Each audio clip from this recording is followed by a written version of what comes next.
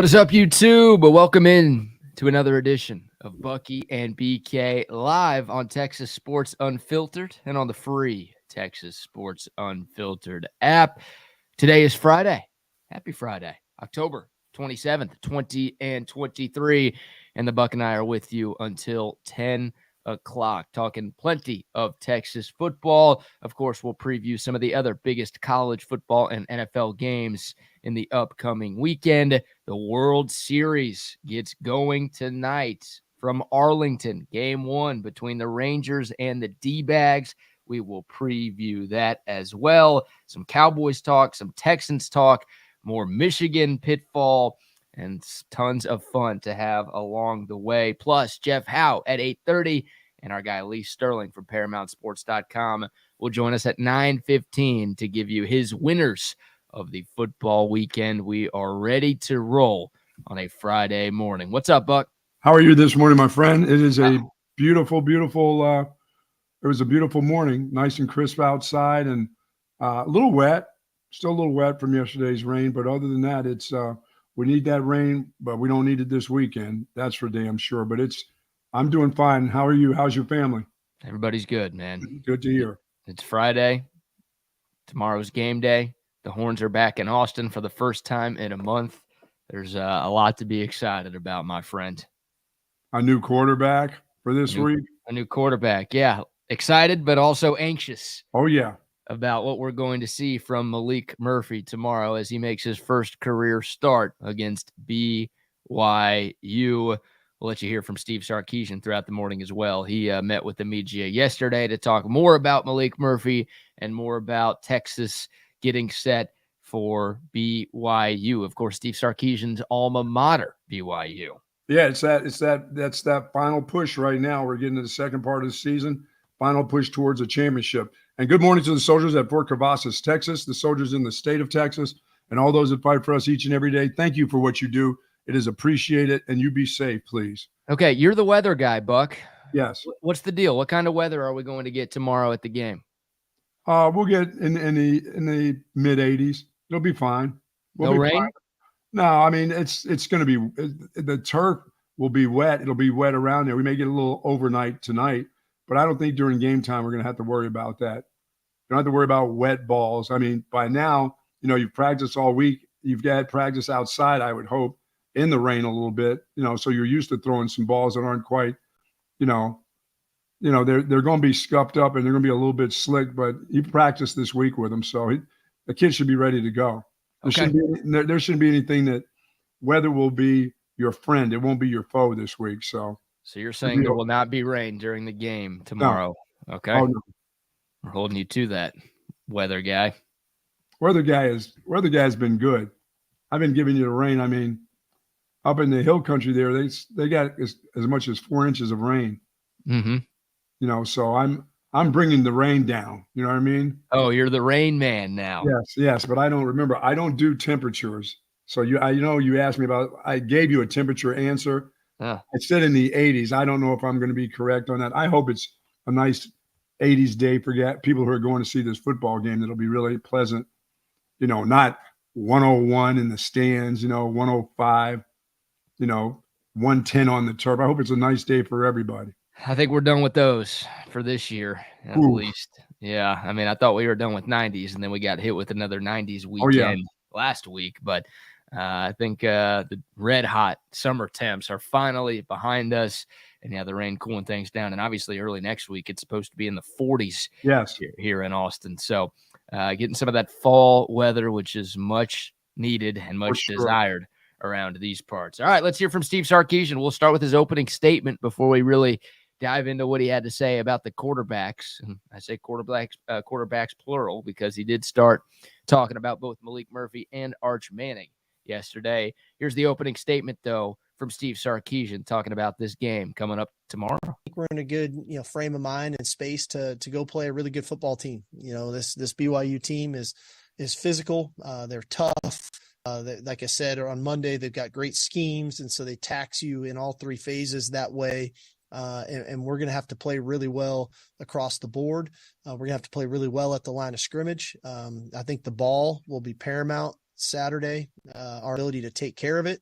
They're a turnover machine on defense right now of getting the ball.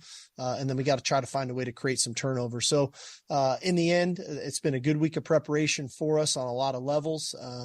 But we also know it's a heck of a challenge, and we're looking forward to it being back at home. Yeah, everything's a heck of a challenge when you got another quarterback, a new quarterback coming in, but let's not make them out to be something more than what they are. So let's just go play the game. You should, they're going to be challenged, on the offensive end of it. You should be better in the special teams. You should be way better on the defensive side of the football, and your guys just have to step up and play. But I'm not going to make this out to be one of the better teams that they play or the best team that they play. Well, Vegas, like I said, when you got a new quarterback, anything goes. Yeah, I mean, Vegas is telling you what should happen tomorrow, yes. Right? Texas is now a 19-point favorite against BYU, and that feels like a lot, but that's what Vegas thinks is going to happen. And once again, those casinos don't build themselves. They usually have a pretty good hunch about what's going to happen in these football games. So that line's been going up throughout the course of the week. It certainly has. I mean, you figured with the way Texas looked last week combined with the way BYU looked last week, right? They were very impressive in their victory over Texas Tech. And then obviously you combine that with the fact that Quinn Ewers isn't playing for the Longhorns, and you've got a guy making his first career start at quarterback in this game. You would think the money would be coming in on BYU, but that hasn't been the case. I mean, the line opened up 16.5 to 17, and now we're sitting here about 30 hours or so from kickoff, and we're talking about a 19-point line. So that's what Texas should do. Now, the lines don't always matter. Texas was, a 24-point favorite last week against Houston? Yes, they were. And they held on for dear life to win by 7. So any Texas fan and any sports fan knows that Vegas ain't always right. But Vegas is telling you, like you said, BYU's 5-2, but this is not the toughest team that Texas will play this year. They've got this game at home this weekend. They should be able to take care of business, even though Quinn Ewers won't be available. Yeah, I mean, when different things happen to you, sometimes a breath of fresh air, who knows? I mean, who knows how the players are going to react? I would think they would react in a positive way to this young guy playing quarterback. You know what I'm saying? And in all phases of what they do. I mean, they understand that every movement they make, penalties will count. Everything will matter tomorrow in a game where you start a brand new quarterback. So I would think this team would be laser focused.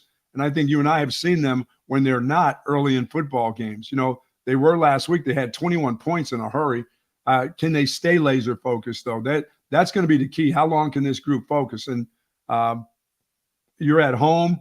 People are going to be expecting an awful lot. People are expecting an awful lot of this quarterback in his first start. If you just hear people around, it just sounds like, man, they're expecting this guy to be the next Vince Young or something. I'm like, wait a minute, this dude is just starting his first game.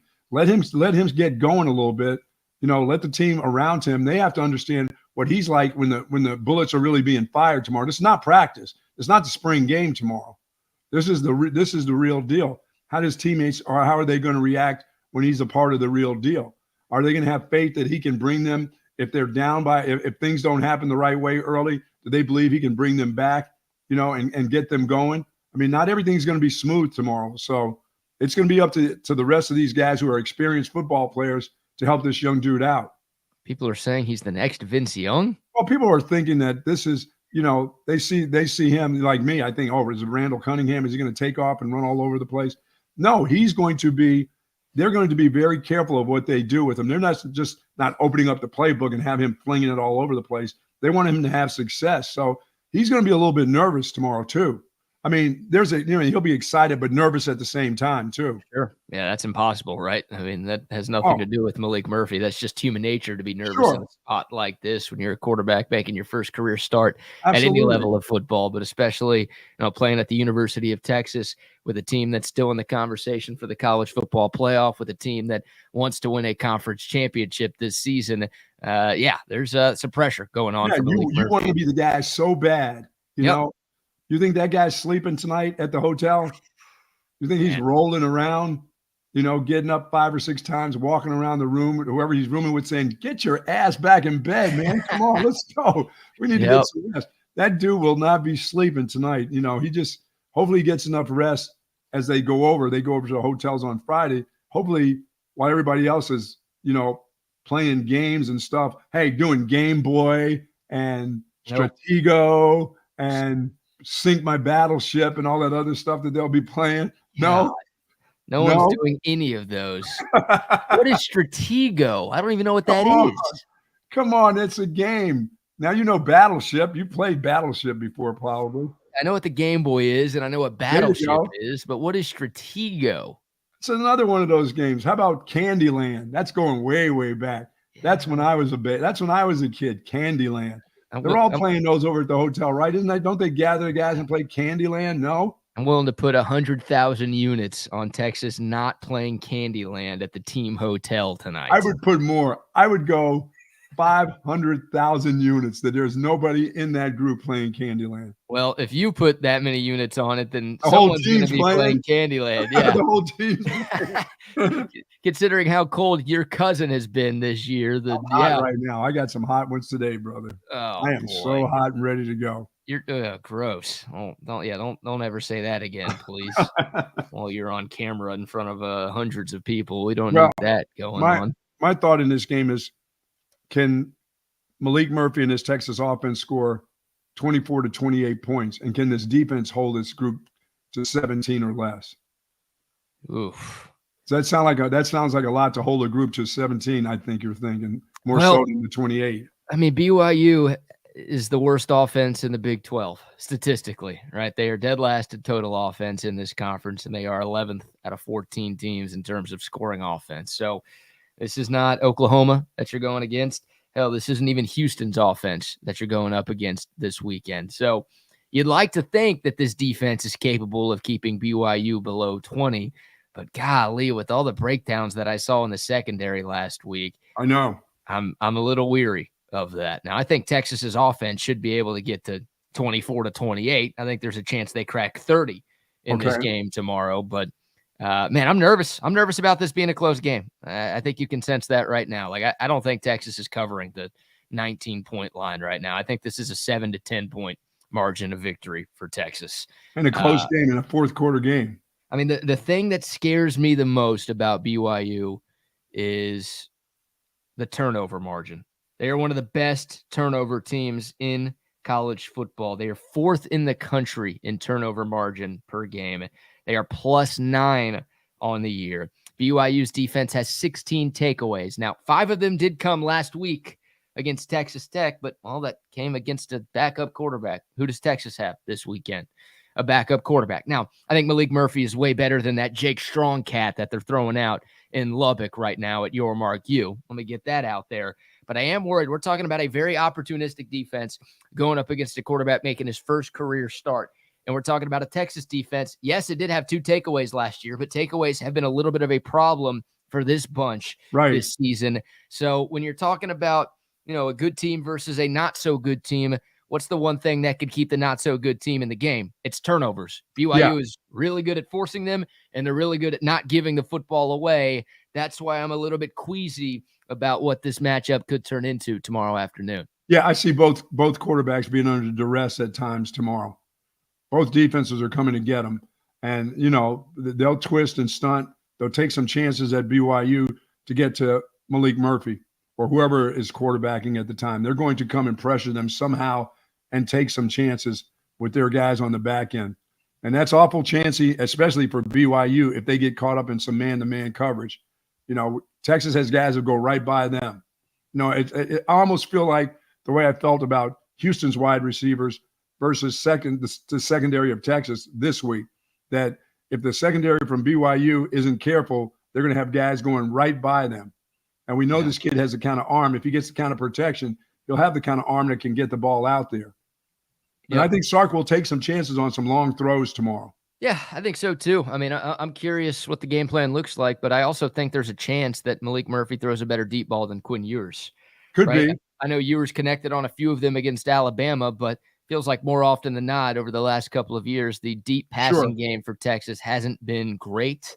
Now, it's not great in that many places around college football, but Maalik Murphy has some ridiculous arm strength, and I think there's a chance that, we might see a couple of deep shots tomorrow, and we might see a couple of deep shots that actually work in this game tomorrow, especially if BYU is going to play that man coverage on the outside, which you assume they will, right? You assume they'll try to load the box to slow down Jonathan Brooks and CJ Baxter and force Maalik Murphy to beat them, which, could give the Texas receivers, who are really good. I mean, you're talking about maybe 2 first-round picks at wide receiver and a potential first-round pick at tight end. Like, if those guys are in man coverage, you feel great about Texas's chances. They should win those matchups more often than not. Yes, they should tomorrow. They should be winning their matchups for sure. But I think, and I believe Sark is going to understand the importance of the run game tomorrow too. If he's able to run the football, he's not going to put Maalik Murphy in spots where he's just throwing it just for the sake of being Sark. You know what I mean? Okay, let's just throw it because, hey, we haven't thrown it enough today. Let's just go ahead and start heaving it. If they're running the ball well and they're dumping off those little screens and creating problems for BYU, then create those kind of problems all day long. Let this quarterback get a win under his belt. He doesn't have to throw for 350 yards to do that. He's got people around him that can run the football. He's got an offensive line that should understand how important they are this week, as a matter of fact, and what they need to do, whether it's protecting him or running the football and keeping the clock moving and keeping BYU on the sideline this week. That'll be important. So this isn't about ego. This is about protecting a young quarterback this week. And it's about winning. And about winning. You're right. Doing whatever you can do to win. And look, in a perfect world, Texas's offensive stat line looks very similar to the Kansas game, which, of course, was the last home game that Texas has played back at the end of September. And they ran the ball 51 times for 336 yards against the Jayhawks. Now, I was hoping they would do that last weekend against Houston, and they didn't. Give Houston some credit. They did a pretty good job slowing down Texas's run game. Obviously, for the last 2.5 quarters, they did a good job doing just about everything against Texas. But that's what you want, right? Texas also held the football for nearly 40 minutes in that win over the Hawks. So you could do something like that. Like you said, you keep BYU's offense on the sideline, you control the clock, you're running the ball early and often, and you're running it effectively, right? Because you also don't just want to run for the sake of running, but you actually are picking up chunk plays on the ground. That right there is exactly what you want, and obviously Texas was able to win that game pretty handily. Yeah, I mean, when Sark, when he brings up the word physicality, that always scares me because, I don't want to see a Texas team that's not physical tomorrow. I want to see a finesse team tomorrow because of a new quarterback. I want to see a very physical football team, and especially on the defensive front. They have just got to – I know BYU will try to run it. They won't be able to run it. But I like to see this group get real physical on the one-on-one matchups that they have in order to get to the quarterback who we know will be standing in one place. Yeah. And to hit him and get the ball back to the offense in really great field possession. They really need to get the field position tomorrow. Texas needs to win that battle. Yep. They don't need to have long drives. Long drives for them, no good. Short fields, fantastic tomorrow. Agreed. Let's hear a few more from Sark. What about the game plan on offense, right? Everyone's kind of wondering what that's going to look like. And somebody asked Steve Sarkeesian on Zoom yesterday if he's going to be a little bit more conservative in this game because Quinn Ewers will not be a part of it. Here's Sark. Try to recruit players to come here that fit our system. And I think for us, systematically, I want to run our plays and our schemes of exactly who we are. And if I didn't think those players were capable of doing that at any position, most notably quarterback, then they might not be the right fit for what we do. And so I think both Malik and Arch are great fits for us schematically. Again, everybody has their own strengths and weaknesses, and then our job is to try to play to their strengths. So we're going to run our stuff. And again, but tailor some things to what Malik does well. But again, we've got a firm belief in who we are and what we do and why we do. And I think that's why sometimes in training camp and different things, we may have tough days at quarterback. But that's because we put a lot on them and there's a lot of moving parts to what we do. But I have to do that in practice and in training camp and in spring ball so that they can get experience doing what I know we're going to want to do on game day. Well, this is his first game day, so don't go crazy with all that exotic bullshit tomorrow. Just get you some real basic stuff to give him some success. Keep the exotic stuff to when Quinn Ewers is back, or if this kid is quarterback for the next couple games, or either one of these young guys are the quarterback. Keep the exotic stuff in your hip pocket for some other time. Just play some really good, sound football tomorrow. Win the football game, have some success, but be careful of your game plan because this is what your schematic scheme deal is all about with a new quarterback. Please. Well, yeah, I mean, you got to be smart. You can't be too aggressive. Like, I get what Sark's saying, and he kind of gave a different answer on Monday to a similar question where he just talked more about maximizing the skill sets of Maalik Murphy and Arch Manning and tailoring a game plan around what those guys do well. And that's the better answer than the answer he gave yesterday, I think. Yeah, I mean, just make life as easy as possible for Maalik Murphy. Obviously, running the football. Like he just meant business as usual, the way he just explained. Well, yeah, like I get what he's saying. Like you've called the same offense, and these guys have practiced what Quinn Ewers have practiced. So it's not like, oh, when Quinn's with the ones during practice, they're doing this the same stuff. Yeah, and then when Malik and Arch are in with the 2s and 3s, it's something completely different. Like, no, the concepts, the basic principles of this offense are going to remain the same. But yeah, I'm with you. I don't want to get too exotic. Like, try to make the game as small as possible for Maalik Murphy, right? Half field reads. Hell, in a perfect world, it's just one read and go, right? Obviously, running the football was the big thing. That's the number one thing that takes the pressure off of any quarterback. But just short routes, curl routes, hitch routes, one read routes, nothing where Maalik Murphy has to scan the entire field and go through 3, 4, 5 different progressions to figure out who's open. Like, just keep it simple, stupid. Yeah, I hope they really continue to work their little middle screen game that they had last week. Some of the things that get the ball out of the quarterback's hands pretty quick and gives the running back some space or guys out in front of them. Continue to do that kind of stuff. You know, if their man isn't covering the running back and he's on a blitz and you can dump it off, boy, that'll slow things down for him a little bit. That'll slow the game down for him a little bit too. It keeps the pressure off because they're coming. They're going to be exotic. This is going to be Monday where Sark may say, you know, they did some really different things that we weren't expecting. They're going to do that shit to you on Saturday. Wow. So expect it because they're going to do a lot of different things that you haven't seen, maybe by a lot of different teams from where they come. But I know they're twisting and stunning and just making this offensive line have to really, really work. And if they're not up for it and they're in the quarterback's face, that's a problem. Yeah, I mean, BYU's defense is naturally aggressive. I don't think they're going to change that. They're not going to be like, oh, well, we've been aggressive all year, so this game we're not going to be. Oh, and no. We're going to drop 8 guys. No, they're not going to lay back. I mean, that's why they forced as many turnovers as they have. Like, they take chances on the defensive side of the football, and they know they don't have the most talent in the world, especially in the back end, so they're trying to overcompensate for that by getting pressure as often as they can on opposing quarterbacks. So, yeah, they're going to turn up the heat. They know the situation as well as we do. They know it's a guy making his first career collegiate start at this game on Saturday. They're like, Texas is always like, and all of our fans are like, oh, let's get Maalik Murphy into a rhythm so the game will be easy. You know what BYU's thinking? Let's make sure this kid doesn't get into a rhythm at all on Saturday. And they're going to do whatever they possibly can to ensure that is the case. And that means stopping your run game too. As you said, bringing people up on the line of scrimmage. They don't want to get that thing going. How about this? We got somebody accusing me of being a racist today. Why do I assume Malik can't read defenses? Because he's black? No, because it's his first career game, idiot. Yeah, I don't think Arch Manning is ready to read defenses. I said last year when Quinn Ewers started, I didn't think he was ready to read defenses. You also said Daddy Trill that Maalik Murphy was going to throw an interception yesterday. So what, are you racist too? You don't think Maalik Murphy can read defenses? Give me a break, dude. One day to the next, different thoughts, different opinions. Come on, my man. God, no, I'm worried. He's because he's a young quarterback in his first football game. Yeah, I'm saying make it easy. I'm not saying he can't do it. I'm saying make life as easy as possible for your young quarterback. That's what every coach does, dude. Yeah, I mean that's what you have to do going into his first game. I mean, you don't want to give him the most difficult things. That's why I said keep all that exotic stuff in your hip pocket for a while. Until you know he's he's really comfortable. Let him get comfortable in the game. Then you do whatever you need to do. And everybody in the world will know when he's comfortable. We'll all see that. That's not just for the coaches to see. That's for the people that are viewing the game. That's for his teammates. They'll understand when that guy's in a rhythm and when he's comfortable throwing the ball.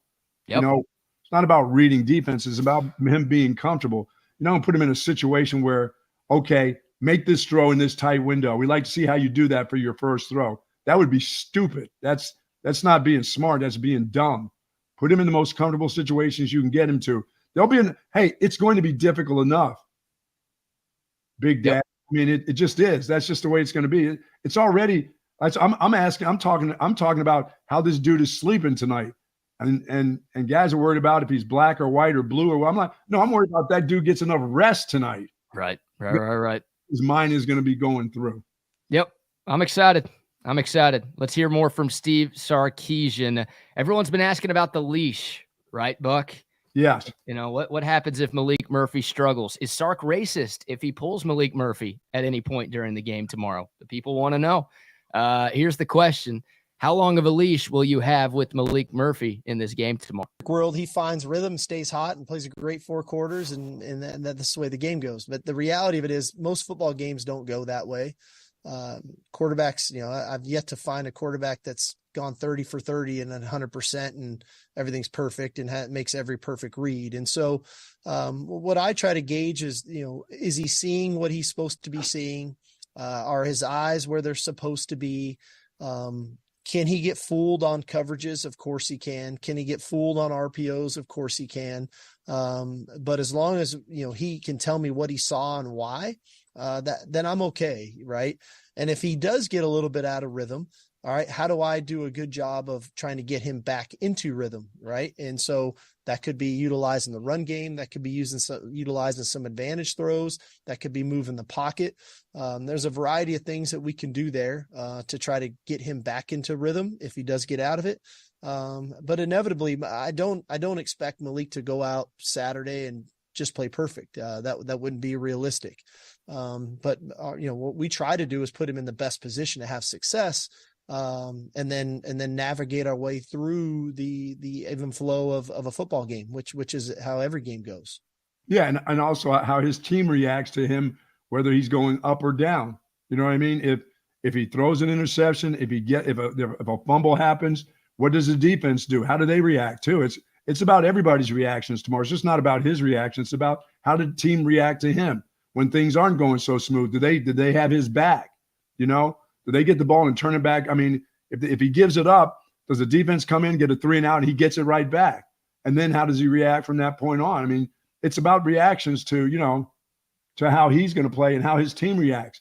What if his team reacts great? If he's had some downtime and they're still winning, he's not having the greatest of days, but his team is doing things, turning the ball, getting it back to him. They're scoring points, but he's not, like I said, that 300-yard passer. He's passed for, you know, 205, but they're running the ball well. They're getting the ball back. The deep. I mean, there's a lot to a football game, not just, you know, just how does he react, just how do the people around him react to him. Yeah, the quarterback is always going to get more credit when things go right, and they're always going to get more blame when things go wrong. Like, people sometimes forget this is a team game, and it's decided by forget just 22. It's decided by all 80-plus guys that you have on a college football roster. So, yeah, everybody's got to be better than what they were last week. Like that. There's no doubt. Even if Quinn Ewers was the quarterback tomorrow, it's like, well, you got to do better than what you did. Hell, the last 2 games that Texas has played, because they've made way too many mistakes.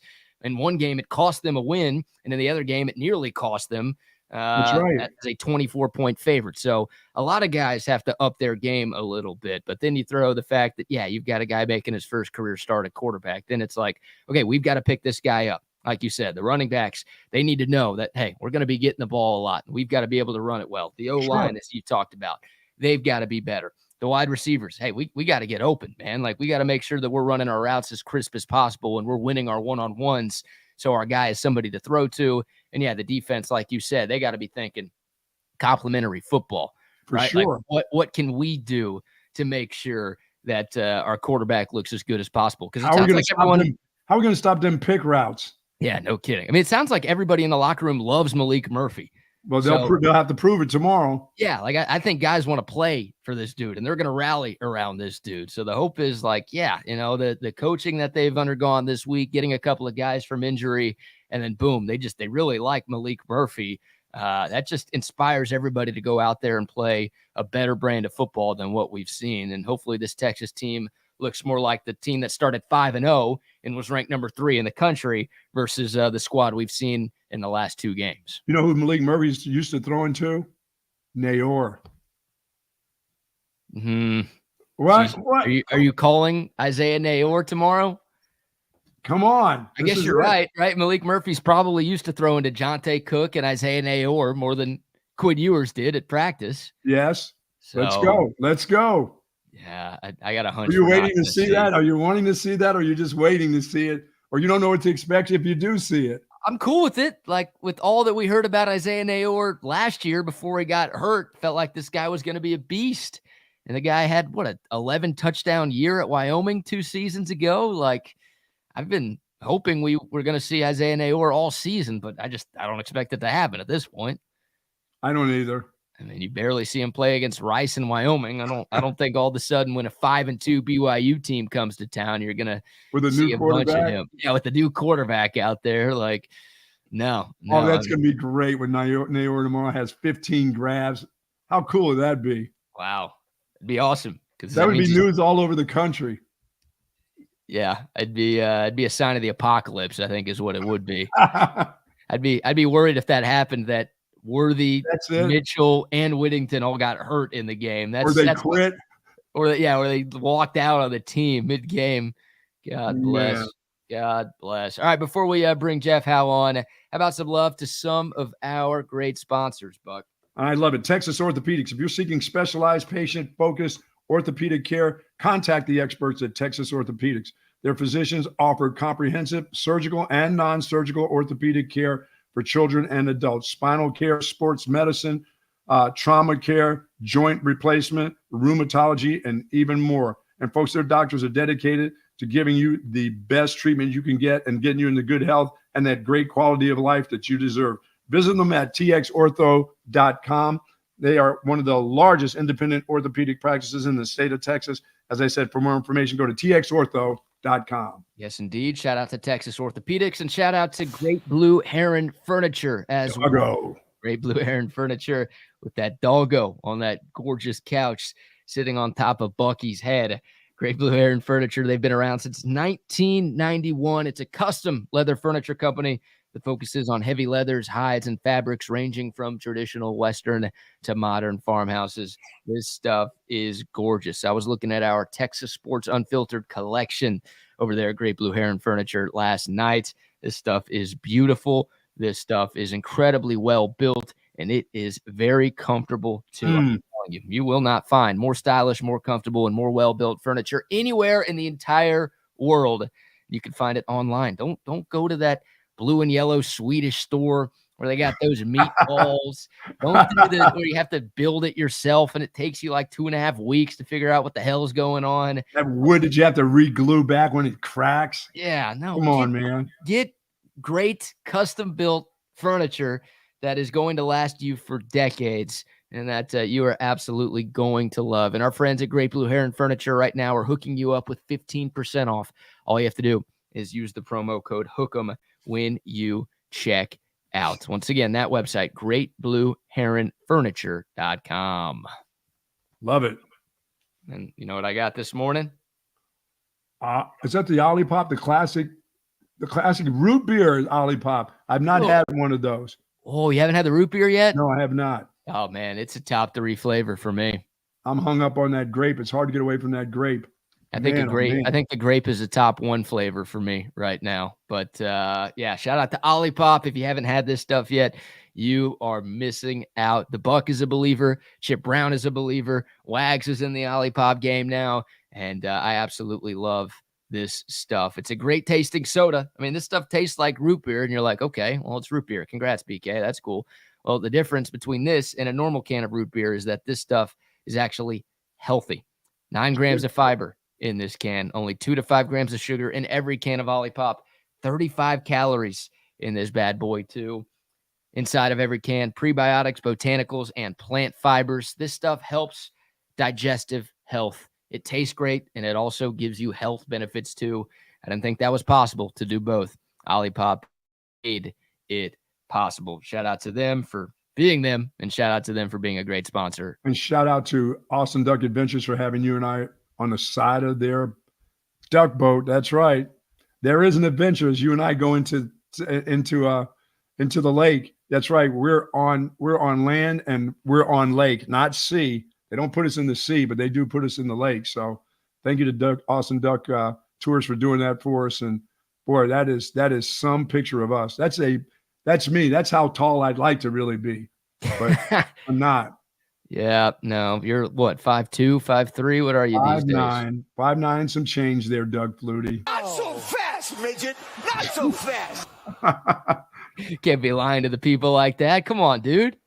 I am taller than Charlie Strong and Shaka Smart. I know that. I can eat a 3-course meal off the top of their heads. So I'm a relatively grown-up man and an old grown-up man. Yes. How big are their heads if you can put 3 courses on both of them? That's a bigger question there. 5'7" and 5'5". I'm 5'9" and a quarter. Now I know you're lying right there. I'm the same height as Doug Flutie. I see Doug Flutie on all those low T commercials. Does that mean you're he and Frank Thomas? Yeah. Hey, Frank Thomas. Hey, Doug. That's the guy from those Nugenix commercials. There you go. If I ever meet Frank Thomas, that's what I'm going to say. Like, everyone's going to be like, oh, the Hall of Famer, Frank Thomas. I'm going to be like, oh, the Nugenix guy. How's your tea, Frank? How's your low T's? And does she still love it too? Looks over at the dude and says, hey, she'll love it too. I'm going to hit him smiling at the guy's girl. Quit smiling at my girl, Frank. Oh, my God. Ooh, good question from Grant. Are you taller than Tom Herman? I don't think so. No. I've never been that close to that dude. Yeah. He's probably a 5'10" guy. He's probably 5'10". No, I'm not 5'10". I'm 5'9". 5'9" and a quarter. Don't forget. That's right. 5'9" and a quarter. All right. More from Steve Sarkeesian. I just texted Jeff Howe to see what he's got going on. Hopefully he joins us here within the next few moments to talk some more Texas and BYU. But hey, we could keep talking Texas and BYU. So Sark was posed a pretty simple question yesterday. I mean, towards the start of the press conference, he announced that Maalik Murphy is going to be the starter. I think we all knew that that was the case, but Sark made it official yesterday. Well, there was a follow-up to that, and somebody asked Sark if Arch Manning is going to play in this game tomorrow. Here's Coach. Like I said, Malik's going to start the game and go play in this game. I haven't made a decision if I want to get Arch in there just to get him in there or not. But we have discussed that some because I do think there's some valuable experience for him in that, but I have to make sure that that's in the best interest of the team. Right. And I have to make sure that the team comes first in everything that we do. But I do see the value in something like that. I'm not ready to make that call yet. Yeah. I mean, you don't have to make the call, just do it. You make the call. You don't have to make the call to us on a Thursday. We don't care. On Saturday, if the time is right, then put him in the game. That's all. That's what he's saying. He'll have a feel. He'll have a feel for where the game is and how he feels the game is in hand. I hope, and not just for the sake of saying I put him in the game.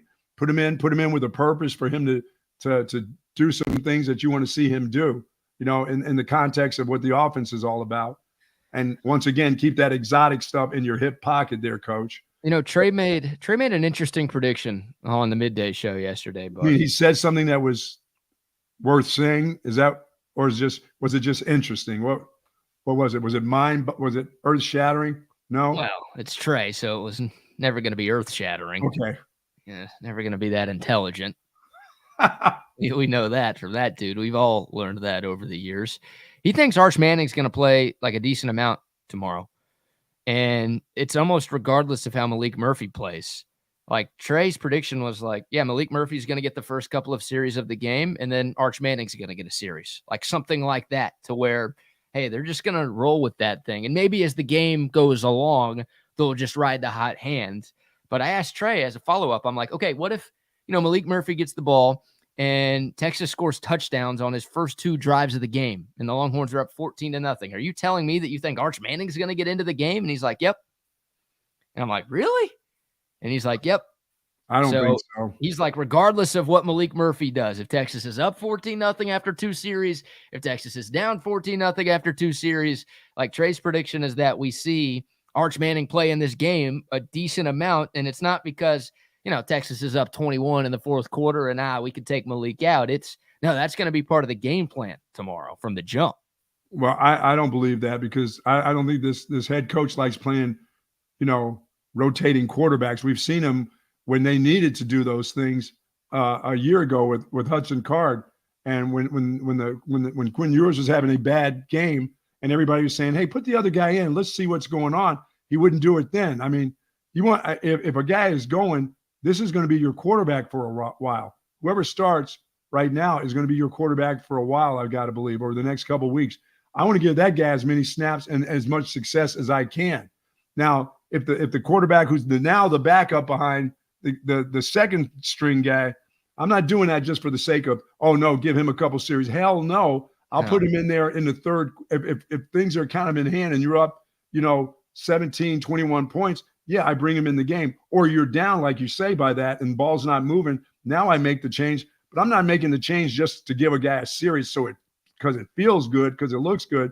You got to know what the situation is when you put that next guy in there. Yep.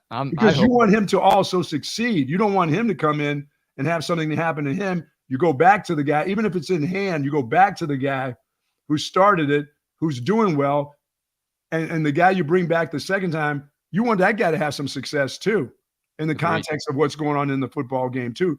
You don't want to screw up two guys for the sake of just doing it. No, I'm not into the rotating quarterback deal. Yeah. The only time I want to see Arch Manning tomorrow is in the last 5 minutes of the game because Texas is up by 3 touchdowns.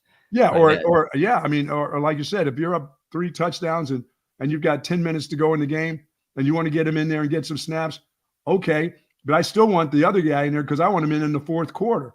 Whether you're winning or I want him to be in a fourth quarter game. I'm not saying, okay, here, take your first series in the fourth quarter. We're up by, 17 points. Arch, come in. No, I want my starting quarterback in there in the fourth quarterback for a couple series. Yep. Well, let's bring in on our guy, and we'll ask Jeff Howe of Horns 24/7, and of course Texas Sports Unfiltered, what he thinks about all of this. By the way, Jeff will be on with Trey this afternoon from 3 to 5, so you can hear more of Jeff a little bit later.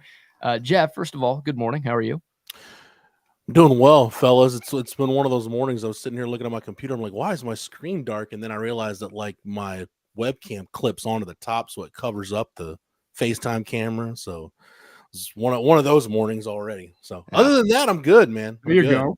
Been there. So your thoughts on all of this, right? Like Trey made the prediction on our show yesterday, and maybe he'll make this prediction again this afternoon with you. So don't let him do it. Don't let him screw you up, Jeff. Don't let him try to take control of your mind, because that guy can try to take control of your mind. No, I think I got Doc Trey figured out. Buck. Okay. There you go. That makes some kind of dead mind trick or something. I'm working on it. So he thinks that there's going to be kind of a quarterback rotation in this game tomorrow, to where Maalik Murphy maybe starts. Well, he definitely will start the game. Then he plays a couple of series, and then Arch Manning gets into the game for a series. Do you think that's the case, or is this, hey, Maalik Murphy, unless something goes horribly awry? That's not Sark's MO, number one. Number two, I just have a hard time believing that Sark would get Maalik Murphy this ready and then throw this kind of a curveball against an opponent where you don't really need to throw a curveball. You should need to throw a curveball to beat this BYU team. And third, with Arch in his playing time, I keep going back to, once you get through this week, you'll be, this will be game 8. Next week, and you got 4 left after this regular season. I think at that point, then you can play Arch in any of those games in any situation and not have to worry about burning a red shirt, because you're not going to play him if you get to the Big 12 championship game, you're not going to play him in a conference championship game regardless, right? You figure if you're there, Quinn's probably back by that point. I think if you do see Arch tomorrow, then it probably tells you that week-to-week status for Quinn is probably a little more dire than we think, or that we've been led to believe, which I don't think that it is. So, because at that point, it's like, look, yeah, you got to do what's in the best interest of the kid, but you got to do what's in the best interest of your team. You're competing for a conference championship. You're competing for a college football playoff spot. So, I think it's always dicey when you start getting into these situations of, hey, we're going to play this guy this series, but we want to play this guy this number of plays. No, man, just go worry about winning the damn game. I feel like this staff, honestly, and this is obviously in hindsight because I wasn't talking about this way last week leading up to the game. I think the staff did too much of that going into the Houston game. We only want to play this guy in case of an emergency, and we'll play this guy a little bit. But, if we get a lead, then we'll get him out. We'll get this guy in.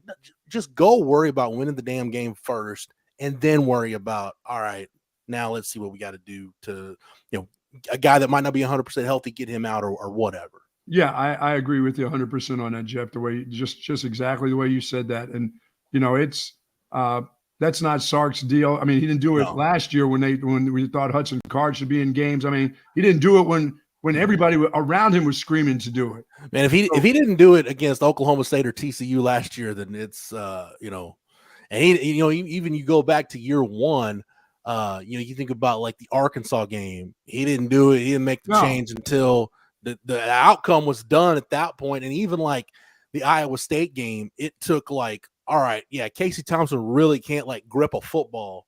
I gotta get somebody else in there that can actually function. So yeah, that's just not Sark's MO to do that. Yeah. What do you think you got something, Buck?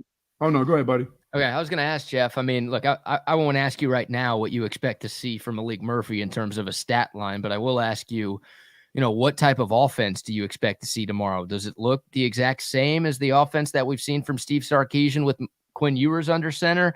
Do we get some changes? Is there a little bit more of a conservative nature? Like what type of changes, if any, do you expect from Sark's game plan in this one?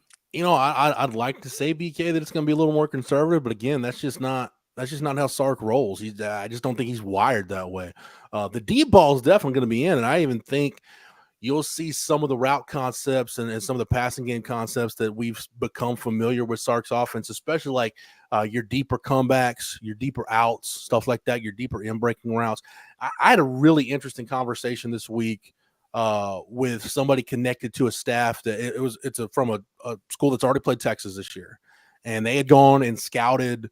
Obviously they had done their homework on Quinn, but they wanted to be as prepared as possible. So they watched whatever they could on Malik, which at the time, not a lot of film out there on him, and even Hardge, which is mostly for both those guys. It's mostly spring game and high school stuff. But this staff and some good coaches on this staff felt like, Quinn throws with touch and velocity. But in terms of just a dude that can just let it rip and put a ball on people, they thought Maalik Murphy had the stronger arm. So there's still some of your vertical stuff and some of your deeper stuff that you can keep in the playbook. Where I think and this is typically where inexperienced quarterbacks struggle. I think some of the intermediate game stuff, you'll probably see a little bit less of that. But, if Sark doesn't have to do that type of stuff, we saw how long it took him to get to that point where that stuff became a regular part of the game plan with Quinn. So I think you'll probably see a lot like if you go back to early last year or even with Quinn coming back from the injury, I think that's the type of stuff you'll see tomorrow. As far as run game, though, I don't think you'll see the run game be conservative. If anything, I think you'll see the run game be a little more dynamic, be a little more diverse.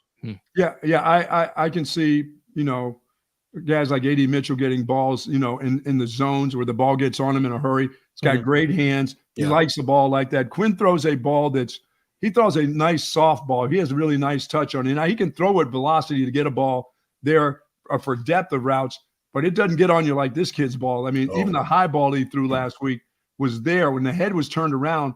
I mean, it would have taken the head off if it would. You're either going to catch it or your fingers are going to be busted up. So you better be ready for it. When your head gets around, everything else better get around. It better not just be your head. You better be squared up to the ball with this guy right here. But he also can throw a ball that I got to believe that you can catch and run, especially if you're, deep slants where you want to, where this team, we've been always looking to see a guy catch the ball and then run with it after the catch. He throws the type of ball that will get there in a hurry. And if he gets out in front of you, you catch it. You're going to have speed because it's going to force you to be going forward. Yeah. On those kind of slant routes. I do worry about that's the one I do worry about more than anything. Quinn Ewers has really started to get really good at taking something off of his slant routes, understanding where the window is. This is going to be difficult, I got to believe, early for this young guy because he's going to throw some slants that are going to go through the chest of some guys. But I'm not worried about defenders intercepting balls because they're going to have their fingers broken if they're not used to being cat. You know what I'm saying? Yeah. But they stick their hand in there. Yeah, with the stuff you hear about Malik, it's the stuff we used to hear about Chris Sims, right? Where receivers, even in the summertime, guys were having to wear gloves, like he'd rip the skin off guys' hands, or guys jamming an index finger. Like, dude, you don't need to throw that heater every time. Yes. But and I do, Bucky. Then granted, it's with probably the spring game sample and maybe some rice film sprinkled in there. But this coaching staff that prepared for Texas already this year, they felt like Maalik Murphy just naturally, just mechanically how he is, throws a better deep ball, a more catchable deep ball than Quinn, which actually that might catch some people by surprise. But that to me makes a lot of sense. The deep ball is kind of one of those things. It's almost like a guy in baseball with a natural kind of home run type swing, man. Sure. That not natural uppercut you swing. Like you either have it or you don't. It's really hard to kind of coach that into guys. So yeah, he knows how to leave a little air under the ball. Yeah, so I do think you'll see Texas, take some shots. But I think one of the things in the pass game that I really wish they would use, and Quinn can obviously make these throws. I'm making Quinn Ewers sound like Steve Grogan or something with his lack of arm strength here, but it's what we've seen it work too. We really saw them do it against Kansas. Those kind of 15 to 18 yard comebacks, the stop routes, the outs. Sure. Because with the speed this receiver group has, especially Xavier Worthy, if he's pressing a route vertical, you've got to respect the speed to where you're naturally going to just, forget a back pedal. You're turning and running. Yes. And all of a sudden that dude's stopping 15 to 18 yards down the field and boom, making an easy catch. And then he's up the field and you've got the change move with an explosive play without having to throw it 30, 40 yards down the field. So that's the kind of stuff that I think you'll see stay in the playbook. I hope, Bucky, my hope is they don't get away from the screen game too much, because this is a real, the screen game, Sark screen game. I haven't seen the screen game at Texas be this good since Brian Harsin over a decade ago. I thought Brian Harsin was a really good OC in terms of calling a screen game. And when Sark dials it up, when it's working, man, this screen game is really, really good. I really hope they don't get away from that. Yeah, the extension of the running for the running backs and getting Jonathan Brooks in these little middle screens when guys are overrun them and you get offensive linemen down the field, or when the defense comes flying up the field and he catches the ball with guys in front of him, he really sets up the screen really, really well. And they're doing it from all angles. I mean, they're doing it out towards the tight end area. They do it in the middle of the offensive line. There's always the quick swing screen to Xavier Worthy. Let's expect that on the first play in order to get the quarterback going anyway. No matter what, BYU will be expecting a swing screen of some type early in the football game. Maybe the first play even. They should be there sitting and waiting, because I will. But, I like the way they're starting to run that screen game. And you're right. And this is the first time in a long, long time you've seen that from the University of Texas. I see Double D in the chat say, I hear screen game and all I think of is Greg Davis. No, that was a screen call. This is a screen game where you have multiple different types of screens and a variety of screens that can work. Not just that tunnel screen, not the bubble, and you hope it works this time. And it's funny, Greg Davis's screen game suddenly got a lot better when he was having Quan Cosby and Jordan Shipley run screen. Oh yeah. Point aside, Buck, I don't know that maybe your guy Wayne McGarity, but I don't know that I've ever seen a wide receiver at Texas run a screen better than Quan Cosby, that just understood naturally just how to run with the ball in his hands. But I digress. The point is, I hope they don't get away from it. I hope they do that, because again, man, those are high percentage throws. Get your guys some confidence early, and man, you'll need some of those, because we talk about getting the ball on people. Those first 2-3 throws when he stands back to let it rip, adrenaline is going to be pumping. I'd love to see like some, TrackMan data like they use in baseball on Maalik Murphy. See what the exit velocity on some of those throws is going to be tomorrow. Jeff, who's playing tomorrow, man? I mean, I'm not trusting Steve Sarkeesian when it comes to injury notes anymore, because he didn't say a word about Jahdae Barron, who didn't play in the first half of last week's game. He's telling us these guys are healthy and these guys aren't healthy. And then, it's just a jumbled mess. So I know yesterday, I think Chip asked him a question about like, hey, who's playing? Are these guys playing? And he just said, yeah, these guys are probably good to go. But of all the guys who have been banged up, who do you think suits up and who do you think needs another week for Texas? Yeah, I felt like Chip ran through like half the roster when he was asking that question. Yep. I think the three guys, obviously, that you're looking at are those guys that are in that, kind of that week-to-week category, like you talked about. Ethan Burke's been hurting for a while. I think we've all kind of seen that. and then Quinn, and then Jalen Catalon. All the scuttlebutt has been that you'll see Ryan Watts back. It sounds more likely than not that you'll see him back this week. Some of those other guys, I think, Gavin Holmes, Jet Bush, I think those two guys are in that category of probably want to see how they warm up, how they look pregame. I don't know that any of those other injuries, the two guys, and you can kind of throw Jade in this category, but I mean, obviously at this point he's good. I was pretty much floored that Jake Majors played last week against Houston, and you could tell he wasn't 100%, but again, he was one of those guys that was part of that plan. Well, we'll get him in there, and if we get a lead, then we'll let Connor Robertson or somebody else take it over.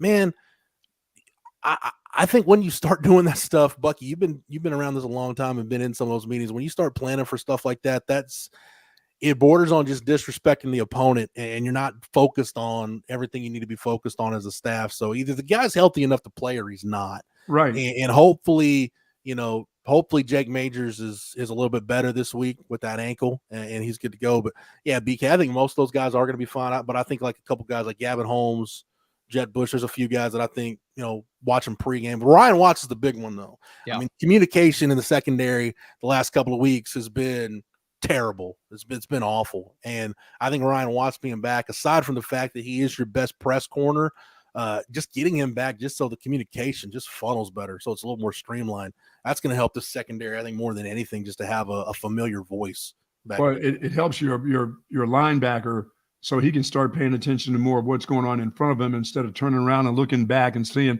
if that guy's in the right position or that guy. He's trying to take care of, the front four and the back. He's trying to take care of all the positions where he's got to do a better job at his position.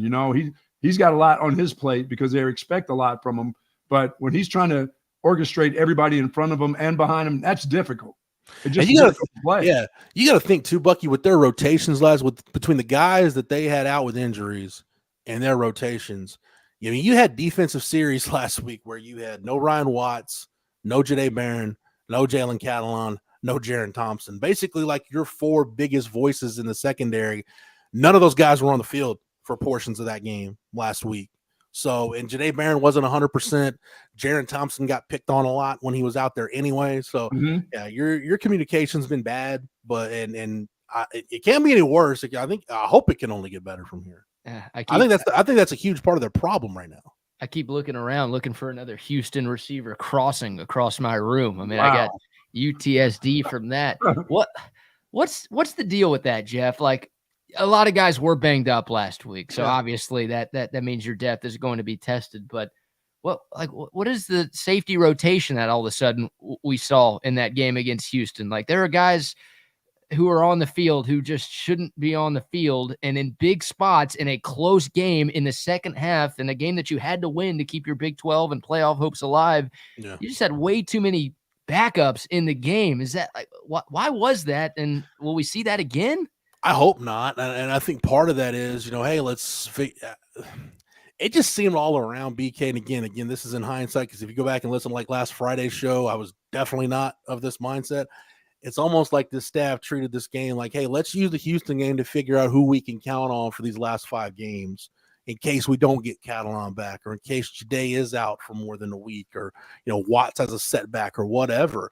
So I think that's why, because the rotations, I mean, other than Jalen Catalon being on a pitch count, the rotations haven't been just as head scratching as they were last week.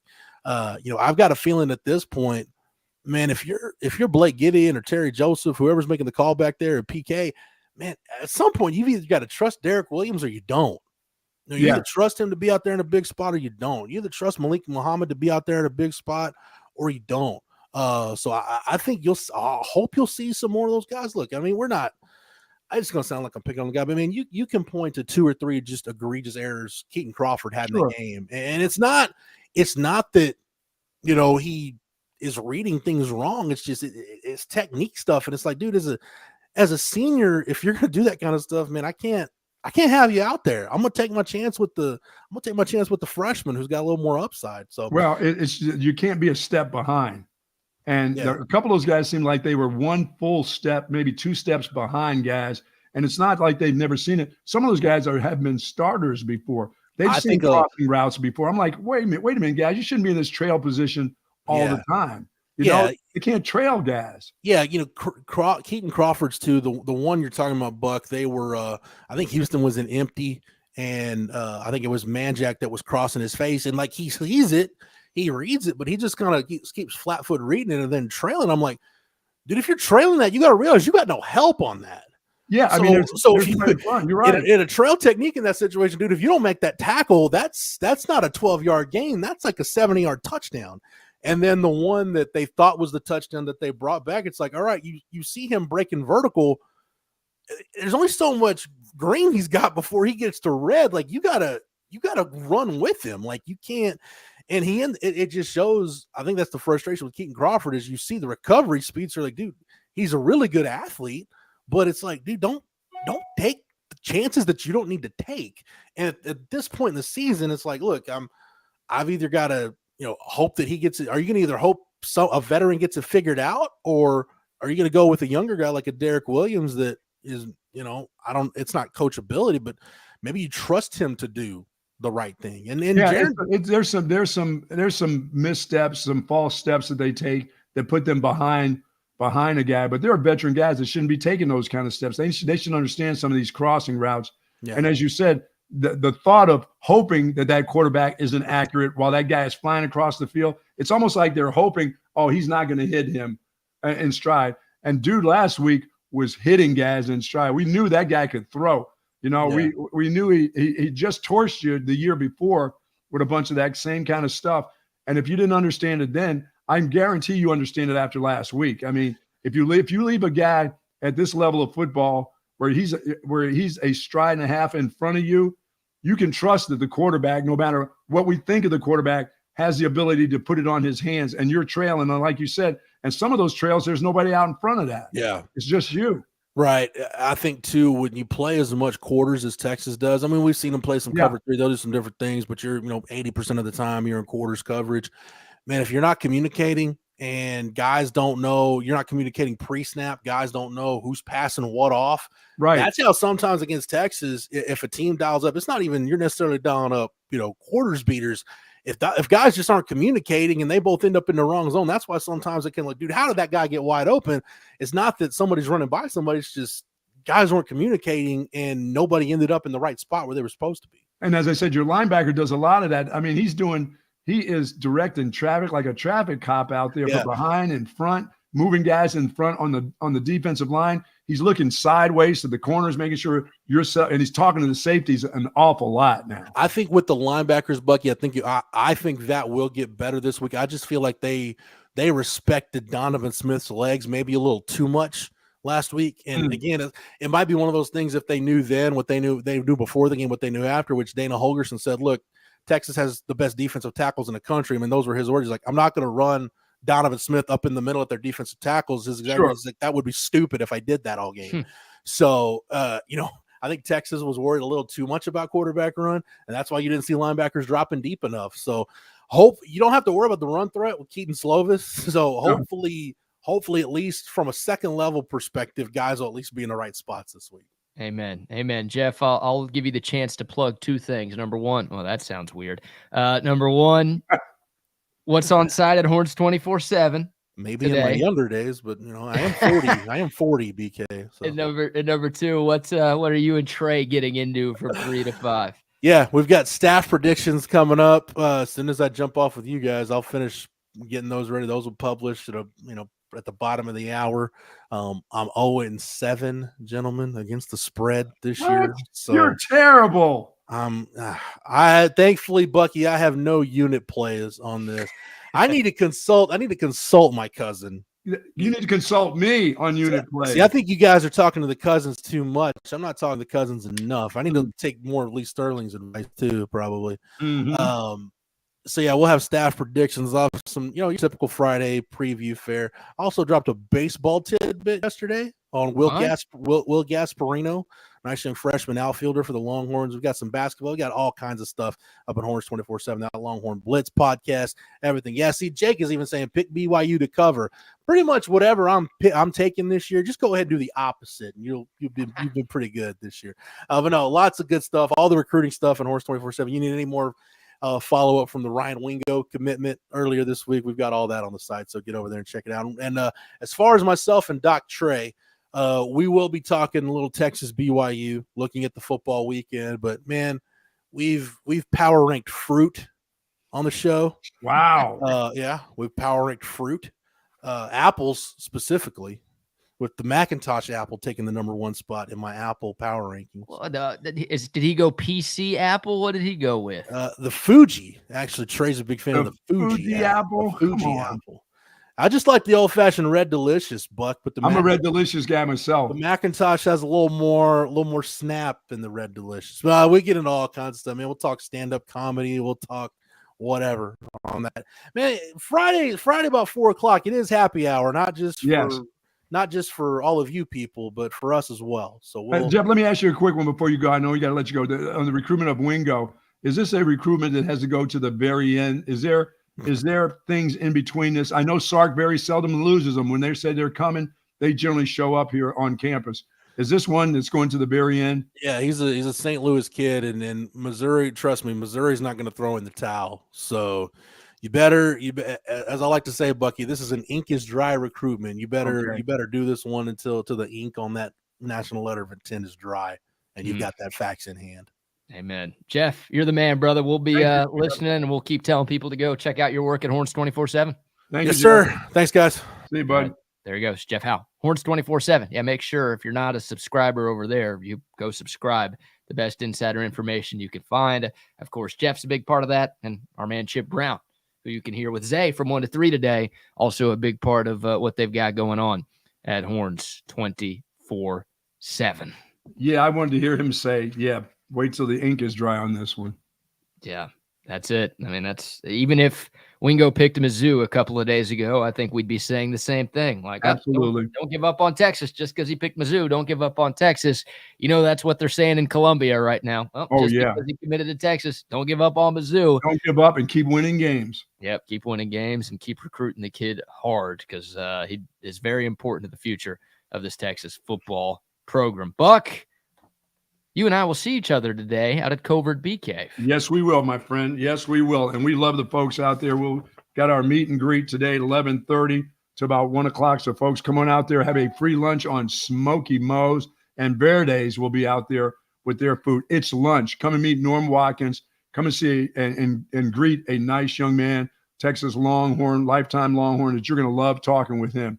He really is an awful lot of fun. There'll be smiles galore out there. And as we get ready to prepare, not only for today, but next week when Ricky comes, this is your opportunity. Say hello to a bunch of us that'll be out there too. A lot of you see our faces on YouTube. You know, you hear us pregame, you hear us every day, but you don't get a chance to just actually say hello. And a lot of you haven't seen BK in a long, long time. Come out there and say hello to BK.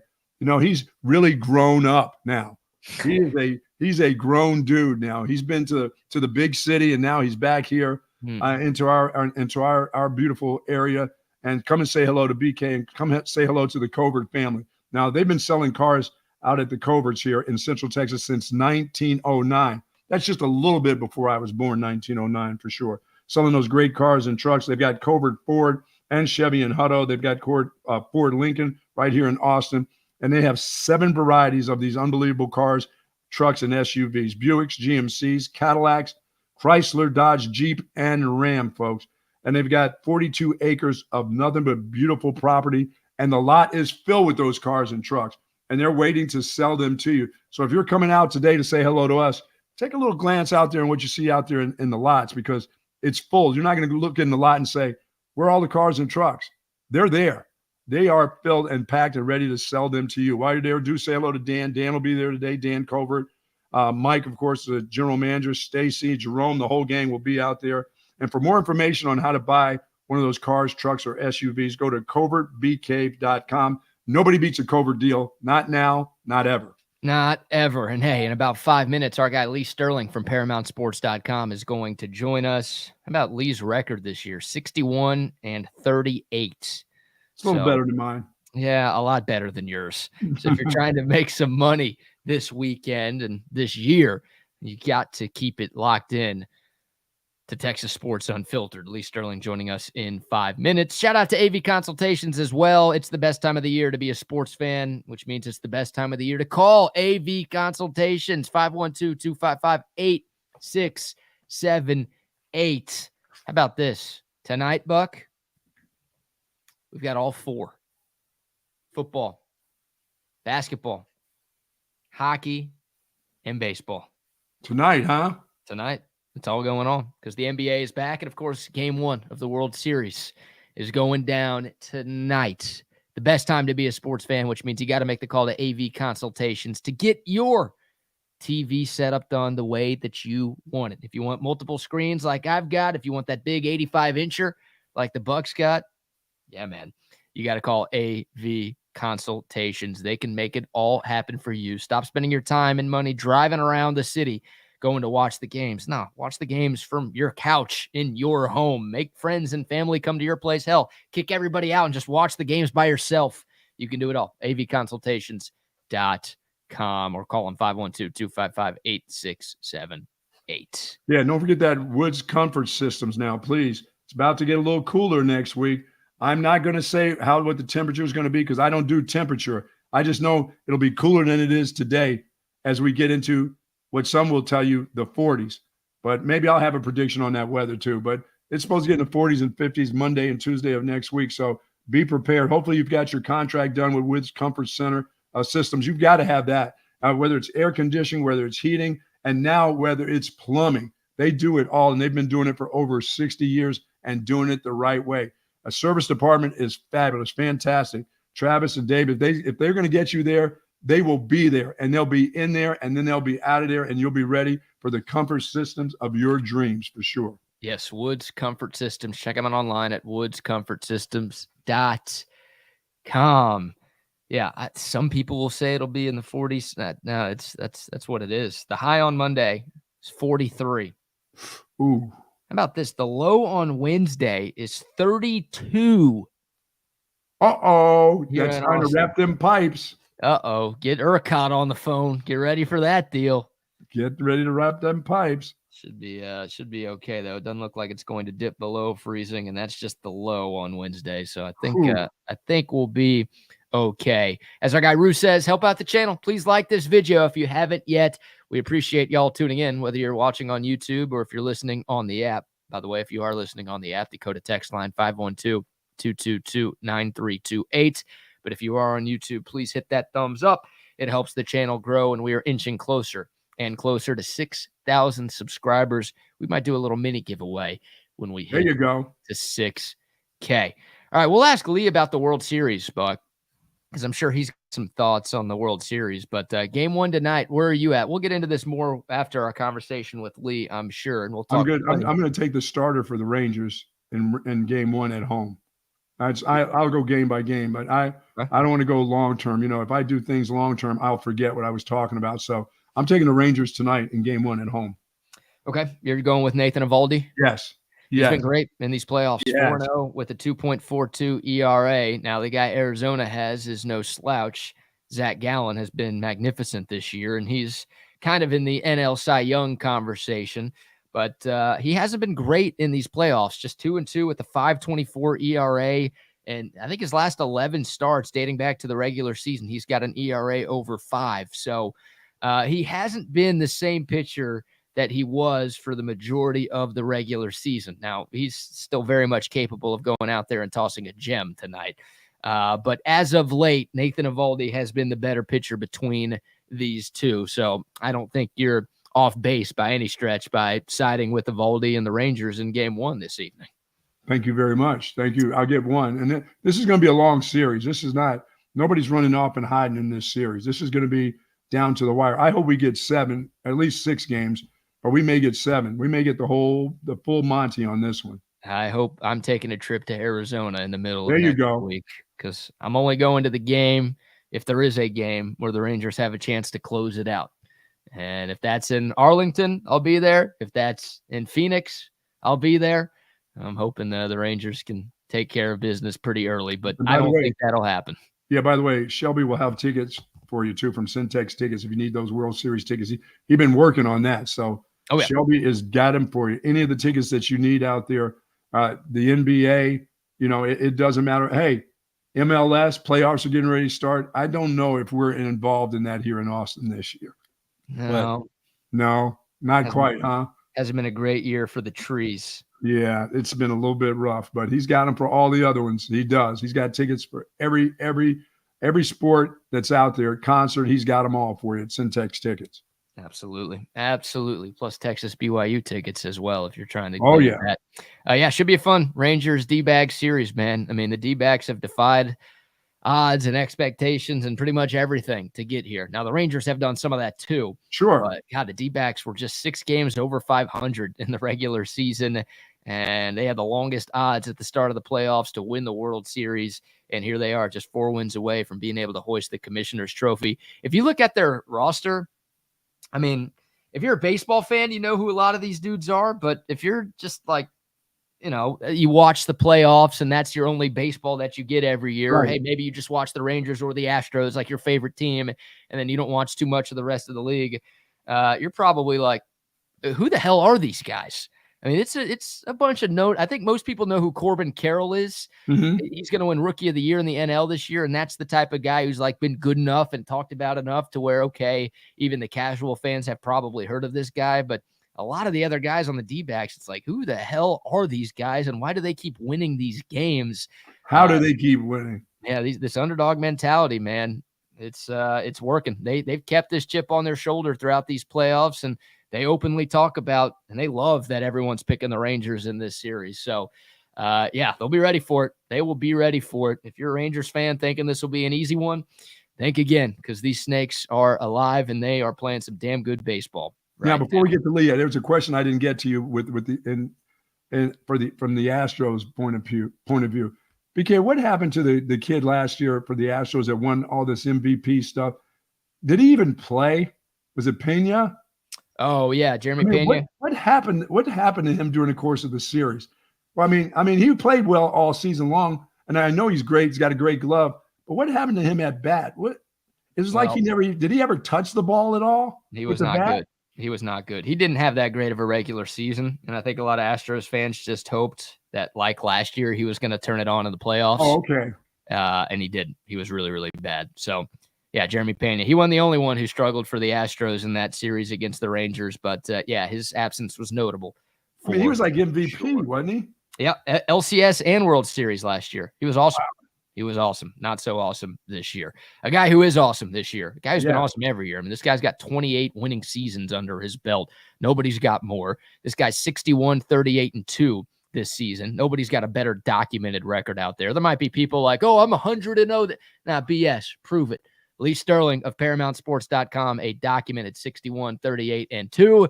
And we're lucky enough to have him on our show every single Friday. What's up, Lee? I'm good. Love that hat, Bucky. Is that? Oh, we get you some. We get you one of these right here. You got to send me one of those. Oh, Brad. For sure, my friend. We'll make that happen. Lee, before we get to the football, I know you've got baseball picks, so we'll make people go to ParamountSports.com to try to win during this World Series. But any thoughts on this Rangers D-backs matchup? It's tight. I think they got it priced perfect. I'm not going to play the series. I'm going to go game by game. Might even do some in-game betting there. But, this is what I did. So this is that rare 2-week period, Brad, where you got college football and the NFL, obviously. Basketball started Tuesday night. Baseball World Series and hockey. So once in a while, I'll put up like a one-day all-access pass, like on a Saturday or Sunday, 97. If I'm feeling real good, $77. I'll give you 7 games tonight. Game 1, selection there. College football, got a game tonight. NBA and also hockey. 7 selections, all 4 sports, $17. Wow. Yeah. 1-7? 1-7, not 77 or 97. So let's say you're with me for football. You want to try the other sports, or you're with me for even 2 sports, try the other 2 sports, or you're not doing it at all, or some reason you've never tried me before.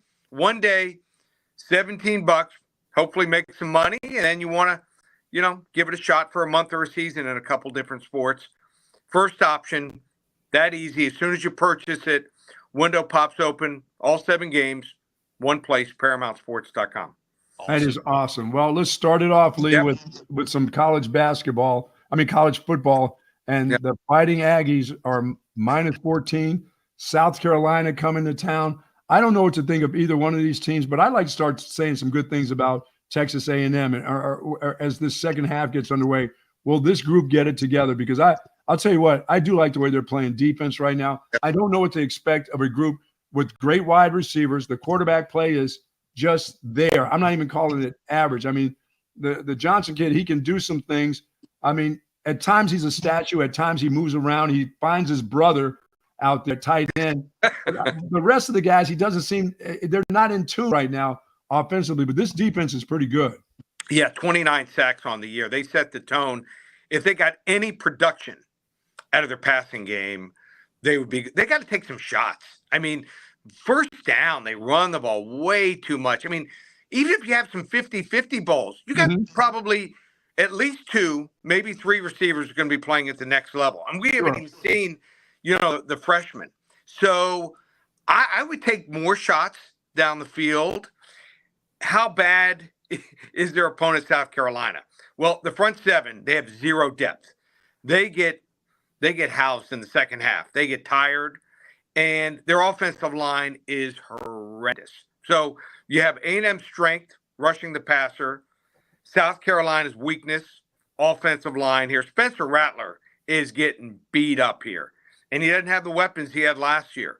So what's the best thing you can say about A&M here? They show up no matter what because they have nothing else to do at A&M on a Saturday afternoon. They'll probably be standing room only. That's what they do. They show up, and there's always hope every year. I'm getting texts from Bill Cohen about recruiting. I mean, they sign like a 3-star, and he's all excited. So I just don't get it. I think A&M, though, is way too good for South Carolina at home. I think I'm going to go. And also South Carolina's top 2 receivers are a game-time decision. Texas A&M, 38-14 over South Carolina. All right, the Aggies in a blowout. What about the world's largest outdoor cocktail party, Lee? Georgia, Florida, neutral site game in Jacksonville. Some weeks Georgia looks just as good as they did the last 2 years, and then some weeks it's like, what? Who are these guys?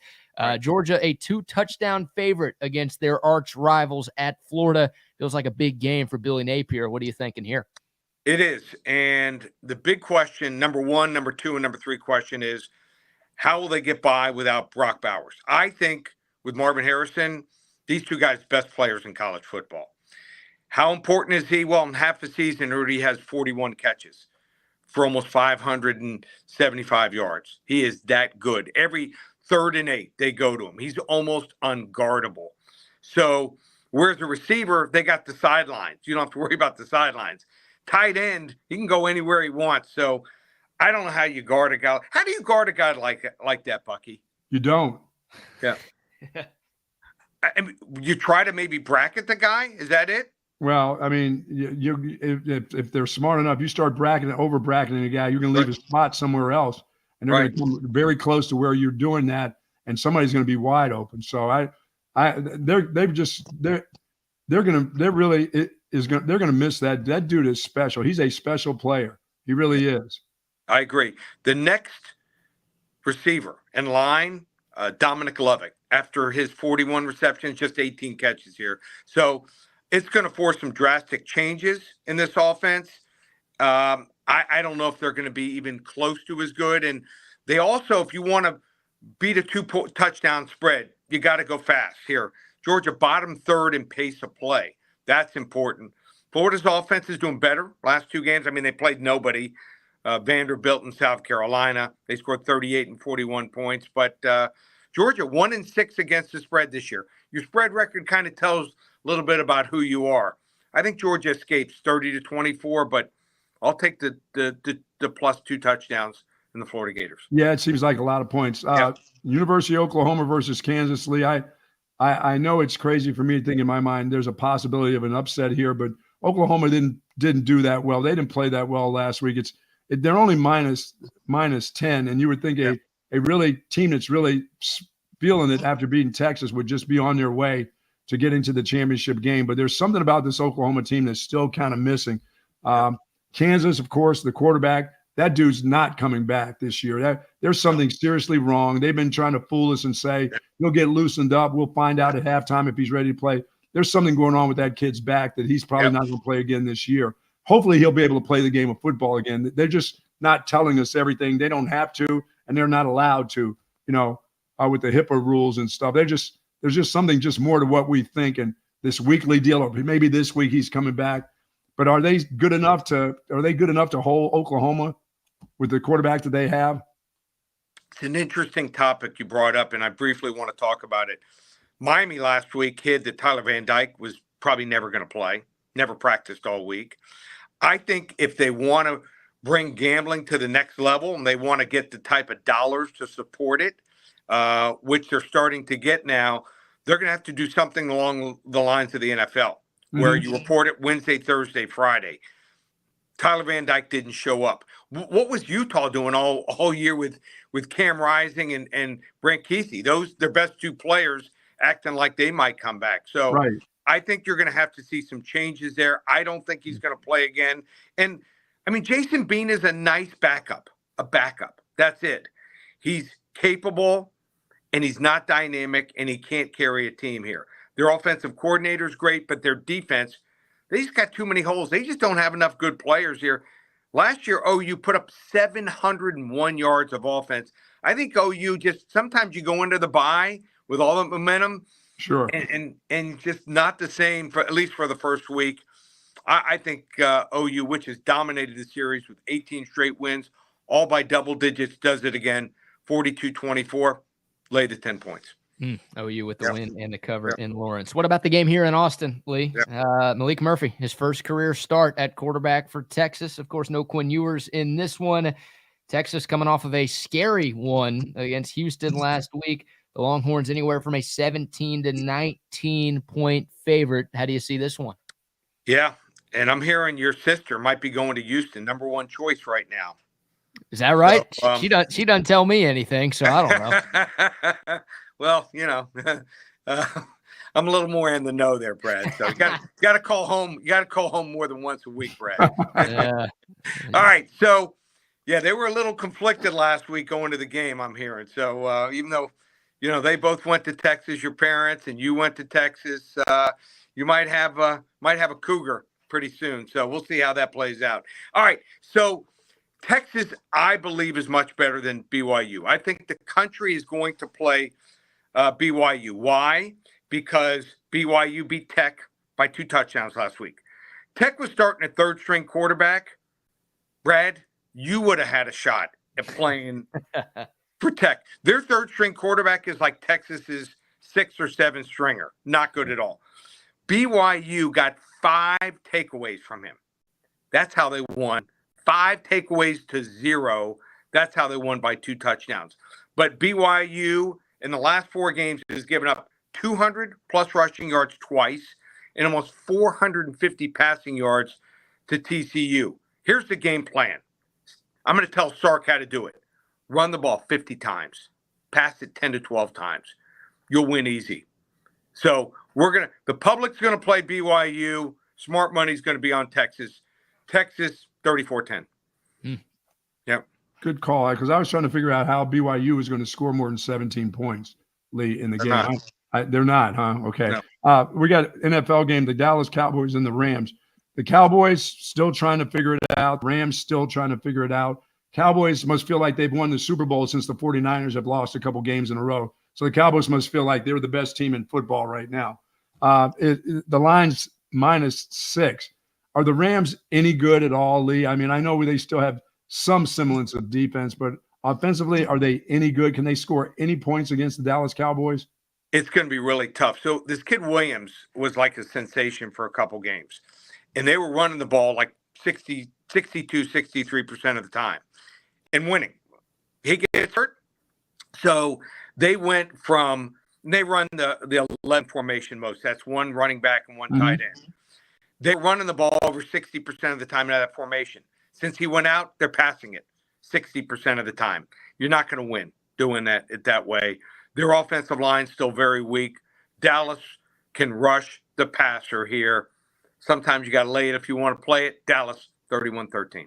I love it. Big win for the Cowboys on Sunday. All right, Lee, you mentioned the $17 special that you've got going on at the start of our show, but you also have a free play for the people out there. If folks want to get your thoughts on Oklahoma State and Cincinnati, and if they want to make some money with you this weekend and every weekend through the football season, how do they find you? So is this a trap here? Oklahoma State is rolling last 3 games. They had 3 revenge games and took care of all 3 opponents. Do they keep rolling and everyone's been rolling over Cincinnati? Or, like I said, is it a trap here? You want to get the free play? Be one of the first 5 callers. Call 800-400-9741. Get Oklahoma State, Cincinnati on me. I have a real strong opinion on this game.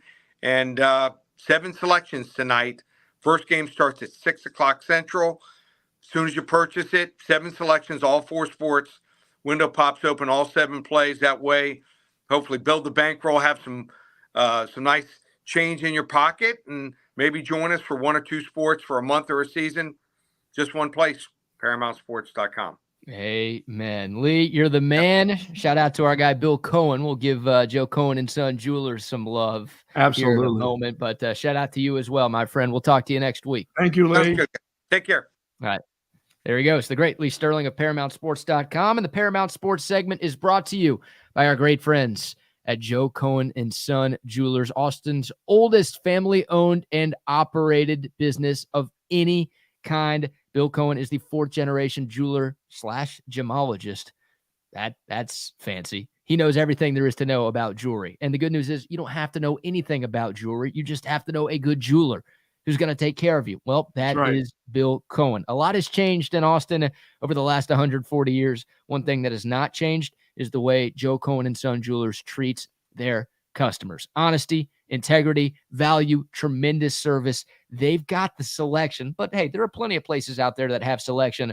What separates Joe Cohen and Son Jewelers is the way that they will treat you every step of the way. You're going to feel like family every time you walk into the store. So if you're looking for an engagement ring, if you're looking for a diamond pendant, a necklace, earrings, whatever, they've got the selection and they've got the service to boot as well. Just know Bill Cohen and his team at Joe Cohen and Son Jewelers. Free parking downtown on 6th and Congress. Wow. I don't know. They found a way to make it possible. Go say what's up to Bill and then go check them out online too at joecohenjewelers.com. We thank them for their continued support of the Paramount Sports segment and, of course, their continued support of Texas Sports Unfiltered. Like that A&M call right there, though. How about that Texas call, too? I think Lee's right, and I don't think he was just guessing. I think that's actually what's going on. I think a lot of money is going to come in on BYU. People are going to see that line. People are going to remember what Texas looked like last week. People are going to remember the Oklahoma game. People are going to know that Quinn Ewers isn't playing, and they're going to say, well, BYU's 5-2, and Texas is a 19-point favorite against those guys. What are we doing? I think, look, I'm probably going to fall for the trap, too, because I think I'm leaning BYU to cover the 19, but Lee is saying that, hey, sometimes the public doesn't know what they're talking about. This might be an opportunity to bet Texas and win big. Yeah, I mean, these are really good games, and I think he's right on about OU and Kansas and what they've done to Kansas. It's just, they're not getting their quarterback back, and as he said, when you come off that bye week like Texas and Oklahoma came off of, the next game you play kind of sluggish, but then you find a way to win that game. You know what I'm saying? You find a way to win that off the bye. You don't look outstanding or you're barely holding on for dear life, but what you do is you win the game. And now you're back to reality slaps you in the face, and your coaches start getting real with you again, saying, hey, we're trying to get to a championship. You sleptwalked during that shit last week. You need to wake up so we can win the rest of these games and get to a championship game. Yep, 18 straight wins for OU over Kansas. Last year, 52-42 was the final score. 2 years ago in Lawrence, Kansas nearly had him. Caleb Williams made an incredible play where he literally ripped the ball away from his own running back on a 4th down. That's right. Running back wasn't going to get it. Caleb Williams stole the ball from him and picked up the 1st down on his own. That was kind of the dagger in that one. So Kansas has been close, but without Jalen Daniels, it's tough to feel too confident that they can find a way to pull off the upset. That dude will be back next year. There are all sorts of conspiracy theories with Jalen Daniels, right? Some people think he is just sitting out the rest of the year because he wants to transfer, and he's not playing because he doesn't want to get hurt. Like he's got a big NIL deal from somewhere else, and he doesn't want to risk losing that, so he is not going to come back and play. There are some folks who are like, well, he could come back maybe, or if he doesn't come back, he can just medical redshirt, and Kansas will get him for an extra year of eligibility. There are all sorts of random conspiracy theories going on with Jalen Daniels' back. If it has to do with money and NIL money, that dude's probably elsewhere. That's what he's got to be thinking, to a team that's going to be a real contender probably somewhere, because he is that difference maker. I know you feel like, look, Kansas isn't on Texas's or Oklahoma's level right now, but shoot, with this Big 12 this year, if Kansas had Jalen Daniels, they could maybe be in the mix to be the 3rd best team in this conference. But no, he's not coming back to that. Oh, yeah, I don't know. Who knows? He's a stud, preseason conference player of the year. There were teams who went after him last offseason. He decided to stick with Kansas, which gives me hope as a KU guy that, hey, maybe he's going to continue to stick with Kansas. But, hey, Kansas likes to invest more in its basketball program than they do its football program. There ain't enough barbecue in the world for that, dude. Yeah, there are other schools that might be willing to really give Jalen Daniels the bag. So we'll see how that one goes down. Yeah, and I think Oklahoma State stays on their roll right now too. Yeah, I'm curious what Lee's free play is. Call Paramount Sports right after the show and see if I can get in on that. Because do you need my free play? Do you need my 5,000 unit free play right now? Do you have one? I do. Okay, you're currently down 10,000 units on the season. That's right. So we need something here to get you back on track. Our listeners and viewers need to eat. Okay. And the start of the month is coming up. Rent's about to be due. So we really need some money right now, Buck. If I'm down 10,000 units, here's what's going to happen. I'm going to give you 2 5,000 unit plays. Plus, I'm going to give you an extra 1,000 unit play on my alma mater, Boston College. I'll give you 1,000 unit play on BC hammering UConn in Chestnut Hill. That's right. That game will be. That's right. There will be. Dude, I just said you need to win bets so people can eat, and you're betting on Boston College. Yes, there you go. The Eagles will win their game. They're 14-point favored against the Huskies. Yeah, that place. This isn't basketball. What do you think? They're playing a basketball game there at UConn? What do you think? Matt Ryan's the quarterback at BC right now? They got a nice little quarterback right now playing. Hey, I'm going to give you the Kansas City Chiefs and the Indianapolis Colts. Okay, so Boston College is a 1,000 unit play. Yes. And then the Chiefs and the Colts are 5,000 unit plays? Yes. So you're trying to get all the way back into the positive here. That's right. You'll be up You'll be up 1,000 units on Monday. You'll thank me for it. Kids can eat. You can that second semester, you're going to be able to pay for your daughter's second semester of school. Not a problem. I'm not going to take that away from the kids because I'm about the kids. I'm going to give her her second semester tuition. There's 1,000 going to be out there for you. Okay, so the Kansas City Chiefs, I'm checking these lines right now. The Chiefs are 7-point favorites at Denver. Yeah, okay. Denver, think about that. You know who's coaching there? Sean Payton. He's awful. Haven't the Chiefs beaten the Broncos 16 times in a row? Something like that. Okay, I'll take that. There you go. This will be a big test. This will be a big test on how much power you have with your 1,000-unit locks. And the Colts, come on, they're starting to find it now. Got the running back in the fold. Who are they playing? You don't even know who they're playing? Oh, I don't remember. I just know that that light went off in my head. You've got 5,000 units on a team, and you don't even know who they're going up against. I figured I've studied that one, so I don't remember. It's poof. It's gone away. I'm trying to give the people what the people want, and they're getting 5,000 units there, 5,000 units with Kansas City, and that little 1,000 unit play is to let you know that I am going to help support your family with that Boston College play. I'm doing a 3-game parlay on All three opposite teams. UConn, the Denver Broncos, and the New Orleans Saints. The Saints. That's what are the Saints any good? Boy on the bicycle. You're gonna bet against Voldemort, dude? Oh, this week. This is the time to do it right here. BYU gets hammered, and so does the boy on the bicycle. All right. Yeah, the Saints have been absolutely horrible. It's even money. The game's in Indianapolis, so it's a pick 'em right now. Yes. You're going with the Colts money line. You're taking the Chiefs -7 at Denver. Yep. And you're taking the Boston College Eagles. The Crows? Fly, Eagles, fly. No, they don't say that about them, I don't think. God. All right, there you go. Those are the Bucks 1,000-unit plays, the gold star locks of the week. Fade accordingly. Bucky down 10,000 units this year. If you're 0 for 3, you're going to be down 21,000 units. You realize that's not happening. Be careful how you fade me this weekend. You're gonna want the backing because I may start to catch on fire right now. We're not getting to that halfway point. This is when I put that thinking cap on. So be careful now. I started to really think about the games. That's a scary thought. The holiday season's coming up. I know kids need toys. I know sons and daughters need semester money. You know what I'm saying? I got you. I got it all handled, kids. Don't worry about it. Sorry about that, kids. You're going to community college next semester. I may have tips for kids in the car line. Get them some unit plays. Oh, my God. Yeah. Tell the kids how to lose their money early. That's smart. Great job right there. Hey, how about some words for some of our phenomenal sponsors? Buck? Dr. Greg Eckert, of course. Yeah. Now, this is the time of year, folks. Get that dental insurance. Let's start to use it so you don't lose it. Give them a call today at 512-345-3166. All-star group of professionals. They do general dentistry and the most advanced work. I had my teeth restored in just 2 visits with the good doctor, and he can get that done for you. Now, if you're interested in dental implants, find out if you're a candidate by giving them a call at 512-345-3166. You've got problems with your teeth extractions, teeth cleaning, teeth whitening, tooth loss solutions, sleep apnea.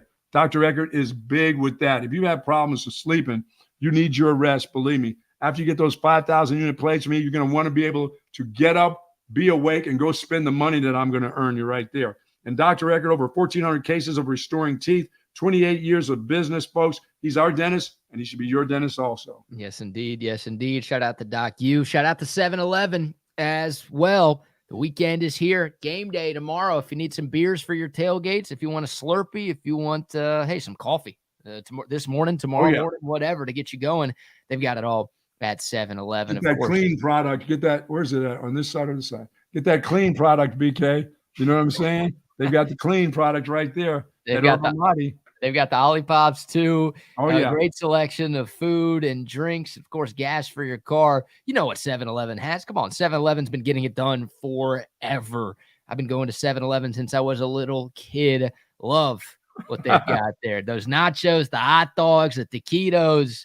They've got it all. The little Debbie snacks that the Buck loves so much. I'm telling you, man. Shout out to our friends at 7-Eleven. It's still really cool for childhood BK to think that 7-Eleven is sponsoring something that I do. Shout out to our guy Ashish. Shout out to our friends at 7-Eleven. And shout out to Last Stand hats as well. Get you one of those lids that the Buck is rocking right now.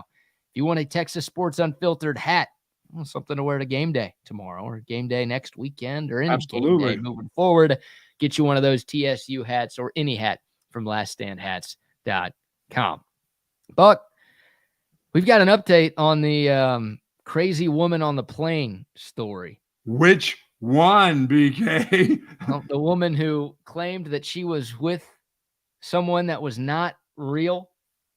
Oh, no. Don't tell me she's back flying. She can't be back flying. Well, we now know what she saw on that trip that caused her to trip and freak out.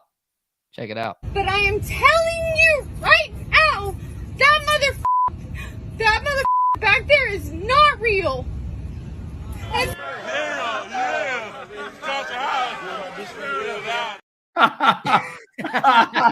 You saw Kirk Cousins on the plane? Come on, man.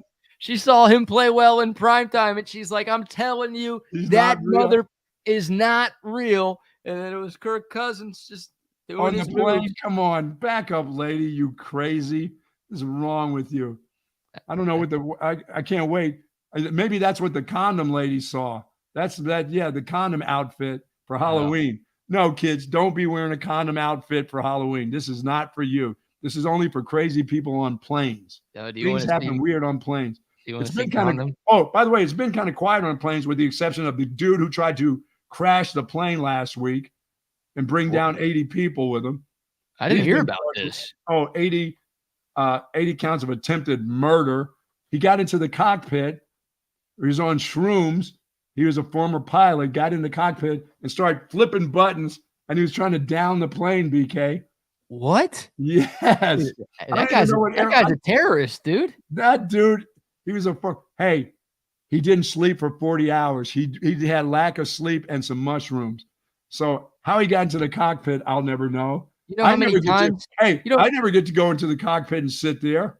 Oh. They never invite me in. What did he do? Knock on the door and they said, "Oh, you're a former pilot. Come on in here." Oh, maybe you're the captain. Oh, the captain gave him permission. Once again, the captain doing it again.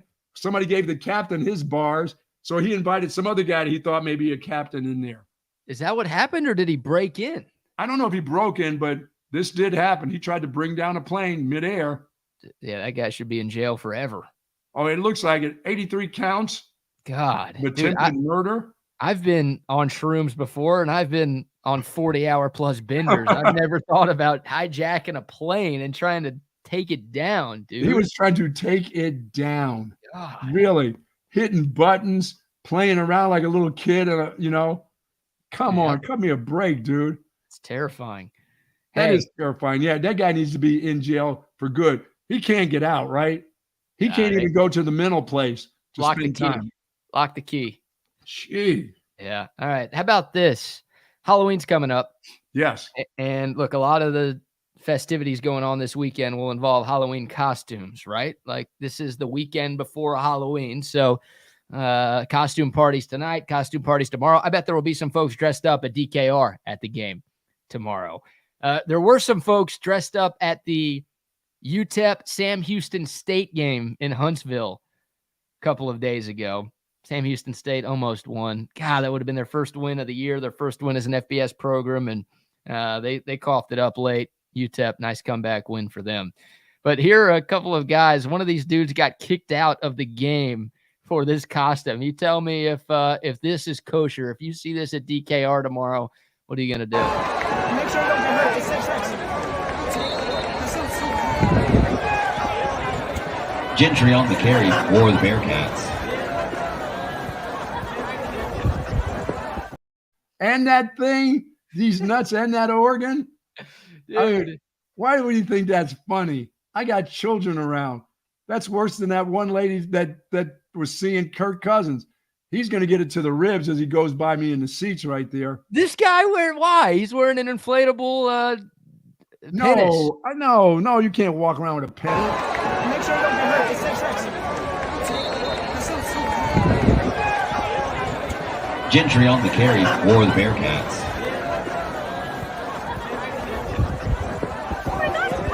Gets up to the 30. I don't want my kids saying that to me at the game. I want them asking me to go get a hot dog, not to see a guy dressed in a wiener suit with balls. No, thank you. That guy's going to get it on the way up. I'm going to kick him right in his balls or something. I'm not letting that guy go by me without a word or 2 or 12. I was wearing pink Crocs too. Oh, really? I've never seen that costume before. Like, that's hilarious, dude. If someone shows up to DKR in that thing tomorrow, that'd be the funniest thing ever. They are gone, guaranteed. They're out. They're not getting in. But, maybe you just wear something and then you sneak that bag in, the bag with the costume, and then you go to the bathroom and you throw that thing on. And you stand by the urinal? I don't think so. That's not going to work. The inflatable Dick Cheney. That thing's getting tackled. Yeah, I'm tackling that. Really. That is fantastic.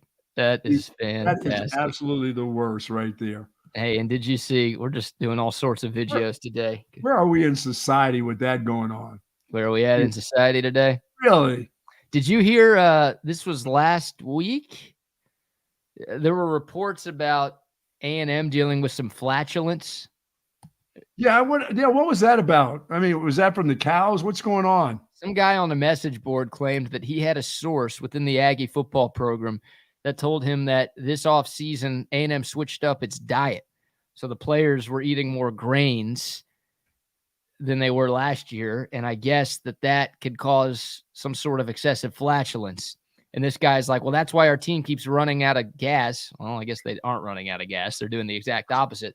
But that's why our team's falling apart in the fourth quarter. And that's why we're losing so many of these games in the second half. It's because our guys can't control their flatulence. They're just farting? Yeah. I don't want to be the quarterback putting my hands up underneath that center. Did you see the video? This is from last week from the midday show. Trey did a Dave South impersonation of what this Aggie team dealing with flatulence would sound like. Have you seen this yet? No, I have not. I heard about it. All right, I'm gonna show this to you. It's about a minute long. If you've seen this, it's funny enough to watch again. If you haven't seen it, good luck.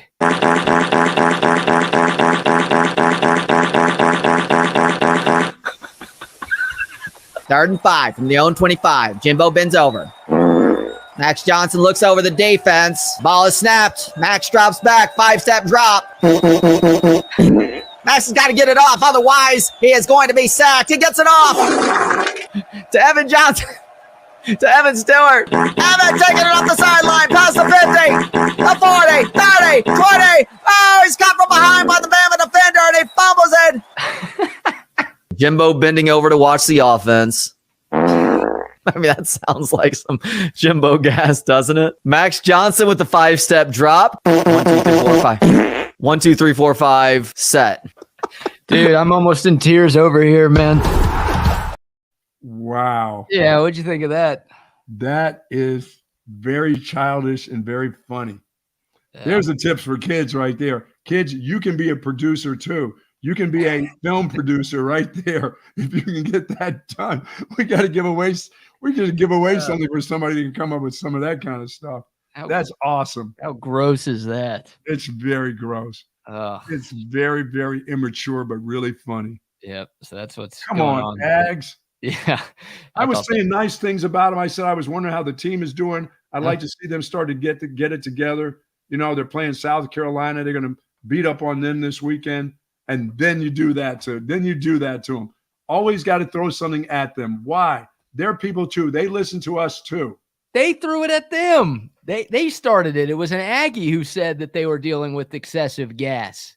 We didn't make up the rumors. We're just reporting. So they got to eat less wheat now?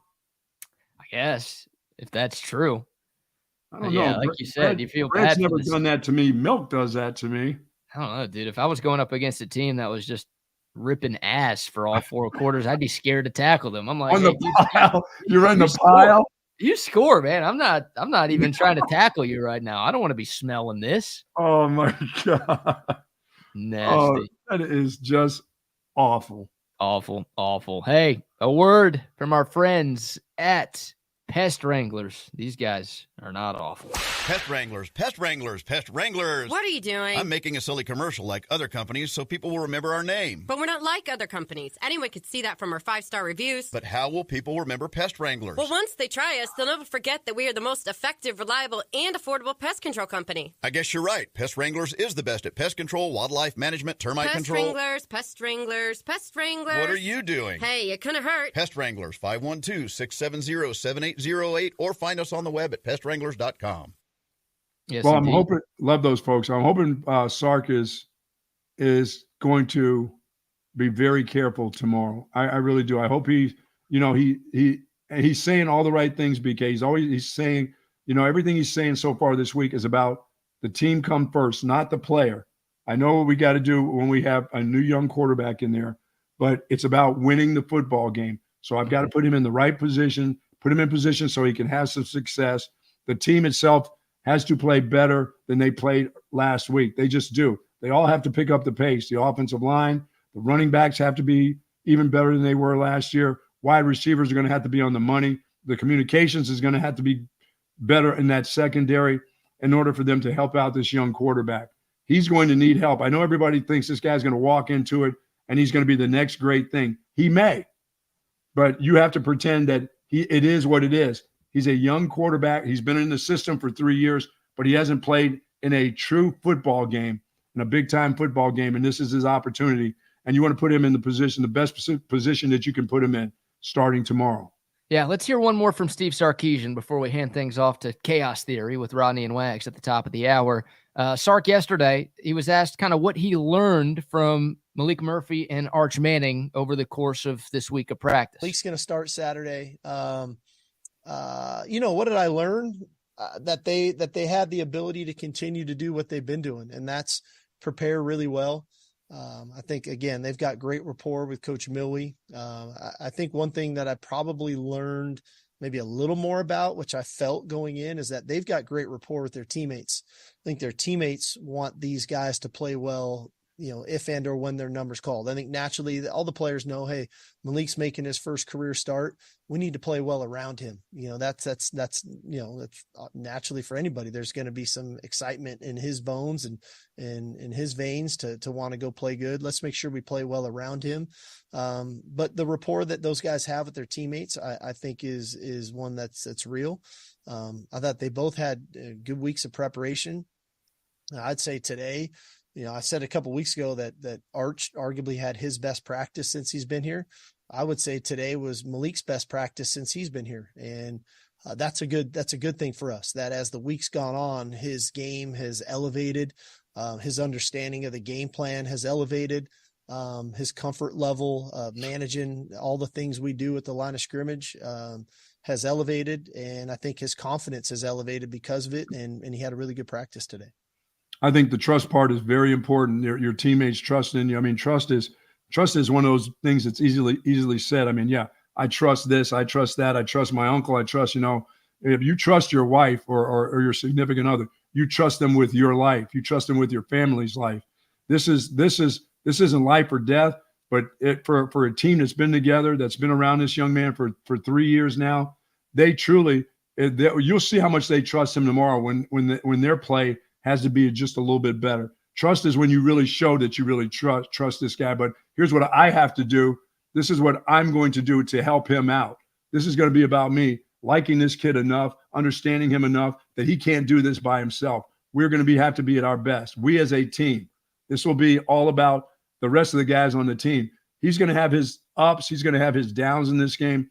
Where's the trust come when he has his downs? What are you going to do to help him out when he gets in a tight situation? If he does throw a pick, if he does fumble the ball, if it's 4th and 2, they don't get it and the ball's turned around. Where's your defensive guys? Are they going to trust to get that ball right back to him and say, okay, we trust in you. We're going to give it right back to you. Now what are you going to do with it? That's where the trust really comes in. When that ball is snapped tomorrow, they're going to show you how much they trust that kid. Yep, that's very well said, Buck. And I like hearing that. And I like hearing Sark talking about how Maalik Murphy had his best day of practice yesterday, right? Yeah. Oh, yeah. They practiced before that Zoom press conference. So Sark was literally talking about yesterday's practice being the best day of practice that Maalik Murphy has had as a Texas Longhorn. That's good to hear, right? I mean, you would obviously hope over the course of this week that Maalik Murphy has gotten better and that his understanding of this offense has picked up. But hearing that just a couple of days before the game, that Maalik Murphy looks as sharp as he's ever looked. And those kids have to trust in that coach that he's going to do the right things tomorrow too. Sure. This might be that game, Buck. Like you've talked about Sark needing to go out there and win you a couple of games this year. Well, he went out there and helped you win that Alabama game. No doubt. This might be that other game, right? It could be next week against K-State, but it's like, hey, you got a backup quarterback, a guy making his first career start this weekend. You got to make sure you coach up and prepare a hell of a game plan to make sure that your team still looks really, really good, even though Quinn Ewers isn't on the field. Yeah, even if you don't want to run it 50 times, if you have to win it, to run that ball, to win that football game, and you have to do it, and you got to be disciplined enough to say, you know what, we're doing pretty well running the ball, moving the ball down the field. If we have to run it 50 or 60 times, guess what we're going to do? We have to win the game. That's the trust that my football team has in me, that I'm going to do what it takes for us to win. Not what it takes to have that kid be, player of the week in college football. I have to do what's best for the other guys on the football team in order for us to continue to go where we want to go. So that'll be a big deal for Sark tomorrow too. Yep, win the dang game. I mean, good teams win, great teams cover. So that's right. I wouldn't mind a cover either, but go out there and find a way to get the dub. Shout out to our friends at Altstat Brewery. There you go. If you want to feel like a winner this weekend. Drink some Altstad beer. It's the best beer that you can find all throughout the state of Texas for your tailgates, for your watch parties. If you're just staying at home watching sports all weekend, doesn't matter. It's never a bad time for a nice cold Altstad beer. They've got a number of different brews, something for every beer drinker out there. If you want to be the life of the tailgate, the life of the Halloween parties, you show up with a 6-pack or maybe a couple of 6-packs of Altstad beer. Please, whatever you do, remember to drink Altstad responsibly. Be safe, be smart, plan a sober ride home. It's Altstad beer. No impurities, no regrets. And we will see all of you people out at Covert Bee Cave. Come join us. Sure. 11:30 to 1. Norman Watkins will be there. We'll be talking some Texas football. We'll have free lunch. It'll be a ton of fun. Right I'll now. see you shortly. They're the boys. Look at them. There they are. Oh, Chaos Theory. What's going on, gentlemen? Good morning, boys. Morning, Wags. You doing okay, man? Yeah, I'm doing. I'm a little sick. I'm a little under the weather. I got my 4 eyes on, my portholes on today, man, because my head's a little bit funky right now, man. I got. How's everything else? Your anals all right? Everything good? You're not having to get up and go to the bathroom or any of that stuff? No, you know what? As a matter of fact, what you said, it's funny because I wake up around 3 a.m. and 4 a.m. now. I get the urge. I get the little body ticks, the body movements telling me, "Hey, man, you got to get up or else you're going to pee the bed again." I've kind of the second time that night. We've crossed over from going from the toddler syndrome to adulthood back to now I shit my pants and piss my pants again. Great, that's great. That's the circle of life. They call that the circle of life. Yeah, exactly. That's the thing that I noticed, guys. Circle. Next thing I'll be needing diapers. You know what I mean? As I sit through and when the dog starts barking, I'm gonna start letting one go loose or something like that, man. It's all coming undone, Buck. It's wild. Oh my goodness, this is. Did you see? I had a foot bath yesterday. You were giving me a little bit of inspiration, man. Taking care of myself. Yeah, do that. I saw that. Those were your legs, weren't they? They were my legs. Yeah. Wow. If I put my 2 feet in a thing like that, you know what happens after that? I start to pee. You didn't pee in the thing where your feet were, did you? Well, it's funny because that's what kind of gave me the urge, man. I couldn't sit in the thing I couldn't sit there for longer than 10 minutes. You know that thing, like that old urban myth, if you leave your hand in the in a bucket of water while you're sleeping, you'll pee or whatever. Yeah, well, you do that at camp with the kids. I had the wet sensation, Buck. You know what I mean? How you're doing that to people at camp. I'm doing that to people at my house. I'm peeing myself. So, well, you guys got a lot to talk about. Is that the way that works, Buck? Because it's like for me, it seems like more and more I'm like having to get up and take a whiz at night. I got a CPAP machine to help me, not snore and so my poor wife can get some rest. But it's like, man, I find myself getting up 2 times a night. And I'm like, man, I feel like I was just up taking a piss. What the hell's going on here? I average 2 a night. I'm on the averages 2 a night for me. At my age, I go twice. I do that twice a night. And it's like automatic. Like if I turn one way, got to go. You know what I mean? So when I come back, the thing about me is, Rodney, here's what happens with me. I have friends that if they go and use the bathroom, they have to stay up for an hour and a half before they get back to sleep. Before my head hits the pillow on the way back down, I'm out. I'm out midair. I sleep. I can get back to sleep. I don't have problems getting back to sleep. So same way.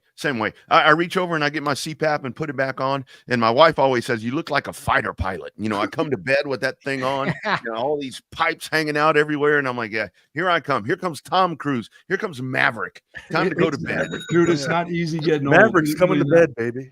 Maverick's coming to bed, old, but don't bother me because I got to go to sleep. All right, you guys have a great one. Be good, man. Hopefully we'll get BK on the CPAP machine. Slam it. Boom. Bring it down. There he goes, man. Yeah, it's always great following those guys, man. Bucky and BK in the mornings, man, on Texas Sports Unfiltered. Now it's time for Chaos Theory as we get you rocking and rolling on a Friday, man. Welcome to the show. You can find me on Twitter at NotTheFakeWags. You can find Double R at the Rodney R, or on the gram at the _ Rodney R as well. I'm on the gram at the Wagner Wire. And yes, Rodney, I am under the weather today, my guy. We talked a little bit about it, a couple of days ago, man. I started feeling this crud start to creep up on me, man. It has hit me full force. I was going to call you around like 9:30 and be like, dude, I don't think I can go, man. No, it's so rough. When I put the glasses on, man, that's when the head's throbbing and whatnot, man. Seriously, dude, like we were talking about yesterday, man, there's a lot of that going around. I still have something that's going on. I'm not sure exactly what it is, and with what we saw yesterday with all the weather and all that. And here's where it's really going to get chaotic. Speaking of chaos theory, have you seen the forecast? Like Monday, it's going to be like 48, the high. 48. It's 90 now, isn't it? It's supposed to be like 84 on Sunday, and it's gonna like whoop. Just do a little flip, and we're gonna hit old man winter all of a sudden. He's just gonna come out, out of nowhere and just hit us with a ton of bricks, and we're gonna start having pipes burst and freeze and shit. Oh God! Like I had to have my trees spruced or turned down. You know what I mean? Trimmed up and everything, just so they wouldn't burst or whatnot. Yeah, you remember, last year the winter storm last year or 2 years ago was awful, and then hell, last year trees burst everywhere and they fell everywhere. It's getting crazy, man. I know, man. That's a whole thing. It's like sink or swim around here. Even like yesterday, man, when everything was going crazy, I was sitting in the Texas Sports Unfiltered Weather Center monitoring all the radar because I love shit like that. And it's like they're talking about tornadoes and all these different things, and I'm like, wait a minute, it was like 90 degrees yesterday. What's going to that's a whole different. We'll have to have a weather show. I think Bucky and I need to do the weather show. We could do the Farmer's Almanac weather show. Farmer's Almanac can be like that would really be old man radio. That's old man radio. We got a lot to break down for you, man. We're going to talk a little bit more about Texas football here. Of course, we got some sound from Sark that we need to hear. We'll break down some Thursday night football, of course, and then get your lines, man. I know you guys heard from Paramount Sports from Lee Sterling of Paramount Sports. We'll get you some more lines and get you some stuff that you need. I might have to take a break and go put my contacts in, Rodney. I can't deal with the whole that's okay. The reflection off the damn screen, man. It's starting to bother me. I'm sure it's going to start bothering other people. That's the worst part for me, dude, why I never wear my glasses. I keep my readers right here just in case I need them.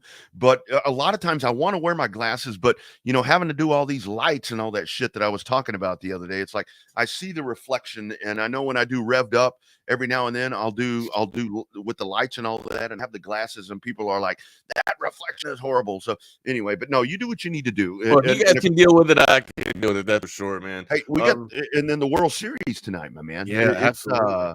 The fall. All right, you want to get this out of the way right now instead of saving it till the end, man? You want to start talking about the World Series right now and give everybody our picks? It's your call, my man. You drive the ship, dude. It's like the duck boat there that Bucky talks about. You be the conductor, and I'll sit there and I'll just follow right along with you, man. You tell me which way you want to go, bro. Well, most of the national population is going with 60% of the population are going with the Rangers here. And what we got? We got Evo and Galen going off today on the bump, right? That's going to be your game one pitchers. Got to give advantage right now. I know Galen looks hot off the bump, and we don't really know too much about the Diamondbacks. Like, I'm just going based off of what I've seen over the last month, basically, right? Galen's looks sensational, but he's also going up against Evo, right? Evo is like 2019, 2020 Evo. He is sizzling right now, man. He's cooking. Yeah. And then what? You're probably going to roll out Monty. Monty gets rolling out in game 2. And then Dunning, game 3. Mad Max, game 4. No. This is I'm sorry to say this. This is the best team in baseball right now. And I'm not trying to be hyperbolic, man. I know I was just saying that about the Phillies and everything, about how the Phillies just crushed the Bravos or whatnot. Things change, right? Things change per series. We only got 2 teams left. This is the better team out of both of them, right? They were the top mashers. Well, the second top mashers. The Bravos were the best mashers in baseball in the regular season. Yeah. The Rangers were the second best, right? This team can throttle. This team can get it done. The wood is alive. I got to tell you, man, now that the arms have come to fruition, it's all starting to come together, man. It's all, dude, this Texas team, it's all Rangers, man. I don't want to, it's not going to be a sweep by any means, Rodney, but hell, hot take, gentleman sweep could be done in 5 games. I got to tell you, man, I just love the simple fact because I watch a lot of the national pundits and I've seen folks saying that this is maybe one of the most uninspiring World Series that we've seen. It's small market clubs or mid-market clubs? I'm assuming that's why. I don't really go into the logic because I see that and it pisses me off. But here's the bottom line. Like you just said, you're down to the two best team. You're down to the final two teams.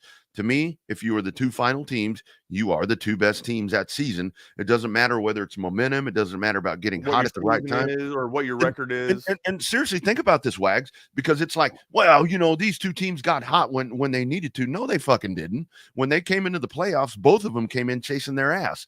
I mean, Arizona had gotten swept by Texas. Both of these teams have been in the playoffs for about a month. You know what I mean? Both of these teams have been playing playoff baseball. Exactly. And to me, what I love about this matchup is that you have Texas with what Texas has done is Texas went in and they played the baseball system extremely well. They went out, they worked the trade deadline, they spent money, bringing in these stalwarts right now. And a lot of people didn't think it was going to work out. A lot of people didn't think that they made enough moves. No doubt. And then you have on the other side, you've got this Arizona team that comes in and it's like, who the hell are all these people? I mean, to me, you cannot script this better to me.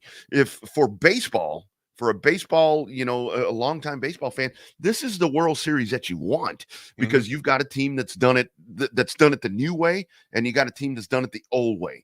And I think that this really, I just want this to go 7. I want it to go 7 because I think this can be so great for baseball. But that's the thing right there. And talking about right here, I love what Jake is talking about right here. All these national brands, all the teams that are left out. It's not anything that they did. They just couldn't win. These teams found a way to win. And to me, that makes this World Series so sweet. For Texas, who do you think needs to step up? I mean, of course, there's going to be, obviously that stud that rises out of the series here. Who do you think it's going to be for Texas? Or who do you think it has to be for Texas? I think Texas here's where I kind of fall back to the concern with the Rangers is maybe the bullpen. The bullpen has been good. Bruce Bochy seems to want to take his starters late in the ball games. And my whole thought with that is what happens if your starter can't go late? That's where that bullpen has gotten in trouble. And I mean, I think when you look at the bats, when you look at the lumber, like you talk about, Wags, I mean, all of that is pretty solid all the way across the way. I mean, with Seager and I mean, all of these guys, everybody, they're all stepping up, doing everything they need to do on the offensive side. I think it's going to come down to the bullpen. And that's where, yes, exactly. Trevor Siemian to me is the one that needs to be the one. It's like, hey, boy, like that light. You remember that light you could buy when it was like, and it would turn on when you clap, whatever. Hey, clap light. You think there's any lineup adjustments, lineup movements? You think anybody gets shifted down or shifted up? I don't know, man. I think you kind of leave it like it is. I mean, I didn't watch the Rangers all year long, but I feel like I saw Young in the middle of the lineup at the midpoint of the season, maybe, or maybe right after the trade deadline. Am I wrong, Rangers fans? Let me know if I'm wrong. But I feel like I saw Evan Almighty at the bottom of the lineup and Young towards the middle of the lineup. I could absolutely be out of my gourd here, but I swear that's what I felt like I've seen. I don't know if Boch feels like he has more balance with Young being down at the bottom there, or just, balance and power distribution all throughout the lineup. You got Garcia sitting there up around 3 or 4, right? Sitting in that hole in the mid, in the heart of that lineup there. Yeah. And then you have more power distributed rather down towards the end of the lineup with Young towards the 7 or the 8 hole. I would not be surprised if Young bumps up and starts playing around the 3 or the 5 spot, just to give the middle of the order a little bit more power. But like you said, man, I think Boch does like the power distribution being towards the end of the lineup as well. Young hit third sometimes. Okay, I thought I did. I thought I saw. And I think that's something that can, I felt like Evan was towards the bottom of the lineup most of the season. I mean, look at what the Astros did. I mean, say what you want to say about Dusty Baker, but when he went in there and shifted that lineup around for the guys that were struggling, I mean, with Pena and Kyle Tucker and these guys that just couldn't get themselves anything at the plate. I mean, you shift that lineup around, and in that 3-game run that Houston had against Texas, I mean, it reaped the benefits. They couldn't finish a job. It is what it is. But that's where the managerial thing is going to come down. We talked about chess matches with Dusty and with Bruce in the ALCS, but I mean, here we go again. I mean, we're about to watch, and that's the cool part about this is we get to see all of that part. I mean, it's one thing Obviously, you score more runs than the other team, you're going to win a game, you're going to win the series. But I mean, the chess matches right here, that's what makes it so cool. And again, I just go back to, I love the storyline that it's two franchises that 2 years ago had 100+ losses, and they figured out a way to get themselves into the World Series. They did it in totally different ways. People are beating up the Rangers because they went out and spent money. Ain't that what the Dodgers do? Isn't that what the every Yankees year do? every year the Red Sox do, and the Angels and all these teams that can't. But you got to find a way to put it job. together, Rodney. You got to find a way to make that spent money come to you, man, or actually give you that return on investment. And that's what the Rangers were able to do. That's what, you know, the Snakes were able to do here. For me, I think it's Seager. I think Corey Seager's got to come alive. You know, going from the divisional series where he sets, you know, a record of being on base for as many times, and then you know, coming out in this ALCS series where he kind of took it down. I mean, probably had one of his better series and then probably had one of his worst series, man. So you got to kind of right the ship here if you're Corey Seager. Jake's already said it. Let Simeon get going. Let him get cooking a little bit. If you can get your 1 and 2 hitters going there, I mean, your 3 and 4 has been fantastic. Garcia's been mashing. You can get some runners on base for him to start mashing even more. My God, that's more run support. That's more offensive firepower here. Couple that with the arms that have been dominating for the Rangers. Lights out. I think it's the World Series, gentleman's series, a gentleman's sweep to the Rangers in 5 games. It's going to be fun to watch because you've got two teams that not only defied the odds, but they come in, you know, smoking hot right there. And I mean, just think about that. I mean, looking at the Snakes right there. I mean, after the first game there against Philadelphia, I'm like, well, they're done. This is going to be a sweep. But I mean, here they come back, and I mean, you're calling a gentleman's bet, and I haven't even seen game, or a gentleman's sweep, and I haven't even seen game 1 yet.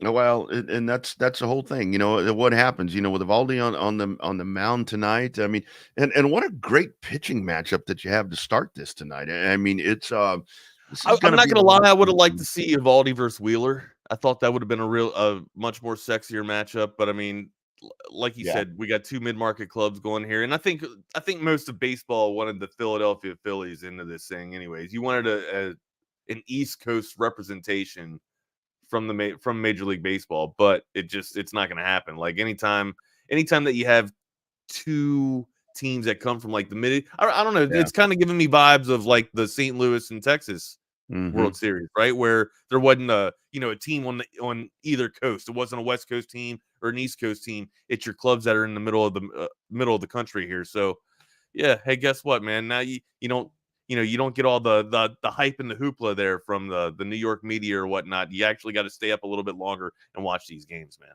Yeah, and that's the funny part. You know, when the playoffs start, I mean, you see with Atlanta and the Dodgers and Philadelphia, when you see those teams over on the NL side, and it's like, okay, you know, at worst, you're probably going to get, and especially the way that you know, the way that the Astros won the West and were able to get themselves into the playoffs. It's like, okay, at worst, you're going to get a World Series rematch. At worst, that's what you're going to get.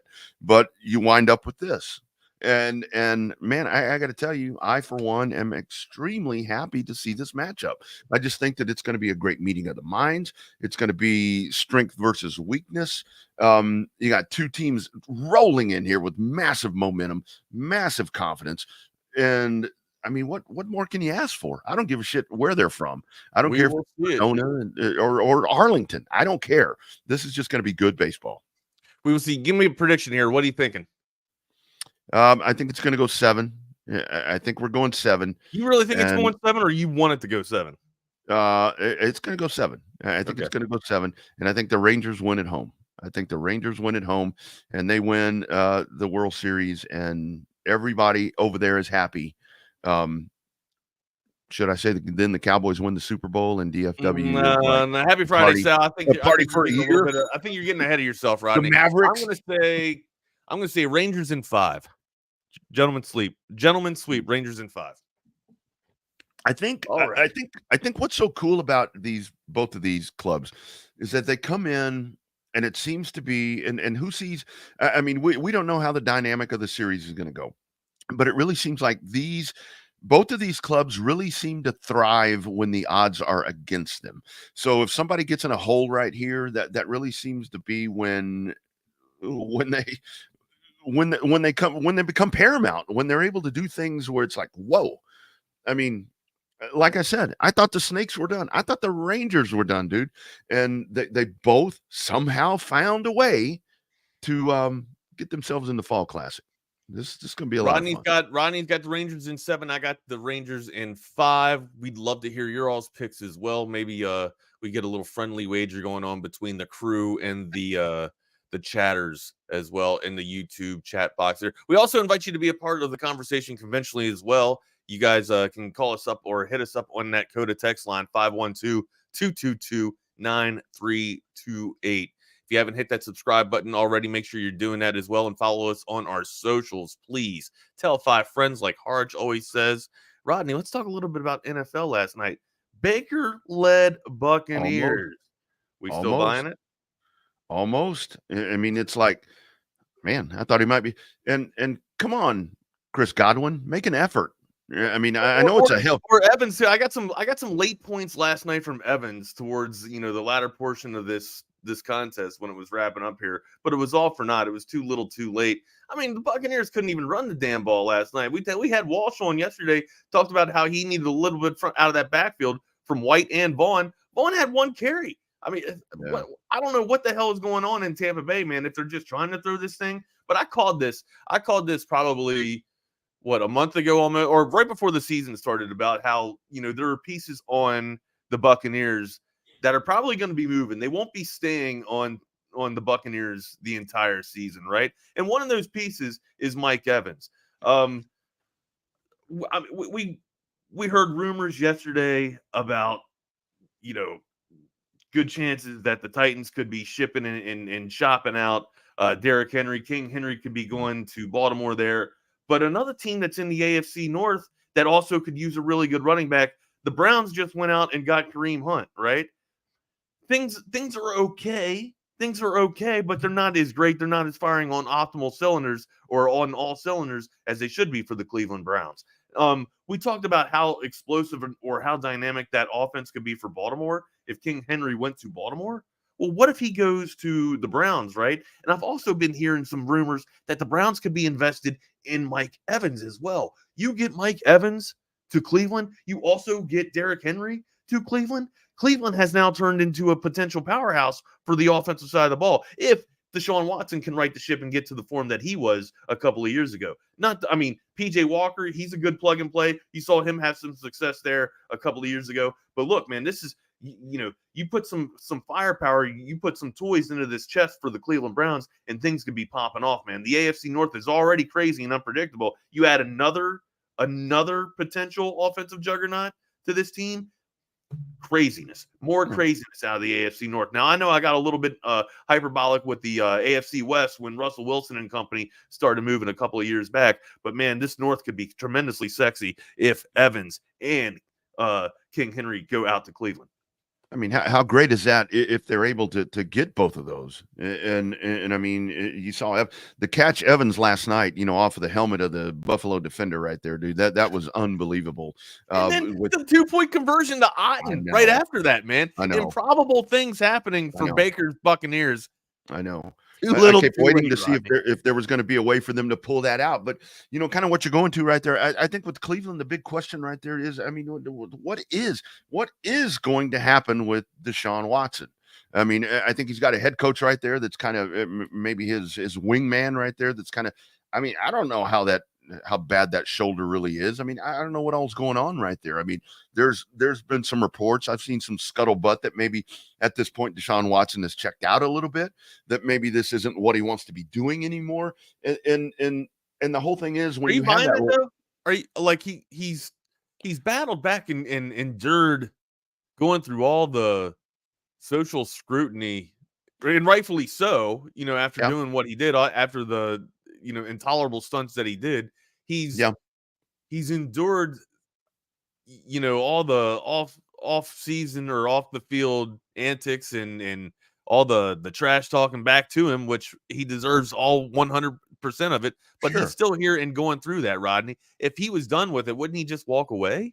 I mean, he's got guaranteed money. That's what I would do. Like, I wouldn't put up with the shit. it's guaranteed money that he has, but that's the one thing that I do wonder. I mean, that's go back to the. He just wants to go back to rappelling. I got you. Okay. They can't work on his shoulder. I mean, he will never be able to say that he's going to get his shoulder work done at the massage parlor. But it's one of those things, when you are a trained professional, when you do something over and over and repetitive, and it's like, boom, here it's stopped. You're not doing it for a year, whatever that was, all the time that he was off right there, or right there. I mean, did he lose some of the fire for that? I mean, did he lose? What's his mindset? I mean, I think if I were anything, I don't know, maybe he sees a sports psychiatrist. I don't know. Maybe that's what they need to do. I mean, maybe get that. I mean, maybe get his head right. I think that's some of the problem right there with him. But I mean, you got to think of this, Wags. I mean, when we last saw this dude before all this shit happened, I mean, this dude is performing at an elite level. Right. I mean, one of the best. And I mean, you look at him now. We're talking about like 40 touchdown seasons. Exactly. Like I mean, you look at him now. I mean, the dude doesn't weigh 300 pounds. I mean, he hasn't let his body get away from him. I mean, there's just something that's not right there. And the whole fit right there with Cleveland. He can't leave there. I mean, I don't know how they figure out a way to trade him or whatever. I don't think you can with that guaranteed money that you have in place right there. But I think that's the biggest thing you need to figure out. But yes, if you add Mike Evans and Derrick Henry, Mike Evans with Coop, Evans and Coop as your wide receivers, and then now you got Kareem Hunt and you got King Henry in the backfield here. What's not to love here, Rodney? This is one hell of an offense. But who drives the ship? I mean, that's kind of the other thing. I mean, what's you got to PJ Walker. Well, we're about to find out. we're about to find out because I believe he's going to be starting. But man, I would this trade deadline thing. I'm so curious to see how this shakes out because I'm still hearing some of that Derrick Henry to Dallas. Come on, Rodney. Come on, Rodney. Oh, look at that. Back to his old self in a day or two, right? Come on, man. Right. That's right. That would fix his mindset. I don't know, man. Yeah. But back to Tampa Bay. If I'm Tampa Bay, I don't throw the towel in yet, dude, because we talked about this the other day. That division is shit. Yeah, it can still be won. Anybody can win. And that's Tampa the whole can thing. still win it at this point. And that's the whole thing with this whole playoff system in the NFL. We've watched 7 and 9 division winners get themselves into the playoffs, and hell, some of them you make a run. And as bad as Tampa's been, they're still 3-4. They have 3 games under the belt. There's a lot of teams that are playing worse football than Tampa Bay is right now. It's just, it looks like it's inept, right? It does. When you can't get over 100 yards of rushing, you're not going to have a good recipe for success to win in the NFL. You at least, and I know it's a quarterback driven league, but it's got to be predicated off of some type of running. I don't care if you're getting it from your quarterback's, wheels or whatnot. You have to have rushing yards just to keep the defense balanced and honest, man. Or not, they're just going to be rushing, rushing 3 and dropping back 8, or rushing 4 and dropping back 7, man, taking away passing lanes, dude. If you cannot run the ball, it will be bad football. Look at the New York Giants. You're starting to see it with the Browns or with the Buccaneers as well, man. You got to have balance. And the other part of this, and I mean, I know a lot of people frown on Mayfield, on Baker Mayfield, and you and I, we've talked about this here on Chaos Theory. He doesn't have good stats, but he somehow finds a damn way to win. Fucking wins games. But the whole thing is, I don't know, Wags. Did you see him in the post game? I mean, dude's pissed off. He's like, this is probably what he's auditioning for his next shot. Yeah, time's running out. He can't think that it's going to end so well with Tampa Bay. I mean, you also got the Buccaneers don't know what they have in Kyle Trask either. They need to see what they got out of him. The dude had a huge arm at Florida. I don't know if it's going to be able to transcend and he'll be able to grow into an elite professional quarterback, but I know that he's got elite arm potential. I'd like to see him be able to make some throws or not. I just don't think Kyle Trask is the answer yet. He was supposed to be the succession plan for Brady. but clearly he wasn't ready, Yeah. or they didn't have enough confidence in him if they're going to make a move to get Baker Mayfield into their locker room. So yeah, and the whole thing is with that Wags is you don't have a right. reason to try to find. I'm with Jake. Trask must be awful if he can't start over Baker Mayfield, and you don't have a reason to try to find that out right now. You're only a game back in the division. Right here, and everybody else still has to play. So I really don't think that it's a situation right now to where Tampa Bay needs to throw in the towel and be done and ready to junk the. Yes, they need to be thinking about the future, maybe in the offseason and so forth. But let this whole thing be done. Atlanta 4-3, Tampa Bay, New Orleans 3-4, and then you've got Carolina. So it's all still there. If you can find a way to scrape some shit together and win some ball games, Atlanta is your competition right now. Go out and find a way to win ball games, and I think that's really the whole thing right now for Tampa Bay. Don't quit yet. Don't quit yet on Baker Mayfield. What did you think about Josh Allen's play last night? Of course, he's been getting a little bit of hate the past couple of weeks here, saying that he's off his rocker. He doesn't have the discipline that he was playing with a couple of years ago. He's not the MVP level of talent that he thought that everybody thought he was going to be. He's on the cover of Madden, so he's having a Madden jinx season. He looked pretty damn decent last night. Being able to get it done with his legs. He threw an interception. He didn't have a clean game, man, but he threw his typical Josh Allen. I got the strongest arm in the league. I believe that I can rip it in there. He's got that Brett Favre mentality, man. He's a slinger. Yep. Well, I go back to, the proof, like we're talking about with Mayfield, proof is in the pudding. They won the game. And that's really, at this point, that's the only thing that matters. And even them, they're a game behind Miami. We got a long way to go right here.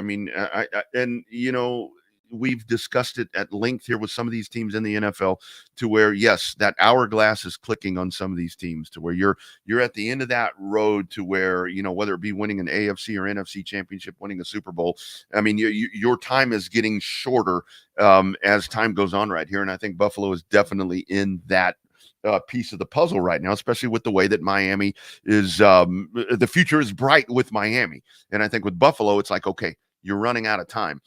For them, just go out and win ball games, man. Buffalo feels like Miami. Buffalo feels like they're at where Miami was 2 years ago now. It feels like the 2 years, have shifted, 2 years or the locker room roles have shifted tremendously.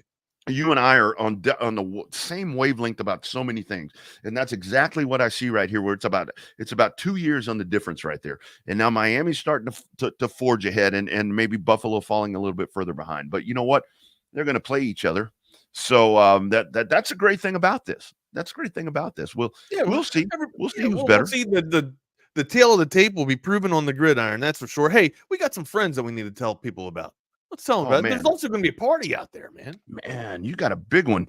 You got a big one happening out there. I know. I know I do. Covert beat. Oh yeah. Yes, you do, sir. Yes, you do. Got a big room. That's it. Hey, Covert BK, if you want to make your way out there in just a matter of just under an hour, Norm Watkins is going to be out there.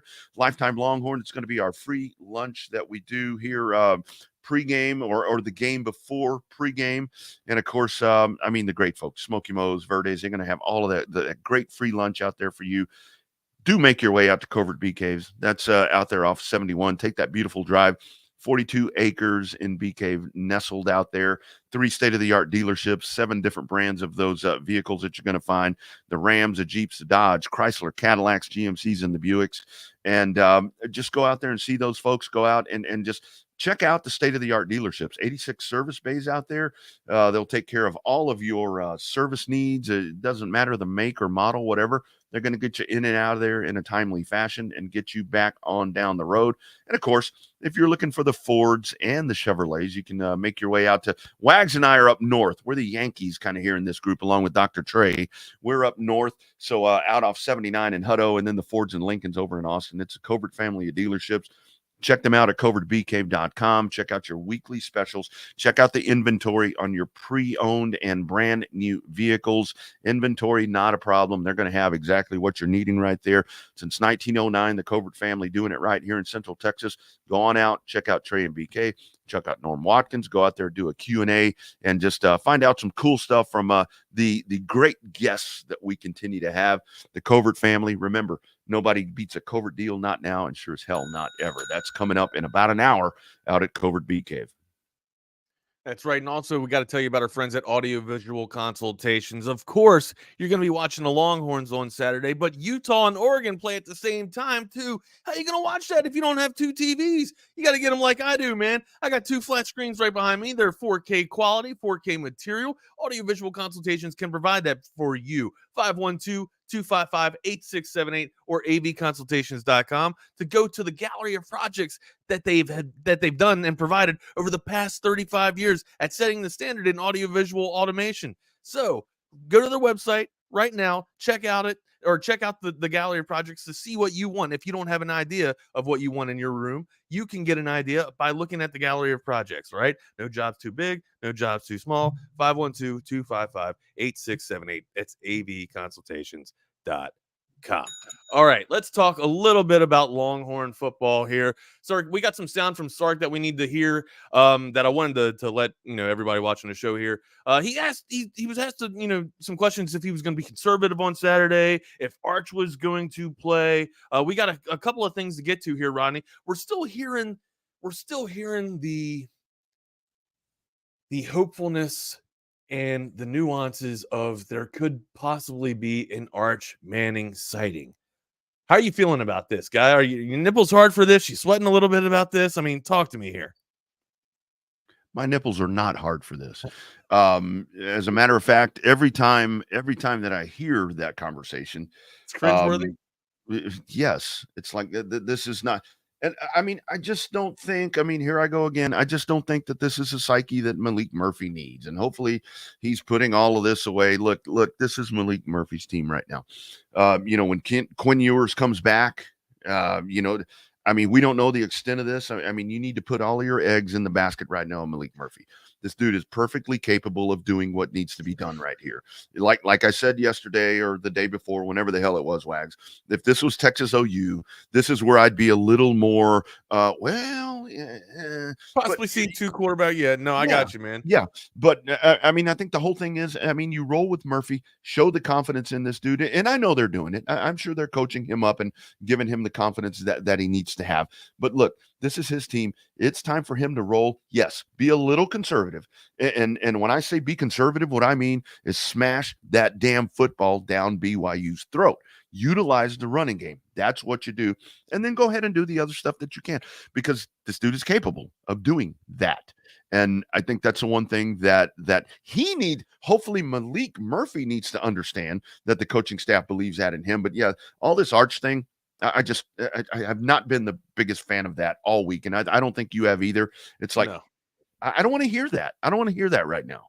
Let's hear from Sarkeesian on how conservative the Longhorns might be facing the BYU Cougars on Saturday. I try to recruit players to come here that fit our system. And I think for us, systematically, I want to run our plays and our schemes of exactly who we are. And if I didn't think those players were capable of doing that at any position, most notably quarterback, then they might not be the right fit for what we do. And so I think both Malik and Arch are great fits for us schematically. Again, everybody has their own strengths and weaknesses, and then our job is to try to play to their strengths. So we're going to run our stuff. And again, but tailor some things to what Malik does well. But again, we've got a firm belief in who we are and what we do and why we do. And I think that's why sometimes in training camp and different things, we may have tough days at quarterback. But that's because we put a lot on them and there's a lot of moving parts to what we do. But I have to do that in practice and in training camp and in spring ball so that they can get experience doing what I know we're going to want to do on game day. Yeah, so I love what he says here, man. Usually you get a lot of coach speak from or a lot of coach talk from Sarkeesian here. But what he said really resonated with me is that they recruit players for their program. They recruit players for their system, right? So it already is a plug and play system. You have, and we talked about this yesterday, man. We talked about it on Wednesday as well. the preseason, we were all about, all the hype, man. Number one QB room in all the nation. Number one QB room in all the nation. Let that shit come out and prove it. All right. Prove the words, right? You talk the talk, now walk the walk, right? And this is BYU, okay? There's a 20-point line on this game right now as it sits with Maalik Murphy, okay? So what does that tell me?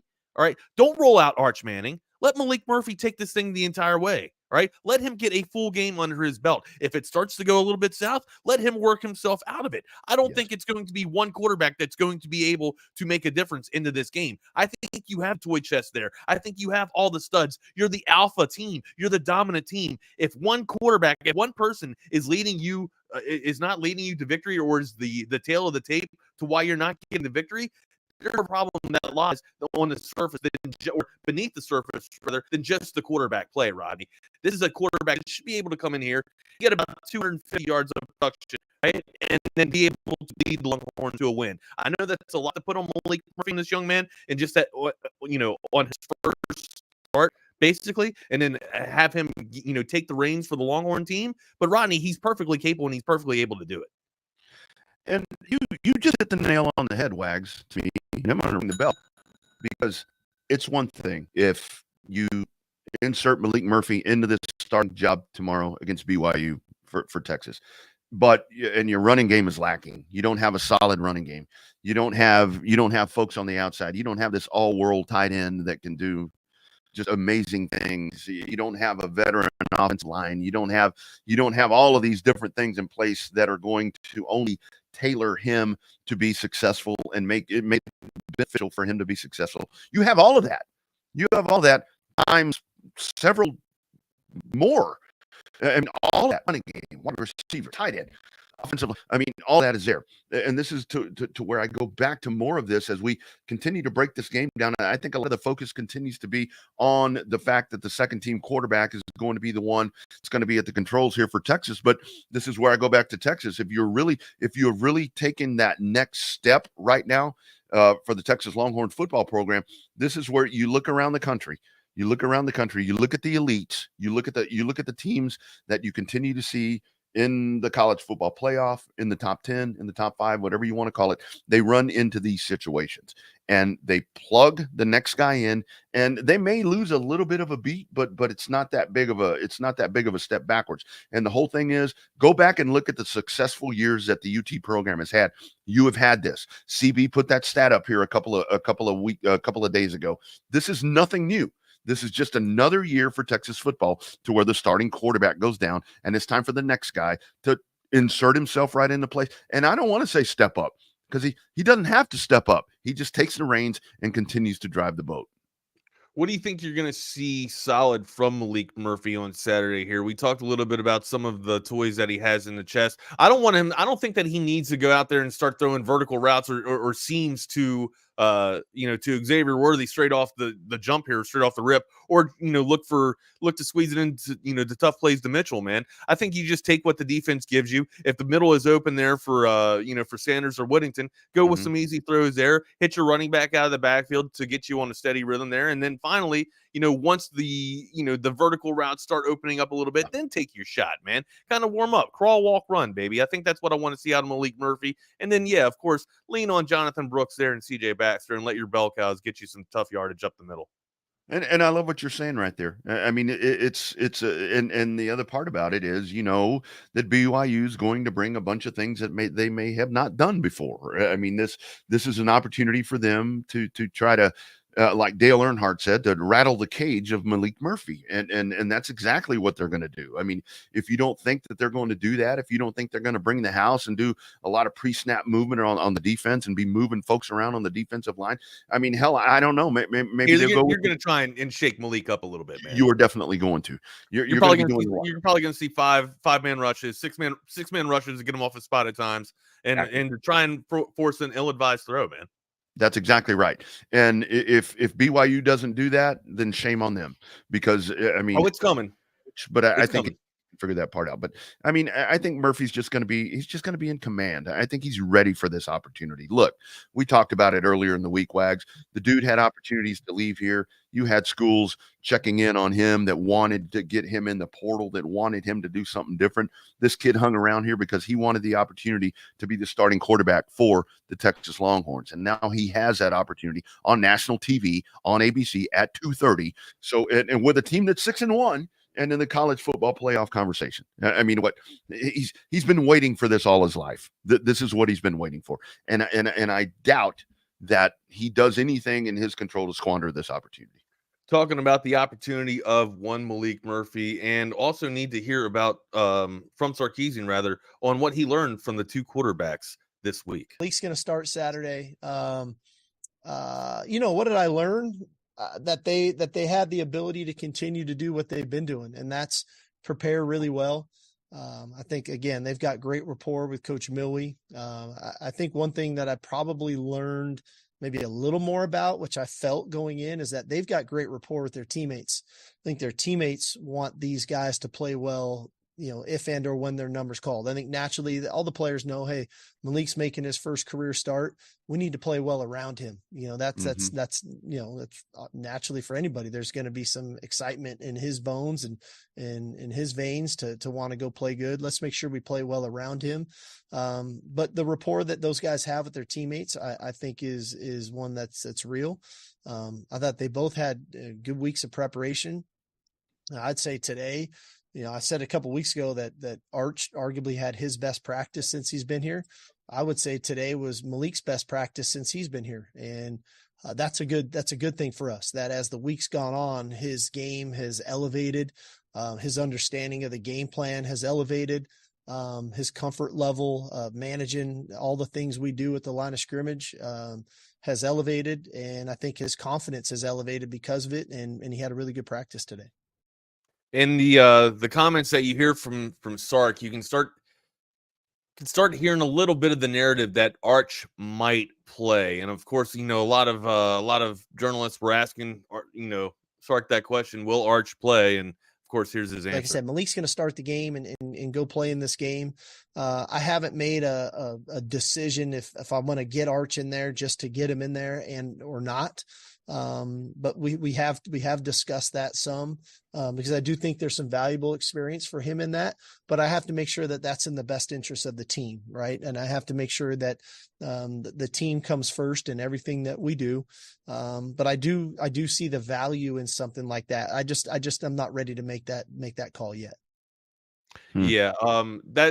To me, that feels a little bit better when I'm hearing Sarkeesian say that. Like, now I'm going back to how I felt on Monday, where he was just giving, the journalists and the pundits a little bit of what they wanted to hear, maybe tease them a little bit that Arch could get in the game. But why even put that thought into the damn mindset, right? Let this be Malik's team. You just heard what Sarkeesian said about, how surprised that he was with the report, not just from Arch Manning, but also with Maalik Murphy too, right? QB2 is one hell of a ball player, man. He's no longer QB2 anymore. Let's make this guy QB1, and let's make him, the undisputed QB1 going into this thing, man. And it's like Jake says, if Arch is coming into the game, something has gone terribly wrong against the BYU Cougars. Yeah, this never should have been, from the get-go, from the Monday presser all the way up, through the week and everything that's kind of led up to game day. It never should have been a thing about, okay, they're both practicing well or whatever, because what does that do? It makes it seem like you have a quarterback competition for who's going to get the start.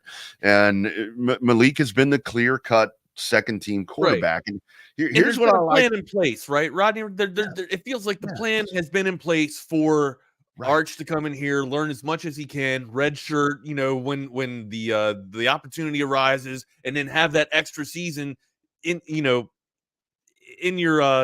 bag, right? So that you can come back and continue to play more Longhorn football. I thought that's what we were rolling out with, man. When you start to change the plan up, halfway through the season or halfway through the campaign, to me, I feel like you could put a little bit of indecisiveness or a little bit of unsureness, in the minds of a couple of players. Hell, right now, you definitely don't want to do that to Maalik Murphy. If I'm Maalik Murphy and I'm getting my first career start, and you heard Sark say they want to rally around Maalik Murphy in his first career start, right? The guys want to rally around him and make him get that dub or allow him to get that dub. If you're going to do that, why put the mindset on the back burner that Arch could be potentially coming in? Like or it would ask, it would bring me to the natural question of how long's my hook, or how long how long of a hook do I have, or how many bad throws do I have until Arch comes in? As a matter of fact, he was, Sark was actually asked that, how long will the leash be for Maalik Murphy? Let's hear his answer. Perfect world, he finds rhythm, stays hot, and plays a great 4 quarters, and then that's the way the game goes. But the reality of it is most football games don't go that way. Quarterbacks, I've yet to find a quarterback that's gone 30 for 30 and 100% and everything's perfect and makes every perfect read. And so what I try to gauge is, is he seeing what he's supposed to be seeing? Are his eyes where they're supposed to be? Can he get fooled on coverages? Of course he can. Can he get fooled on RPOs? Of course he can. But as long as, he can tell me what he saw and why, then I'm okay. Right. And if he does get a little bit out of rhythm, all right, how do I do a good job of trying to get him back into rhythm? Right. And so that could be utilizing the run game. That could be utilizing some advantage throws. That could be moving the pocket. There's a variety of things that we can do there to try to get him back into rhythm if he does get out of it. But inevitably, I don't expect Malik to go out Saturday and just play perfect. That wouldn't be realistic. But what we try to do is put him in the best position to have success. And then navigate our way through the ebb and flow of a football game, which is how every game goes. And that's what I want to hear, Rodney. Sarkeesian's no dummy. He's an offensive guru for a reason. He was a quarterback, so he knows, good quarterback play.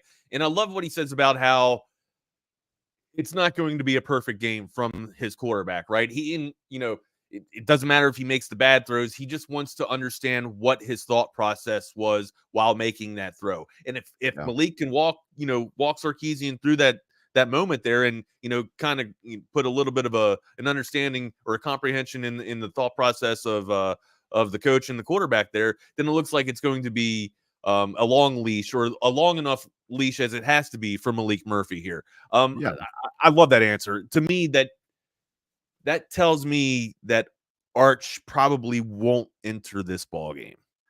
Well, and it's, the whole part of this, we're only having this discussion because it's Maalik Murphy, because he hasn't been the starter. It's the same everything that Steve is talking about right there. It's the same thing even with Quinn Ewers. If Quinn Ewers comes out and he's making mistakes, he's throwing interceptions, whatever, misreading defenses, whatever it is, it's going to be the same thing. He's going to have to come to the sideline. He's going to have to walk through whatever's happening with Steve Sarkeesian. But the whole difference with this is that you don't have that cloud hanging over, where, okay, is it going to be Arch Manning time? And I know I keep bringing up Charles Wright. If Charles Wright was you got to get off this Charles Wright. No. I'm just saying, if Charles Wright was the third team quarterback, let's just say Arch wasn't on this roster. If it was Charles Wright being the next guy in line for Maalik Murphy, this wouldn't be a discussion about okay, at what point could we insert Charles Wright?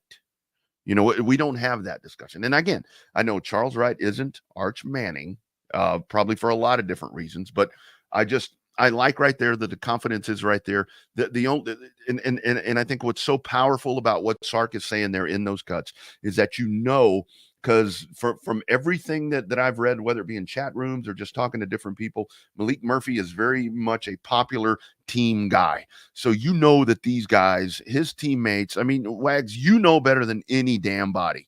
When you're going to battle, perfectly capable of leading a team in battle. And when you go to battle, your dudes are going to rally around you. And even if you suck at some point, they're going to have your ass. They're going to lift you up and they're going to make you better. And that's what happens tomorrow, dude. That's what happens tomorrow. If Murphy gets in trouble, we can talk about discussions with Sark and all that. His guys are going to lift him up and get him in the right mindset. That's what they said. The team wants to rally around him and allow him to play championship level football here. Will Ryan Watts be back or not? Here's Sarkeesian on Ryan Watts. I think it's helpful with experience, right? Anytime a guy starts an entire season at corner and then, starts the first few games this year and then obviously gets injured, not that the other guys aren't capable. I mean, Ryan is more than capable. So is Manny and so is Terrence, and those guys are good players. I think A, he provides depth. B, he provides experience. But as we go through this, we're having him back is a big component to the success of our team. He's physical into the boundary. He can take on a lot of those perimeter screens that are issues. He can be physical with the receiver one-on-one.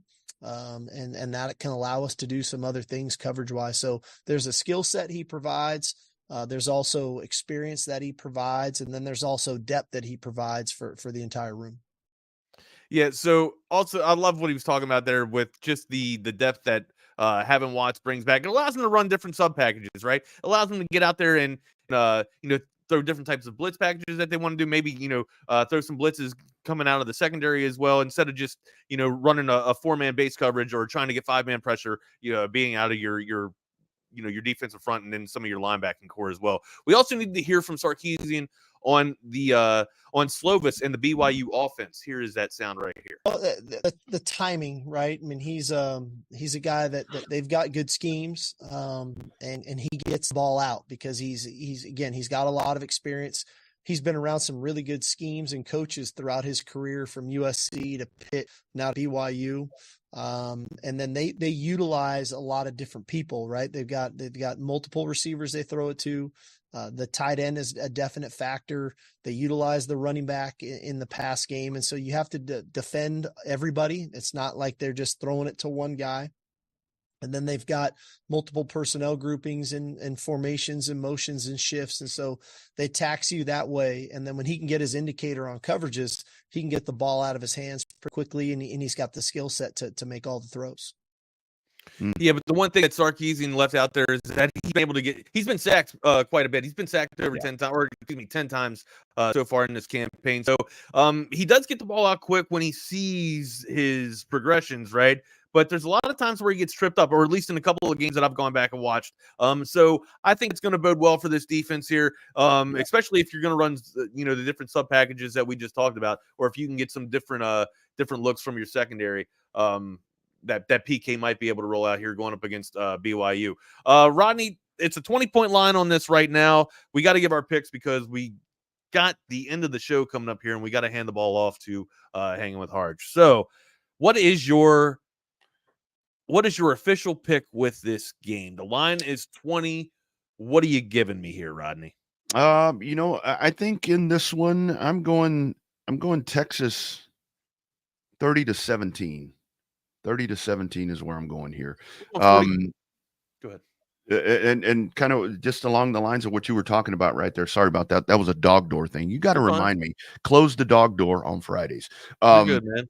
The other thing about this is Texas with the front line, the rush or the pass rush defense. Texas does that extremely well with a non-mobile quarterback. I think that's going to sit well in this situation right here. Take some pressure off the secondary.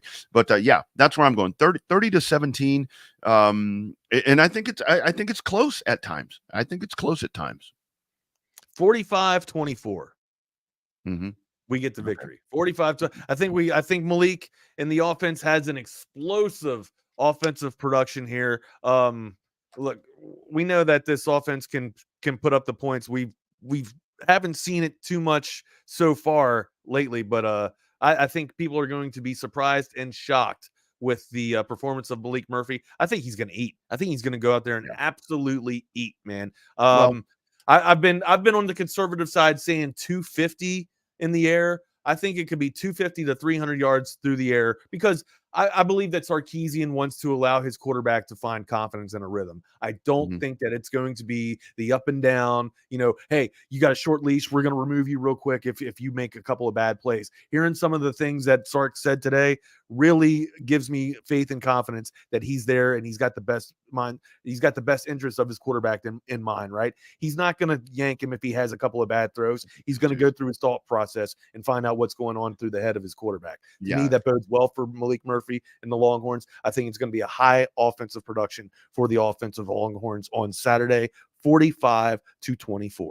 Sark has been doing this way too long when we talk about the hook and the leash and all of that. He's doing this way too long to know that this is a situation to where, oh my God, one thing goes wrong, boom, take him out. We know better than that. But here's the other thing that I do kind of want to leave with, as we go into game day tomorrow is, man, look at the landscape of college football right now. Look at the landscape of the NFL. Hell, look what we have in the World Series right now. Go out, Texas, take care of business, win the ball game. If you don't cover the spread, that's okay. Look around. We've watched it the last couple of weeks. You're seeing top 10 teams that are in dogfights right now. You're seeing teams get knocked off. Your goal is still in mind. Your goal is still within reach right there. Just go win the game. Win the game. It don't have to be fancy. If it gets ugly, that's okay. Just win the game. You're 6-1. It's all still sitting right in front of you. Number 8, Oregon going into 13, Utah. Line 6.5.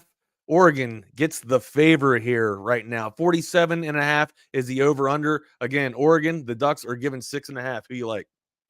I'm taking the Ducks, man. I'm taking the Ducks. I will take the Ducks as well. One more game that we got to get off the slate here real quick. How about, I just saw the damn thing. I don't know where it went. Yeah, Duke and Louisville. I never thought I'd be talking about Duke and Louisville that I'm going to be wagering some money on. Another game at 2:30 here. You can find this one on ESPN. Who you like here? Duke, number 20 Duke. They are getting 4.5 from the Louisville Cardinal here. Who you like? Oh, man, this is a tough one right here. This is a tough one. I don't know, man. I'm kind of buying Duke. Be quick. We gotta get out of here. Yeah, I'm buying Duke, man. I'm taking Duke. Buying Duke. I despise Duke. I will never take Duke. Give me Louisville here. All right, it is time for Hanging with Hardge. We got to get out of here. You want to tell me about Blue Heron real quick before we go? Absolutely. Got to tell you, Rodney, we got to go. Yeah. Blue Heron Furniture, custom leather company, all the way back from 1991. These folks have been doing it. The best quality, the best, durable. It's going to, it's farmhouse. it is the best stuff you're going to find.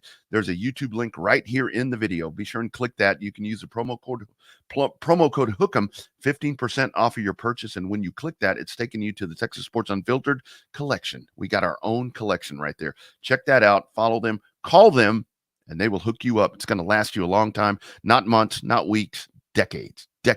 Great Blue Heron Furniture. And that's a Texas Longhorn owned company, by the way. That's what we love. All right, it's time for Hanging with Hardge. We bring on Hardball Hardge right now.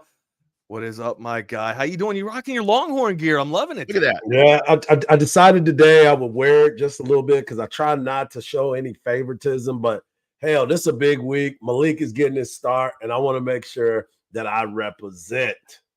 I'm calling it, man. Big, huge offensive production from Maalik Murphy and the Longhorn-led offense right here. I'm 45-24. I think Maalik Murphy has 250, maybe 300 through the air, Rodney. Let's get it, Hardge. Let's get it kicked off right. Same difference. We look alike. Hey, we all wear orange. You got the double H, you got the double R's. You know what we do? That's what we have it right there, bro. We got to get out of here, man. Thank you guys for watching Chaos Theory. It is time for Hanging with Hardge. Thank you guys so much. Appreciate you guys. As always, there they go. Rodney Rodriguez. And, of course, the great Wags. My man doing his thing as always. I'm your boy, Hardball Hardge, and I want to thank y'all for joining me today on Hanging with Hardge. We got a lot of stuff that we're going to go over, a lot of things to talk about, a lot of football this weekend. What up, Sal? Thanks for joining me this morning. So here it is. We got a big weekend. First off, thank you for tuning in. Make sure you like, subscribe, tell 5 friends to tell 5 friends, and even tell some other people to tell other people to tune in to Texas Sports Unfiltered. I am your host, Hardball Hardge, representing the 512, but you know I'm always representing K-Town, the 254. Make sure you follow me on Twitter at HardballHardge. You can follow me on my Instagram at HardballHardge as well. And, of course, follow the show and all the great shows here at Texas Sports Unfiltered, at TS Unfiltered on Twitter, and at Texas Sports Unfiltered. We got a great show lined up for you today. We're going to talk Texas Longhorns as they get ready to host BYU. First time they'll be home in a month. Then you also got the Dallas Cowboys back on the field this weekend and the Houston Texans as well. We had NBA action last night. I won't talk too much about the NBA because there's just so much to get into. We also will be breaking down the World Series. My guy, Rob Parker, you know him. He's part of the Odd Couple. He's been writing, and he also has a website called MLBbro.com. He will be talking to us as well. He's in Arlington, so I want to get the boots on the ground, see what's really happening over there, and get his take on this World Series. What up, CB? Thanks for joining me as well. So let's get into this BYU Texas matchup. Texas is home for the first time in a month. BYU is not going to be an easy pushover game by any means. Sark obviously has a very, very special place in his heart for the BYU Cougars. That's where he's from. That's his alma mater. That's what school that gave him a chance coming out of a junior college in California, where originally, in case y'all didn't know this, Sark was originally a baseball player. And then he went to the JUCO, played some football, and the rest is history. Now he's one of the great creative minds. Sark and the Horns, they have their work cut out for them. The Cougars are coming off of a butt kicking of Texas Tech last week, but let's understand this. They forced 5 turnovers in that game. Like Texas a week ago, they're playing a new quarterback. Texas Tech had a new quarterback as well. So this is going to be an interesting matchup because they created those turnovers by confusing a young quarterback. So this will be something that we'll be paying attention to as well. Maalik Murphy is a highly touted quarterback that Sark recruited to the Longhorns with the idea of him becoming a starting quarterback one day. So he may not have thought it would be with this situation, obviously with the injury to Quinn Ewers, and kind of got pushed into this situation. But we've been hearing the entire time what Sark thought of Malik, the development, the time, the injury that he dealt with last year. So it helped him be groomed to be in this position. And now he's going to get his opportunity. I know Sark yesterday finally made it official. Captain Obvious, we knew that Malik was going to be the starting quarterback. And I'm just glad that Sark decided to go out there and put his beliefs in Malik and let everybody know that this was going to be his quarterback. So for me, this was nothing new. This was not anything that I was going to be like, oh my gosh, I can't believe that he is talking about Arch Manning and trying to throw, I'm not going to say shade, not even close to being shade, but he was also just kind of throw the scent off of the trail, right? Wanted everybody to go in with the idea that they're going to have an opportunity to play. And they all may still have an opportunity to play. And I'm fine with that. In the right situation. Everybody wants to know, will Arch play? Will he not play? Well, here's the main thing. Let's not worry about will Arch play and will he not play. Let's worry about how we're going to make sure that Malik is in a position to help this team win. Malik obviously is the quarterback with the high-powered arm, and what is expected of him? Are they going to change the offense? Is he going to open up the playbook? I think he can open up the playbook because there's some throws that I think that Sark is looking for that possibly Quinn Ewers couldn't make. I know we've heard he can make all the throws. We've heard that. But have we seen him with that opportunity to make all the throws? No. You know, the ball that has been inconsistent for him was what? The deep ball for Quinn. Well, last week he threw a dime. It was on point. And Xavier Worthy seems to be, his hand is better now. Made the catch and things look good. But there are some things that Malik will be able to do on a different level. We all understand the strength that he has. We know that he can throw a ball through a wall. My biggest question, and I'll get into this in a little bit, touch on the passes. That is what I want to see. I want to see, because Sark talked about the week of work and how did everything go. But the one thing that I'm concerned with for Malik is touch on the ball. Sark was able to go to the media yesterday, and everybody was asking, what did you learn from your team? How did this all break down? And I'll let you hear that right now. Malik's going to start Saturday. What did I learn? That they have the ability to continue to do what they've been doing, and that's prepare really well. I think, again, they've got great rapport with Coach Millie. I think one thing that I probably learned maybe a little more about, which I felt going in, is that they've got great rapport with their teammates. I think their teammates want these guys to play well, if and or when their number's called. I think naturally all the players know, hey, Malik's making his first career start. We need to play well around him. That's naturally for anybody. There's going to be some excitement in his bones and in his veins to want to go play good. Let's make sure we play well around him. But the rapport that those guys have with their teammates, I think is one that's real. I thought they both had good weeks of preparation.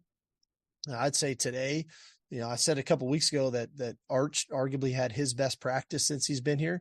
I would say today was Malik's best practice since he's been here. And that's a good thing for us, that as the week's gone on, his game has elevated, his understanding of the game plan has elevated, his comfort level of managing all the things we do at the line of scrimmage has elevated. And I think his confidence has elevated because of it. And he had a really good practice today. And look, of course he's going to get better as the week goes on, because now he's going up against, he's going with the ones. That's what a starting quarterback does. You're playing with the best players on the field, on your team, on the top of the depth chart, and what they've been able to do.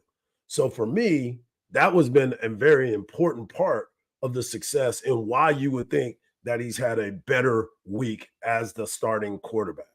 You get to be the one that's taking all the reps. You get to be the one that's working with the ones. You're calling the game the way you see it. So now you have different experiences. And as the week go on, the comfort level starts to set in, the game plan, you become more versed in the game plan. And that's what it's all about. So I expected to hear that. I'm not shocked by hearing that from Coach Sark, and I'm glad to hear it. But again, I'm expecting it. And I'll get back to Malik in just a little bit, but I want to talk more about the situation for me.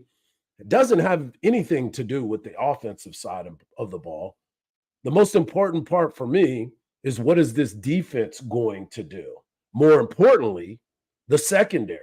The secondary has been going through some situations, and you start to look at, how did we get here? I believe that Texas was being exposed a little bit in so many ways.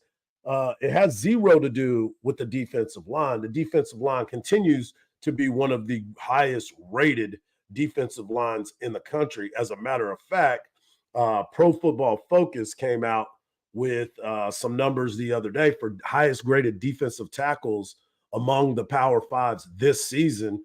T'Vondre Sweat is the highest graded defensive tackle in college football. Byron Murphy is number 9. So the defensive line with those two guys, T'Vondre Sweat and of course Byron Murphy, plugging up the middle of this deal, kind of leads you to believe that the game plan for BYU is not going to be to run the football. Nobody has been able to truly run the football against the University of Texas. And why would you want to? When you see the success that other teams have had, like I said last week, Donovan Smith had his career high in passing yards, over 374 yards, 3 touchdowns and an interception. So if I'm game planning, yes, I want to try to run the ball, but you already know what the success rate is right there. You do have a decent running back in LJ Martin, but your numbers as a whole, you're not very good on the rushing game. You rank 128th out of 133 teams. So that's not your bread and butter on what you want to do. Your passing efficiency is 129. That's 80th in the country. Your scoring offense is 73rd in the country. Your passing yards, I mean, you average 228 yards through the air. 222 yards through the air. That puts you at 74. So your offense as a whole is nothing to write home about. Let's just be honest about it. But the realization is Texas has some areas of weakness. And you have a quarterback, Kedon Slovis, who, even though his numbers have gone down year to year, he's still been a starting quarterback at all the Power 5 schools. He's like JT Daniels. Not everybody loved JT Daniels. When he came out of high school, everybody loved JT Daniels. That's why he continues to get these opportunities. When Kedon Slovis was at USC, he was first team All Big 12. He was everything. And he was dealing with, coming in as a quarterback that was dealing with an injured quarterback that was in front of him. So he got all the play, got all the reps. And then the story is go to Pittsburgh, go and play. Now you're at BYU. And now you get that opportunity to kind of showcase and see what's here. And if you're a quarterback, you're salivating a little bit. And that's no disrespect, because I think when Ryan Watts is on the field and Jahdae Barron is on the field, the secondary is definitely better. But as of right now, the exploitation of this defense has been in the passing game. And let's put it in another perspective. The Texas Longhorns, even though Kedon Slovis is not a mobile per se quarterback, you're not going to have to worry about the run near as much. But if he can get outside of the pocket, because you have not created enough pressure, or got him down to the ground as a sack, then what is it? Everybody continues to, and I've heard a lot of people talk about this. They talk about how he's not an effective runner. But is Texas effective getting to the quarterback and putting guys on the ground? No, it hadn't happened like that. So all that may be true. He's not a good runner. You don't have to worry about the threat of him running. But what are you going to do to be effective enough to get to the quarterback and get sacks? Because the Wyoming quarterback, we didn't think was mobile. We didn't get back to him. And we were up against it all the way to the very end of the game, almost. Until they had a 21-point quarter. So let's not always look at these numbers and look at these opportunities and say, oh, well, this guy does this or this guy does that. Texas has to do their part too. PK has to do his part to put these guys in the right position. So all that being said, Texas is going to have their hands full, and I'll talk about it here in just a second. But first, I want to talk to you about the folks over at Covert BK. Listen, our man Stormin' Norman Watkins is on his way out to Covert BK, so you can have some lunch with him, Bucky, and of course BK, as they start to talk about this weekend BYU Cougars and just get a chance to know somebody. Because Covert BK is nestled on 42 acres in the beautiful Texas Hill Country. They have 3 new state-of-the-art auto dealerships that are carrying 7 brands: Buick, GMC, Cadillac, Chrysler, got one, Dodge, Jeep, and Ram. And of course, if you're not into that and you don't want any cars over there, they also have a Ford dealership in Hutto, and they also have one in Austin, a Ford Lincoln dealership in Austin. The saying is, no one beats a Covert deal, not now, not ever, and why would it ever change? And while you're out there at having lunch with BK, Storm, and Norman Watkins, and Bucky, why not get your car serviced? They service all makes and models, and they have 86 bays. They have 86 bays to make sure that while you're there enjoying yourself, your car is getting done, and then by the time it's over, you can go ahead and leave. All you got to do is visit covertbk.com for the latest specials and inventory, and of course, stop by there today. Ask for Marcus Washington Jr. and Sr., and of course, ask for my cousin Ira Clark. As we say, no one beats a Covert deal, not now, not ever. And while you're getting ready for this weekend And Major League Baseball is about to have the World Series kickoff, and I want to get into the conversation that everybody's having about the World Series, and everybody talking about not watching it. Nobody cares if you watch it or not. I care because I'm going to watch it. And if you're a diehard baseball fan and you understand what it's all about, why not get my man Tom McKay to come out and get your TV set up? My man Tom McKay at Audio Visual Consultations, that's avconsultations.com, will get you the home setup of your dreams. Where you want a big home theater. I was watching a show yesterday on my big screen TV. I sent a picture to somebody and they were like, is that the biggest screen you've ever seen? Yeah, it is. That's why I got it. I wanted that. So make sure you get the home setup of your dreams with the great folks over at AV Consultations. Go to avconsultations.com or give them a call today at 512-255-8678. That's 512-255-8678, and let Tom and his crew come to you. Everybody talks about the big TVs and going to the big box stores. Then you got to be able to travel with it. You got to make sure you got a big enough truck.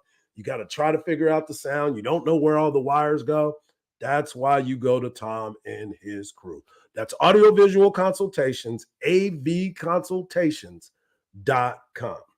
I want to talk a little bit more about this BYU team and put a little bit of respect and talk about who they are. Kedon Slovis, I just talked about him as the starting quarterback and what he's able to do. And if he's been able to get the ball out of his hand and move it all around. But understand this, the crossing routes have been a big problem for the University of Texas. Like I said, with Ryan Watts being out, that has been a bigger problem because you got your catalyst over there. You got your lockdown corner, your boundary corner, kind of locking things down. And so it gives the defensive coordinator, PK, a better opportunity. We had Tevin Mims on with us yesterday, and he was talking about how you have to call a game a little bit different when your main players aren't there and you want to give them an opportunity to be successful. One of the things you need to pay attention to, BYU actually loves the crossing routes. And they have some big receivers and a big tight end. I know my man Chip Brown brought this up in his story, and he talked a little bit about it yesterday. They got number 5 wide receiver Darius Lassiter. He's 6'3". Chase Brooks, he's number 2. He's 6'4". And their tight end, Isaac Rex, is 6'6". So size does matter, folks. Size does matter.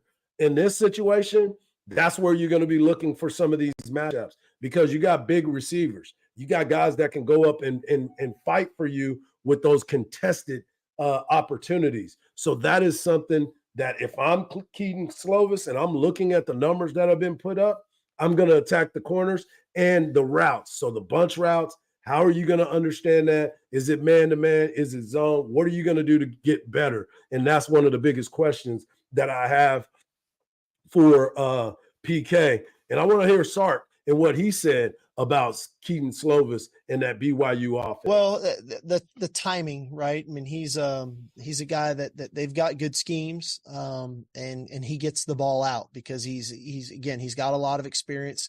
He's been around some really good schemes and coaches throughout his career, from USC to Pitt, now to BYU. And then they utilize a lot of different people, right? They've got multiple receivers they throw it to. The tight end is a definite factor. They utilize the running back in the pass game. And so you have to defend everybody. It's not like they're just throwing it to one guy. And then they've got multiple personnel groupings and formations and motions and shifts. And so they tax you that way. And then when he can get his indicator on coverages, he can get the ball out of his hands pretty quickly. And he's got the skill set to make all the throws. And the other part about that I didn't even bring up, I told you about Darius Lassiter, 6'3". I told you about Chase Brooks, 6'4". And I talked to you about the tight end, Isaac Rex, at 6'6". But I didn't tell you about JoJo Phillips, number 13. He's 6'5". And I didn't tell you about Keanu Hill, who is he wears number 1, and he's 6'4". So the matchup is going to be huge when you start to break it all down, and how will that be important. But Sark talked about Ryan Watts and his availability and what he brings to the table, because he does make things a little bit easier. Well, I think it's helpful with experience, right? Anytime a guy starts an entire season at corner and then, starts the first few games this year and then obviously gets injured. Not that the other guys aren't capable. I mean, Ryan is more than capable. So is Manny, and so is Terrence, and those guys are good players. I think A, he provides depth. B, he provides experience. But as we go through this, we're having him back is a big component to the success of our team. He's physical into the boundary. He can take on a lot of those perimeter screens that are issues. He can be physical with the receiver one-on-one. And that can allow us to do some other things coverage-wise. So there's a skill set he provides. There's also experience that he provides, and then there's also depth that he provides for the entire room. And that's important. That is very important. And what up, JT, and what up, Miss Becky? Glad to see y'all joining me today. Appreciate y'all, as always, with the support. This BYU football team, and as I said before, this Texas defense is going to have to provide some pressure to get that offense off the field. The defensive tackles are going to be able to get there. We're going to try to figure out who's going to put pressure from the outside. We had a big a big showing last year by Baron Sorrell. We don't hear his name as near as much as I would like to be hearing him. Alfred Collins sounds like he's going to play. So it should be all hands on deck for the Texas Longhorns. As I said, this is the first time that they've been home in a month. But I want to go back. Also, they got to create turnovers. Last week, Sark was talking about the turnovers. I told you that BYU turned Texas Tech over 5 times. Turned them over 5 times. But last week, Sark wanted to create turnovers. Well, they got 2 of them. They got an interception and a fumble recovery. So that is important. But they need to do that again. Now they need to continue to have that thought process of let's take the ball away from them. They've done everything they possibly can. You see the movement, but they have to be able to make sure to get the ball back. That is important. That is something we need to make sure happen. What up, Mark? Appreciate you, brother. But I want to go back to Maalik Murphy because this is a big opportunity for him. This is the moment that he's been groomed to be a part of. Sometimes patience is a virtue. Everybody talks about it. Sometimes you have to be a little bit more patient than what you normally would in any other situation. And for me, Malik has done just that. He had opportunities to leave. He decided to stay. And I think this is one of those reasons that he decided to stay because we talked about it. My man CB gave us the stat a while back. Every year, Texas has pretty much had to play with a backup quarterback at some point. Even last year, Quinn Ewers got hurt, missed some time. We needed Hudson Card, and we were thankful that Hudson Card didn't leave the University of Texas because Hudson Card came in and played well. Then he got another opportunity. He went to Purdue. And now Malik is sitting in the catbird seat, and now he's going to get his opportunity. But the one thing that I have been talking about is that you want to make sure that the game is elevated. So this week, Sark said, as the week went on, he elevated his game. He had a grasp of the game plan, and he's gotten comfortable and learned how to check at the line of scrimmage. BYU is going to be a tough, disciplined football team. They're going to try to confuse the young quarterback, as we talked about. We had Tevin Mims, as I said a little while ago, and he said Tevin Mims is a former UT player, and he's also a former coach at the Division I level and a defensive-minded coach. And I asked him yesterday point blank, I said, what would you do when you see a young quarterback? And they said, we would try to wait at least until there's 5 seconds. Give them one look and then try to change to something else. Sometimes they stay in the same one, but then they give them a different look and try to confuse them. And that could happen. That's definitely can happen because that can happen with any quarterback. Don't matter if you're young or old. You got to you got to be able to recognize some of these things. They will have to play better than what we've seen on defense. BYU, they rank low in run defense. They rank low in pass defense. They rank low in total defense, but they rank high in the turnover margin. So we have to play careful football. You can't turn the ball over in those situations, and you can't give them short fields. They rank number 3 in the nation with turnover plus minus margin. Texas ranks 28th. So this is going to be a major part of it. The Texas Longhorns game plan will be to run the football, and it should be no matter who the quarterback was. When we talked about that numerous times. Jonathan Brooks had his consecutive 100-yard game streak snapped last week by 1 yard, bro, by 1 yard. And then we got a chance to see CJ Baxter, who looks healthy, and he has that spring in his step. So this could be a fun game on the ground, and I think it should be, and it will open up some of those passing lanes for him. If BYU is smart, they would sell out. They will sell out to take away that run game. You want to see what Maalik Murphy is going to be able to do as the starting quarterback. Because when you look at the grand scheme of things, yes, Quinn it put up great numbers. I told you that. I'm a big Quinn fan. He's done everything he's needed to do. He's controlled the game. He's managed the game. And that's pretty much what I believe that Maalik Murphy is going to have to do. Just control the game. I'm not going to call him a game manager because, both of those guys can make plays. And they have the arm strength and the ability to throw the ball downfield and light people up all over the place. So if you're going to do that, if I'm BYU, I'm selling out to stop the run game. Make it happen. Make Malik beat you. Don't let Jonathan Brooks, CJ Baxter beat you. You want to make Maalik Murphy beat you. Now here's a catch-22 when you talk like that. Texas has a ton of weapons. And the passing game is what Sark thrives on. He now has the ability with a quarterback that has an unbelievable arm that if the play can develop the way it was before, you know how we used to go, Quinn dropping them bombs, throwing them bombs down the field? I'm thinking the same thing right here with my guy, Maalik Murphy, because there's not a throw that Malik cannot make.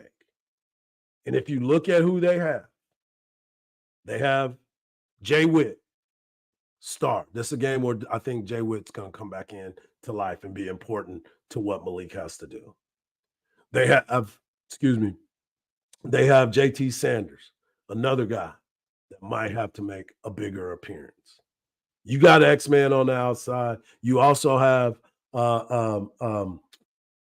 who's my other wide receiver? A.D. Mitchell. That only had one catch last week, by the way. It was a touchdown. That's all he does is catch touchdowns, and I'm cool with that. But we got to make sure that we get that guy back involved. And you have the ability to do so with these quarterbacks, with Malik. I think it's going to be really, really important to get everybody involved. The one thing I will say that is concerning to me, this is my one area of concern that I have with him, is the fact that he likes to throw the ball really, really hard. So that really is one of the things that I'm looking at with Maalik Murphy. Is he going to be able to control his howitzer that he has? Because there's a lot of touch that needs to be done around the line of scrimmage. Touch passes. Don't try to throw it too hard. Make sure, because that's one thing that Quinn was good. And if you go back and you look at some of Quinn's numbers, a lot of his stuff was affected at the line of scrimmage. So I want to make sure that we do that. And before I bring on my guests, I want to tell you about my great friends over at PestWranglers.com. That's right. PestWranglers.com is where you need to go for all your pest control needs. Pest Wranglers is a locally owned small family business that's been around since 2006. Its basic principle of great customer service leads to happy customers. That's why they won't make you sign a contract, because they believe if you're happy, you're not going to go anywhere. And why would you? They got 5-star ratings on Google, Yelp, Angie's List, and all referral sites. Pest Wrangler services most of the Central Texas area. And if you're in need of help with mosquitoes, termites, rodent control, or you need an inspection for your residential or commercial properties, please give Pest Wranglers a call at 512-670-7808. That's 512-670-7808. Or go to wranglers.com. Folks, we have truly been blessed to be joined right now by a man that was just inducted to the National Association of Black Journalists in August. I'm proud of him for that. He's one half of the Odd Couple with my man Chris Broussard. He's a regular contributor to the MLB Network, and he is the founder and editor of MLB Bro, where they cover Black and brown major league players. He is the one, the only Mr. Rob Parker. Rob, what's up, brother? Yo, what's happening, man? How you doing, man? It's been a minute. It's been a minute. It has. Peep this. Because I'm inside, I can't give you everything, but I came prepared, my brother. You know I'm always representing for you. No doubt. And you know I appreciate all the support that you've given us and MLB Bro and how we're growing and all the stuff that's happening, which is so exciting. I'm great. I'm happy to be here in Arlington for Game 1 and 2 of the World Series, and looking forward to it tonight, Game 1. I'm excited about it too, and I wanted to ask you about it because you were boots on the ground. You were there in Arlington. I know that they had a little gala yesterday of meeting with the press and all the players and everybody being there. What's the energy like in Arlington right now? Oh, people are pumped and excited, and they should be. I mean, nobody had the Rangers going to the World Series. I thought they would be good. I got to admit, I picked them to win the AL West. They didn't do it. They lost it on the last day. But they had a really, really good season, and they're a good team. Even when you think about Jacob deGrom wound up getting hurt, and they still were able to hang in there. Their season didn't collapse when he went down. So that tells you about the strength of the other players. Bochy, I love the signing when they spent $500 million on Simeon and Seager up the middle. You never see that in baseball where they sign up the middle guys to those kind of contracts. But they brought stars to the ballpark. That's how you make money in baseball. Like, everybody's trying to cheat the system. Hey, let me try to win with kids, and I don't want to pay anybody. People pay for quality. People want to go see stars play. And that's what the Rangers have. And I tip my cap to them. They did a great job in putting this organization together. Yeah, I've been really, really excited about it. I got a chance to go to spring training with the Rangers this year because the AAA affiliate here in Austin, Texas, Round Rock, is the Round Rock Express. So they were the home of the Houston Astros and the Texas Rangers throughout these processes. So I got a chance to see them early. And the one player that has been the most impressive to me, unless you see him up close and you had the opportunity to see him in LA, is Corey Seager, man. He is a calm, cool, collected dude, but he is a powerful, and people don't realize how big he is playing shortstop position. You've been around this game for a long time. What do you see in Corey Seager? No, I agree with you. Not that, and he's a tremendous hitter with power. The stuff he did with the Dodgers, then he wound up getting hurt. The Dodgers didn't want to sign him. I know the Dodgers are looking now saying, what did we do? They don't have a shortstop. Trey Turner bounced. You know what I mean? Like, they had two really good shortstops. Trey Turner wound up having a great year in Philadelphia for the Phillies. We know with Corey Seager, the Dodgers had both of those guys. I get it. He was banged up and hurt a lot. So the Dodgers didn't want to pay him and didn't want to, buy into him. But I think anybody who knows when he's healthy and when he's playing, he's one of the best in the game. So he's a big part and a big reason why the Rangers are as good as they are. No doubt about it. We're talking to Rob Parker. He's part of the Odd Couple, and you probably know him because of No Way, No How. My man. That's right. Always. I wanted to ask you, too, about Marcus Semien. He was in charge of the Players Association. He was the representative for the Texas Rangers. And last year, he didn't have a great year. Well, this year, they go into spring training. He didn't have to worry about the players' dispute. He could go in, get his work. Had a great season, a really good season. And you sit there and you look at this Texas Rangers team and you say he and Corey Seager are the star of the straws that stirred the drink, so to speak. Talk about him a little bit, and I know he's part of MLB Bro as well. Yeah, he's been a big supporter of our site. He was our first MLB Bro Player of the Year 2 years ago. I had the honor of giving him the award at Citi Field in New York. Last year was Judge, and then this year we didn't have one our very first year, but the last couple of years. And Simeon, I think there was a lot of pressure after he signed a big contract, $175 million. He had the big year in Toronto. I think the pressure got to him a little bit. You know, you try to live up to expectations. And I think he let that go and just went back to playing and had 100 RBIs out of the leadoff spot.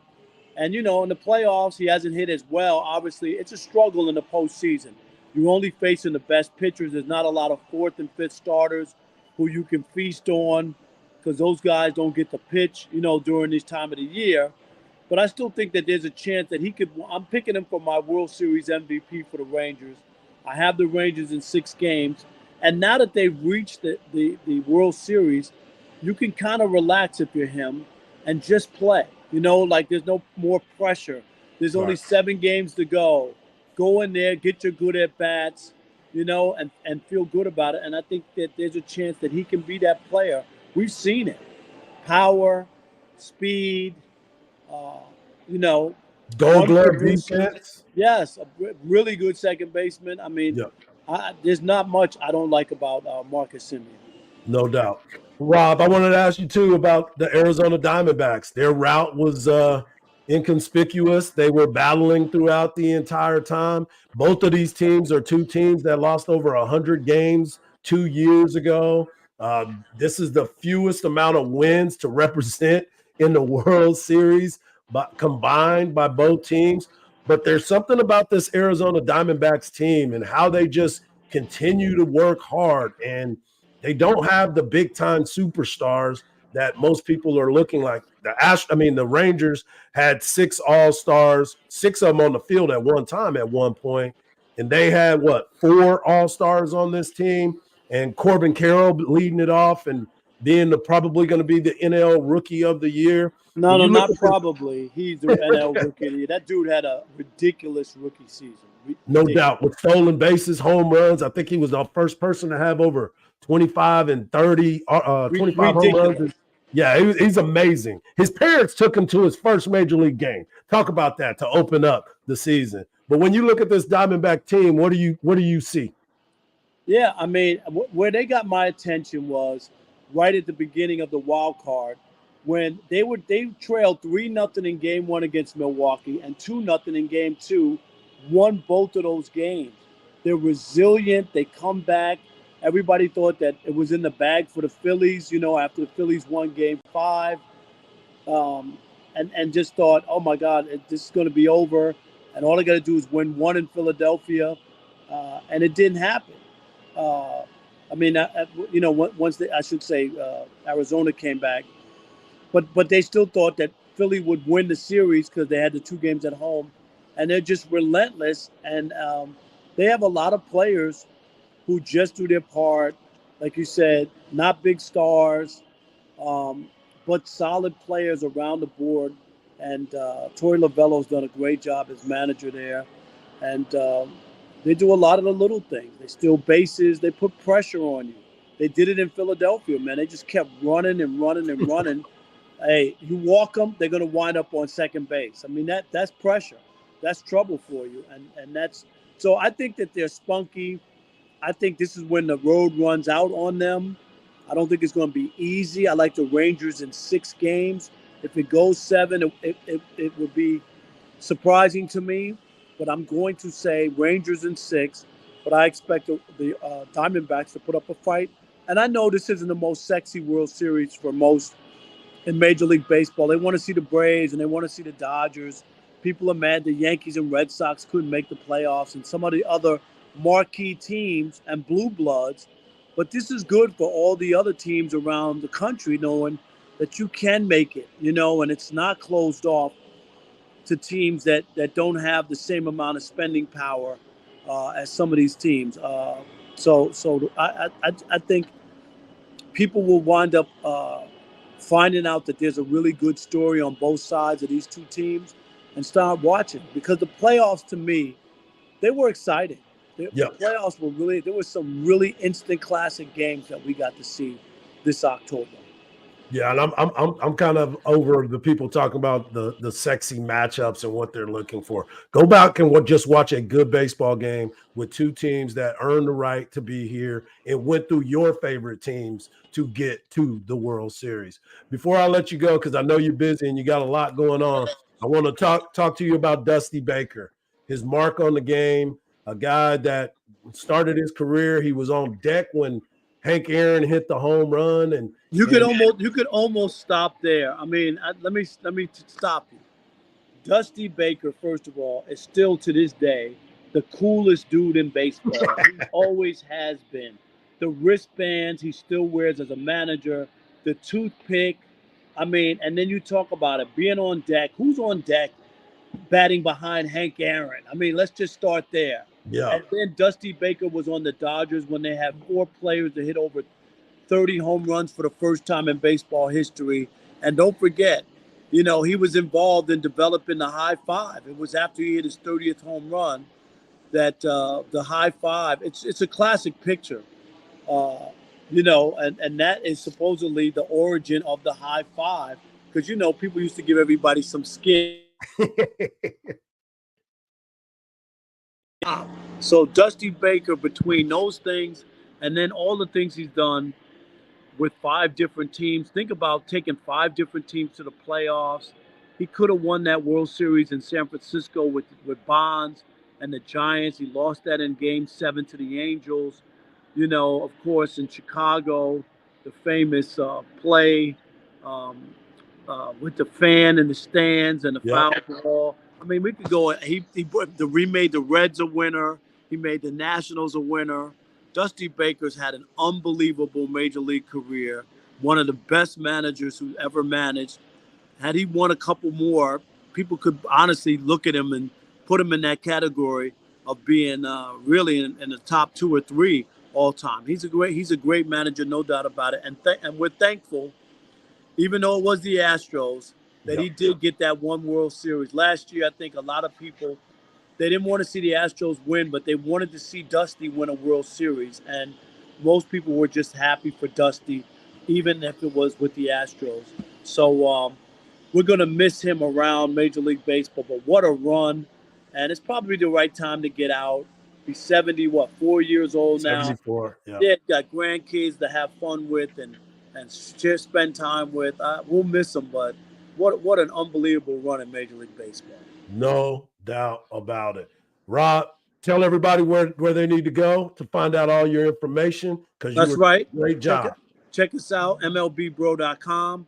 Also, go to my social is at Rob Parker MLB Bro, at Rob Parker MLB Bro on all my socials. And as always, man, I appreciate you and all the support and everything. And thanks for having me on. I appreciate you taking the time. Now go back over there and help them Rangers win that championship, baby. Man, I can't hit a pitch, but I'll be in the stands. We'll see what happens. I appreciate you, bro. Thank you. There he goes, my man, Rob Parker, coming in to talk to us about what he's seen up there in Arlington. He says Rangers in 6. I got Rangers in 6 as well. I was going to tell you that, but since he brought it up, I'm going to go ahead and let you know. But you know who else is a real winner, and they should probably develop trophies as well? It's the folks over at Great Blue Heron Furniture. It is a custom leather company, furniture leather company, that was started in 1991. They focus on heavy leathers, hides, and fabrics, ranging from traditional Western to modern farmhouses. And man, this stuff is beautiful. It's also the highest quality furniture that you can find.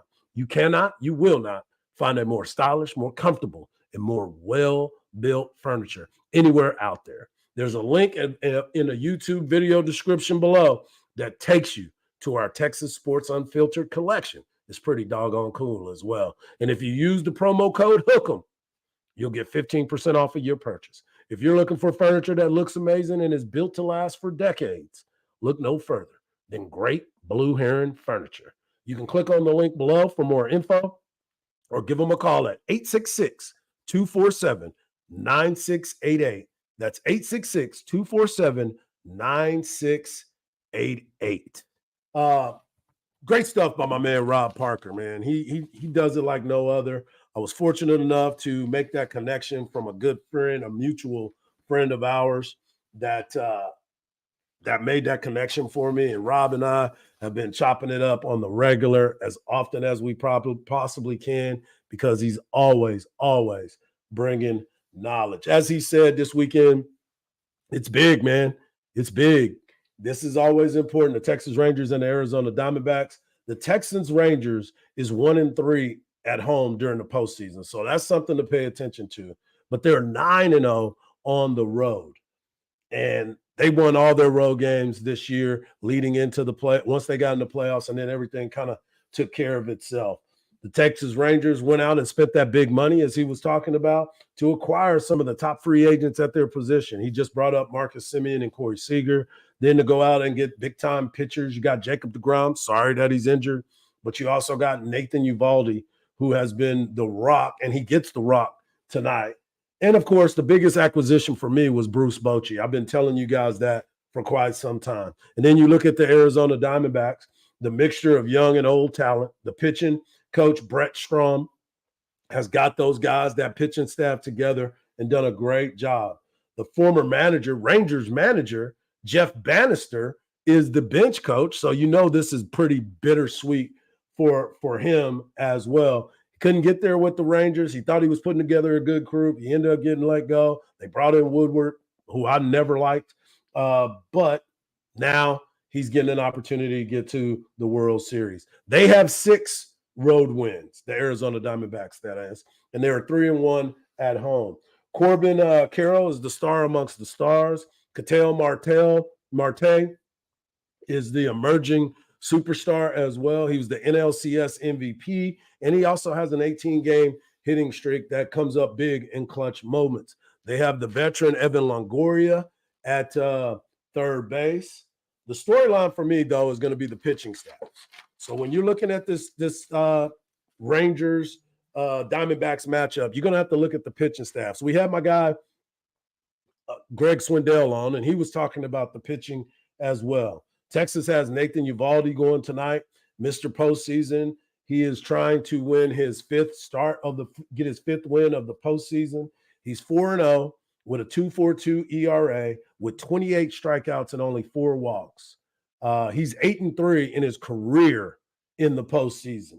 They got Jordan Montgomery, who will probably go game 2, and Mad Max Scherzer needs to get everything going because he's the one weak link that they've had so far on the mound. But this will be his 3rd start after he had that injury, coming back from that injury. So that, I believe, will make him so much better.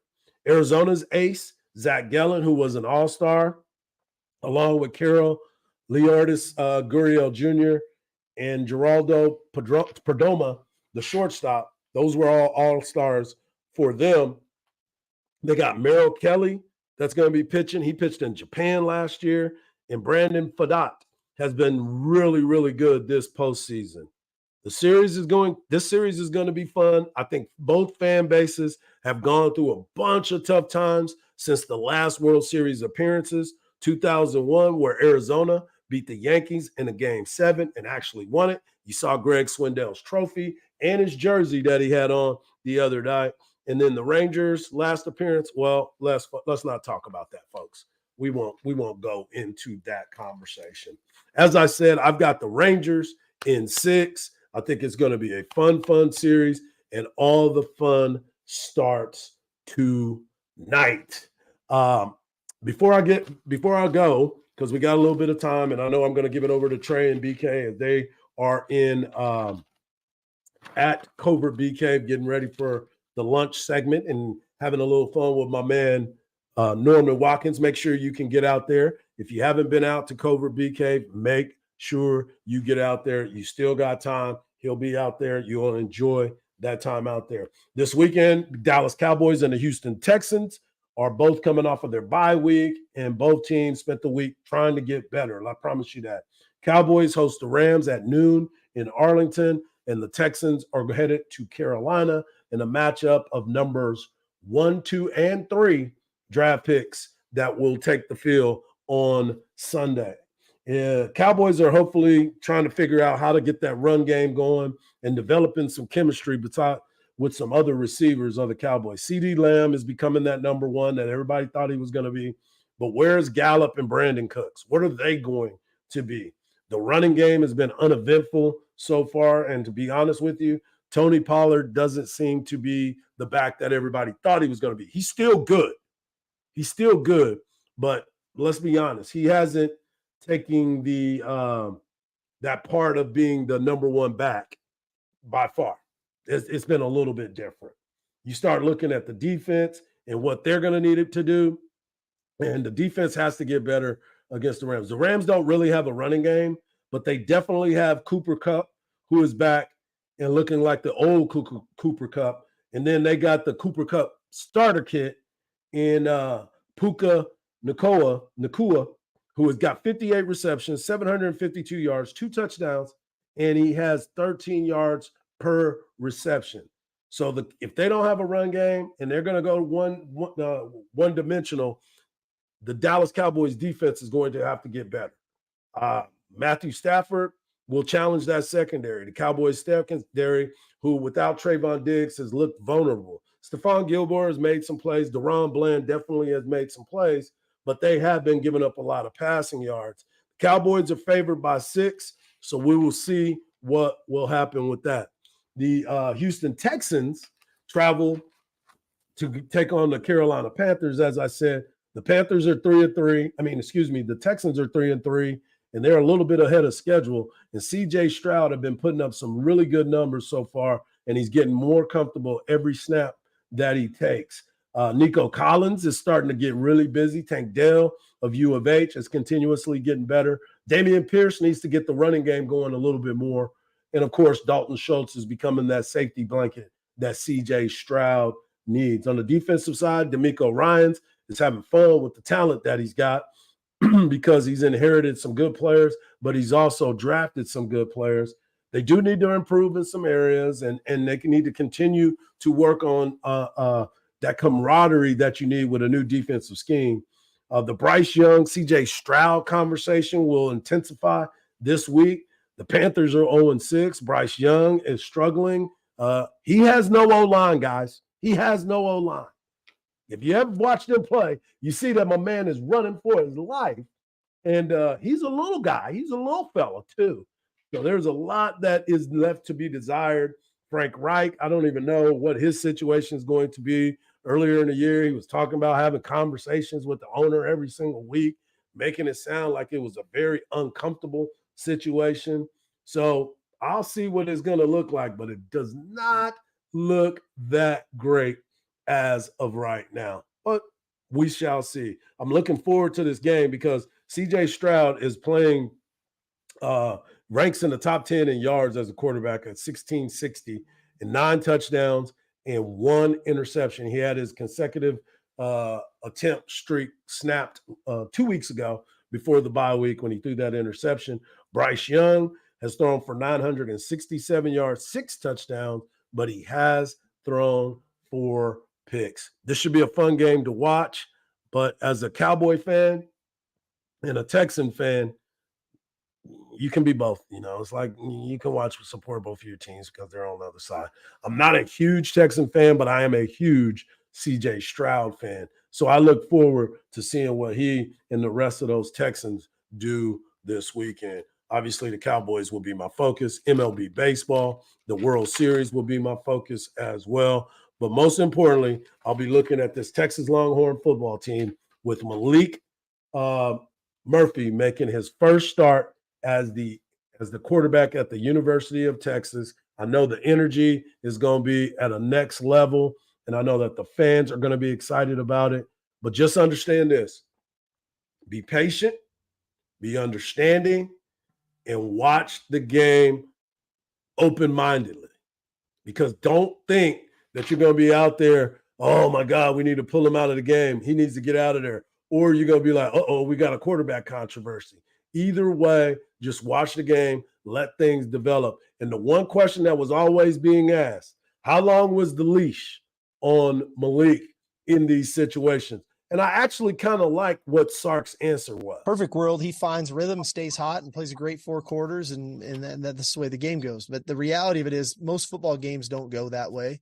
Quarterbacks, I've yet to find a quarterback that's gone 30 for 30 and 100% and everything's perfect and makes every perfect read. And so what I try to gauge is, is he seeing what he's supposed to be seeing?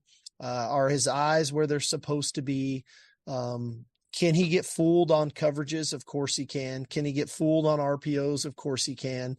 But as long as, he can tell me what he saw and why, then I'm okay. Right. And if he does get a little bit out of rhythm, all right, how do I do a good job of trying to get him back into rhythm? Right. And so that could be utilizing the run game. That could be utilizing some advantage throws. That could be moving the pocket. There's a variety of things that we can do there to try to get him back into rhythm if he does get out of it. But inevitably, I don't expect Malik to go out Saturday and just play perfect. That wouldn't be realistic. But what we try to do is put him in the best position to have success. And then navigate our way through the even flow of a football game, which is how every game goes. No doubt about it. And the other question that was asked, will Hardge play? What are you going to do for Hardge? Can he get into the game? Everybody is trying to open up the shiny toy without making sure that they read the instructions to make sure it was put together properly. Everybody just wants it to work right away. But the question was asked, will Hardge play? Like I said, Malik's going to start the game and go play in this game. I haven't made a decision if I want to get Hardge in there just to get him in there or not. But we have discussed that some because I do think there's some valuable experience for him in that, but I have to make sure that that's in the best interest of the team. Right. And I have to make sure that the team comes first in everything that we do. But I do see the value in something like that. I'm not ready to make that call yet. And he shouldn't have to. Only way he should be in the game is if the game is well out of hand. Texas is running away with it. I know some people think the game is going to be closer than others. The spread has now jumped up to 20. So obviously Vegas and the wise guys see something that kind of stands out to them as far as talent-wise. Texas is the most talented team out there, but we say that every single week. We saw last week what happened when you go to the University of Houston. Houston plays unbelievable football, keeps the game close. And now all of a sudden everybody's in panic mode. Now we're in a different spot. I believe Texas is going to win this game, and I think they're going to win it handily. I think that they have controlled the game from start to finish, and I think a lot of that has to do with the running game. As we talk about every single week, it should be the running game anyway. There's nothing new to that. But I want to thank everybody for tuning in today. I want to thank my man Rob Parker for being a special guest and breaking it all down. Go to MLBbro.com for all of Rob's articles and his staff. They're doing a great job. And as always, don't believe everything you see, because even salt looks like sugar. Peace. Coming up next is the one and only Trey and BK, the midday show, as they continue to be award-winning as always. What up, fellas? Yo, can you hear us? I can hear you perfectly. We can't hear it now. I'm just messing with you. We got you. Great show today, brother. How you doing? I'm good. The bad thing is y'all can't turn up the balloons for Trey. So, Trey, you're good today, brother. Thank you, Lord. So what's it like out there already over there at Cobra BK?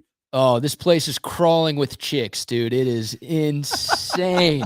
Norman Watkins is our guest today, the lifetime Longhorn. And a few years ago, he was voted as one of Austin's most eligible bachelors. So once we told people about that, a lot of them started coming out of the woodwork to see us. So we've got plenty of honey. So, hey, some of y'all listening and watching right now, come on by. I need to get you on that list, but it only can happen if you shave that mustache. Hey. Oh, no, it is starting, isn't it? It's for cancer research, Hardge. It's for a good cause. That makes me more eligible. Hey, that's right. Now you can tell your story about how you got the creepo stash and why you have it. I love it. I didn't realize upper lip cancer was such a big problem in this country. You guys have a great show as always, man. I appreciate you, fellas. Thanks, Hardge. Have a great weekend. See you, Hardge. There he goes, the great hardball Hardge, and here we go. It is Trey and BK, the award-winning Trey and BK right here on Texas Sports Unfiltered. So wait a second. We're not to November just yet. So you're trying to get a head start? I'm getting a head November start. stash? Yeah, it's part of the Halloween costume also. But what are you going as a state police officer? Going as a pedo. A pedo? Oh, okay. Yeah. Yeah, I did that several years ago. It was my daughter's first Halloween. Did you? Yeah. She was dressed like a little pumpkin, and I had a mustache because I shaved the beard off. So I went as a successful pedophile. And is that what people when you? I'm sorry, I went as a kidnapper. Excuse me, not a pedophile. Why do you say? Why do I keep saying it like that? I'm saying it like I'm British right now. It's pedophile, dude. I pronounce everything correctly, so I know this. Yeah, pedophile. No, that's not it. Oh boy. Yeah, it's gonna be a long show today, isn't it? So when people asked what you were dressed up as, you told them you were kidnapper. Okay. Yeah. Pedophile. I went as a kidnapper, and so we obviously took some funny photos that were shared on social media with her just looking adorable in this little pumpkin outfit, and me looking like a creep with a mustache, which is what you look like if you have a mustache for 95% of guys, right? Can I borrow your kid? You can borrow one of my kids. There you go. Wait a second. I could be a kidnapper. Damn it, my Armenian roots coming out again. Just giving a mustached creep my kids. Oh, God. But so we went out for a Halloween party after that. It was like one of the first times we went out after Justine had Vivi. And so I just kept the mustache. And I told people that night that I was a kidnapper, a successful kidnapper, because my kid was at home. And so that did not sit well with people, most of whom were still single and didn't even have kids anyhow. It's like, oh, stop acting sanctimonious with me right now. This is Halloween. You look like you have an axe going through your head right now, but because I bring up something that's a little bit too terrifying for you, all of a sudden I'm the asshole. Well, you know how life works. We're all offended on behalf of other people. True. So all the parents were like, oh, that's genius. And all the people without kids are like, oh, that's so offensive. You're bothering me. It's like, shut up. Shut up. You're not actually bothered by this. You're just trying to fit in. Yeah, you should talk to me on a non-Halloween night. Then it gets real weird. Yeah, that is weird because you do like to kidnap a lot, and that's a bad hobby of yours. Wait a second. We've been trying to get rid of that one for a while, haven't we? Welcome to the show. We're having some fun today. Hey, come out to Covert Bee Cave. We're broadcasting live, of course, from the Covert Bee Cave studios. Lifetime Longhorn Norman Watkins is upstairs right now. Bucky is here. Free food is here as well, thanks to our friends at Verde's and our friends at Smoky Mo's for providing lunch. You've got about an hour to come by and say what's up, get your picture taken with Norm, get some autographs, get some free food, and talk plenty of Texas Longhorn football, which, of course, we'll be doing over the next 55 minutes. Also, in about 10 minutes, Jared Sandler from the Texas Rangers Radio Network will be joining us to preview Game 1 and really preview the entirety of the World Series, which, of course, gets going tonight. Jared's been on the call for all of these games all season long. Nobody better to talk to about the Rangers than Jared. And we'll see if the Rangers can win their first World Series in franchise history. Of course, the D-Bags going for their second World Series title in team history. And we'll give our picks today. We'll have where are we at in society at the end of the show. We are locked and loaded for the next 54 minutes. What an exciting sports weekend this is, just selfishly speaking, because Maalik Murphy is going to be under center for the Longhorns tomorrow. Do we see Arch at all? And how does this team respond to a disappointing victory over Houston last weekend? And then also the Texas Rangers making it back to the World Series. I mean, even a week ago, especially after the Friday night game, not sure how to feel about the prospects of them making it to the World Series, but here we are, and weirdly, they're the favorites too, but you certainly can't sleep on the Arizona D-backs, much like the Rangers. They've shown an incredible amount of resilience throughout the course of the 2023 season, and then even more so in the playoffs. Whatever soul that I had left my body at Z Tejas last Friday night once Altuve hit that home run. I mean, I blacked out in just anger and rage, and oh man, it was a disaster being in public at that moment. And I thought it was over. I'd left the Rangers for dead after that moment. I think most people did too, but This team, both ball clubs, man. I mean, it's the first time they went to this 7-game CS format in 1985. Trey, it's the first time both the ALCS and NLCS winners won games 6 and 7 on the road to get to the World Series. That's how rare what the Rangers and what the D-bags did to get here. Wow, that is crazy to think about. Boy, I'm with you too, man. I'm so glad Texas won this series because that Friday night, it was the gut punch of all gut punches. I mean, that felt, it's strange to say because the circumstances weren't quite as big, but it felt like that Nelson Cruz play back in 2011. Oh, God, don't bring that up. We don't need that kind of juju to start this World Series. But I was surrounded by my wife and kids. We were at Slapbox. We were also in public, and there were Astros fans cheering literally a table away from us, and other people in the restaurant that were excited about that home run. And you're like, shut up or I'm taking your kid. That's what you do? No, I said, shut up or I'm taking these kids sitting across from me right now. And they're like, well, they're your kids. Please do take them. We don't want them. Oh, my but it was just like Justine was trying to console me. And I was just like, please don't talk to me right now, but not saying that out loud. My kids were being cheery little kids, even though they understood that it was a bad moment for the Rangers. And eventually I just had to take that breath and move on. That is awesome. Shout out to Pedro, who hits us up on the YouTube comment line. I love all the hosts, but Trey and BK are my favorite duo. What's up, guys? What's up, Pedro? Appreciate the kind words. What up? Appreciate you loving everybody too. That's important. All right. Yeah. Huge sports weekend. We've got a week of all 4 going on because the NBA's back, the NHL's back, football and baseball. It's a great time to be a sports fan, which means it's a great time to call AV Consultations, by the way, 512-255-8678 to get your home TV set up. Let's hear from Steve Sarkeesian. We've got our man Brock here as well, helping out. Brock will go with the will Arch play on Saturday cut. Here is Sark from yesterday answering that question. Like I said, Malik's going to start the game and go play in this game. I haven't made a decision if I want to get Arch in there just to get him in there or not. But we have discussed that some because I do think there's some valuable experience for him in that, but I have to make sure that that's in the best interest of the team. Right. And I have to make sure that the team comes first in everything that we do. But I do see the value in something like that. I'm not ready to make that call yet. I think within the course of him flip-flopping back and forth there, we haven't discussed it, but we've talked about it a little bit. Not sure whether I'm ready to make that decision, but I see the value of it. Like, I think it's pretty obvious at this point that we're going to see Arch Manning at some point tomorrow. I think it's obvious that you're crazy. Really? Yeah. Yep. I mean, look, there are multiple scenarios where we do see Arch Manning tomorrow, right? Maalik Murphy gets hurt. Okay. We see Arch Manning. Maalik Murphy sucks. Okay. We see Arch Manning. Maalik Murphy plays so well that Texas has a 4-touchdown lead with 5 minutes to go. Okay, we see Arch Manning. To me, those are the scenarios. Like you were talking about this yesterday. You think, maybe Malik gets a couple of series and then Arch gets the 3rd series, something like that, like a little bit of a quarterback rotation. Maybe 4th. I just don't think we see that. Like we've never seen that from Sark. That's why I don't think we're going to see it. Now you're right. He hasn't completely closed the door on it during his press conferences this week, but that just feels out of character for what Steve Sarkeesian has always done, both at Texas and in previous stops. Let me give 2 more scenarios where we may see Arch in for Maalik Murphy. One is Texas being up 14-0 going into the second quarter. The defense is just manhandling the BYU offense, and they look like they're in control. It's the 4th series of the game. Here comes Arch Manning. Can you see that one? No, I can't. Okay. I can't.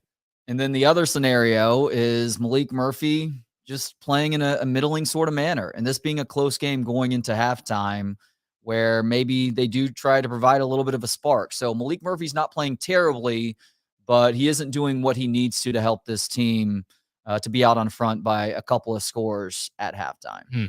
I can't see that one either. Okay. I think that's more likely than your first scenario, but I feel like as long as Malik isn't turning the ball over a bunch and as long as Texas isn't down by multiple scores midway through the second quarter at the earliest, then I think this is going to be a Maalik Murphy game tomorrow.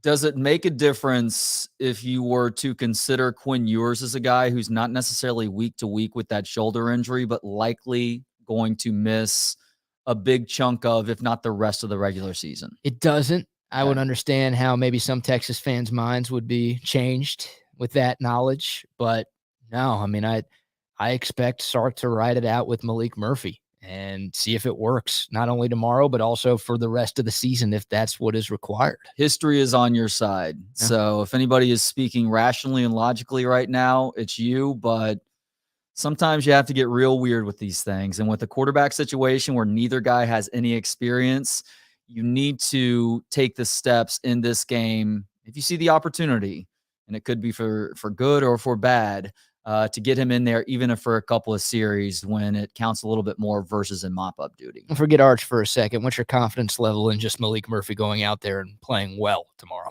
I think that given a week, we're not going to see him throwing fastballs on all the receivers that he's hitting across the field. I think we see him try some easy throws early on, but Sark is also going to challenge him, especially if we see some successes on some of those easier throws. But I think Maalik Murphy, it may be a bit of a mixed bag, but I think overall it's going to be a positive experience that we get from Maalik Murphy tomorrow. Yeah, I'm with you, man. I'm cautiously optimistic about Maalik Murphy, and it doesn't have as much to do with Maalik Murphy as it has to do with the fact that it's anybody making his first career collegiate start. Like, I was nervous about Quinn Ewers last year when he was making his first start. I was nervous about Sam Ehlinger when he made his first start. Colt McCoy, VY, I mean, everybody. Like, it just scares me a little bit when we're talking about a guy making his first start at any level of football, but especially with all that's on the line for Texas tomorrow, with the fact that, you know, they control their own destiny for a Big 12 championship game appearance. If they lose, they don't. They still control their own destiny, I think, for a college football playoff spot. If they lose, they don't. With all of that stuff on the line, it's like there's plenty of reasons to think Maalik Murphy could be a little bit nervous tomorrow, could be a little bit rattled tomorrow. Now, I know he's been waiting for this situation his whole life. I don't think he's going to be scared, but there's just a lot of factors at play here to where it's like, okay, I'm a little bit nervous and a little bit weary of what we might see. All right, how about this for a first play tomorrow? No, not the Xavier Worthy smoke screen. Play action handoff to Jonathan Brooks. Maalik Murphy throws deep. Okay, cool. Okay, I'm signing up for that. I mean, you know, we're going to see a swing screen to Xavier Worthy, so there's no point in even having this conversation. I hope that Steve Sarkeesian doesn't just think it's business as usual with Maalik Murphy in there, and he's okay with him throwing the football 17 times in the first half, like with Quinn Ewers last week. I guess the caveat is if he's 16 for 17, then you take that because there were a lot of shorter throws that Quinn Ewers was completing to go along with deep balls too. But there's no need to have him throw it that much in his very first game. You have two extremely talented running backs, one of whom is near the top of college football in terms of yards gained. And he didn't even get the bell cow duties the first two games of the season. So he very easily could be leading the country in rushing right now. Yeah. You don't need to make this more difficult on yourself than it needs to be. Yeah. I mean, that's it, right? That's any quarterback's best friend, a good run game. And that is a way to take some of the pressure off of Maalik Murphy if you just feed Jonathan Brooks and CJ Baxter a bunch. And you've got to be effective running the football. Now, you would think BYU is going to load the box, right? Like they know what Texas is probably going to try to do tomorrow. So they're going to do whatever they can to prevent that. But maybe there's a way you can still have success running the football. Hell, Texas against Kansas had a bunch of success. They ran it 51 times for 330 yards. They had the ball for nearly 40 minutes. That's what you want to see from Texas. BYU is going to stop it, but hopefully your big boys up front can win the battle on the lines of scrimmage, and you're still able to run effectively, even if they're expecting you to do so. That's right. When this team is at their best, they are sustaining offensive drives and keeping that defense fresh at the same time. And the defense has done a great job throughout the year of really quick turnarounds. Remember that Kansas game, the Jayhawks typically in the Lance Leipold era are looking to grind drives out to try and keep their defense a little bit fresher. Well, Texas flipped the script on them, and that was one of, if not their best game of the year. I guess you could argue Alabama was a better game, but in terms of overall team performance, I love thinking back on that one. Let's see them get back to that now, grinding drives out, giving the ball to Brooks, letting Maalik Murphy take his chances as well, of course, and then hopefully we don't see this defense wear down like what we saw in Dallas and to a lesser degree against Houston last week. Agreed. All right, we'll get back into Texas and BYU, but now we got to talk some baseball. Yeah. World Series Game 1 tonight, Globe Life Field in Arlington.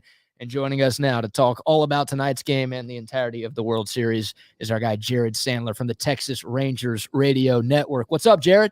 What's up, guys? You guys like this fake plant I have over my shoulder? Oh, you're telling me that's not real? I thought you've been growing that for years. No, I don't know what it's called because I don't make these decisions in our house, but apparently it's not real. you could have fooled me, but I got, you'd think for the World Series, I could come with some sort of aesthetically pleasing background, but I got some whatever shades or blinds and then this stupid plant. You're telling me before you were married, you didn't have that exact same plant at your place, Jared? You know what? You would have seen a way more enjoyable background before I was married with bobbleheads and silly trinkets and stuff. We have a place for that, but it's basically a part of the house where only I ever venture. And it's unfortunately not where I typically do these things. I need to put my foot down, right? I mean, we're coming up on 5 years married. I think I need to put my foot down and say, hon, for our anniversary, I want to have a house or a room that resembles a 14-year-old sports fan's room, because that's what it's all about. You know what they say, happy husband, happy life, right? Yeah, exactly. Yeah. I think that's the expression. Sure. All right, Jared. Well, man, I love having you on. I always love talking to you, but obviously having you on the day of game 1 of the World Series means that the Texas Rangers are a part of the World Series, and it's been a long time coming, man. Just before we start to preview this series, just your thoughts on this team. Obviously, the rebuild over the last couple of years, going from 100 losses 2 years in a row, the 6 straight losing seasons, to winning 90, and then obviously doing enough in the postseason to get to this World Series. Just kind of some overall thoughts on the wild ride that it has been for this rebuilding Rangers team. Yeah, so rebuilds aren't fun, and unfortunately in baseball, the collective bargaining agreement is such that it incentivizes teams to go into rebuild mode, and it's not like the NFL where when you go into rebuild mode, you can also watch the best college football players the day before and dream of your team drafting that guy, and that guy, if a quarterback, changing the complexion of your franchise that very next year, or having the distraction of fantasy football and all the other things that go on. The NBA, I don't think people are as charged up for fantasy basketball, but you can, watch that college basketball grade or follow Victor Wembanyama and think, man, we stink, but we're going to get this guy possibly. Baseball, that guy, you can get, but he might not pay off for another 3, 4, 5 years. And so I think it's the toughest sport, even tougher than hockey as well, to, as a fan, sit through a rebuild. And as is the case with any rebuild, there's never a guarantee. You can think of the Cubs, you can think of the Astros and teams for which it worked out, but then you think about the Mariners going 20 years without a playoff spot. The Pirates, when I was growing up, when you guys were growing up, Pirates were irrelevant. All they did was rebuild, and they failed, and they went back, and they failed, and they went back. And so I think one of the prevailing thoughts for me throughout the season was, holy smokes, all right, the Rangers are out of the rebuild process. They're now in compete mode, and it's just not easy to do. It's not a given, and when it fails, it's even worse, because then you got to start over from the beginning. And so I think that's been the biggest thing, is that this team has graduated from rebuild mode into open up the window of competitive baseball mode, and hopefully that stays open for a long time. And obviously, this recent stretch has exceeded any realistic expectations for the team to be playing for a chance to win a World Series. It's just been a dream, I think, for Rangers fans. Exceeding expectations indeed. However, there was reason for optimism heading into this season, Jared. The team had been spending big money, but wise big money over these last couple of off seasons. But perhaps the biggest reason for optimism was Chris Young talking Bruce Bochy out of retirement. I remember reading that headline when it came down, saying, holy cow, this team is going to compete for a playoff spot this year. And sure enough, here we are right now. What has impressed you the most about being around Bruce Bochy this season? He's the same guy every day. I know that's, probably a cliche that's used a lot for a manager or a head coach of a sports team that is successful. But you think about this year, it's been like a roller coaster ride unlike any other, with going from spending the first half of the season like is it the best team in baseball? I don't know. It might be, to then the second half of the season, one day waking up feeling like they're going to win the division, to the next week straight feeling like, oh, they might not even make the playoffs, to back on top of the division, to, oh, no, not a playoff team. And the range of emotions and the way they were losing games too. With the bullpen struggles that they experienced, they're losing games late. It's almost better maybe to give up 5 in the first inning and be knocked out from the start, as opposed to having that hope. And it was such a demoralizing time. And Bruce Bochy was the same exact guy. And I think that his disposition and his behavior on a daily basis allowed the guys who also carry out a similar disposition to behave that way and then impact the rest of the clubhouse. There's no doubt that he is a master tactician, and there's no doubt that he's had other influences on this team. He still knows the game. He's incredibly sharp, and I think a lot of the ways he's navigated the pitching situation this postseason is evidence of that. But I just think with this team and the way this season has gone and its trajectory, Bruce Bochy's even keel nature has been incredibly valuable. Jared Sandler of the Texas Rangers Radio Network joining us here on Texas Sports Unfiltered. Jared, you talk about demoralizing. That was a word you used in your last answer. That Jose Altuve home run in the 9th inning of Game 5 felt about as demoralizing as you could possibly get.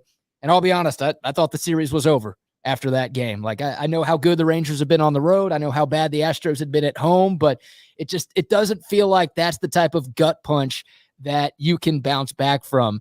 Did you think the series was over after that? Or did you have confidence that, no, this team was actually capable of winning those 2 games in Houston like they did? So I'll tell you what my outlook was before that game. When you looked at the next 3 games and the pitching matchups, that game, Game 5, Montgomery versus Verlander, felt like a toss-up. I would take Montgomery over Verlander, but you just can't disrespect playoff Justin Verlander and think, even though he has, I don't want to say struggled, he's not the same guy, that he wouldn't just show up in a big moment like that. Mm-hmm. I felt like the next game, Game 6 in Houston, major advantage for the Rangers. Framber Valdez has really struggled, and Nathan Eovaldi is big game Nate. And then I thought Game 7 was a pretty big advantage on paper for the Astros with how well Christian Javier had pitched of late and how well he did against the Rangers earlier in the season and the mystery bag of Max Scherzer. So it felt like the winner of Game 5 had a major leg up. And so for it to slip through the cracks like that, it was demoralizing. And I do think that during the regular season of baseball, maybe any sport, but especially baseball, fans overhype the significance of a big win and how that might set the team in the right direction. And they also overhype the significance of a big loss and how that might derail the season. But in Game 5 of the ALCS, in what is already an emotionally charged series, you give up a home run like that. I do think, again, it's never as bad as you think. It's never as good as you think, but it's very possible that just sucks the life out of you. We've seen it happen in sports before with losses like that. But I thought the saving grace was Nathan Eovaldi, because if you get a good outing from your pitcher, it almost forces everyone else to, continue to keep going. I think, though, in retrospect, it probably was silly to think that it was going to suck the life out of them, because it didn't seem to phase them one bit. No, I did not think the series was unequivocally over. No, I was not taking that flight to Houston thinking, all good, not worried one bit, right? It was somewhere in between. Definitely felt like the Rangers had let a tremendous chance slip away with that home run. But you get to a Game 7 and you just never know. And the other thing too, BK and Trey, this stuff is always easy to say after the fact. At some point, the Astros run was going to end. And they're just going into the series. It felt like this was the year it was going to happen. It felt like it was lined up perfectly with how dominant the Astros had been over the Rangers in the regular season. And everyone is leaning Rangers or leaning Astros. It felt like this was the year. And I kind of felt, I thought about that. And I thought about Nathan Eovaldi getting the team to a Game 7 and letting the chips fall where they may beyond that. And I do think in Game 7, guys, I hate to say that Dusty Baker was the reason they lost. That's not why they lost. I think that Bruce Bochy outmanaged Dusty Baker in Game 6 and 7. And I think a part of what Bruce Bochy did, or maybe what Dusty Baker didn't do in Game 6, contributed to the Rangers' advantage going into Game 7. Yeah, I don't want to linger too much on this, but I feel like that extra day in between Game 5 and 6 also helped out. Like, I remember going back to 2011 and the Nelson Cruz debacle in right field. Like, they had to get back on the horse and play that very next day. And I felt like that worked to their disadvantage. But to get that day to really take a breath and think about things and then move past it, I'd like to think that that ultimately that was a benefit to the Rangers too. Yeah. Now, just quickly, you're right. But remember, they had the rain out before Game 7, and so they actually delayed it a day, and that allowed, what was it, Chris Carpenter to go back and take the mound. He wasn't going to pitch, but to your point, Trey, yeah, I mean, they had to show up to the park. You know, they didn't have a day. They didn't go to sleep after Game 6 knowing, hey, we got a day to just totally unwind, right? I think you're right. I do think that day allowed them to flush it out. And hey, here's the other thing too. The Martin Maldonado trotted out to the set for FS1 after the game and said, oh, you know, Adolis Garcia and the Rangers woke us up. I think that the Astros kind of, I don't want to say they woke the Rangers up, but the Astros did themselves no favors by puffing their chest out and providing even a little tiny bit of emotional charge to the Rangers. And let's not forget what happened when Framber Valdez hit Marcus Semien. The Rangers were losing that game 3-0 in Houston, and that fired them up. This is a team that has responded well to that emotional injection into a game or into a series. And I'll tell you, there's no love lost between the Rangers and the Astros. And a lot of times I think those rivalries are really more fan driven at the professional level and the college level. I think that the athletes are more a part of it. I think it's way more territorial in college, but the Astros are not a team that other teams around the league love. And the Rangers were not lacking in any level of motivation to get back up on the horse and take care of business. So interested to see what Max Scherzer does in Game 3, Jared. Obviously, his first start back from that shoulder issue. The slider was flat. The curveball looked really good. The fastball was okay, but that slider was flat, and the Astros jumped on it on a couple of different occasions. I thought he looked better in Game 7. Do you think he's about to turn another corner and we see a Max Scherzer that we've all become accustomed to over the years in terms of a guy who is not giving up any easy runs and is able to get, I don't know, maybe 4 to 5 innings worth of outs for this Rangers team? I hope so. And you're right about the slider. The slider was just really not effective pitch in Game 3. And when he came back in Game 7, he threw more curveballs than sliders. And so I think that right there is what gives me confidence about Max Scherzer. I don't necessarily have full confidence he is going to be the same level of Max Scherzer in terms of his dominance as, say, the last couple of years, but I still think you can't discount what goes on between the years. He is very sharp. He understands how to pitch. He understands his body. And even something as simple as making the adjustment and starting to throw more of the curveball than the slider, because that pitch was more effective his first start back and continued to remain more effective when he pitched in Game 7, you know, as limited as that outing was. I think that he has the brain and the mind to try and navigate through this. Now, hopefully one more start removed from the return, he is in better condition. He is knocking off the rust. But it's funny, Trey, when someone asked me earlier today about this series, and I said, well, you know, these teams are very different in a lot of ways. They're also similar in a lot of ways. They've both been aided by bullpens this postseason that let them down significantly during the regular season. They've turned a corner, and they're both led by 2 really good starting pitchers. And it's crazy to think that when you mention those 2 for the Rangers, it's Eovaldi and Montgomery. Not a slight to Max Scherzer, but he's not one of those 2 right now. But he is a guy who very easily could give you that type of performance on a big stage. And I think his mind is a big reason why. Jared, more preview of this Rangers D-back series. Where do you think the Rangers have the biggest on-paper edge going into this one? And where do you think maybe the D-backs have the biggest on-paper edge? Well, so I think the Rangers lineup is way better. The D-backs do a really good job of taking advantage of what they have. Their athleticism on the bases is huge and has been very vital to their success. They go first to third. They go first to home really well. They steal bags. I think it'd be unfair to say they're a small ball team. I think that almost corners them in a way that is disrespectful to the rest of what they bring. But they were among the leaders in sac flies, right? They do a good job of putting the ball in play and giving themselves chances to score with runners on base and less than 2 outs. They will bunt Their bunting numbers are a little inflated when you look at their regular season numbers. It's a lot of guys who aren't around, and then one guy in particular, Geraldo Perdomo, who carried the lion's share of that, and he'll play. So you got to watch out for that. But I just think that as much as we love the underdog story, in a way, their lineup is an underdog story with the way that they manufacture runs. The Rangers lineup's way better.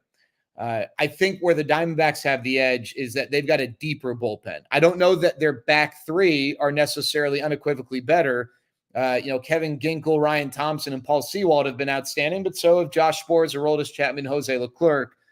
But I think that the Diamondbacks have a deeper bullpen, maybe a wider circle of trust for Torey Lovullo in terms of high leverage situations than Bruce Bochy. So I think for both teams, it's super important to get length out of their starters. Obviously, not a bold statement there.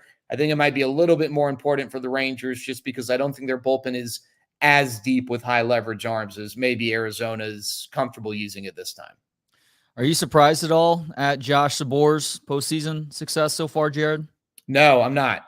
So if you go back, and I got receipts for this, right? It's easy. I can just come and say it. One of the things I said right before the postseason was that I expected, or Josh Sborz was an X factor, and I tweet way too much. I'm such an annoying tweeter; it's not easy to find. But I cited his numbers through the first 3 months of the year.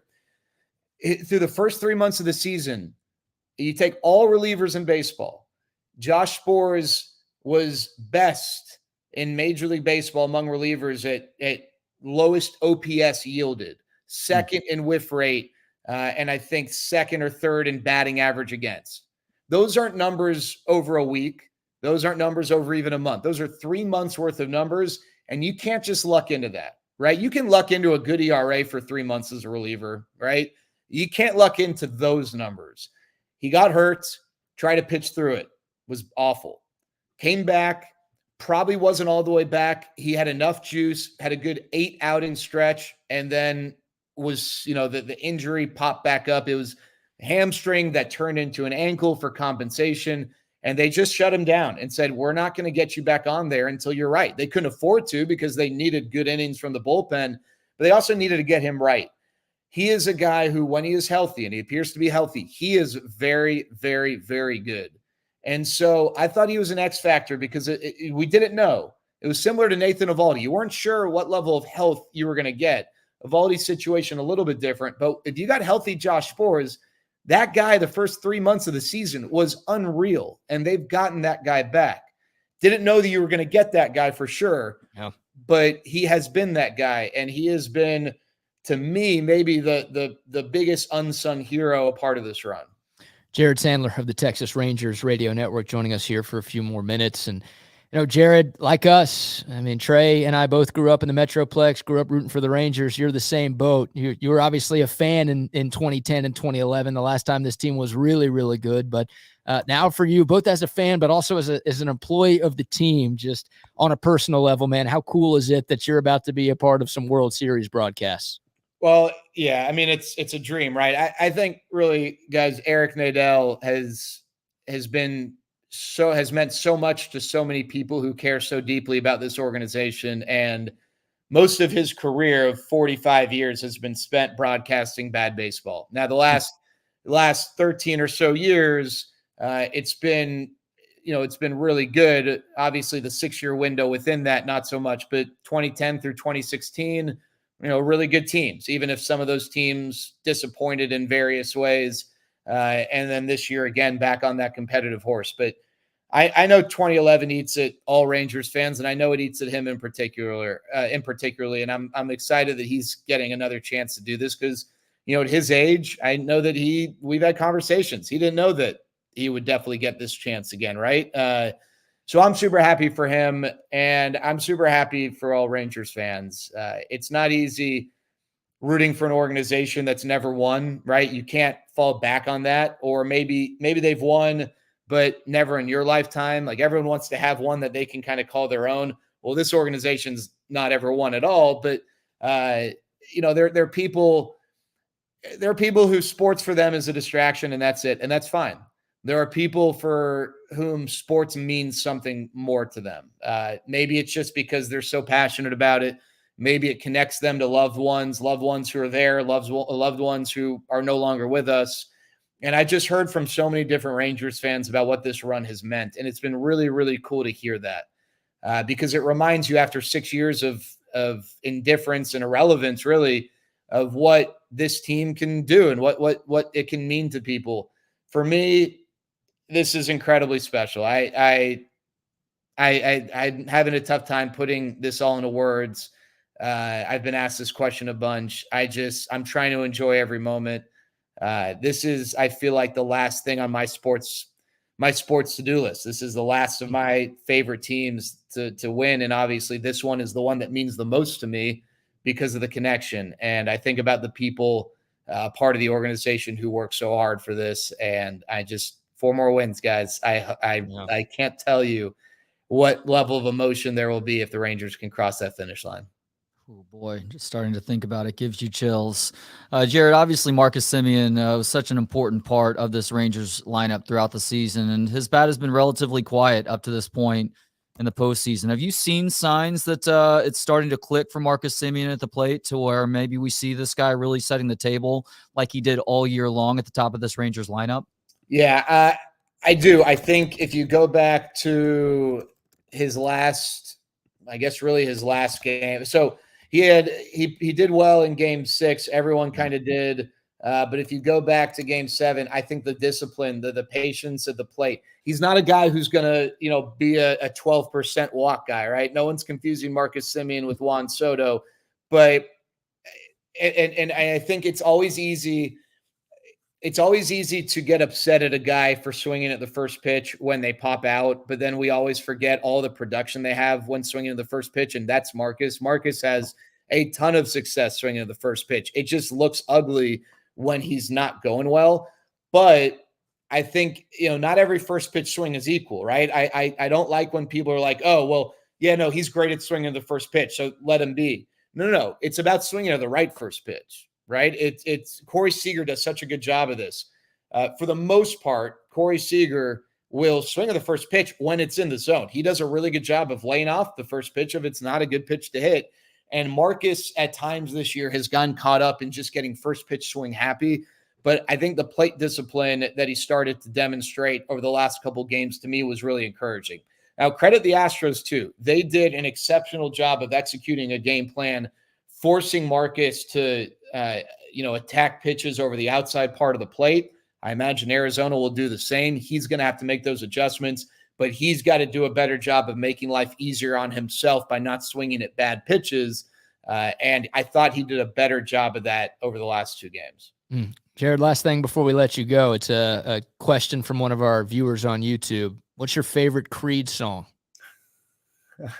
Whatever song is going to help this team get 4 more wins, I think is the best answer. I am old enough to remember Creed back when they were a thing, and it's kind of bizarre to me that Creed is a thing again, but it's fun and whatever. Higher is the most popular one. I think, is it maybe My Sacrifice is the one that I think might fire you up the most? I just hope that it's been cool when they've played Creed at the games here recently, getting the whole crowd to sing along. And I hope they continue to do it because anything that connects a fan base to a team, I think is really cool, whether it's Creed or Nickelback or something, maybe a little more up my alley, like, Jay-Z or Tupac or Biggie. It doesnto matter to me. As long as you can connect the fans to the team, I think it's really neat. And if fans have taken some pleasure out of finding or feeling a connection to the team with Creed, then I'm all for it. If there's a game 7, Scott Stapp has to throw the first pitch out, right? They already had him out to game 3 against the Astros, and that didn't go so well. So maybe how superstitious guys can be, but I'm sure that's the thing, guys. Gosh, I hope that Nickel or Creed's not watching this. Imagine if it was like, I don't know, maybe not even someone the level of Jay-Z. Maybe it was like Steven Tyler or something, or who's the lead singer or God, it was like Dave Grohl. Yeah. Like, think of like how ape crap everyone would go if like Dave Grohl showed up and the Foo Fighters start playing. But we got Creed and we love Creed. Go Creed. Whatever it takes, brother. Jared, you're the man. We really do appreciate your time always, and rooting for the Rangers for a number of reasons over this next week and a half. But you're at the top of the list, man. Would love to see this team get one for you, and hopefully we can all be celebrating here soon. Well, appreciate it. I'm just so happy for all Rangers fans, and I hope that everyone continues to enjoy the ride. Yes, absolutely, brother. We'll be listening. Thanks, Jared. Hey guys, thank you. Enjoy the games. There he goes, Jared Sandler of the Texas Rangers Radio Network. A good dude, a good buddy, and a lifelong Rangers fan who is now on the broadcasts for these games. And yeah, man, that almost started tearing up when he talked about Eric Nadel and how many folks would get emotional from the Rangers finally being able to win one of these things. And it'd be a lot for me too, man. I'd be overcome with emotions if they're able to find 4 more wins here. I think the most jealous I've been in the last month reading Twitter, which jealousy isn't usually the emotion that I'm feeling reading Twitter, but it was Jared talking about being a little bit hungover after the Rangers won the divisional round of the playoffs. Yep. It's like, wow. Got to party with those guys all night. Good for you. Yeah, I think perk of the job. I think God, there's a freaking gnat. It was by me a few minutes ago. I'm so glad it's found you now. I didn't want to like clap or bang the table while Jared was on with us, but now for the next 17 minutes, my whole goal is going to be killing that son of a bitch. Gnat. Yeah, I think he actually joined Hardge the day after. It was either the Rays series win or the Orioles series win, and he was very hungover, and he like admitted that too. He's like, "Yeah, I've been better. I was up late last night with the guys, and pretty cool, man. Pretty cool." So, how you feeling about the series? Before we get to our football picks of the weekend, which we of course have to do, how are you feeling about the World Series? And do you think the Rangers actually do hoist the Commissioner's Trophy for the first time? Are we giving our pick right now? Sure. Okay. So I know it's not often I do this these days, but I've poured over the stats with these two teams, BK. And Arizona is very pedestrian. Whether you're talking about offense, pitching, defense, they're really good. Defense, them and the Rangers led the league in terms of defensive percentage this year. But other than stolen bases and triples, this D-backs lineup is not all that special. I understand you have individuals in this lineup that are good, but there is a huge advantage on the Rangers end lineup wise. And I think they've righted the pitching at the proper time too, to where I feel confident about this series right now. And ultimately I think the Rangers, I'm tempted to pick sweep, but I think the Rangers win it in 5. Wow. Very confident. Yeah. Okay. A celebration in the pool in Arizona. Yeah. Oh, if we're at that game. Part of me wishes that they could win it in Arlington, but a World Series championship is a World Series championship. If it happens in Arizona, I would sign up for that right now. I wouldn't care, and I'll be there if it is potentially happening in Arizona, and I'll jump in the pool with my cell phone. I don't care. I'm going in there. If Texas is up either 3-0 or 3-1, tickets become, I think, a little bit more reasonable at that point for us in Arizona. I'll just take a win however they can get it. Yeah, like the Rangers are the better team. Yeah, there's no doubt. But you know who else was better than the D-backs on paper? Philadelphia, the Dodgers, and the Brewers. Same goes for the 3 teams the Rangers played. Yes, but this is like the Rangers are a favorite now. Yeah, for the first time. They haven't been here. The D-bags are underdogs again for the 4th straight series. They have been here. So is there some sort of mental thing for the Rangers? Like, people are actually picking us to win. Do they lose that chip that's been on their shoulder that maybe has been part of why they have gotten to this point? I don't think Bruce Bochy's the type of guy to let that happen. This is where he shines, right? He's been in 4 of these World Series. This will be his 5th. He's obviously won 3 of them in his career. The Rangers are the better team, but I'm convinced that the Rangers will never win a World Series for as long as I'm alive. So I can't pick the Rangers to win a World Series if they're never going to win a World Series. So taking the Snakes, the bad guys, in 6. In this 6? One. Yep. Oh, boy, that would hurt. And any loss would hurt bad because you don't get opportunities like this. I mean, making it to the World Series, Rangers have been around 50-something years in Arlington, and they've been to 3 of these things. So it's hard enough to get here, but to get the team with the worst record in the playoffs as your opponent in the World Series. Like this is as good of a situation as you could possibly ask for. So if you do come up short in this one, it would sting, I think, more than just about any other. You think there is an X factor within this Rangers offense right now that isn't getting enough run as it pertains to the World Series preview that we've been going over this week? A guy that people aren't talking about enough, who I think is going to play well. Hit well. Man, whose turn is it? I'll go with Jonah Heim. Not that he's been bad, but I'll say he picks it up. I mean, the Rangers have so many options. Maybe Marcus Semien is the obvious choice. Like he gets out of his funk and starts producing to the level that he produced in the regular season. But I'll just go with Jonah Heim, middle of the order guy who, Josh Young had his moments in the last round. Leody Taveras has been solid at times in these playoffs. Nate Lowe's been more down than up. I don't know if I feel good about him considering the way he ended the regular season. I'll go with Jonah Heim. Nate Lowe is an interesting name there because we saw a little bit of it in that Houston series. He hit for crap, it felt like, the first couple of games, but he had some moments. Home runs and big base hits, too, as well as playing pretty solid defense at first base. Yeah. All right, so those are our World Series predictions. We'll take yours. Trey's going with the Rangers. I'm going with the Snakes. We'd love to hear from you, but we got to give our predictions for the football weekend, Trey. And I had a big week last week. You were up one game going into last weekend. Terrible. We had 3 different picks, and I hit all 3 of them. So I'm now up 2 games on our season-long pick'em contest, still with more than half the year left. So plenty of time for me to screw things up. 6 games this weekend against the spread. Not the best college or NFL slate we've ever had. So we're doing 2 college games, 4 NFL games, but it's not a ton to pick from. We'll start with maybe the best game of the college football weekend in the Pac-12. Again, number 8, Oregon at number 13, Utah. The Ducks, 6.5-point road favorites. Trey, I'll give you the honors. Road Bo Nix, BK, which means that in 2023, Oregon is going to cover this game. I think that folks are unnecessarily high on Utah's offense right now just because they look good against USC's defense last week.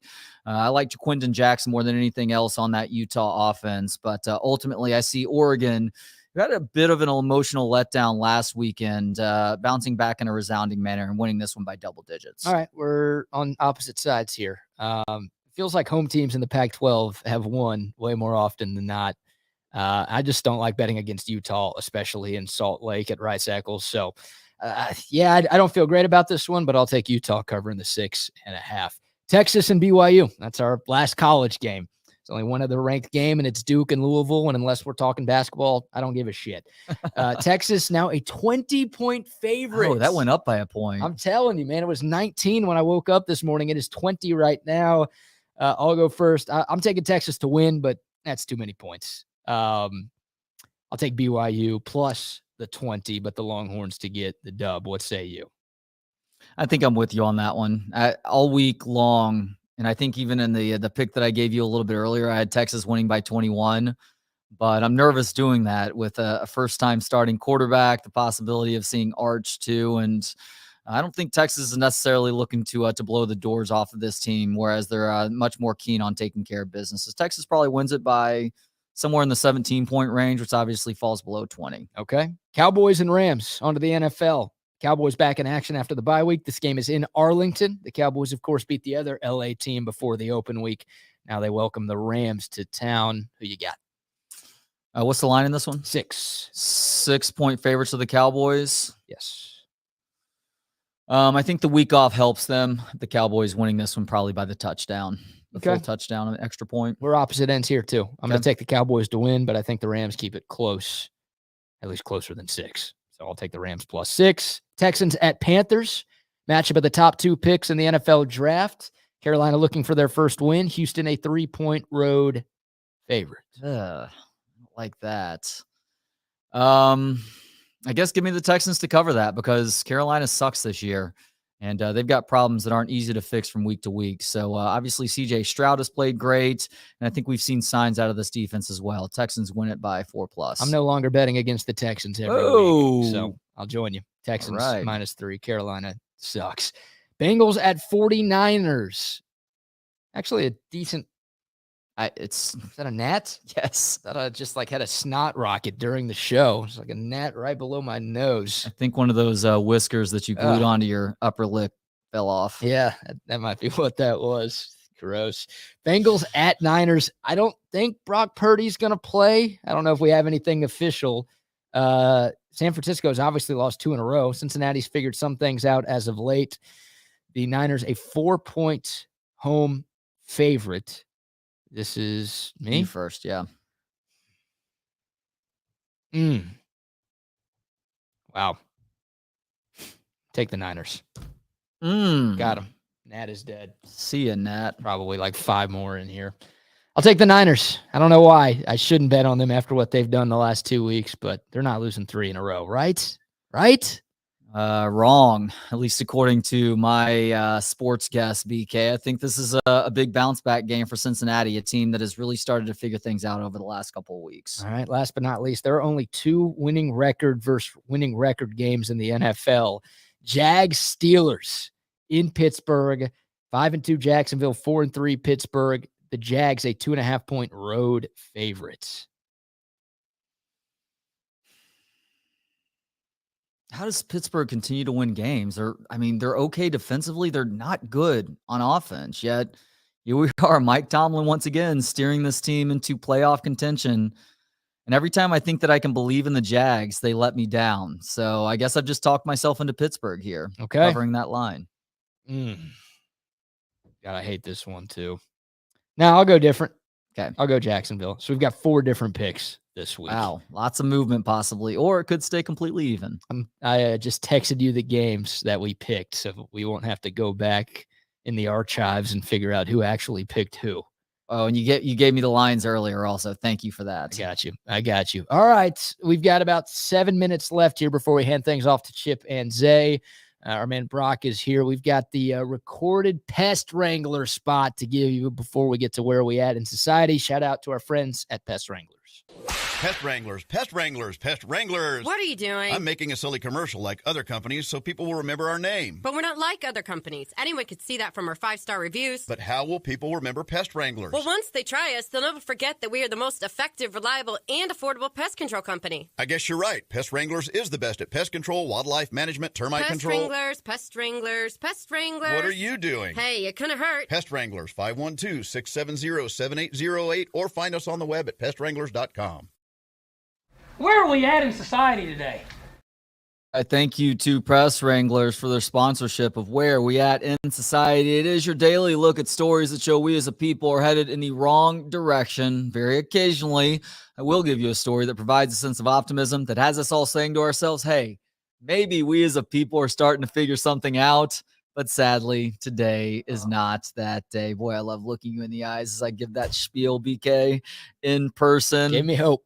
And you've seen the movie Fight Club before. Overrated.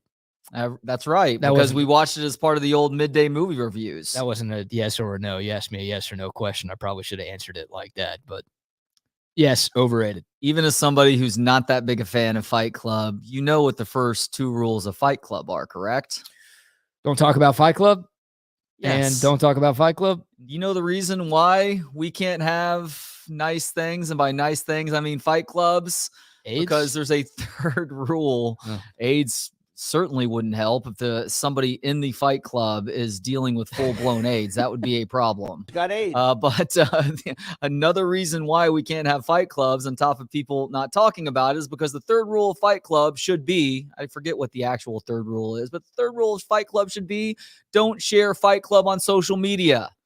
And we seem to see these examples cropping up from time to time where a fight club gets shared on social media, ruining the whole damn thing. Oh, no. And that is apparently what has happened in Australia, which is where we go for today's Where Are We At, where violent videos of Australian school children, that's right, Kid Fight Club, are spreading across social media and what police fear is a disturbing new trend. Oh, no. More than 20 of the videos, which show kids beating and kicking each other, have been shared to one social media page alone within the last month.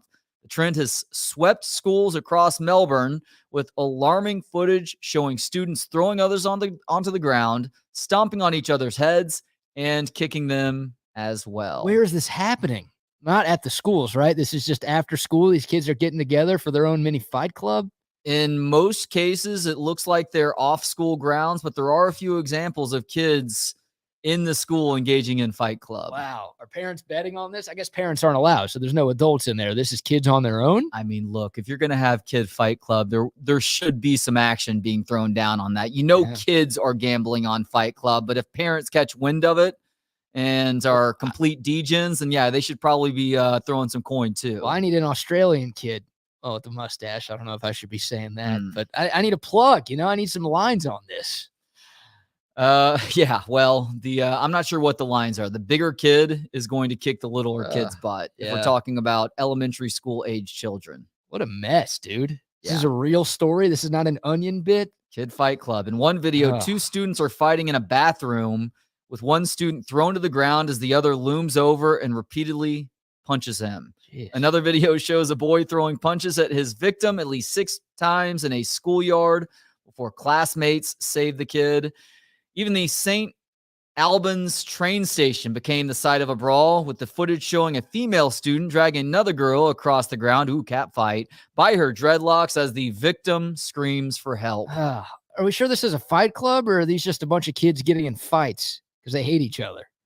Because all these are happening at different places, which leads me to believe this ain't a fight club. This is just kids being angry at stuff. If you remember back on the movie Fight Club, the Ed Norton / Brad Pitt character, spoiler alert, is traveling all over the country for fight clubs at a certain point. So this is a network that is fanned out across the greater Melbourne area. Already.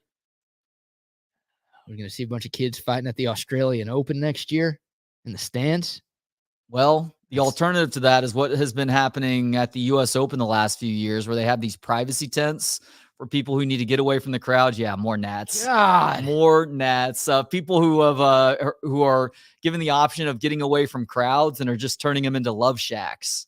Oh. So they've had to shut that down. Or maybe that was at Wimbledon. One of the majors had these privacy tents that were being turned into places where people were going to have sex in the middle of a tennis tournament. Little B-52 action with the Love Shack. So I'd probably rather have kid fight clubs at a tennis tournament than Love Shacks. No, I'd rather have Love Shacks. I don't want kids fighting other kids unless I can bet on it.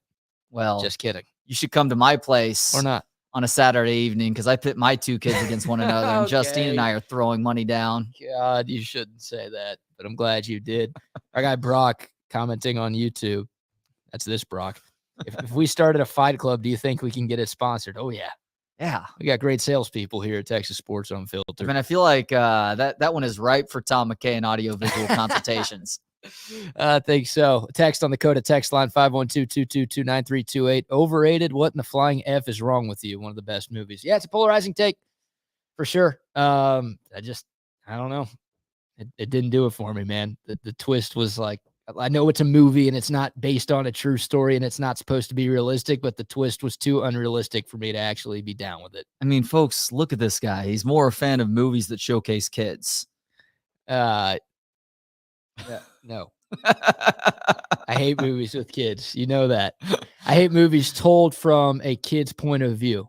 They're the worst. You can say that, but your mustache is telling me otherwise. I'm just trying to put on a front here, okay? I can't be that obvious, dude. You know the rules. Shout out to Covert BK for having us out today. Shout out to all of our great sponsors. Get you some Old Stat beer this weekend. Get you some Olipop this weekend. I want to give them some love. And, of course, GreatBlueHeronFurniture.com. Definitely a special shout out to them for their great partnership here with us at Texas Sports Unfiltered. I see Zay in the waiting room. No sign of Chip yet. Anything else we need to mention before we get out of here today, Trey? I'd like to thank you for getting me my Olipop. Yes. For getting me some sweet Texas Sports Unfiltered swag. Come on.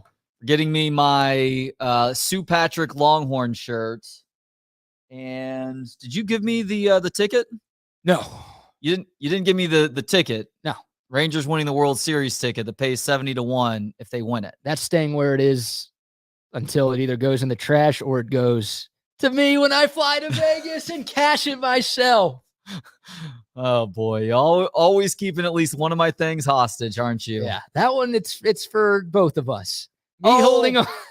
It's for both of us. I already told you, if I was pitching a no-hitter, you could walk up to me in the sixth inning and say, dude, you're doing a great job. We got your back. Keep it up. I don't care about you, It's man. not going to break my no-hitter up. I care about me. I need this. Because I'll be depressed for the next year plus if the Rangers don't get this done. I can't do anything that could mess with it. Well, you've already primed yourself. You've already said D-backs in 6. I'm the one that's about to be dealing with some sort of emotional devastation. I said Rangers sweep or Rangers in 5. Yeah, you did. I only said Rangers in 5 because it's stupid to ever call a sweep in the World Series, even though it does happen sometimes. It does happen from time to time. All right, now I see. Maybe I just needed to scroll down. Maybe Chip's been there the whole time and I'm just an idiot. But now I see the fellas. We'll bring on Chip and Zay for a tiny little bit of crosstalk. Fellas, how we doing? Happy Friday. Happy Friday. What up, what up? Oh, hey. NM, JC, you? You guys ever say that? Y'all know what that means? NM. NMJC, back in the AOL. Never mind, Jesus Christ. Not much, just chilling you. That's what we would say on AOL Instant Messenger back in the day. A little bit after y'all's time, I guess. Huh? I mean, I just try to keep up with you young hipsters. You know what I'm saying? God. Yeah, you've got a kid in college and a daughter in high school. That's keeping up with them's got to be tough. I got a sister in high school, Chip, and she doesn't speak the same language that you and I speak. I'm convinced. Bruh. Bruh. A lot of bruh. My daughter says that to me all the time. Bruh. I'm like, hi. Bruh. My 9-year-old does that also, Chip. She'll be like, bro, seriously? I'm like, I'm not your bro. I'm your dad. Trust me as much now. Otherwise, I'm going to bet on your brother with our kids fight club coming up in a few hours. Hey, Trey, they don't call you daddy. They don't call you daddy for very long, you know? No. His wife or his kids, Chip. I've never had Justine call me daddy. That's weird. What? Like I'm your dad no, gross. Daddy. All right, boys. We'll be listening. Y'all have a great show. See y'all. Appreciate y'all. Good show, fellas. Appreciate it. Y'all have a good one. In the immortal words of Judy Brown, happiness is a choice, and we're happy you're spending some time with us on a free-for-all football Friday. Us being Chip Brown and Zay, the right call, Collier. Zay, what up, dog? What's up, man? What's up, bro? What up, bro? What's up, fam? How you living? What up, fam? How we doing? I'm good, man. How you living? Man, I'm ready. I'm counted down. Had people. I just did something that I cannot stand to do. I just went to Costco. Ooh. Which is you can't get out of there for less than $200. I've decided. Yeah. And so me and the missus, we loaded up. I just unloaded the car. I got a good full sweat working on and bumped into 2 people who were like, Texas is going to win this weekend. I'm like, if Texas doesn't win this weekend, that cold front moving in on Monday is going to feel like hell freezing over. You know what I'm saying? But that air in your tires now, folks. That cold front is going to be crazy this weekend. Cold front. Yeah. It's coming. It's coming. Go look at your weather apps for Monday. Man. So, yeah, Texas football, baby. Let's see if they can get that intensity back that they had in the first quarter against the Houston Cougs. Because be honest, after the first 10 minutes of that football game, 11 minutes of that football game last week, what'd you think? These boys about to put up 50 on them. 50.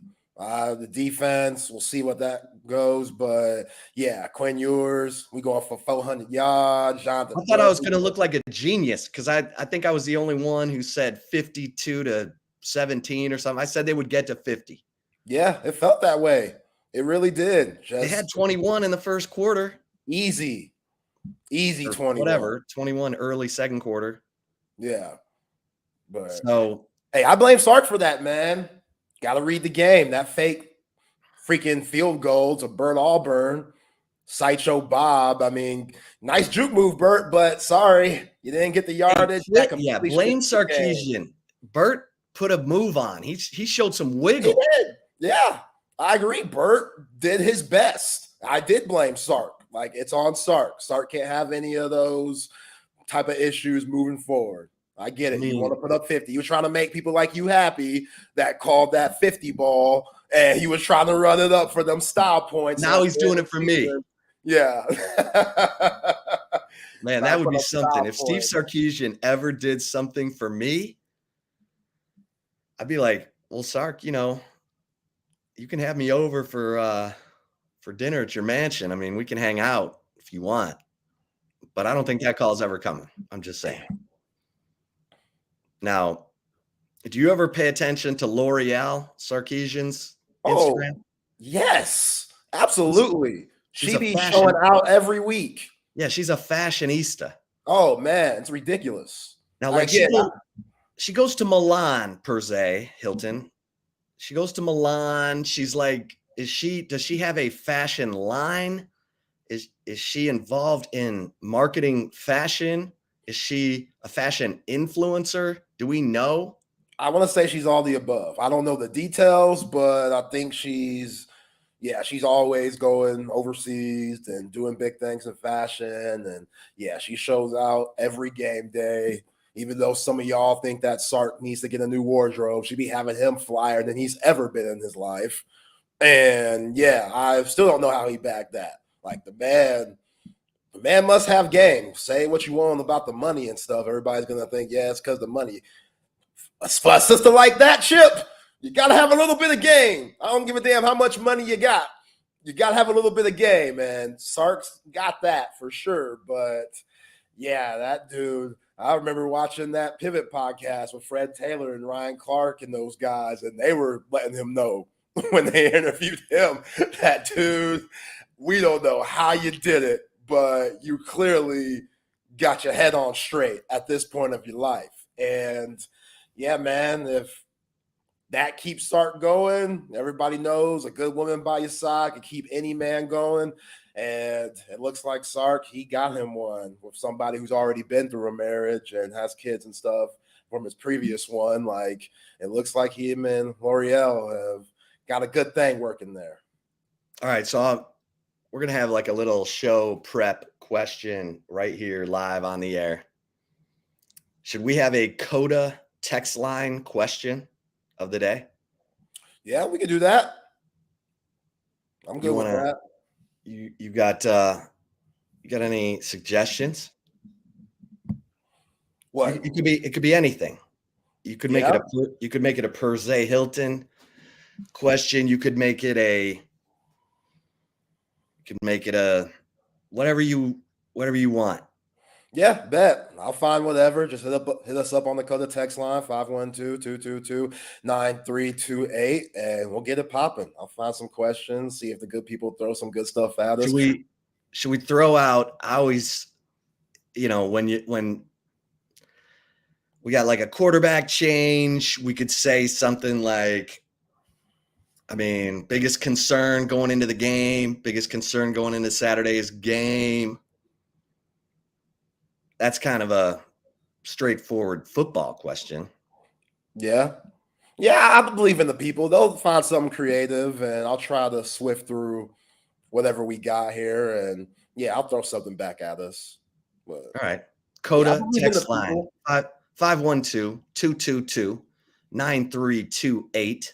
And in our chat here on the YouTube, biggest concern going into the game. You tell us. And fire off any questions. It's a free-for-all football Friday. Y'all want us to weigh in on some aspect of the football game, Texas BYU tomorrow, 2:30 on ABC. Dusty Dvoracek on the call.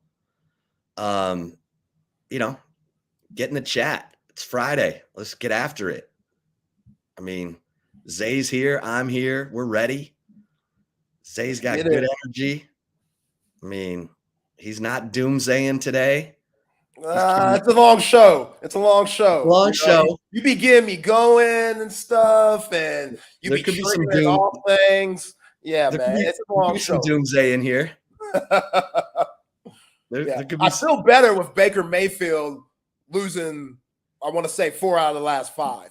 That makes me feel a lot better watching that. Because remember how Baker, that energy that he had 3 weeks ago, almost a month ago at the Cotton Bowl, he was very hype. He gave me that vibe of, oh, man, life's good where I am. I got a secure spot. Kyle Trask ain't coming to get my job. You know what I'm saying? I got good receivers and Mike Evans and Chris Godwin and stuff. Like, I'm good. I'm going to enjoy this Red River shootout. I'm going to talk all this shit about Texas and do all this hating that Baker Mayfield loves to do about an Austin native who's an Oklahoma fan. Like, it's just have things gone sour for him since being the guest picker at the Red River shootout? Oh, yeah. Yeah, he hasn't won since. Dude hasn't won since. Yeah, losing 4 of the last 5. I think they've lost 3 straight. You saw them lose to Detroit during the bye. Like, yeah, man. And Baker got kind of lucky yesterday, too. That pass to Mike Evans, hitting off of a defender's head, and then the 2-point conversion got tipped for a score. So even though the Bills kind of finessed that one for a dub, only winning by 6, Baker and Tampa Bay, they didn't play well. They didn't. And, yeah, that's feeling a little bit chipper today when it comes to seeing Baker Mayfield, especially with OU beating Texas. That's just, yeah, I don't want anything positive going on. Like CeeDee Lamb, you could do well. He don't be talking mess about Texas, really. But Baker, oh, yeah, he makes it personal. And, hey, this is what it is. Get back to the drawing board, Mr. He Mayfield. kind of invites stuff on himself, doesn't he? That's it. Like, he wants this. You know what I'm saying? Like, you remember back when he didn't shake the kid's hand against Kansas, you know, during the captain toss or whatever. Like, the dude's an ass. Flat out. And I liked him coming out of Lake Travis, man. I was like backing him. Yes. So was I. Like, why isn't he getting recruited? This guy, all he does is win. He's a scrappy fighter. Yeah. And now I'm happy for him. I'm glad he got first round, first pick money. I'm glad he's had all those commercials where he was locked out of the Browns stadium and he couldn't get in. That was good. That's the best Baker's ever been. Yeah. And then it all changed. And listen, I know it's cliche, but NFL, not for long. Yep. Right when you think you're there, right when you think you've settled in, right when you think you're irreplaceable and invaluable, record scratch. Yep. And Baker, now he's been Carolina, LA Rams, and the Bucks. 4 teams in 3 years. Damn. Yeah. That's tough. That's what I'm saying. Like, he could keep his mouth shut. If he kept his mouth shut, Chip, I could root for the guy because he is an Austin Knight. Me and him have that bond. Like, he's been to the same Barton Creek Mall that I have multiple times. You know, he's done, you know, going to Barton Springs, going down to 6th Street. Baker has lived an Austin life. I appreciate that as somebody born in these parts. So we have a connection there, but he makes it hard. He makes it hard. You said it right. Like, he invites it on himself. And yeah, it's ask Bryce Young about not for long. Obviously, the Carolina Panthers are going to give him a lot of opportunities and stuff. He's the first round pick, and he could get better. Peyton Manning had like 20-some interceptions his rookie year, but oh boy, 0-7. He ain't never felt this type of defeat in his life, especially playing for Nick Saban, former Heisman Trophy winner. So now you're the worst team in the league. You're hoping that you could get that number 1 pick so you get Marvin Harrison Jr. So Bryce Young and Marvin Harrison Jr., for Panthers fans' sake, could, you know, go on to have a nice 10-year plus career. But yeah, man, it could get real fast. Like, Caleb Williams, you asking for, you know, state and whatever team that drafts you, okay, bro, you better worry about being in Southern Cal because you struggled with Notre Dame, and even though you played better, your team lost to Utah, 3rd loss to Utah in the last 2 years. So you're starting to show your flaws now as, you know, the windy stuff. You heard Lance Taylor the other day talk about the Dr. Pepper curse. You know what I'm saying? Like, don't let things get too far ahead to where you ain't focusing on the objective, and that's winning football games. Because, you know, the pros, yeah, they got endorsements. Yeah, they got their ads and stuff. But when you're a 20-year-old kid, 18, 19, 21, 22-year-old kid still in college, still having to go to class, that could be a lot. You know what I'm saying? That could be a lot. So, yeah, sometimes guys need to get humbled, and the best ones overcome the adversity and become great and deal with the losing. As Michael Jordan used to say, he didn't understand winning until he started losing. He understand what it meant to him, and then, you know, Jordan took off from there. So, yeah, some athletes, they need to be humbled sometimes, and I think Baker Mayfield's one of them. Bryce Young, definitely one of them, and Caleb Williams, one of them. Yeah, I like it. Hey, listen, and all that stuff about Caleb Williams this week, I don't know how much of that is true, but he needs to, and I like, well, I'm a Heisman Trophy voter, and I try not to let the little semantical things get in the way. I mean, I voted for Caleb Williams, but that whole F Utah on the knuckles, that wasn't smart. He hasn't beaten them yet. Yeah. Sometimes you just gotta be the guy in the weeds who comes out and gets people, you know? Right. Don't announce yourself. Yeah. I mean, if you're Muhammad Ali, that's one thing, but that's a one-man show. I mean, if you're a fighter, fine. But football, you need a defense too. Yeah. I don't know. All right, we got a couple questions coming in here on a free-for-all football Friday. Mike Terry says, biggest concern is that Sark will not run the football enough to win. This is a 45-plus runs game, no matter who the QB is. I would say that's almost true every game for Texas right now with Jonathan Brooks. I mean, look at the way that Mike Gundy and Ollie Gordon Oklahoma State looked dead in the water. Gundy was rotating 3 different quarterbacks. They were getting beat by South Alabama 33-7. Then he settles in on Alan Bowman, and he settles in on Ollie Gordon, and suddenly Oklahoma State's beating K-State. They've won 3 in a row. They look like a team that might show up on their home field against Oklahoma, even though Mike Gundy is 3-15 against OU, which is confounding to me.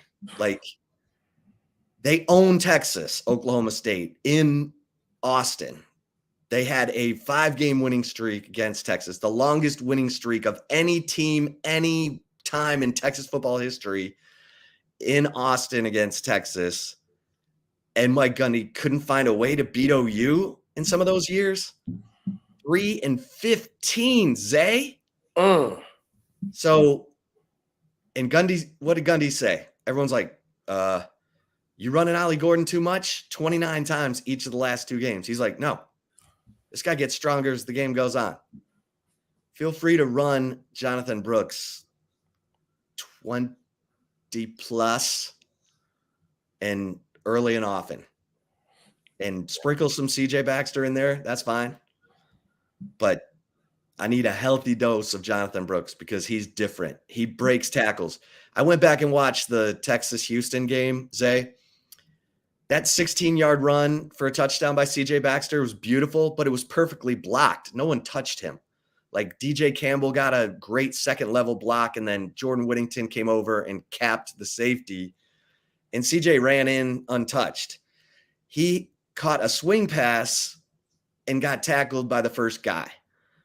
Jonathan Brooks doesn't get tackled by the first guy. It's almost like never does he get tackled by the first guy. And sometimes you see him go into a crowd and you're like, okay, he's down. And then he comes out of it and still is, I mean, he's got great contact balance. And I just think, I don't know what it is, but people aren't valuing Jonathan Brooks with the contact balance, the hands, the confidence. You can see his confidence growing.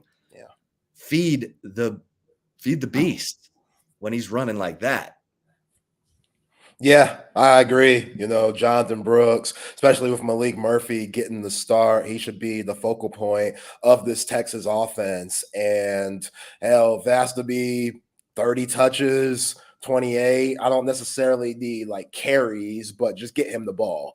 They did some really good things. I like that, screen pass in the middle of the field opposed to the sideline that they did with Jonathan Brooks. That's some good stuff. Maybe you should bring that back. That was a big play. That was a huge play. And that was like a 3rd and 13. Right. And obviously BYU, they're going to scout that thing, but just get the ball in 24's hands as much as possible so you can allow Maalik Murphy, when it's time to make those throws, you could give him easier throws because BYU is so concerned with the run game. And this is a BYU defense who isn't the best at stopping the run. I want to say they're almost allowing 5 yards per carry. So, hey, even though everybody gets in for Texas, and when I went to go fill up my tires, I saw a couple of BYU people riding around in scooters. So they play out here. They can't wait. They know that record against Texas over the course of both of the teams playing one another. Those Taysom Hill Day. Yeah, I know, right? It's Halloween, but when you think of that, that might be the scariest thing you see in the next few days.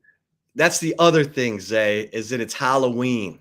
And crazy things happen on Halloween. It's not Halloween yet, so we're gonna chill on that for a second. But yeah, Halloween, that's when Texas went to Nebraska in 98 and ended Nebraska's 47-game home winning streak and started this freaking mystical command over the Huskers. 9-1 Texas was against Nebraska in their time together in the Big 12. Wow. It's crazy. And I'm ready for Sark. I've said this all week. Sark has the secret sauce as a BYU alum. He can reverse the curse here. He can do it.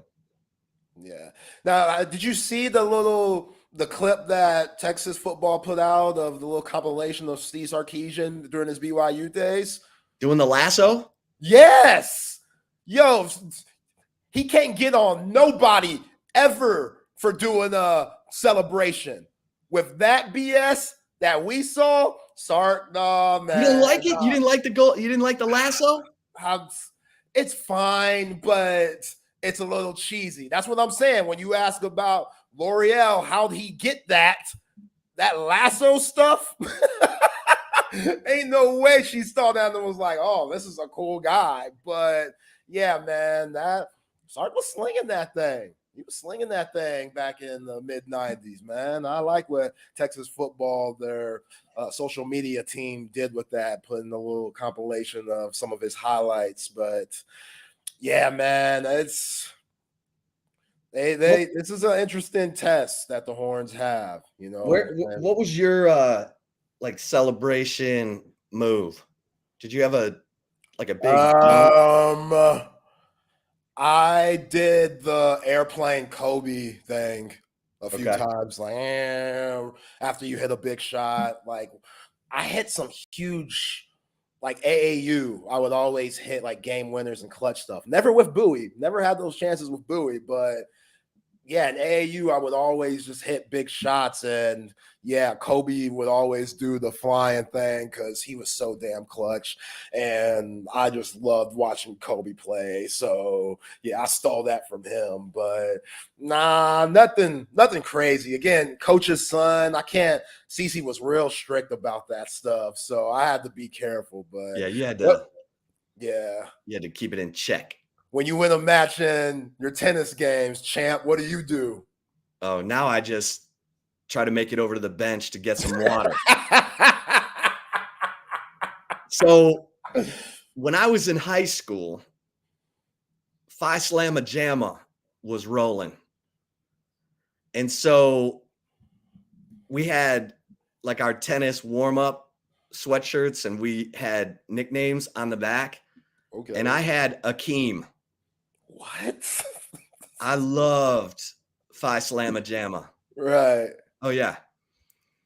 Now, my my teammates called me Ripper because I was just always trying to hit it as hard as I could. And I was kind of an ass. Like, what is that in tennis? Oh yeah, man. Like, you know, you get to the net, you're putting overheads right at somebody. And I was kind of wound up. Like, I was high energy on the court. That's what I'm talking about. Yeah, that sounds like a winning mentality to me. Yeah.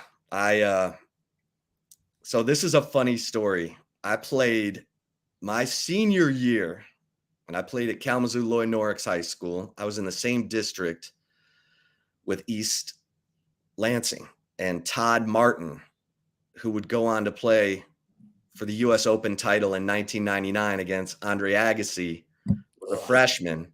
And he and I played for the championship in our conference tournament.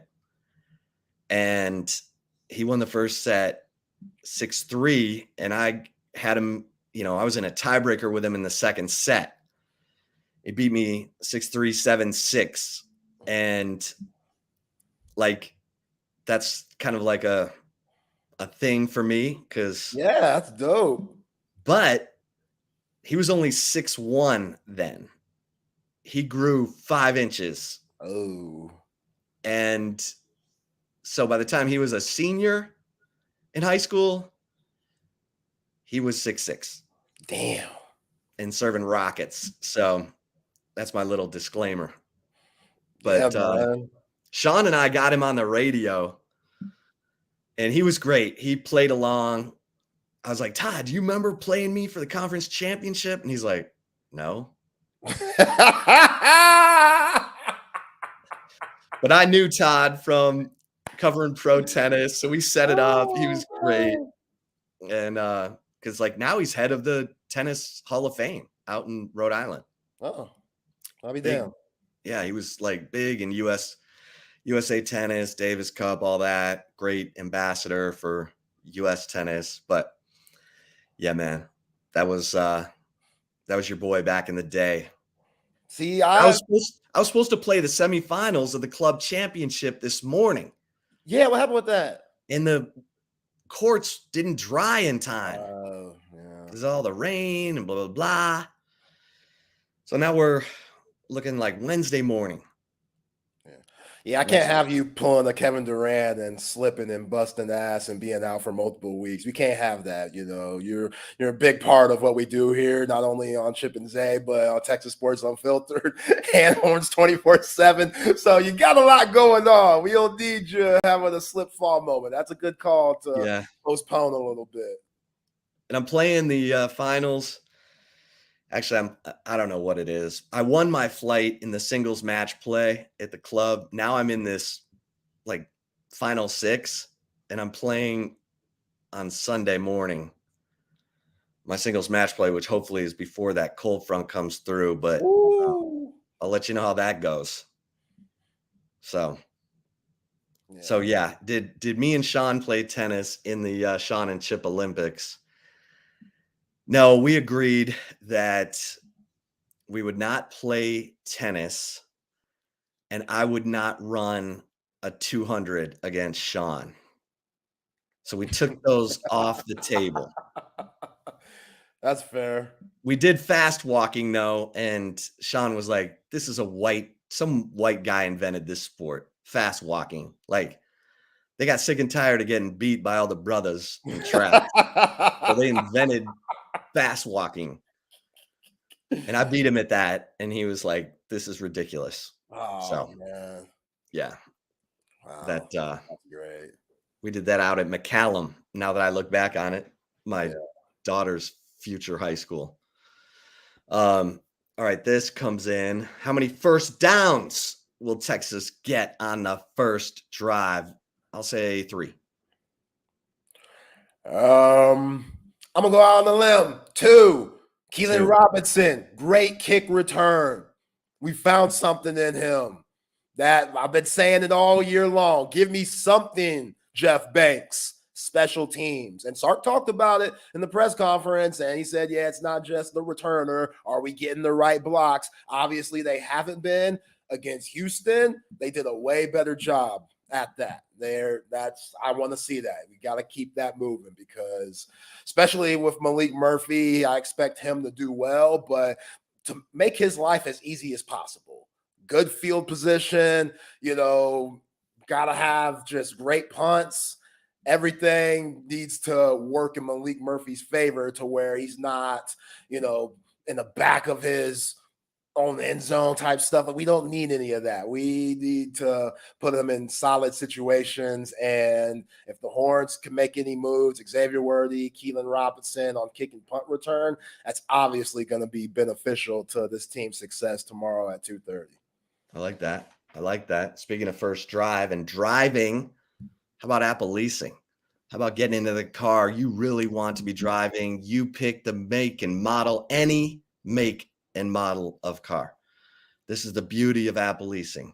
And you get into a new car, a better car than you thought you could afford because you're not paying for the future trade-in value of that car. And you're picking it. I mean, whether you want to be in a truck, a sports car, he'll go get you a Lamborghini if that's what you want. Scott Crossett, my man at Apple Leasing. And here's the thing. You get into that car and say 2-3 years into the lease, you're like, you know what? I want to try a different make and model of car. No problem. The easy lease at Apple Leasing.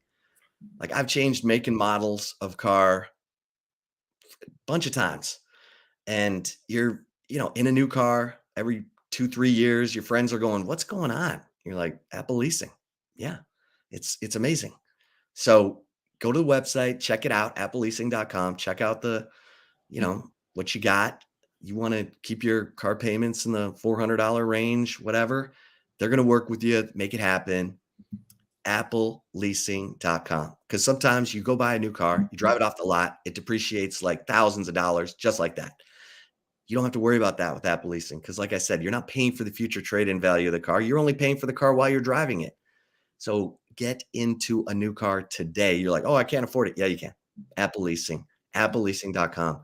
Give them a call, 512-346-9977. 346-9977. Tell them Chip Brown sent you. Zay, I look at this game tomorrow, and this is a mindset game for sure. This is a game where the Texas Longhorns should be rallying around each other and saying, let's go show everybody what we're about. We got a backup quarterback in here who apparently has a connection with everyone in the locker room, according to Michael Taff. I mean, David Benda couldn't say enough good things about Maalik Murphy. He's like, I'm really excited for him. Like, and this is the guy who Malik came out of the shower to grab the auxiliary cord from. And he's still excited about Malik getting this opportunity. But I want to see these guys. If all that's true, then let's see it. Let's see it on the field. Let's see how that goes. I want to see some energy. I don't have any problem with Quinn Ewers. Guy's a good ball player, and the quarterback doesn't need to be a big energy guy. Look at Aaron Rodgers. He's as subdued as they come. Some quarterbacks are intense, and you can feel their energy coming off the field. Other quarterbacks, low key. Nick Foles, low key as can be, won a Super Bowl. It's not about that. It's just about, are your teammates ready to go to war with you, for you, and receivers make plays for the quarterback, block downfield for the running back, all that stuff. And I just want to see energy coming off the field like we saw, and it took a minute in the Kansas game, but to me, that's probably the best 2.5 quarters we've seen. I mean, Alabama was good pretty much all the way through, but how about a home game? How about a complete home game? You know what I mean? The biggest complete game Texas has played this year was at Alabama, and it was because they knew they had to. Like when you have to bring it, every minute of 60 minutes, which is really 3.5 hours, then they showed they could do it. Now we know they can do it. So that should be every freaking Saturday. You know, the great programs, Alabama for the last decade, Georgia for the last 5 years, they bring it intensity. They want to embarrass you. They want to put your face in the dirt. They want to break your will as fast as possible. And that's what I want to see. That's what I want to see tomorrow. And I want to see really good energy in the Texas secondary. Yeah. I want to see all those dudes hyped, ready to go. I want to see Jaron Thompson with some confidence. You know, get your head up, man. You're a good player. Don't let a bad play beat you twice or get you down. And you're the leader. You're the senior back there. You can't be like, you can't be that. Not with Derek Williams out there, not with Keaton Crawford. I mean, he needs to be the guy that's like leading and telling everyone, you know, hey, it's going to be fine. It's going to be fine. And I didn't get that vibe from him certainly the last game, really kind of since he dropped the interception against OU, right? Yeah.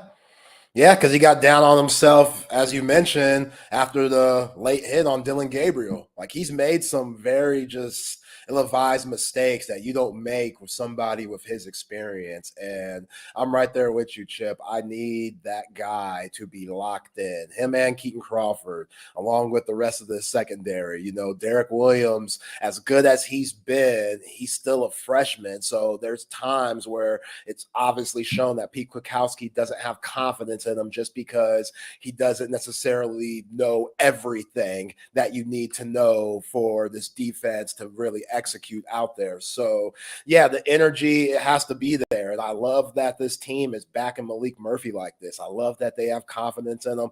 I love his presence in the locker room. And we had somebody yesterday in our comic session talk about he just kind of has a Vince Young vibe. Now, I don't know if that's just because he's a brother, but VY, he just, everything came out that was confident. Now, he had the game to back it up, so it made it a little easier, and we still don't know yet with Maalik Murphy. I mean, I'm not trying to compare the two. That's very unfair to Malik, but you hope that that swagger goes out on the field and everybody knows that, hey, we're still going to be able to win games, even though he's our backup quarterback. And, you know, that's key for a really good team. Now, I'm still concerned about the injuries and what that means, even though Ryan Watts seems like he's going to be clear to play. A hamstring injury, that's just one thing that could really linger, especially if you make the wrong move. So hopefully that guy's going to be good to go and be able to play from here on out. But BYU, they have their fair share of injuries also, and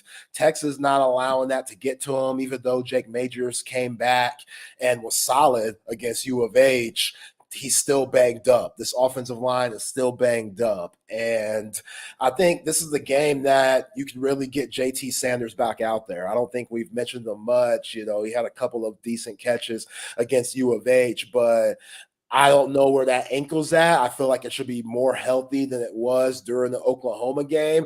Let's get him back in the mix. That dude's just too talented. That dude's just too versatile, and he gives you too much. He could be that security blanket for Maalik Murphy because he's just such a big target and such a matchup problem. So for a defense in BYU that obviously has nobody that can match up with zero, let's get him some touches early, because in that Alabama game, he was probably the underrated MVP, over 100 yards, you know, in that game, even though Adonai Mitchell and Xavier Worthy had touchdowns. JT Sanders' ability to get the ball up the field and move the chains, that's huge for this Texas offense. And I think if you get him involved early, because he needs his confidence back. You mentioned Jaron Thompson. He needs to get back to that guy that we saw against Baylor that was doing those one-handed Odell Beckham Jr. like snags. Like, we need to see that from that dude, because he is a dude. And hey, Brock Bowers is out a few games. People are going to be looking at, okay, who's the best tight end right now? You want to step up and show that you are. And yeah, I think that will obviously help Maalik Murphy out, especially if you could get that run game going. Yeah. I'm going to try some. Let me know if you can hear this. This is David Benda. All right, never mind. That was quick. Yeah, that was. I mean, you do it bootleg like I do with the phone. People can hear that. It's bootleg as hell, a little ghetto, but it's all right. We need some of that sometimes, man. Yeah. Sometimes you gotta be humble, man. Yeah. Like I said earlier, sometimes you gotta take it back to the roots. You know what I'm saying? Sometimes you gotta break out that VCR and hey, it's a throwback, but it still works. I know y'all nostalgic about that VCR. I miss the VCR, man.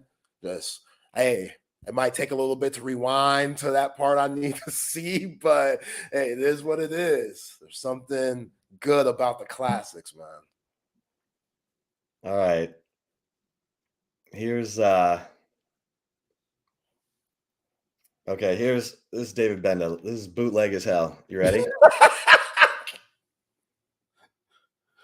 Obviously, Quinn, I know he has a road to recovery, and he's gonna work hard every day. He's gonna bring his best. That's the type of leader he is. Even just today, he's been talking to the guys, encouraging them, and letting them know that we got this. And just seeing that level of encouragement from him as a leader has been it's allowed me to have confidence in knowing Malik will be ready.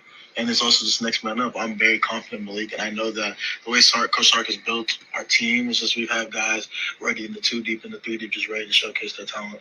Someone said Malik's the mayor of the locker room. But you said the mayor? Yeah. Malik usually is always patrolling, and he has control of the aux typically. But if we don't want to listen to Cali music, we can usually get him off that. But yeah, he usually tries to run around, lead. He's got that big personality. Yeah, he do. He just be roaming, confident, just be joking around with other guys. He do have that mayor-like mentality. You've never had tackle with him, have you? Oh, that's funny because in practice we usually don't tackle the quarterbacks. He threw, I think it was a couple. I want to say a year, 2 years ago. Yeah, 2 years ago he threw a pick. So then to one of our safeties, and I'm doing convoy. I'm trying to lead block, and then Malik comes up to me, just lays me out. He lays me out. But then in my head, I'm like, I'm not touching the quarterback. I'm not that thrown. I'm smarter than that. He just lays me out. I think Coach Miller got him and said, all right, you poked the bear. I chose your battle. And we were in the bubble one time. And what was it? I think, I want to say, no, I wasn't a pig, but I know it was. And then I saw him coming down, and I gave it to him. So we're 1 for 1. Yeah, we're 1 for 1 right now. Did he remember? Oh, yeah. He definitely remember that. Oh, nah. He just let it ride. It was like a little scrimmage thing. So it was let it ride. Heck yeah. David, when he's on the aux, what is he playing? Usually Cali stuff. Who are you playing? I don't even know their names. We usually play Blue Bucks Line for sure. What else? He usually plays some old stuff too, some older tunes I'm surprised I even know about, but yeah, mostly just Cali stuff. You like his taste? Sometimes, yeah, but there's other times where I'm not really messing with it. Yeah, I'll just be because he would just keep it going with it. I like my variety, I like just sticking to similar, a few artists. As a redshirt freshman getting in charge of the aux, how does that happen? Well, it's a funny thing. Most guys usually don't want to go to they don't want to accept the challenge because getting aux in the locker room, you're at the mercy of the locker room. If they don't like it, you're getting off. So with him, he sort of just walked up there, plugged it in. I think, one time he was going to the showers. I changed the song. He came out just came out mid-shower, just took the phone off. So what you doing? I was like, bro, what? I said, bro, what? And then he just looked at me and said, yeah. Walked right back in. So don't ever do it again. I was like, okay. I was like, all right, Malik, you got it right. So it helps to be 6'6", huh? He's a big kid. All right, you got it, bro. Yeah. He says he's 6'4". He's jacked. There you go. It's pretty good, man. Did it sound okay? Yeah, that's good. It was good. Hey, man, we got it, man. That's what I'm saying. What else you want to hear? I got all these interviews. What else you got, man? Yeah. We got we can play all the hits. Yeah. They've been to him being from Katy. I'm guessing that he's used to that Houston music, which I don't know if he's about the old school like H-Town music with the DJ Screws and the little flips and little Kikis of the world. You know, he's a younger dude, so he might be like the Maxo Creams or Travis Scott's of the world. You know what I'm saying? Sauce Walker. So is it from a huge hip hop fan going from listening to that type of music to Cali music, whatever that may be, you know, E40 or Too Short, or you go down Southern California. I know you're a big Ice Cube fan, you know, Snoop, Dre, G-Funk stuff. Like, it's a difference. So if you're used to one and you jump to the other, you know, you got to have a very just huge variety of tastes to really enjoy both. But you got to be a huge hip hop fan. But I know some Houston dudes, they won't even touch that West Coast stuff. Yeah. Well, Bob wants to know, Zay, my boy, what you say about Malik stepping in? I say that got to make life easy for him. I think he has all the potential to make some big plays. I hope Sark keeps the playbook open as if Quinn Ewers was taking the snaps against BYU, but you also have to make it suited for him. You got to do what he does well and make life as easy as possible for him. And everybody has to do their part from the offensive line. Got to get that run game going. We talked about that with Jonathan Brooks and CJ Baxter. And I just mentioned JT Sanders. I think he could be Maalik Murphy's best friend just because he's such a matchup problem. But the defense, they got to make life easy for him too. Hell, everybody. You know, Sanborn with the punts, like Sark with his play calling, you know, just everything has to be on point to help out Maalik Murphy coming into his first start. And even though he has all the confidence in the world, he'll probably be a little nervous a couple of drives. So to get him settled in as quick as possible, that's going to be key. But yeah, I got Texas winning this game, and I think Maalik Murphy, he could have a very good one. All right, here. Since I'm on the ox now. Here is Christian Jones. Christian Jones on why he thinks Maalik Murphy is ready. I think he's ready for this stage this weekend. I think he's ready because of the work that he's put in behind the scenes every single day. In the offseason, he's always the last one to leave the facility, the locker room, the weight room, putting in extra work. And I feel like the moment is not too big for him. I feel like he's ready for it. And I know that as a unit, as offensive lineman and myself, we're going to do everything in our power to give him ample time and make him feel as comfortable as possible to succeed in that position, in that role. Christian, you played a lot of football here. How often do you see a team just throw an entirely completely different defensive look at? All right. And then now this from Christian Jones, I asked him what it's like to be blocking for Jonathan Brooks in the fourth quarter when everything, you know, starts working and it's all going downhill. Well, okay, before I get to that, since I've got him talking about Savion Red, you'll like this, Zay. This is Christian Jones talking about Savion Red and why he's been successful at converting all of his Savion Red Cat quarterback situations. I think it's his mentality. I think Red is the type of person who is the ultimate competitor, does not want to lose in anything at all. And, I mean, it's just simple, like, just has the ball in his hands, does not want to go down, he's going to get the first down, and nothing is really going to stop him. So that little, like, Marshawn Lynch in him, I feel like is the reason why he's so effective. And I do believe that opportunities will come. And for us, we had to be on top of our game. We had to be ready for the opportunity to come so you could seize it. And exactly what he did. You know, he got 3-4 plays and very, very impactful plays that changed the game. So doesn't really matter how many plays you get. It matters what you do with it, and that's a real testament to that right there. Little Marshawn Lynch. Yo, man, I like that. Hey, you got to watch somebody, try to emulate your game after. And Savion Red, just all the positions that he's gone through, from being a quarterback in high school, coming to Texas as a wide receiver, and now being moved as a running back. Like, he's kind of puts it all together and how he plays. And yeah, Joe, I like Red Cat too. I've been saying Wildhorn, but we can run with both. That Xavier Red is just an angry son of a bee. Like the way he runs, talk about energy. He has a ton of energy. I love the clip of him and Trey Wisner after the game and how hyped they were, beating Houston, because they knew just how big those guys were quietly in that game. And yeah, I don't know where else you could put Savion Red to get him more touches, because that would clearly take away what Jonathan Brooks and CJ Baxter, who looks like he might be coming into his own after a solid showing against U of H.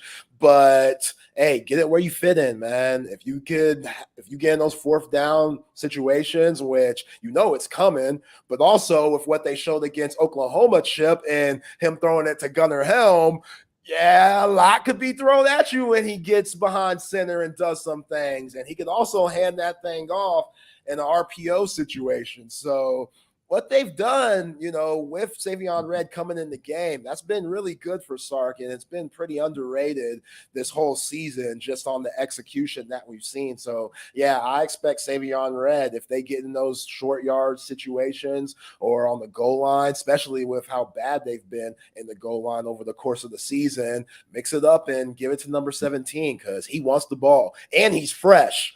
He's fresh as hell because, again, he ain't playing much. So right. He's fresh, he's amped up, he's juiced up and ready to go. Again, love the Marshawn Lynch comparison, but hopefully he just watches him on the field and not off the field. Because Marshawn's a little batshit crazy. I love him off the field. He's hilarious, but in some he ain't all there. I know he took a lot of shots. I don't know if it's CTE, but he ain't all there. That's for sure. Something's a little off on Marshawn. Oh, yeah. Okay, I asked Christian Jones, I said, what's it like when Jonathan Brooks running the fourth quarter, he's ripping off these long runs? And here's what Christian Jones said. I feel like it's like those boxing movies, like kind of where the dude's getting a couple gut punches and you kind of see the movie swing, like the Rocky movies, you know what I mean? And like the music starts coming on. So, I feel like that's how we feel like during the game. Momentum, definitely just being able to take him in and move him against his will from point A to point B. And moving the ball, man, just body shots after body shots. And after a certain time, they start to fold, they start to crumble. So it's a great feeling. We love running the ball, and we're excited for it. Christian, you had said that. Come on, Zay. Okay. It's like Rocky. Can you hear that Rocky music coming up right now? Adrian. Yo.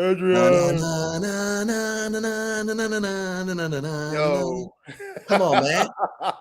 Yo, man.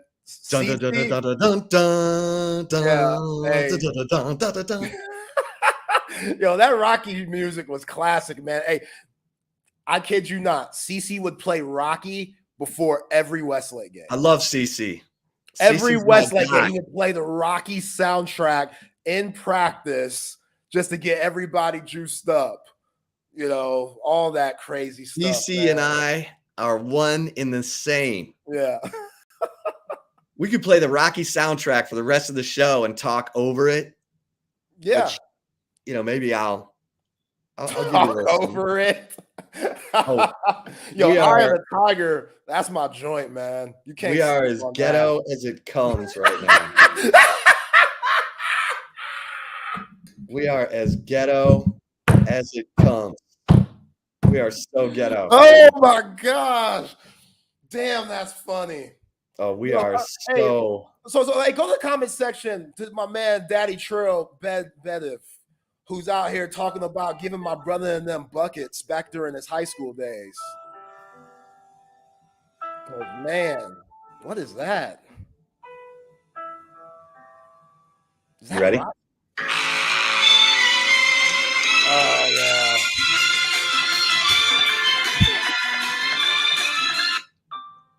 Oh, man. So you love Rocky, I'm guessing. Oh, yeah. Which is the best one to you? Oh, sorry. I don't know what the hell that was. I don't know what that is either. So what's your favorite Rocky? Mr. T, Drago, number 4. I love Rocky 1, but Rocky 4 is probably right there. I'm with you. That's the best one. That's the best one. Because it's not only good, I mean, the acting's the acting, whatever, but the storyline, you know, having my man Michael B. Jordan's daddy, Creed, that dude dying, like, even though that's pretty dark, James Brown coming out singing in America, and then my man dies on the mat. If he dies, he dies. It don't get better than that, man. If he dies, he dies. Yeah, dog. Rocky training in the snow.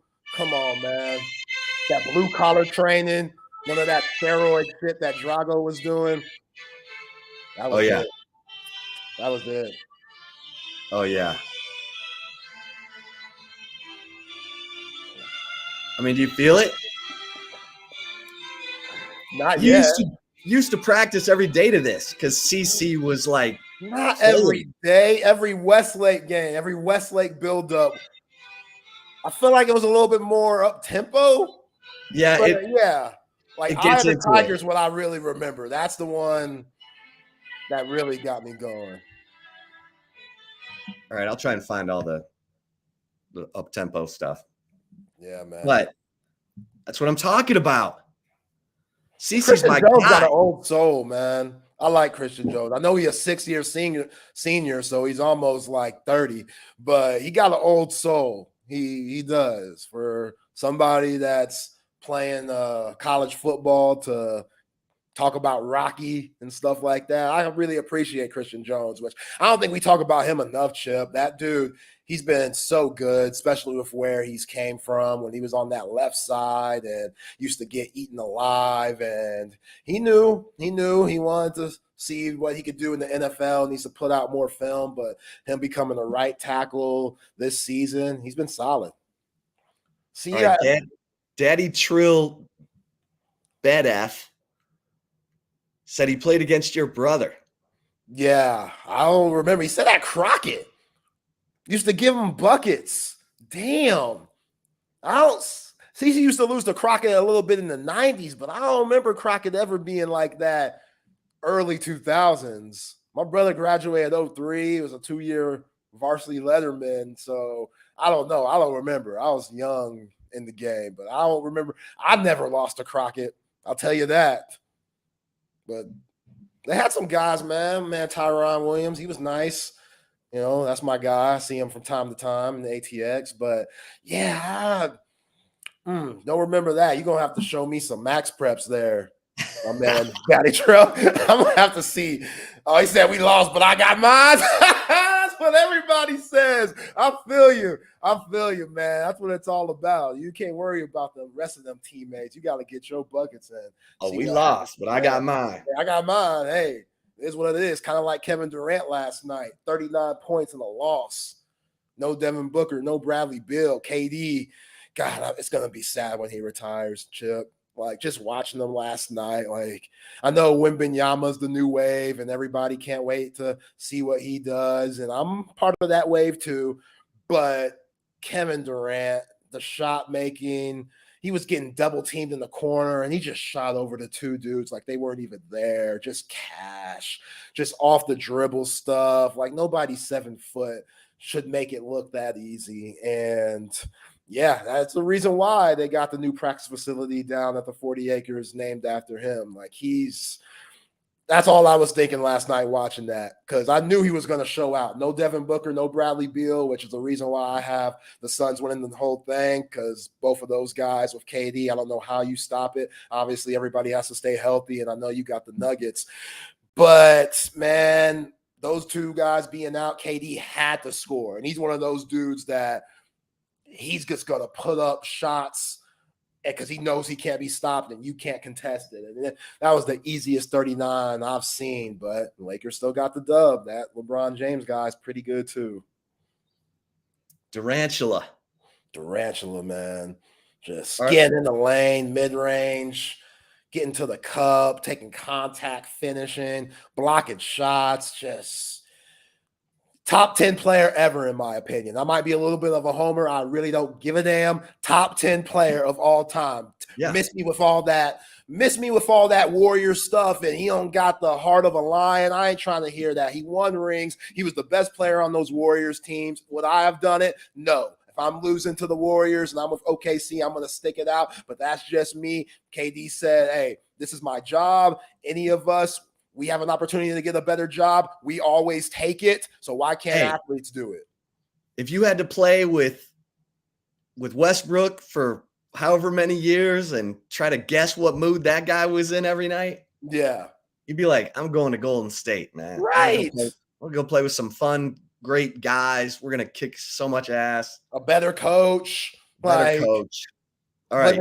Oklahoma, Texas fans, would you rather live in Oklahoma or California? Obviously, you want to stay in Texas, but if you had to choose, come on, man. It ain't even a question. Oklahoma's where all the crickets come from. Yeah. All right. Here's one more from Christian Jones. I'm going to play one from Michael Taff on Malik Murphy, his energy. He works, man. Straight, just simple like that. Every day, he don't really talk much. He's not a slacker. He doesn't come in late. He doesn't miss meals. He doesn't miss weigh-ins. He's early. Yeah, he studies his film. He knows his playbook. He's friends with everyone. He's nice to every single body in the facility, and he's just a stand-up individual. So to not gravitate towards someone like that would be extremely hard to do, and that's just a credit to him and his values, his morals, and yes, sir.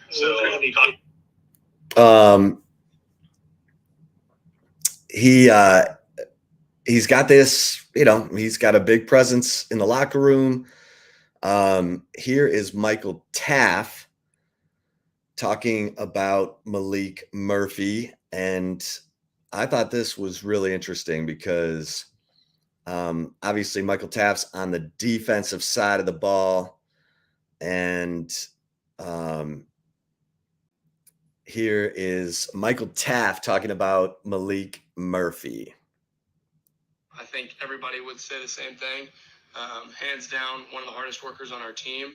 I think his confidence in himself to just know that he can make every throw on the field is really, really cool. I think the other thing is the whole locker room loves him. I think everybody in the locker room would say that they have a personal connection with Malik, and that's really cool. He's not a people pleaser, but he's just, he's a positive guy, and everybody attracts towards him and wants to be around him and wants to be his friend. So that's really cool as a teammate. Was there any ever like thought to going somewhere else where you would be maybe guaranteed? How about that? Yeah. And I missed the first part. Here's the first part of it. He's the first one in the building, last one out. I think everybody would say the same thing. Hands down, one of the hardest workers on our team. First one in the building, last one out. That's two players saying the same thing. Yeah. Two different players. Yeah. Prepares like the starter. So I wanted you to hear. Now, Kelvin Banks, I'm trying to remember what he said because Kelvin's let's see what he says here. Here's this is Kelvin Banks about how the offense might look or feel different with Malik instead of Quinn. I feel it's no difference. I feel like as a team we trust Quinn, we trust Malik, and we trust Hardge. So it's kind of thing like we know what guys are gonna do, and when they get in, we know what they're gonna do. So it's kind of like there's no downfall. We all believe in one another. How would you say he's different from Quinn? They have, so everybody's not gonna be the same. They definitely have their own different tangibles, but I feel like they both can run the offense pretty well. What's impressed you about Hardge? Hardge, as Taff was saying earlier in his interview, he really loves the game of football. So he can mess up on a play, and you can really tell it's like aching at him. But he's definitely going to go back and make sure he fixes and correct all the things he's doing wrong. What's Taff like in the locker room? I mean, this is a former walk-on. Yeah. Kelvin Banks on Maalik Murphy and Arch Manning. Yeah. Kelvin Banks. Let me see if there's anything else I need to. Oh, you want to hear Kelvin Banks talking about the Red Cat? Yeah, let's do it. This is Kelvin Banks talking about Savion Red's success in the Red Cat. Yeah, Savion brings a lot of energy. even off the field, Savion brings a lot of energy. Just being able to get that extra 2 yards that we needed in that game was very big. And then after the play, the energy he brings, like getting all excited, you know what I'm saying, it gets everybody blood boiling. So he brings a very good energy to the team. Just one quick follow-up. How personal do you take as offensive lineman when you have the struggles against OU? Oh, yeah. That was a follow-up question. How personal do you take it when you have the struggles against OU when you have first and goal and you can't get in the end zone? Kelvin Banks. Yeah. Personal do you take that? Definitely take it very personal. Like it's 1 yard. Like you got to get in. That's like a, you know what I'm saying? That's something that should be like easy as cutting the cake. You know what I'm saying? So we take it very personal, and it was kind of thing we went day to day like, hey, you can't let that happen again. And that's just as an O-line group talking to one another, not even with the coaches, just letting each other know like we got to get on the horses and let's go. What is that Jonathan Brooks proven this season? I feel like to the team, he's proven everything that we already knew he could do. But to the outside world, he's definitely proven a lot to show people who've doubted him, and you know what I'm saying, that, you know what I'm saying, trying to see, like, you know, people doubting because Bijan Roschon left and stuff, saying who's gonna take over a role or something. But I feel like he's been proving a lot, like all the attributes and the tangibles that he know he has. He's just been proving to the world that he got it. So you weren't surprised at all? No, we weren't surprised. We knew JB was a pretty good running back. Do you feel like He surprised us a little, hadn't he? Just a little. Hell yeah. Surprised me. I didn't expect this at all. Dude's breaking off big time runs. You know what I'm saying? Yeah. All right. We're going to get our man John McClain on here in just a second. There we go. But Zay, you want to tell the fine folks about Covert BK? Yes, sir. Shout out to Covert BK, the Covert Auto Group, family-owned auto group of automotive dealerships served in the greater Austin area for over 100 years. And they've been committed to providing customers with a high-quality selection of new and pre-owned vehicles. They got 7 terrific brands in GMC, Buick, Cadillac, Dodge, Chrysler, Jeep, and Ram. So you're going to find what you want at Covert BK. And hey, the 42 acres, it's beautiful out there. Shout out to all the other Covert Auto Groups around town. And yeah, if you need to go see what you want, again, Christmas is coming up. I'm gonna keep letting you know it's right around the corner. Don't be like me. I'm a procrastinator when it comes to getting gifts. I'm horrible at that. I'll probably stay horrible at that. That's why I have a wife that is terrific at that. So you could go to covertbk.com for all the latest specials and inventory, and you could get ahead of the game. And hell, get the car now and say it's a Christmas gift. You know, parents do that all the time. Sweet 16 coming up.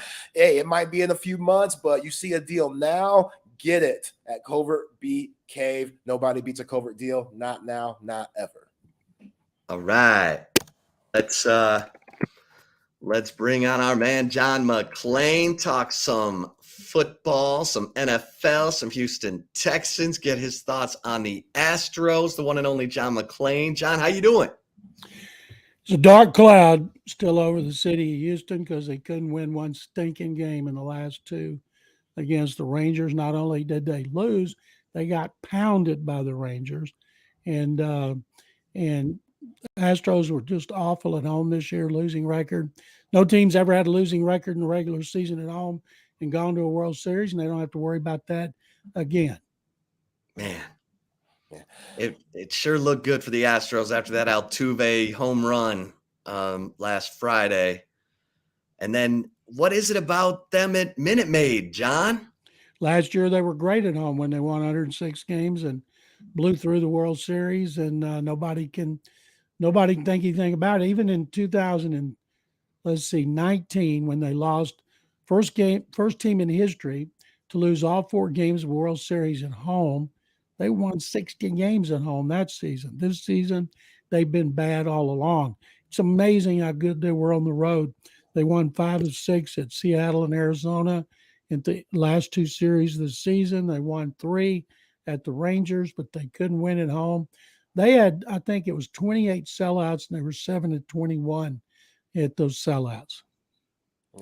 John Dusty Baker retiring, obviously winning the ring last season with the Astros, but he's been around baseball for a very long time, especially in the show. What does it mean for the whole organization now that Dusty is stepping down, and who should they look at maybe picking up? Nobody's surprised that Dusty walked away. He's 74. He said he wants to stay in baseball in an advisory capacity, but everybody says he wants to be on the West Coast. He lives outside Sacramento. He has a winery there that he spends a lot of time at, and the few times he gets a chance being a manager of a baseball team. So I'm guessing he wants to get a job and offer some advice long distance, show up every once in a while. He's a great ambassador for the game. When the Astros hired him to get stench off the organization, nobody had any idea that he would be able to do what he did with the Astros. They've been to the American League Championship Series 7 consecutive seasons, 1 year off the Major League record of 8, one off for Major League record of 8 set by the Braves, and they're loaded. It's a great managerial job. Everybody's happy for Dusty that he walks away on his terms. A lot of people think Jeff Bagwell, a close advisor to the owner, Jim Crane, is going to have the biggest influence. No, the general manager, Dana Brown, will recommend to Jim Crane, and Crane will sign off on it. Joe Espada, bench coach, 5 years. People like him a lot. Omar Lopez, been in the organization since 99. He's the first base coach. He managed Venezuela in the World Baseball Classic, and he's managed in the Astros system. They should make a run at Craig Counsell from the Brewers. He's a great manager. His contract's up.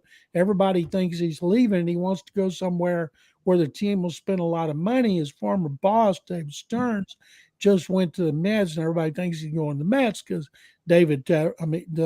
Steve Cohen will spend any amount of money up there. So there's talk about Brad Osmus. That's not a popular choice here, even though he was a popular player. He failed with the Tigers and the Angels, but I think it'll be somebody who Dana Brown worked with in Atlanta or Toronto. As you guys know, GM comes in, he's got a list of who he wants working with him, and we know Dana Brown has one, so it won't surprise me at all if it's somebody from the Braves. And I tell you this, I would not get a first-timer unless he came from this organization, because they have a veteran team that's used to competing for the World Series every year. They have a way of doing things.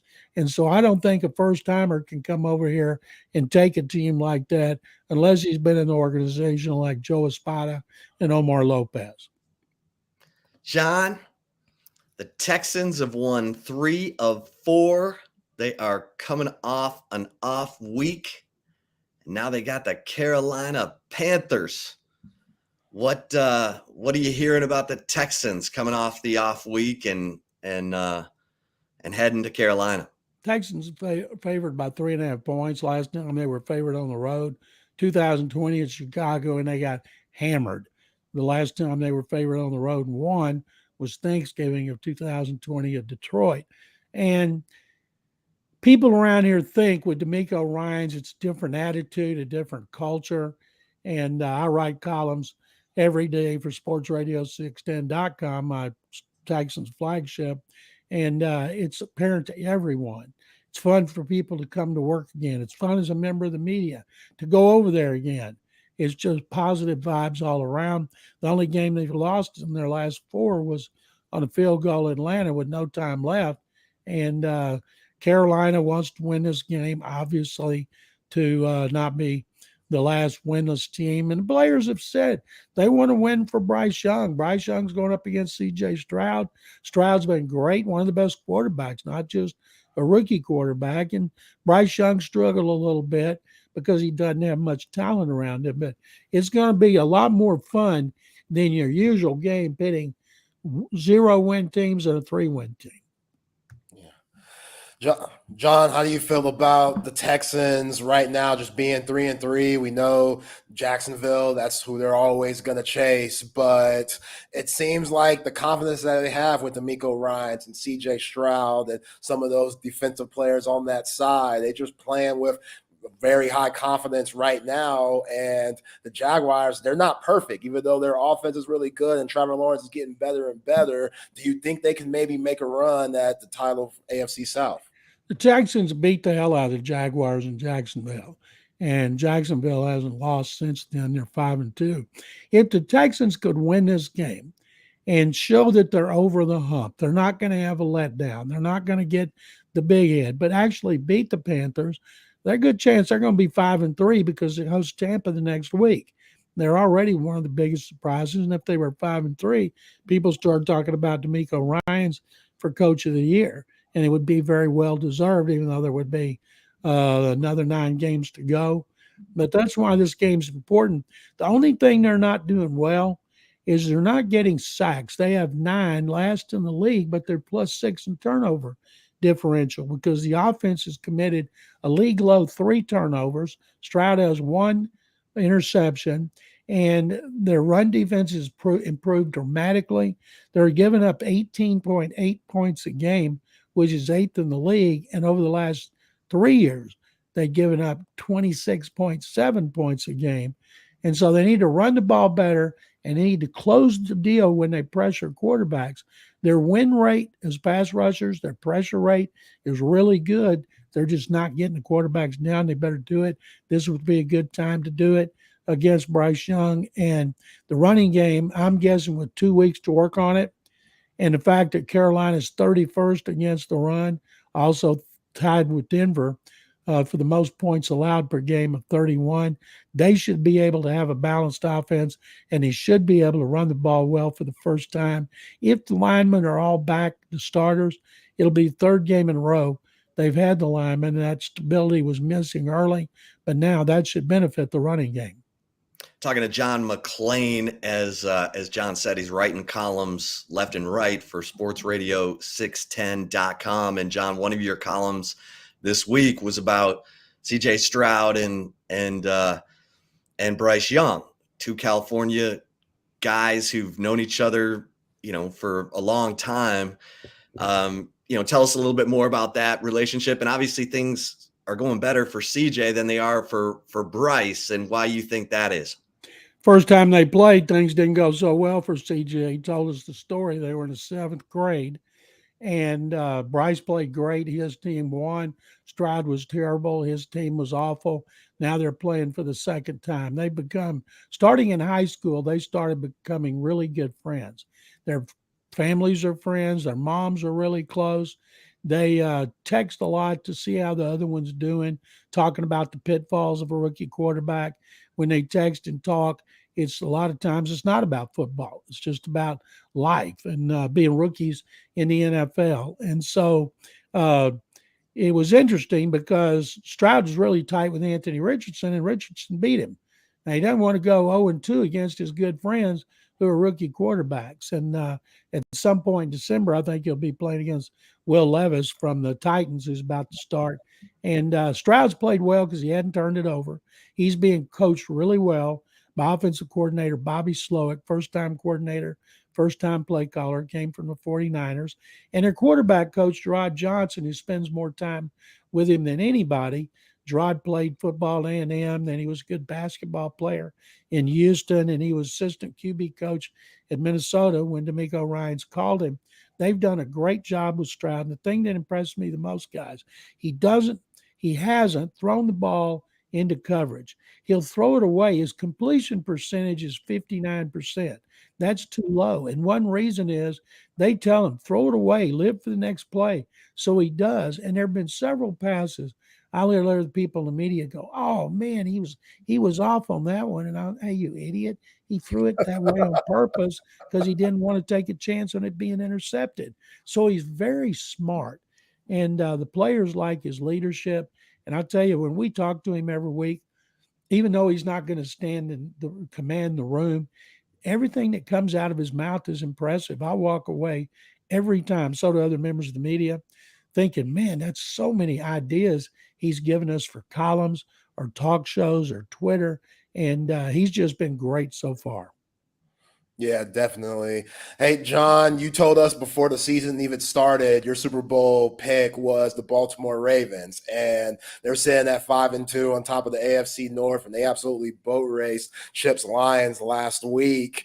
How do you think they are doing? It looks like Lamar Jackson and Todd Monken are on the same page with that offense. Do you think they could keep it up and keep rolling?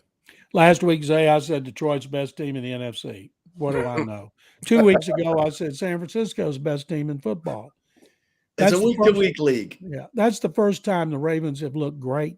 The Texans lost in Baltimore the first game.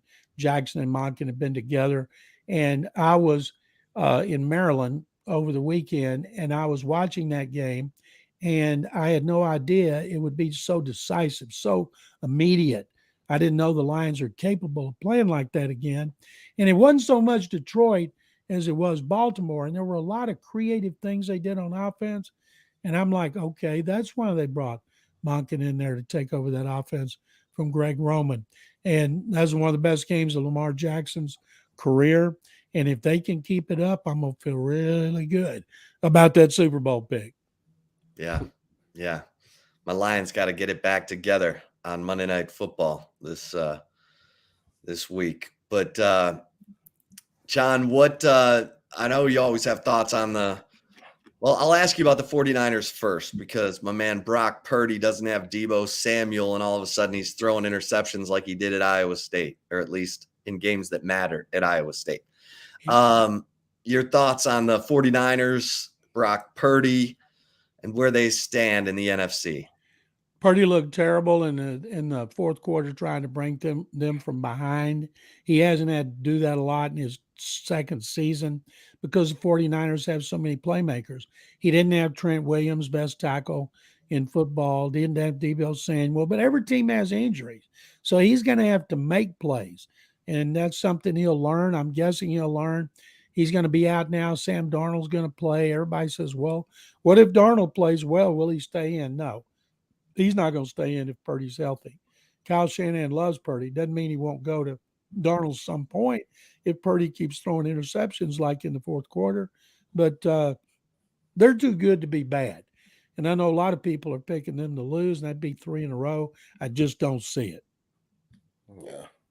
John, last night the Bills beat the Buccaneers on Thursday Night Football, and Josh Allen, though he's a little banged up with that shoulder, but on the other side for the Buccaneers, it's kind of what you've seen with Baker Mayfield through the course of his career. Just he'll show you flashes of why he was the number one pick, and then it's like a roller coaster going down. They'll go downhill very fast. What do you think that they're going to do with him? Because I think they've lost 4 out of the last 5, and it's not looking good for Tampa Bay, who just won a Super Bowl a few years ago with Tom Brady. I never thought the Bucs were a playoff contender. I picked Atlanta to win that division. Most people pick New Orleans. Anybody can win it other than Carolina. But Buffalo, something's wrong. They got a screw loose. They're discombobulated. They're not the machine that they have been, the machine they were against Miami. They were fabulous against Miami. Hang on, I got a cough. Sorry about that. No, they were a monster on offense against Miami and defense. And it's got to be very frustrating for McDermott and Bean, the GM, and as well as the quarterback, Josh Allen. They can't run. They got to at some point be able to run the football without Josh Allen running so much. He's a big guy. He looked like a tight end. He takes a lot of hits. So far, he's been able to avoid going out. But over the course of a 17-game season and then hopefully the playoffs, that constant pounding beyond what a quarterback's just going to take in the pocket has got to wear on him. I would hate to think about how sore he is at the end of the season, but they haven't been able to get a running game going. Devin Singletary, their leading rusher the last 3 years, they let him sign with the Texans. They're ready to elevate James Cook. It hadn't worked out the way they want. They got so much talent. I think that they'll bounce back. I think that they're built for bad weather. The Dolphins are not. When the Dolphins have start going where it's windy and where there's rain and sleet and snow, I don't think that great passing game throwing the ball down the field is going to work the way it does when the weather's nicer. Now they get the Bills down in South Florida in December, I believe, and they'll probably get revenge. But it's a two-team race, and it's a fun one because they're two teams constructed exactly the opposite. John, when the Dallas Cowboys also coming off an off week, and they've got the Rams this week, and I don't know what to make of the Cowboys anymore. I mean, 1 week Dak looks good, the next week he doesn't. Your thoughts on the Cowboys taking on the Rams? Cowboys should win this game. The Rams have a good offense, good passing game. Their running game's not worth a darn.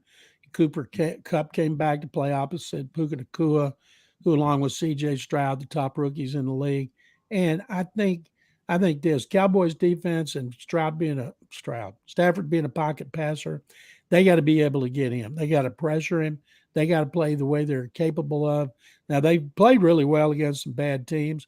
Right now, Philadelphia looks like it's gotten it together, but Jalen Hurts has a knee problem. And that may be the kind of thing that's going to bother him all season. Cowboys certainly not out of the race. They're one behind, I think, in the NFC East. Don't see the Giants or the Commanders being in that class as they are. It's going to be a great race. They're going to play each other 2 times still. Can't wait to see it because not only just because it's amazing the way Philadelphia and Dallas has replaced Washington and Dallas as their top rivalry. I can't wait to see those 2 teams play.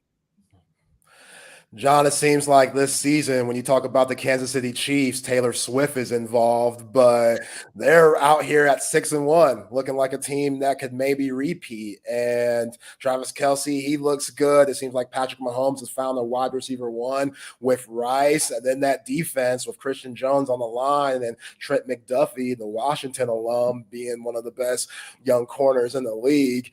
This does look like a team that could go back to back. It does. It hadn't been done since the Patriots in the early 2000s. And they lost that first game to Chip's Lions, and they've rebounded and haven't lost one since. The stats were flashed last week for Travis Kelce when Taylor Swift is there and she isn't there.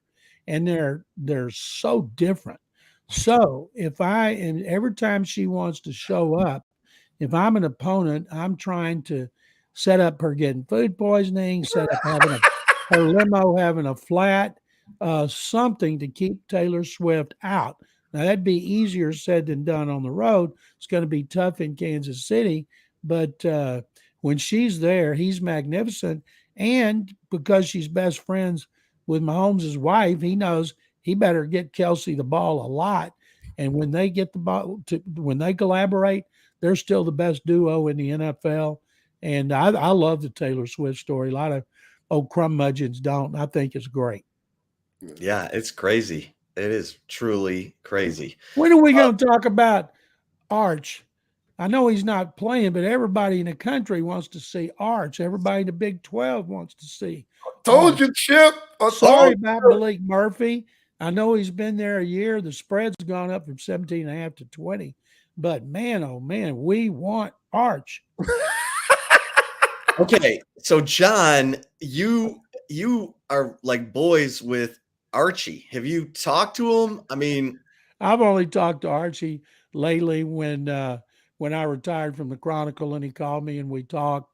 And at that point, Arch had committed to UT, and I know they have high hopes for him, and they think he's special. But they've been very careful, with Eli and Peyton. They got all kind of publicity too. They were doing interviews. I know in 1998, when Peyton was a rookie, I went to New Orleans and did a series of stories on the Manning family and Peyton's coming out party. And the second feature we had, big headline, Eli's coming. He was going into his senior year at Newman High School. And I asked Archie, I said, can I talk to Eli? Sure. I'll even meet you at 3:00 on the steps in front of the school. I said, are you going to be there? He said, why? I said, I don't know. He's a high school kid. He said he can handle himself, and he did. But they've been really careful with Arch, and he is Cooper, the oldest son's son. And Archie always gives advice when he's asked in the family. So they have set it up the way they did for a reason. But boy, once he's in that lineup, and does Sarkeesian have a policy against freshmen talking like some head coaches? Yeah, unless they play. Unless they play the game. But a lot of them don't even want them to talk, period, if they're freshmen. So we want Arch, and then Arch is going to have to talk. You know he's going to be great. You know, every Manning family member is a great talker. Cooper's the best, and he doesn't even play football anymore. And I love that family. I can't wait to see Arch Manning, and can't wait to see him in the SEC where I don't have to worry about him going against Baylor. I love it. I love it. We got some Arch Maalik Murphy talk with John McClain. I love it. I was going to ask you about, well, no, I know Zay's going to ask you about the Rockets, but I was going to ask you what you thought of the Lions Raiders game on Monday night. Oh, the Lions are going to beat the hell out of them. Okay. The Raiders are not very good, and the Lions I'll guarantee you, Dan Campbell will have them frothing at the mouth coming back after they got bullied and bloodied in Baltimore. And I think another example of Josh McDaniels being a better offensive coordinator when he had Tom Brady than as a head coach. I think it wouldn't surprise me at all if he's not gone after the year, because the Raiders are a huge disappointment. Yeah. Did you cover Dan Campbell when he was at A&M? Nope. I never covered any college. He was a quote machine. And everybody loves the guy. Oh, everybody says, well, what if Dan Campbell and Mike Vrabel got in the octagon? And I think, well, that'd be great. They'd both beat the heck out of each other and pass out. And I think Campbell's great. The media loves him up there. The fans love him. I can't wait till the Thanksgiving game. They've got a waiting list for tickets now. As you know, Chip, haven't won but one playoff game since the 50s and haven't won that in 30 years. So I think it's a great story. I love the Lions. I think it's great for the NFL. Wouldn't bother me at all if they weren't in the Super Bowl. You know, wouldn't bother me at all if they are in the Super Bowl. I went to the Tampa game on Texas's off week. There was so much blue in the stadium, and leaving Raymond James, it was all "Go Lions, go" in the concourse on the way out. It was crazy. You'd have thought it was at Kansas City. Yeah. For that first game, they'd taken over a big part of Arrowhead Stadium. And think about it like you. If you had a normal job, you didn't have to work odd hours every day. You might be traveling around with them too. I think it's the best story in the NFL is the rise of the Detroit Lions. How about that, Zay? I hear Enjoy it while you can, because they're going to lose both coordinators to head coaching jobs. Oh. Dang, all right, that would hurt.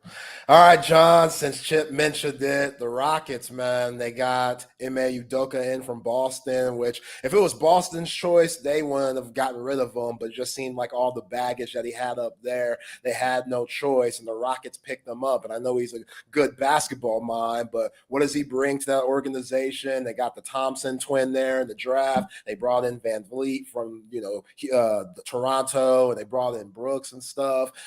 They're on the up and up, but they're still a long way from being a playoff contender. What does Ime Udoka bring? I was shocked when they stunk it up as bad as they did in their first game. I'm fired up about the Rockets. They've been the worst team in the league the last 3 years under Steven Silas. They've been stockpiling first-round picks, high first-round picks. They had 2 this year. People are pumped about them. They've got veterans, Jabari Smith was supposed to be the first overall pick last year, and then Orlando took Paolo Banchero, and the Rockets got him. And he tore it up out at Las Vegas, the league they have in Las Vegas every year. And then they looked really good in preseason games. And I'm not saying they were going to win the first game, but my God, they got blown away. And what I like about Ime Udoka is when he was hired, after he had the scandal and got fired in Boston, I started getting on the internet and watching ESPN and listening to NBA radio to hear what all the experts say about him. And it met with universal praise.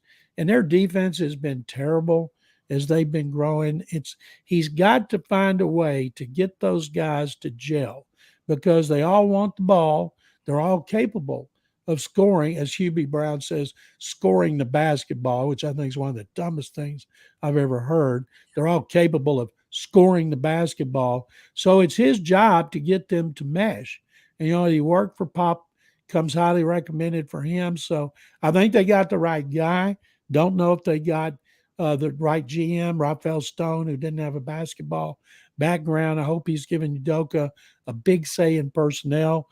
Tillman Fertitta showed a lot of patience with Steven Silos, but they were just awful. And getting Van Vliet in there was great because it's like a salad with too much green is not good. And they get him in here to be the point guard, and they needed experience. And so people are fired up. I'm guessing they'll bounce back. May take them a while to gel, and they need to get some confidence because they've been beaten down to be so bad these last 3 years. They need him to do for the Rockets what D'Amico Ryans has done for the Texans. You change the culture. That means attitude. You help build up confidence, and it's contagious. And I think we'll see them at some point, and we'll go, aha, that's why they brought in Udoka, because that's what he's capable of doing, and we'll see the Rockets start to improve. All right, John, we'll let you go on this huge showdown tomorrow in Waco between the second place Iowa State Hawkeyes, or Iowa State Cyclones, for God's sake, taking on your Baylor Bears. You're going to be there, and what do you see happening in this one? I haven't been to a Baylor game in years. I'm so bummed about Baylor right now, the way they're playing, their lack of talent up front.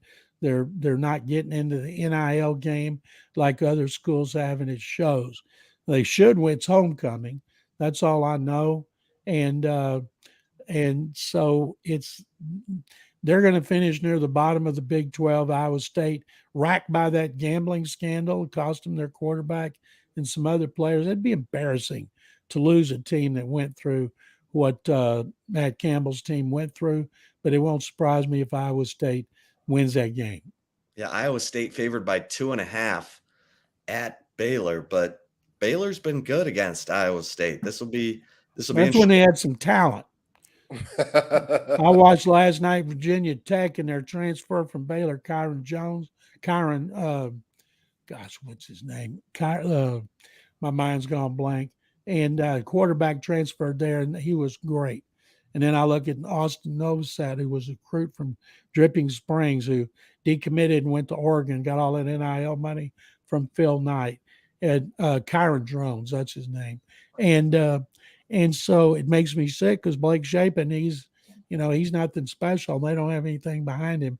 And if you don't have an offensive line, and the Longhorns got an offensive line, if you don't have an offensive line, you've got no chance, which the Longhorns exposed on Baylor this season. Now other teams are doing it as well, but you've got to spread that NIL money around on those linemen before you start recruiting the skill position players. John McClain, NFL Hall of Fame voter, multi-days-a-week columnist for sportsradio610.com. John, anything else we need to plug? Nope, that's it. Well, all my listen. Mattress Mac says, all my columns are free. Well, real quick on Mattress Mac, how did that, he's always betting on the Astros. Is he okay? Has anyone checked on him? He and I do a weekly video every Monday. He's doing fine because going back to after last season, if you spent $4,000 on furniture and the Astros win a World Series, then you get it free. People have been buying that furniture for 7 months. Wow. He's not going to the poorhouse. He's not going to the poorhouse. All right. Man. John, have a great weekend. We'll talk to you next week. Thanks very much, guys. I enjoyed it as always. All right, Thank you, John. Appreciate you bringing it. That's good stuff. How about John McClain? Arch Manning. When are we going to talk about Arch? I told you, national media is going to do this. I told you, it doesn't get much bigger than John McClain. If he's saying it, who's not saying it? And it's like, dude, Maalik Murphy, I hope you have the toughest skin in the world, my dude, because a lot of people don't want to see you win. Texas fans do because they want to see their team win, but national media, they can't wait for Arch Manning to get in there because it's a hell of a story. It just is. And again, this goes to Maalik Murphy's just mental toughness. The fact that he stayed with Quinn Ewers and Arch Manning coming in and all, being offered by Florida and Auburn after the spring game. The fact that he stayed, I gotta salute the guy. Like, that takes some serious mental toughness, and he obviously loved the university. You hear Michael Taft, Benda, and all the guys talk how highly of him and stuff, but I told you, that's what worries me. Like, is he gonna feel that pressure to where it's like, I have to perform because my leash is so damn short that this Arch guy could come and take my spot on any mistake that I make? I hope not. I hope he has an easy mind. I hope Sark makes it very easy for him to go out there and produce along with the rest of the team. But John McClain saying that is the biggest worry that I've had kind of coming into this. Just like, can Maalik Murphy handle all that pressure that's going to be thrown at him starting tomorrow? Yeah. Oh boy. All right, let me tell you real quick. We haven't even scratched the surface with Great Blue Heron Furniture. I mean, you go to greatblueheronfurniture.com. You can design your own furniture. Like, you want bar stools, you want a recliner, you want a chair and a half, you want a couch. They have consulting.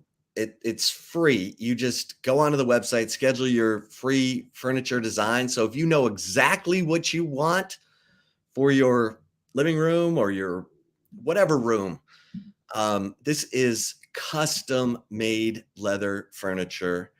But they've got tables, they've got everything. You just need to go to the website, Great Blue Heron Furniture. This is the best constructed furniture you're going to find. And they've got every kind of leather that you would want for chairs and a half, love seats, couches, bar stools, kids.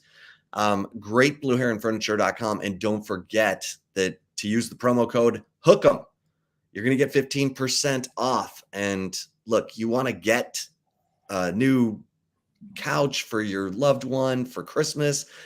Now's the time to order so that it's going to get in on time. Greatblueheronfurniture.com. And while we're talking about furniture, you can get your Great Blue Heron Furniture to sit and look at your brand new big screen from Audiovisual Consultations. I mean, don't even think about going to the box store to buy a big screen. You just let my man Tom McKay and his crew bring everything to you, from the free consultation to installation.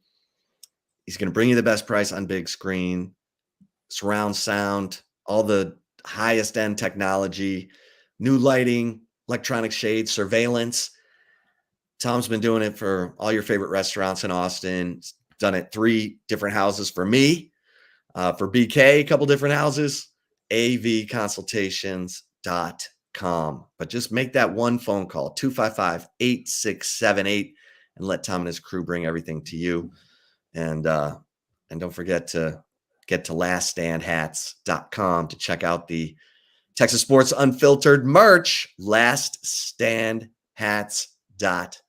All right, Zay, we'll give you a quick chip shot here because we're up against it. But Steve Sarkeesian, we are counting on you to perform an exorcism tomorrow at 2:30.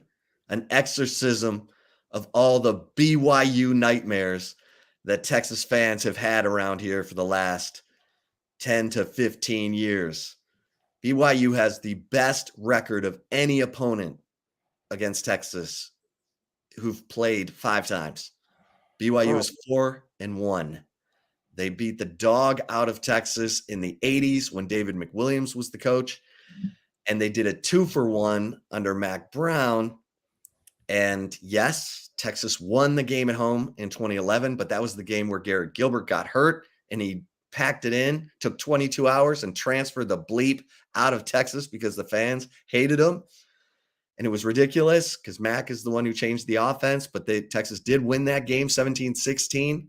It was a skin of your teeth game. And then when they played the other two in the 2-for-1 in Provo in 2013, that was the Manny Diaz massacre when BYU ran for 550 yards and Taysom Hill ran for 265. And Manny Diaz got fired the next day. And then Mac got fired.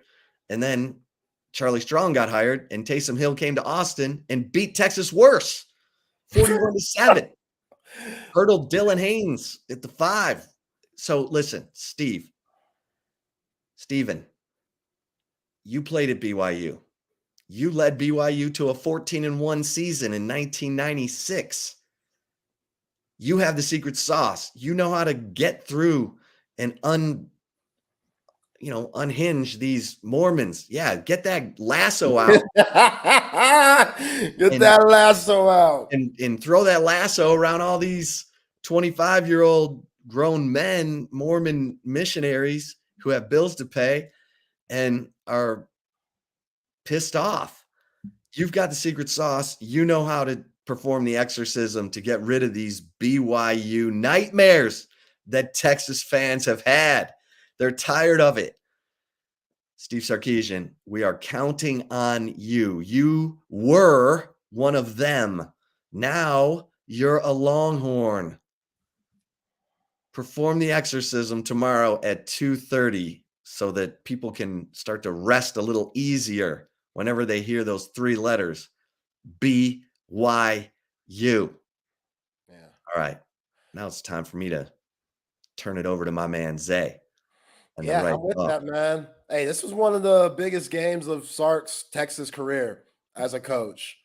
Is he going to be able to put Maalik Murphy in the right spot to be productive out there? Because the first 2 years, nobody was necessarily expecting you to win a Big 12 championship, even though that's always the expectation at Texas. And just this year, it is for sure still. Even with Maalik Murphy coming in for Quentin Ewers. So, Sark, you got to be on point, man. You can't have no fake field goal situations when you're leading by 21 and end up only winning by 7 to a team that, hey, Houston, they play hard. Dave Aranda, I know he won. I know he wanted that game, but Dana Holgerson, excuse me. But it's just last week shouldn't have happened. And this week, you have a chance to redeem yourself at home, where we've seen this Texas team struggle at times besides Kansas. And, yeah, I'm expecting a big game from everybody. The secondary, PK and this team. You talk about Anthony Hill being more on the edge more. I'm all the way with that. Like, you got to get that guy more involved in some spicy stuff. Like, this ain't the same 3 quarterbacks that you face where Jason Bean can run, Dylan Gabriel can run, and then you go last week with Donovan Smith, who has running ability. Keaton Slovis, he wants to stand in the pocket and try to pick your defense apart. And you got to be able to live up to that challenge. Keaton Crawford, Jaron Thompson, if you guys are going to play that slot position, well, y'all got to be better. Point blank. Y'all are playing it. Y'all got to be better. If you got to throw Jalen Gilbo in there, so be it. Jahdae Barron, if you got to put that dude everywhere on the field, hell, maybe even that linebacker, damn it.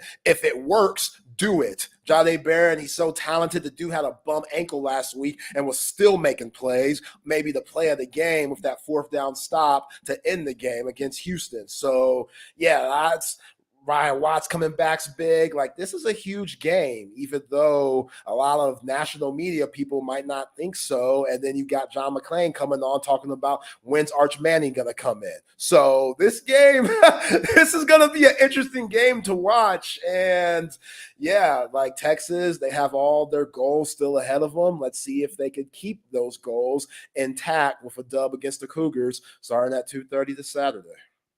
Yeah. All right, before we get to the right call with Zay Collier, Brain Vault. How about this? This is the best mouth guard you can get, and it's about the fit.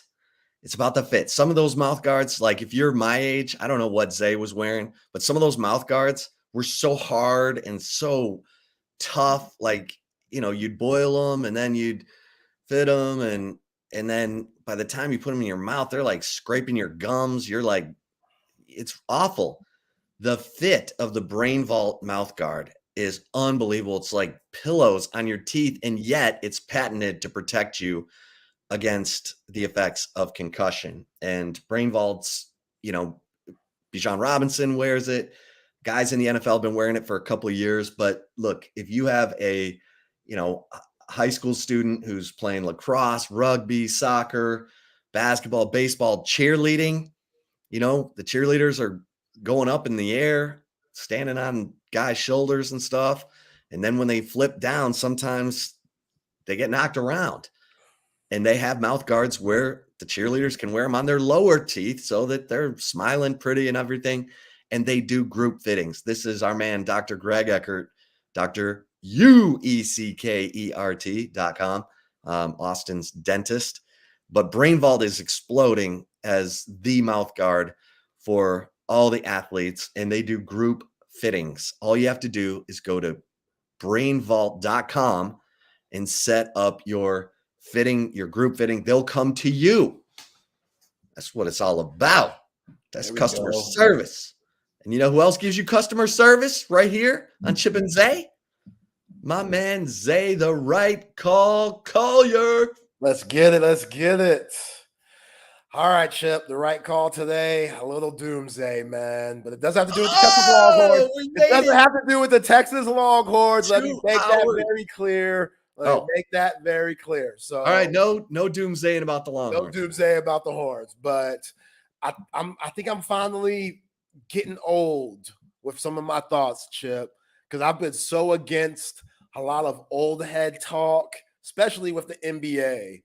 And a lot of old heads, they love to talk about, back during our day, the Magic Bird era, nobody liked each other. Oh, yeah. Nobody, bad boy Pistons. Yeah, nobody was friends with the opponents, which that's bogus to me. Like Irvin Magic Johnson and Isaiah Zeke Thomas were kissing each other before tip-off, like kissing each other on the cheek. Wow, like, come on, what kind of sassy shit is that? Don't tell me about guys being tough and guys not being friends. Like, they were friends back then. It was just an era where you could knock somebody on their ass and it might just be a personal foul instead of guys getting ejected for 5 games. So that's the difference. Let's differentiate that.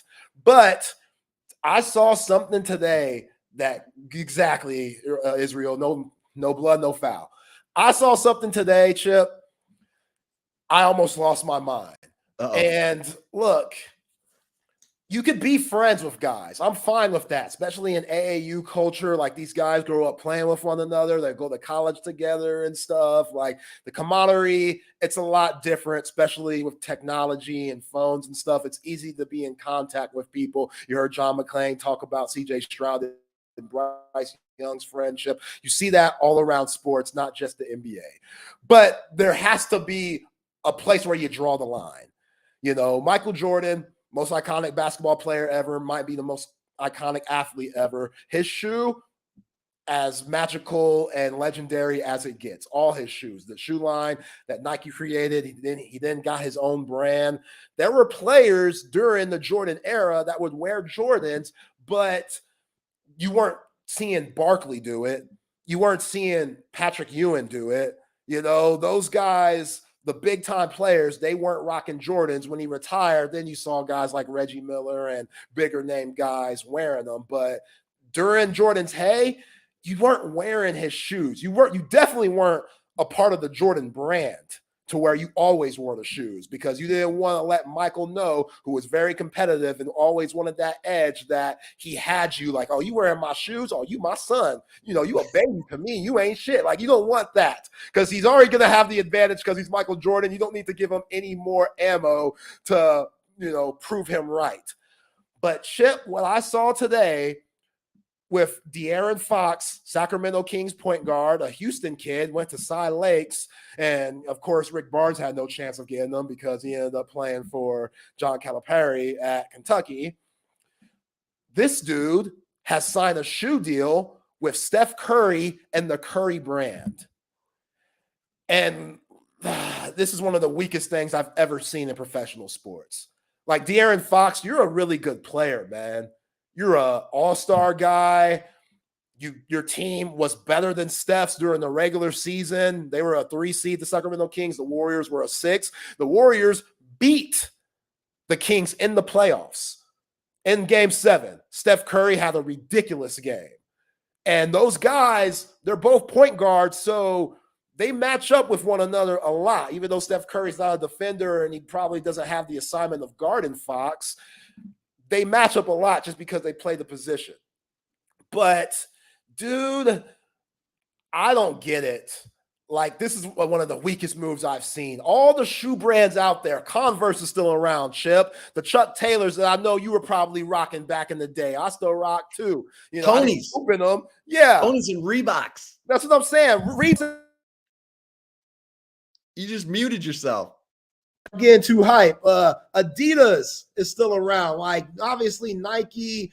There's some big-time brands that De'Aaron Fox could have chosen from. But to sign with a rival, again, Sacramento Kings, Golden State Warriors, that's like an hour flight.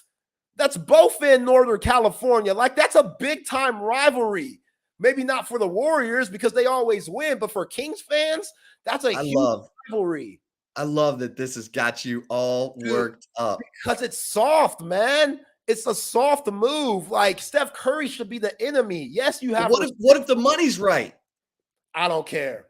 You're already making millions. I don't care. I know that rent and those mortgages are high in Northern California. I know. I get that.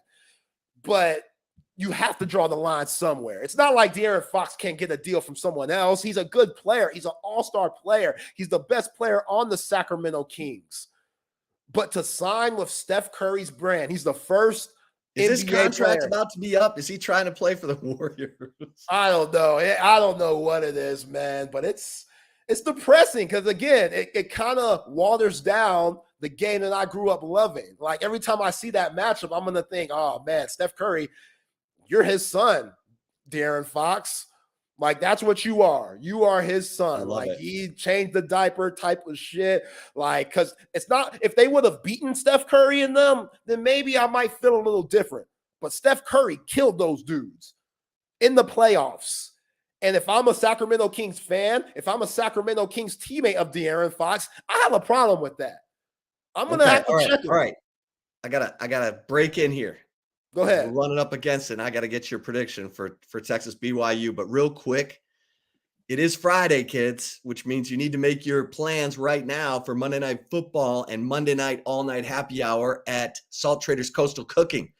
Okay, so if you go in for happy hour, and happy hour is every day from 3:30 to 6:30, so you could, like, as soon as you get done listening to us, you know, start heading in your car over to Salt Traders. They got the Zilker location in Austin, up there at Round Rock at you know, right there.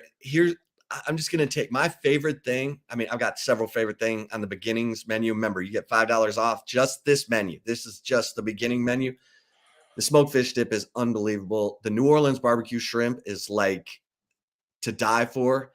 The chowder fries, clams, leeks, and bacon on your fries.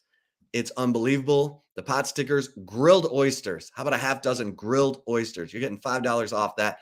Steamed mussels, $5. It's $14. You're getting $5 off. You're getting it for $9. Are you kidding me? You need to be going to Salt Traders Coastal Cooking all the time at the Zilker location in Austin and up in Round Rock. All right, Zay. I got Texas 28, BYU 17. What say you, my friend? Yeah, we're close. I got Texas 24, BYU 17.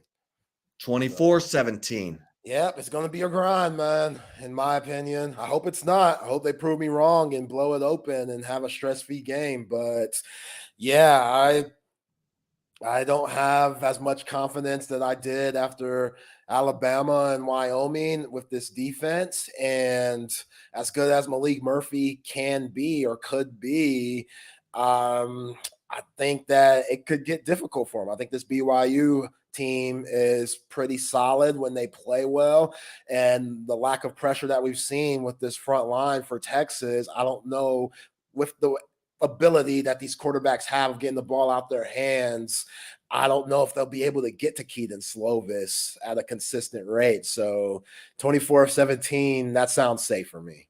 Yeah. What happened to Texas, the fourth quarter team? The team that was putting 21 on everyone, put 21 on Alabama in the fourth quarter. But they had like 4 straight games with a 21-point quarter in it. I mean, 21 in the last quarter against Wyoming. And then last week, it's hang on for dear life in the fourth quarter. I'm just saying. I see our man Trey Elling. Trey, where the hell did Texas, the fourth quarter team, go? Can that come back tomorrow? Yeah, I think it should. I think that involves this Texas offense grinding out some drives early on and slowly wearing that BYU defense down to make things much easier for them in the second half, giving Maalik Murphy or Arch Manning, whoever happens to be in the game at that time, more open looks. And this Texas defense needs to force some quick 3-and-outs, which they were much better at up until these last couple of games. So I think the combination of those two things will help us see a Texas team that we were all claiming to be a really well-conditioned team, which I think they still are, just because of how much they were beating the opposition down in the fourth quarter. Jeff Howe. What's up, guys? In the building. Hey, Chip, you and I haven't talked about this, but I want to get your thoughts on this real quick before you get out of here. So we were talking just as a staff, as a Horns 24/7 staff last week for the Houston game. And in hindsight, because trust me, if you go back to listen to last Friday's show when I wasn't, talking about my love for the Macintosh Apple, I was talking about the Houston game in not so glowing terms for U of H. But when you get into things like, hey, we're only gonna play this guy in case of an emergency, or we'll play this guy, and then if we get a lead, we'll take him out. That borders on disrespecting the opponent, and I just feel like as a staff, when you start doing that stuff, you lose sight of winning the game, like doing your job. So I don't know if we get a vibe of less of that tomorrow, and I think it's more of kind of an all hands on deck week this week anyway. I don't want to say better prepared, but I think you'll see a more focused team throughout that mental intensity. That's what Sark calls it. Yeah, I like to call it sense of urgency. I think you'll see that prolonged, whereas you only saw it for about the first 16, 17 minutes last week. And Steve Sarkeesian was one of them. He's going to perform an exorcism on our BYU Nightmares tomorrow at 2:30. That's what I called on in the chip shot today. I need Steve Sarkeesian, whether it's that lasso move. What is that? What is that? Somebody y'all gotta let me know. Trey, have you seen the clips that Texas social media team put out of Sark's highlights back in the day? He's doing a weird lasso celebration when he was playing quarterback for BYU. It's a little suspect, but I think you better not get after any player for having the celebration. Hey, it's got some Texas flavor though. I'm good with the lasso. I mean, we're going calf roping here. Are we sure that's not like some sort of round up all the husband wives signal? There's There's 3 items of clothing Sark doesn't need to wear ever again. I can just tell you that much. Speaking on that, Zay, he doesn't need to wear the Burger King pants that he wore before the OU game 2 years ago. Yeah. Sark's not really a baseball cap guy on the sideline either. Some people could pull off the hat. Like Chip, I see you with the hat enough to where it's like doesn't shock me, doesn't bother me when you wear a hat. Thank you. Sark's not really a visor guy either. So I would say cap/visor. Sark doesn't need to do it. And after the Alamo Bowl, Sark sure as hell doesn't need to wear a cowboy hat ever again. Again, some people can pull the cowboy hat off. Sark can pull a lot of things off that we can't, that some of us can't. The cowboy hat just is not, it's not him. Hey, yeah, what do we think of his sunglasses? Because he's definitely a sunglasses guy. He's definitely a sunglasses guy. Yeah, Sark can pull off shades, different kinds of shades. Yeah. Hey, L'Oreal says wear it. You better wear it, damn it. Because Kingsbury wore the Ray-Bans. But the Burger King pants haven't shown themselves again. Yeah. The fact that you're calling them Burger King pants mean they should be burned out of his closet. And then they look like a Burger King bag. Like tell L'Oreal that you call them the Burger King pants, and she'll be like, "Oh my God, they are going straight to Goodwill as of this moment." They probably already are there. Or he could auction them off and give the money to the Ronald McDonald House or something, you know? Does Sark do stuff like people in Gen Pop do? Like, will he cut them down and like make like some shorts and mow the grass with them or something? You know, that would be acceptable, right? That's like, I don't know, man. That's one of those deals. Trey, I don't know where you fall in. I have a hard time believing like rich, eccentric people just do down home stuff like the rest of us do. Yeah, I guess it depends on if he turns it into like a car wash rag, or maybe the like the pants version of the jorts if you're going to cut them into shorts. But I think he probably just throws those things away. They have no good use. Speaking on that real quick, this blew my mind. When I was in high school, I think I was a junior, one of the girls in my science class said she had a friend that was our age. The family was so well off. The girl had never had Kool-Aid and had never eaten macaroni and cheese. That's how well-to-do, eccentric that family was. I'm like, it's no family I ever want to be a part of. No. Man. I got a fresh batch of Kool-Aid in the fridge right now, Jeff. Come on, man. I haven't it's been. Is it red? Yeah, always red. Always red. Back when my wife and I were having to like, you know, pull quarters and change out of the couch to pay the electric bill. It's probably the last time I had Kool-Aid. So it's probably been about 15 years since I've had Kool-Aid. I could be the richest man in the world. I'll always have Kool-Aid. Never forget your roots, Jeff. Never get your roots. Get to the roots. That's right. Hey, you ever seen that movie Fast Break with Gabe Kaplan? No. Oh, Zay, that's your homework assignment. That's your homework assignment. If it ain't free, I ain't watching it. So okay, we got to figure this out. Okay, all right. If I don't got it on Netflix or something, it's got to be on one of your. It's got to be on one of your streaming services. Okay, I'll check it out. It's called Fast Break, and Gabe Kaplan is the head coach at Cadwallader U, and Bernard King is in this movie, and it's hilarious. Like, I'm not even doing it justice, but there's a great scene in this movie where these two white guys are going up to Bernard King and going, "Do you know who the first black player in the NBA was?" And Bernard King is like, "No, man. Do you know who the first white player in the NBA was?" And they were like, "Oh." And he's like, "Got to get to the roots, boy. Get down." It is so good. Oh my God. I mean, okay. I'll leave on that. Yeah, I'll see if Fast Break. Fast Break. Zay? Bernard King's knee health is like in 2023. Can't be good. He's had knee replacement and he's bouncing around on some titanium, you know? He and Fat Leave were in some sort of weird competition to who could have the worst knees by the end of the 1980s. God. Yeah, he was a bucket, though. He was a bucket. Oh, better than like Sam Bowie's shins or Bill Walton's knees. Yeah, Bill Walton's everything. Yeah, Bill Walton's feet. All right, fellas. Have a good show. Appreciate it. Great show. Have a great weekend. Chip, I'll see you tomorrow. Yes, sir. Yes, sir. So the balloon thing, Jeff. I was going to ask you about balloons that. pop up on my screen. Yeah, there they go again. It is to the degree now. I'm not even kidding you, because I think all you guys are messing with me, or maybe it's just BK behind the scenes. It is to the degree, though, that I was on a Zoom call with Jesse L. Martin, who is an actor you may know. Oh, yeah. Law and Order. Law and Order? Things like that. He's got a new NBC series, I think. Really cool dude. We're talking about his new movie that's premiering at the Austin Film Festival this weekend.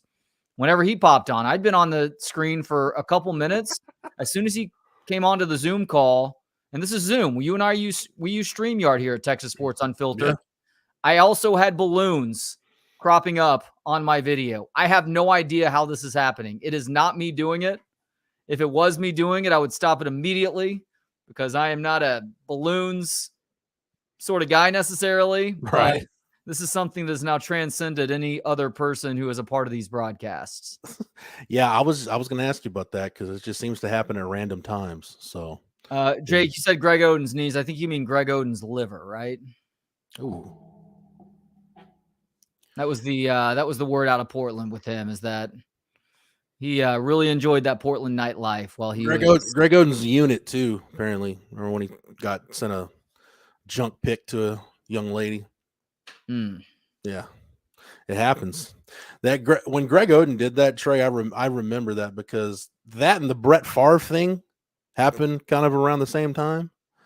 And I thought, there's certain guys, I guess, that get to that level of notoriety, that level of success, and you've never been told no your whole life, and you don't know how to handle it. So the only in your mind, the only rational response you can think of is, I know what'll get her. Unbeknownst to you, that's not at all the way that works. No, there's not. And I'm reminded right now that my 9-year-old daughter is in the room for the duration of this broadcast because she's dealing with a little bit of a punishment from yesterday. So I'm going to refrain from getting super vulgar here, other than to say that never looks good. This goes back to Seinfeld, I believe. The naked male body is never attractive. Nope. You could have the most chiseled person on the planet. It's still gross. Femininity is a beautiful thing. I think it was Rodney Carrington that once said, God didn't spend a whole lot of time working on that part of the body. It's like he had a little pile of stuff left over and just said, I'll just stick that right there. See how that works out. Yeah, it's like somebody had silly putty and just kind of squished it for a little bit and then just slaps it on the Ken doll. Oh man, Trey, somebody wanted to know, I think CB wanted to know in the chat, do your kids eat macaroni and cheese and drink Kool-Aid, or have they? Mac and cheese is a regular thing. When we go to Style Switch, which we do once or twice a week, they always get at least a little bit of mac and cheese to go along with some of that delicious moist brisket and maybe something else depending on the day. Kool-Aid, though, not so much, but we're also not a big sugary drink family. They will have stuff from time to time, usually not my doing, but I don't know if we've ever had Kool-Aid in the house before. My daughter's a lemonade drinker, like if we go out to a restaurant or something like that. But other than that, I mean, she's pretty much water, maybe orange juice for breakfast every now and then, but not a lot of not the kind of crap that I drank when I was a kid.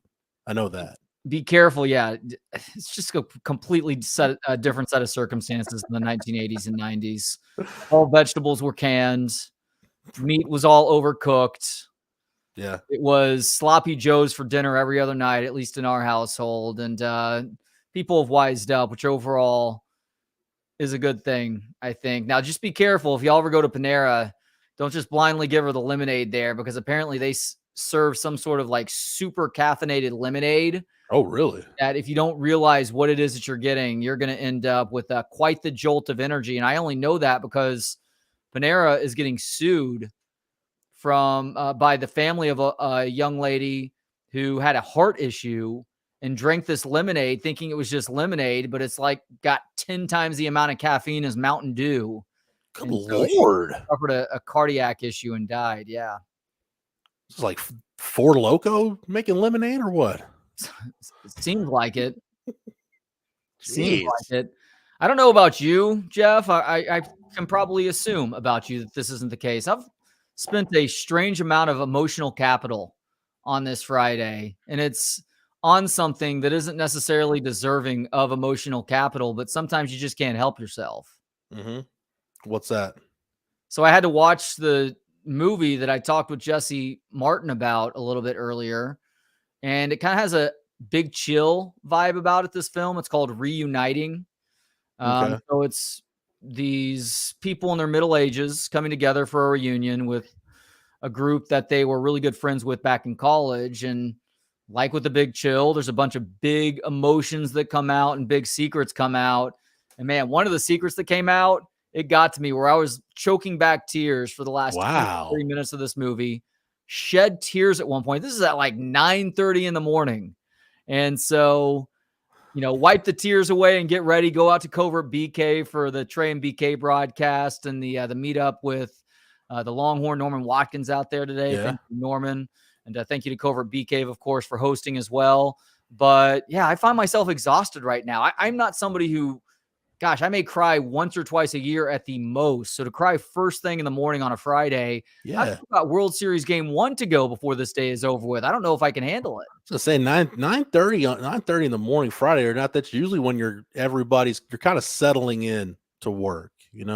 I'd gotten back to the gym. I got my coffee. And I watched this movie thinking nothing of it. And all of a sudden, I'm just like wiping tears away by the time it gets to 9:30, 9:45. Not good. I'll tell you the last time that happened to me. And I know exactly what you're talking about too. Like that situation where you don't expect it, right? It just happens, and then you're like, "The hell's wrong with me?" It was an episode of Yellowstone. It was in season 2, and before that show kind of jumped the shark, and I've just stopped. I don't even know if there's a new season on now. I've just kind of stopped paying attention. But it was an episode where Kevin Costner, his dad, the patriarch of the family. He had, spoiler for those of you who haven't seen Yellowstone season 2. His dad has cancer. It's like a flashback to his dad having cancer and him taking him on like one last horseback ride through like the ranch and everything. And it's playing this Chris Stapleton song in the background, and his dad's giving him like some last advice and telling him a story. And I'm just like, before I know it, I'm like a blubbering mess to where my wife was like, are you okay? I'm like, I don't know. Like just hit me all of a sudden. Sometimes it does. Yeah. The dad thing will sometimes get to me too. Now, is your father still around? No. Okay. Was that probably part of it then? Yeah, I'm pretty sure. Yeah. All right. Yeah. Because this movie enters a pantheon of about 3 to 4 other films that I've cried at in my life. And none of them are sports movies. None of them are the obvious answer. No. Brian Song. League of Their Own. No Brian Song, no League of Their Own, no Field of Dreams, no Old Yeller. But the movies for me are Big Fish, which I definitely didn't expect, Royal Tenenbaums, Don't Laugh, Turner and Hooch. I can see that. Yeah. Okay, good. Because they should have killed the Tom Hanks character. Let the dog live, killed the Tom Hanks character, okay? And now this movie. And so congratulations, I guess, to the filmmakers behind Uniting. You got me to cry. Sorry to those of you who haven't watched Turner and Hooch yet. I'm sorry. Spoiler from 1988. I was going to guess 88 or 89. You've had enough time. You've had 35 years at this point. Sorry. Yeah. Man, Brian's Song is one of those movies. It's like I think that always kind of brings something out of you, you know? So Brian's Song, before I ever saw it, it's kind of like Titanic, although I've never seen Titanic, but it was kind of like Titanic where I'd heard so much about it that there was no way it was going to have that impact on me. Right. My brother laughed at the end of Brian's Song. I don't know, I don't know what that says about my brother, but it's a little bit sadistic, but we all laugh inappropriately at times. For many of us do. My daughter, whenever she gets shots, she laughs. Whenever I see horror movies, like I may get a little bit queasy if it's really over the top, but I tend to laugh at the absurdity of it all too. The last really good laugh I had was watching Cocaine Bear. Did you see Cocaine Bear? It's in the queue. I literally started watching it a couple nights ago, and I made it 5 minutes in and started to get tired. But I have heard too many good things about this not to watch it. I had one of those laughs where I'm laughing so hard that I can't catch my breath, and I feel like I'm about to black out. Those are the good laughs. Heck yeah. Now, Elizabeth Banks not only directed that, she stars in it too, correct? She is. Ooh, I'm trying to remember. Is she in it? I don't think she's in it, no. Oh, okay. Or maybe in a very small role. Yeah, I honestly can't remember off the top of my head if she was in it or not. If she was, it was a bit part in it. She's not one of them featured. Okay, I'm just now looking at the cast. Ooh, Kerry Russell, big fan. Yes. Ice Cube's son, Ray Liotta, Isaiah Whitlock, he's solid. I haven't thought about Kerry Russell since like 1997, so well, props to her she was great in The Americans, that FX show. Yeah. Quality program there. Props to her for making an appearance on Cocaine Bear. Made my wife watch Blazing Saddles. Good call. I don't know how well that went over for her, especially around this time when everything is cancelable. That movie certainly doesn't make the cut. Yeah, you couldn't. Blazing Saddles, Tropic Thunder's another movie that you couldn't make right now. See, I feel like you could make Tropic Thunder right now because it is straight satire. Like it's making fun of the absurdity of Hollywood, right? Okay. Yeah, okay. like white chicks. People say, and I interviewed Marlon Wayans and asked him about this, about if he thinks he could remake White Chicks. And he said yes, because the biggest fans of White Chicks were the people that were being satirized. It was the white sorority girls loved that movie more than anybody else. I got you. So it's kind of like why the roast is still acceptable, an acceptable form of comedy. I think that's a good way to put it. Although I feel like the roast has kind of gone underground. Like they do roast around town. I get emails from all the comedy clubs in town. Yeah. So they do still host roast battles, but as far as the roast of Charlie Sheen, Hugh Hefner, Snoop Dogg, like name the person, Donald Trump, Comedy Central doesn't do those anymore, do they? No, like when it started, like James Franco, Justin Bieber, when you started roasting people that really didn't need to be roasted. Yeah. Like when honestly, God rest his soul, the roast of Bob Saget was probably the pinnacle of the roasts. I don't remember that one. Greg Giraldo, Gilbert Gottfried, like your usual roast masters were a part of that one. Oh, have you not seen the Saget roast? I don't think so. Oh, Trey, you got to put that one in the queue. Okay. That was excellent. I can do that. John Stamos hosted it. Yeah.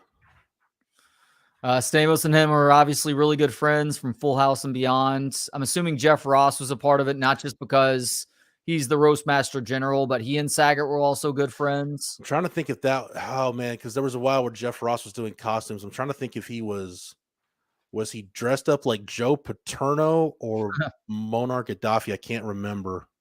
It was either Gaddafi or Joe Paterno that he was dressed like. Was Anthony Jeselnik a part of it?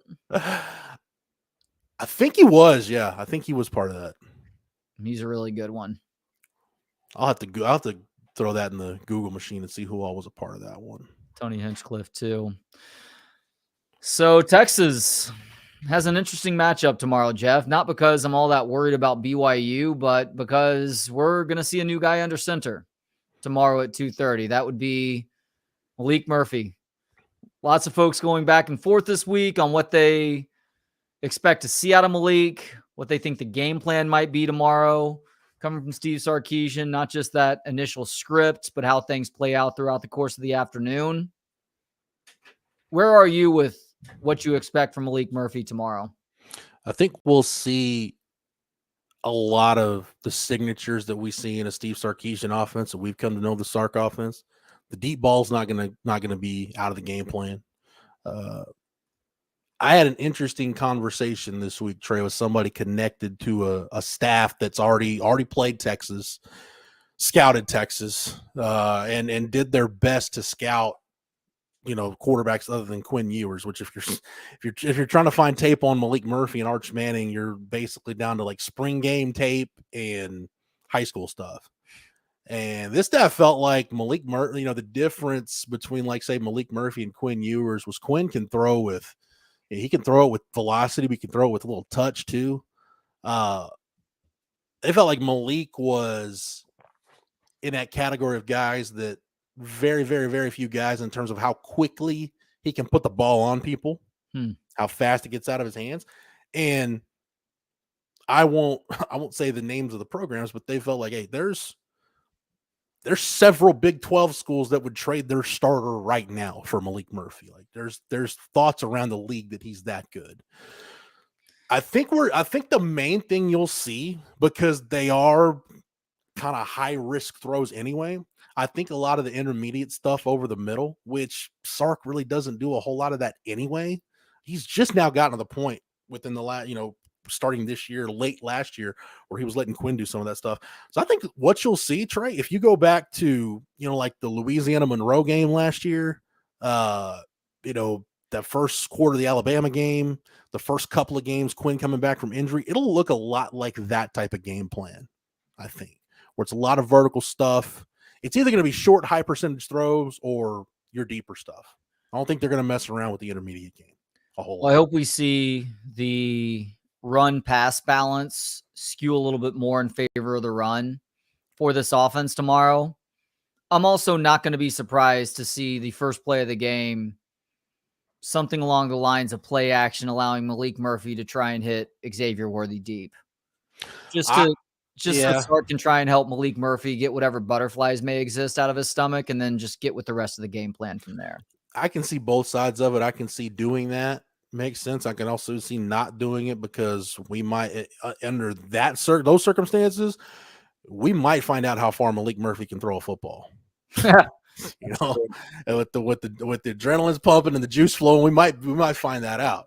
Oh, I'm in the category of people that wants Sark to give Maalik Murphy really easy throws early on, not just in terms of the throw, but also like easy decisions that he gets to make. Yeah. And then gradually work him up to where you're working more of the field, both the intermediate, the middle of the field, through intermediate to deep. And then obviously those deep balls along the sidelines too. Like they're not going to completely shut the passing game down and throw everything around the line of scrimmage. That's not Steve Sarkeesian style. I don't think that's healthy either. But a key tomorrow, because you have one of the leading rushers in college football and a true freshman who complements that stud running back really well with CJ Baxter, who's now as healthy as he's been since week 1. Like, run the ball more and let your quarterback operate off of play action. That eases the pressure off of him that much more. Now, every throw doesn't need to be off of play action, of course, but mix a fair amount of that in, please. Yeah, I mean, Sark's offense is an RPO-based offense anyway, and you know, I know they do work a lot of RPOs. So, but your RPO game is much better when you can run the football effectively, which to me, I'm getting ahead of myself. Let me back up, make one more point about what we're talking about just in general with the offense. So Malik will be the 4th quarterback that we've seen run Sark's offense at Texas. Right, so we've seen Hudson Card, we've seen Casey Thompson, we've seen Quinn, and now we'll see Maalik Murphy. And the first 3 guys, we can go back and look, and like there's different things that all 3 of those guys do, right? None of the 3 have the same skill sets, but you can go back, and if you think back enough, there's stuff that crosses over where regardless of who the quarterback was, there was stuff that was in the game plan. I don't think that's going to change with Maalik Murphy. I think you'll play to his strengths a little bit more, which is his ability to push the ball down the field, but you'll still see some of it'll look like the Sark offense. It's not going to look like something just completely unfamiliar that we haven't seen. So I don't think there should be any worry about that. But the group I'm looking for, Trey, is the offensive line to step up. And, you know, they were on the watch list for the Joe Moore Award last week. Now take watch list for whatever they're worth. If you're going to play for a Big 12 championship at this point, because we don't know exactly how long Quinn's going to be out, probably I'd say at least 2 weeks, maybe upwards of a month, you're going to have to play like that kind of offensive line. You're going to have to maximize every snap. So that group's got to be better. I mean, it's not like they just lined up and just rolled Houston backwards off the line of scrimmage and had guys on skates all day. It was actually pretty much the opposite. It was either stalemates or you were losing battles.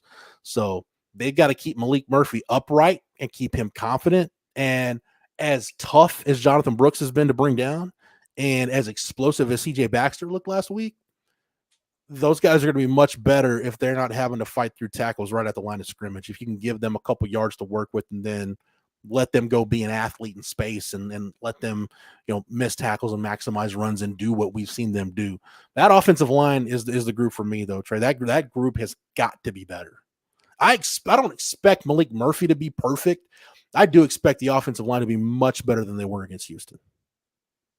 Jake Majors was still pretty hurt when he sucked it up and played last weekend because Cole Hudson had a setback with his recovery.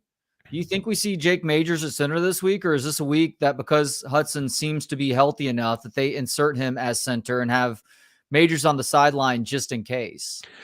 You know, I would think so. If I was the staff, I probably would have put last week. I would have put Jake Majors in the same category that they had Jahdae Barron, right? Which was let him travel, let him go through pregame, but only if it's an absolute dire emergency are we going to use him. You could tell he wasn't 100%. You could tell he wasn't right.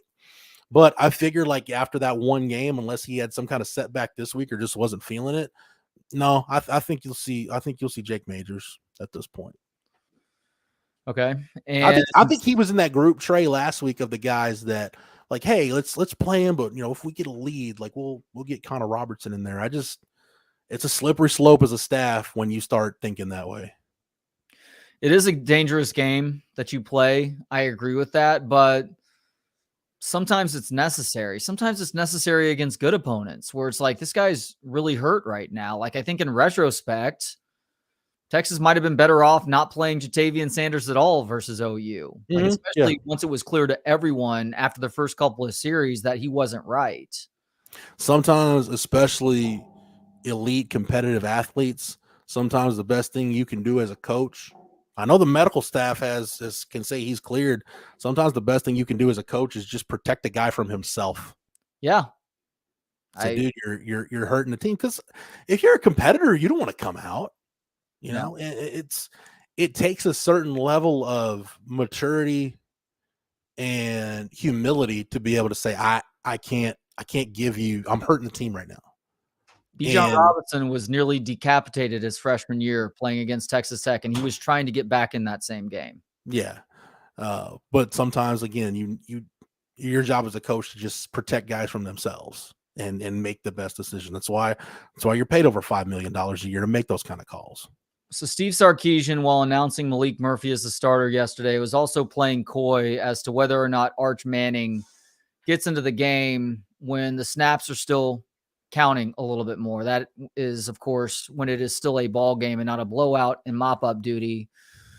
Have your sources given any sort of indication as to whether we can expect to see Arch Manning, whether it's 3, 4, 5 series into this game or at all tomorrow? That's just not Sark's MO, Trey. That's just not how he's operated.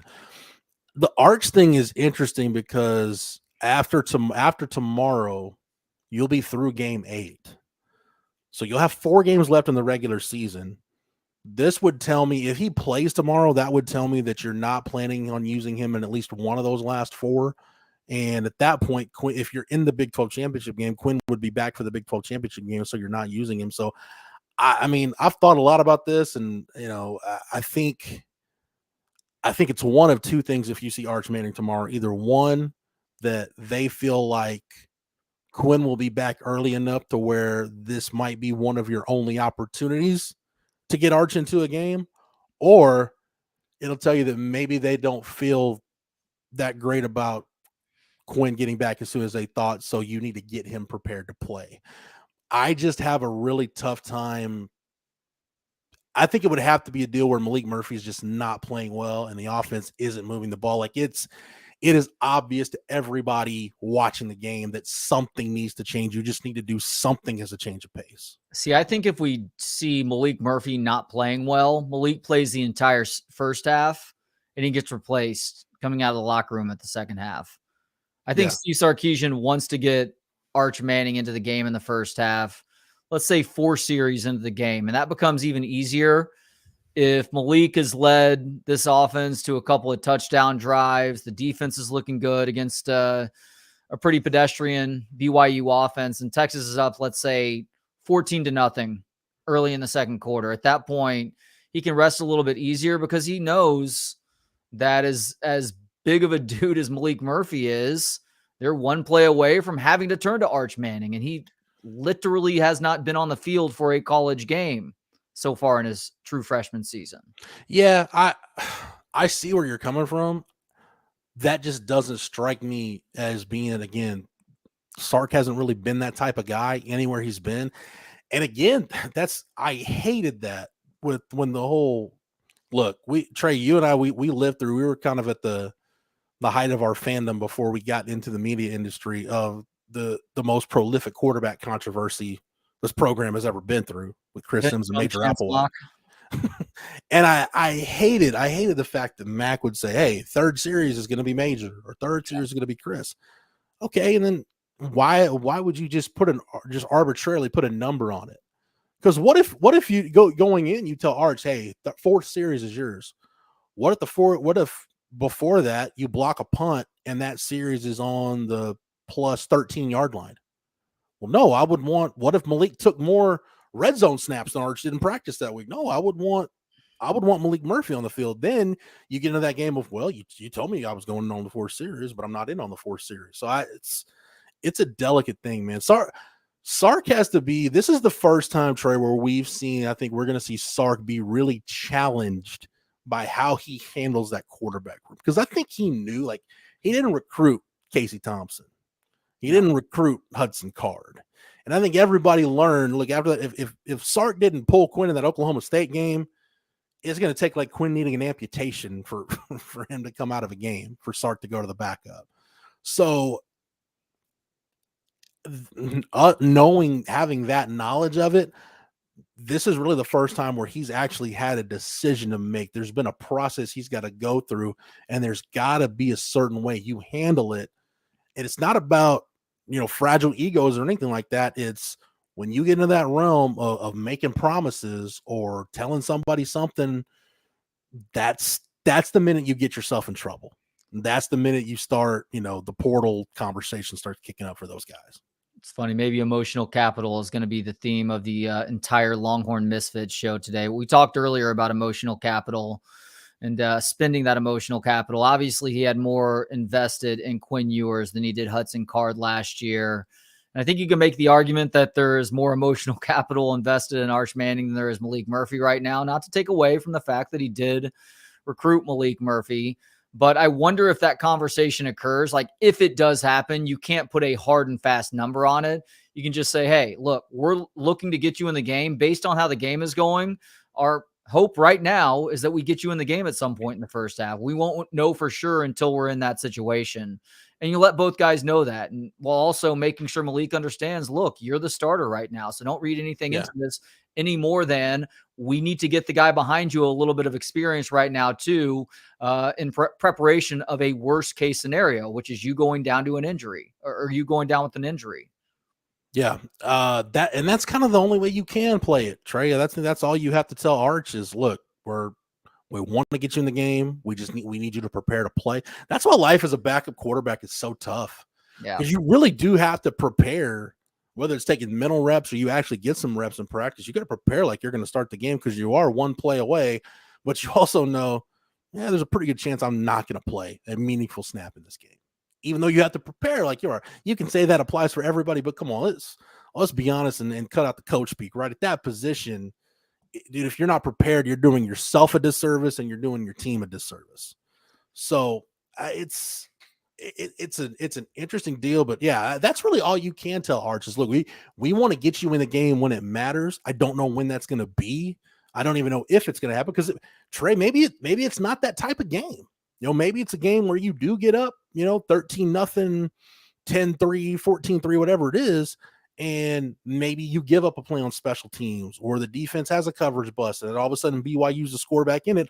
Well, I don't want to change quarterbacks now, because now Malik's lathered up a little bit and he's got a good feel for the offense. So I don't want to mess anything up. Plus, you can't give momentum back to BYU, whether you believe in momentum or not. You don't want to give them more. You don't want them to have like shark smelling blood in the water. So I don't envy the position Sark is in at this point. This is like the gift and the curse with recruiting elite quarterbacks.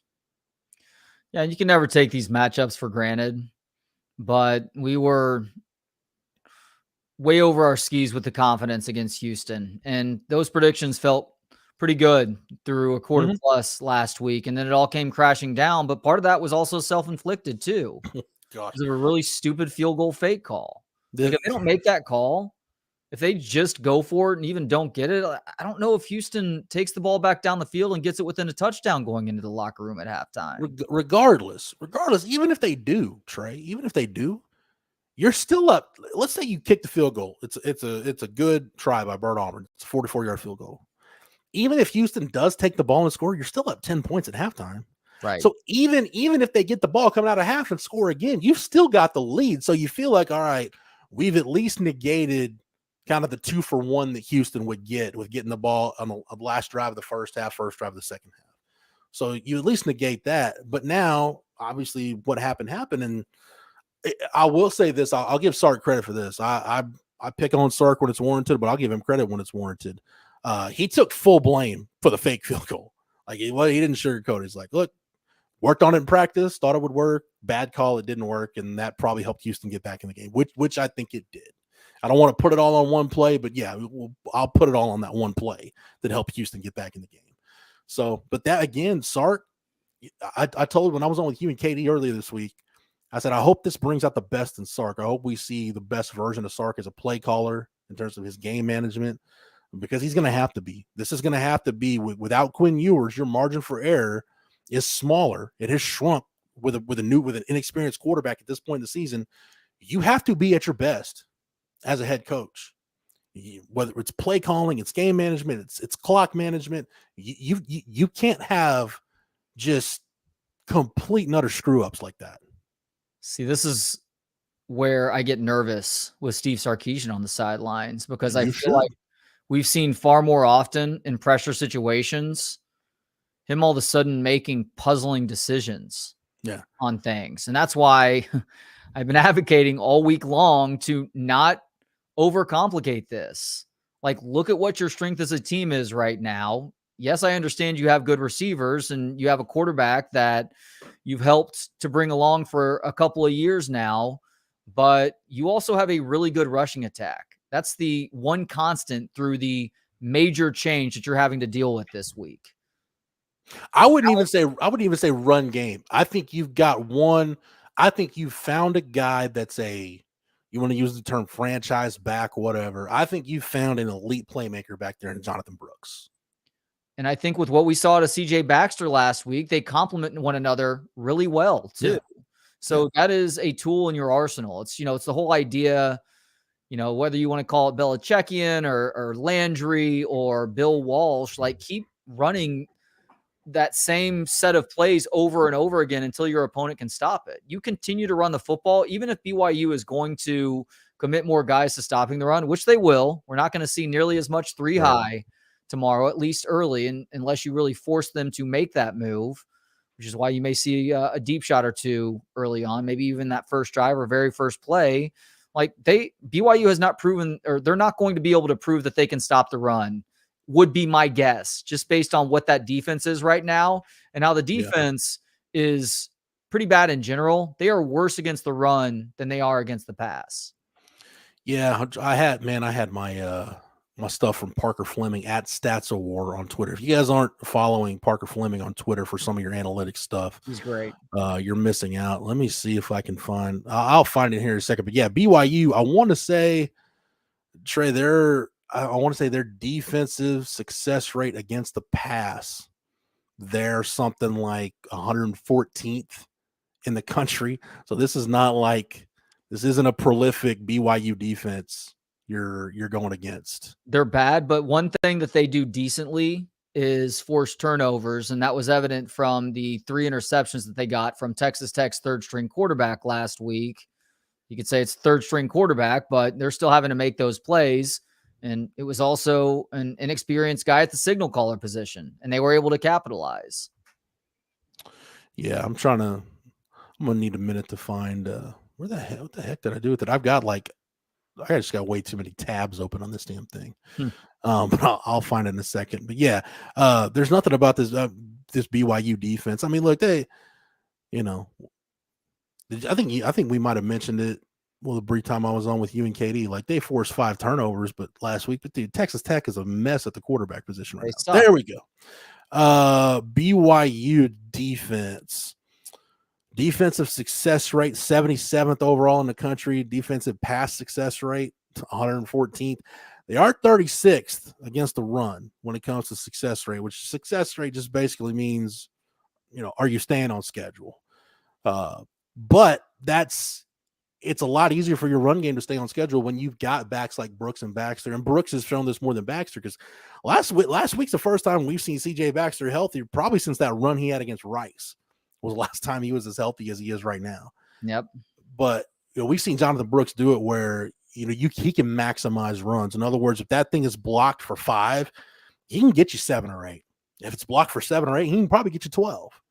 So that's the kind of stuff. That's like what Bijan and Roschon were doing. I think I'm not saying Jonathan Brooks is at a Bijan Robinson level, but he's at the level where you can trust it. And if I give him the ball, if we're in a position to give him the ball, if I'm an offensive coordinator, if I'm a play caller, and I'm in the position to give him the ball 25 to 30 times, I feel like we're going to win the football game. This is one of those games you can do that. And speaking of Steve Sarkeesian trends, he is showing a willingness to do that at times. Think back to, was it Bijan's sophomore year at TCU rather, where they could not get anything going through the air. And so they gave the ball to Bijan Robinson what felt like in excess of 30 times. And he was pretty banged up coming out of that game too, but they had to win that game on his shoulders. And so Steve Sarkeesian saw the need to do that, and so he did. Now, you may wish that I feel like Roschon Johnson may have been hurt in that game, but because they have two running backs, it seems like you can do that. Giving Jonathan Brooks the ball 25 to 30 times, maybe CJ Baxter gets it in the 10 to 15 range, and Baxter is getting it more in the second half because he is so good at laying that hammer on those members of the defense who are coming up to try and tackle him. Man, I like that balance just because now Jonathan Brooks is the kind of guy. Cedric Benson was this way. The backs Texas has had, I think Cedric Benson was the best at. He got better as the game went on. It's like he really needed to kind of get lathered up, get some physicality, and then really just it took him a little bit to get going. But once he got going, he was full go in the third and fourth quarter. I feel like Brooks is that way a little bit. So, you know, you don't want to completely have like 2-3 drives in a row where he's not involved, but this allows you to keep him a little bit fresher for the fourth quarter, where maybe those runs where he's still able to, you know, maximize runs and be physical. Now he'll just be a little bit fresher when he's doing it. Yeah. Who do you think Maalik Murphy's favorite target is going to be through the air? It's got to be X, doesn't it? I mean, because he's been your most consistent receiver. I feel like we don't talk about that enough, as much as everybody, and myself included at times, just dumped on the guy, especially last year and in his first 2 years. And I know some people don't find, you know, how he's handled threats of the portal and whatnot, and from some of the stuff that's gotten out about how him and his camp have handled some of those things. Well, man, you got to give him his props. You got to give Xavier Worthy his props. Give him his flowers for how he's handled everything. I mean, he has been your most consistent receiver. Pulling up his numbers from Pro Football Focus, Trey, if you look at, again, I don't think we've revisited. I know we haven't revisited this since the Houston game, but we did before the Houston game. Just looking at his catch rate, he's at 80%. He's been targeted 50 times. He's got 40 catches this year.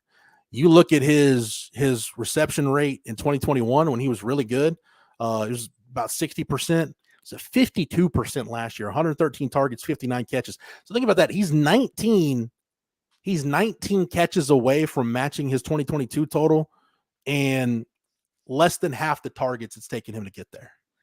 Now, some of that is Quinn Ewers being more accurate this year, but Xavier Worthy is doing a better job of catching the football too. Like even his true freshman season, he was still one of the leaders in the conference in terms of dropped passes. Now he had more opportunities, so there's more opportunity to drop balls, but there were some easy drops if you really think back to their freshman year. And last year, that was also evident.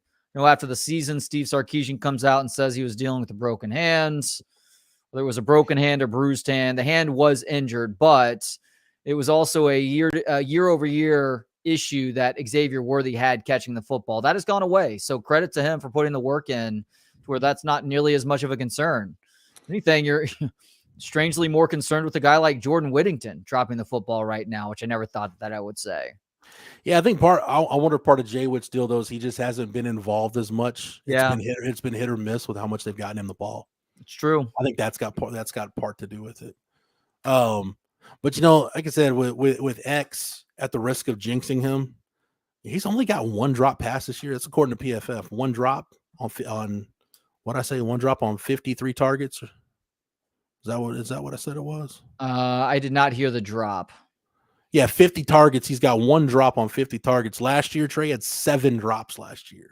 Yeah, and I feel like that number was maybe around 8 or 9 his freshman year too. So he's only at 3 that year. I think it just felt like so many last year. I saw a stat last year that he was tops or up there in the Big 12 in terms of drop passes. I don't know. They're different people measure these things differently. So yeah, I mean, if you look, and I guess the drops are one of those things that it's kind of a case by case basis. Like, when are the drops happening? Like, if you go look at your, it was a couple of years ago.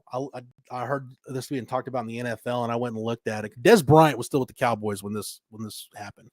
It's like, if you go look at your NFL leaders, if you look at the guys, to your point, the point you made a second ago, if you look at the guys getting the most targets, those are probably going to be your guys that lead the league in drops. It was like your league leaders in drops. It was like Des Bryant, Julio Jones, AJ Green was up there. So some of that is, as you pointed out, Trey, just a byproduct of a guy getting a bunch of targets.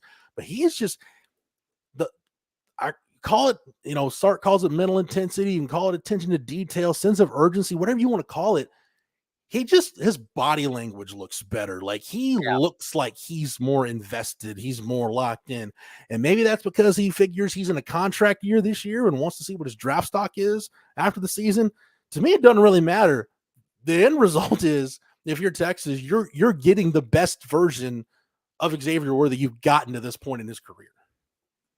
Yeah, I think that's a fair statement, and it helps when you've got other guys around him that take some of the pressure off of him too. Like there have been games this year that people have said after the game that A.D. Mitchell is this team's best wide receiver, and I think there's a legitimate argument for that. JT Sanders obviously helps out a ton, and just Quinn Ewers taking those steps forward as a quarterback goes a long ways in helping that, because Quinn's favorite target for 2 years now has been Xavier Worthy, and he's better at finding him all over the field too. So Jordan Whittington went out and caught 10 balls against Oklahoma, 10 balls, 11 balls, whatever he had. You get that random game. Here's the strange thing about this offense at times though. Like Xavier Worthy was great against Houston last week. What happened in the second half? Like you can say at a certain point, I guess, that Quinn Ewers was hurt and he wasn't pushing the ball downfield as much. But Xavier Worthy, I think, had one catch against the Cougars last weekend after he was one of the biggest reasons why you were able to jump out to the lead that you were through a quarter in a couple of minutes. Yep. 2 targets, 1 catch. And one of those 2 targets was Maalik Murphy throwing him the ball, I believe. I think that was Malik's downfield throw was to Worthy. The sheet I'm looking at says it was Quinn. Oh, okay. But to your point, Trey, yeah, it's his second half usage was left a little bit to be desired, kind of like the offense as a whole. It's really weird. Like I looked at the offense, their first 4 drives, it was 3 touchdowns, and then they had, I think, a 3 and out in there, or maybe it was 4 drives and a punt. So they had those first 4 drives and then the last drive. If you look at those 5 drives, they were averaging, I think, right around 8.1 yards a play on those 5 drives. Their other drives, which covers the wide swath, the vast majority of the game, I think they were like 3.4 a play. And like for those of you that don't know the difference in yards per play, that at the risk of borrowing the same analogy I've used before, that's like driving a Ferrari with the pedal to the floor on the interstate and then taking that Ferrari and knocking the engine out and pushing it. Like that's seriously, that's the difference between over 8 yards of play and not even 3.5. It's night and day.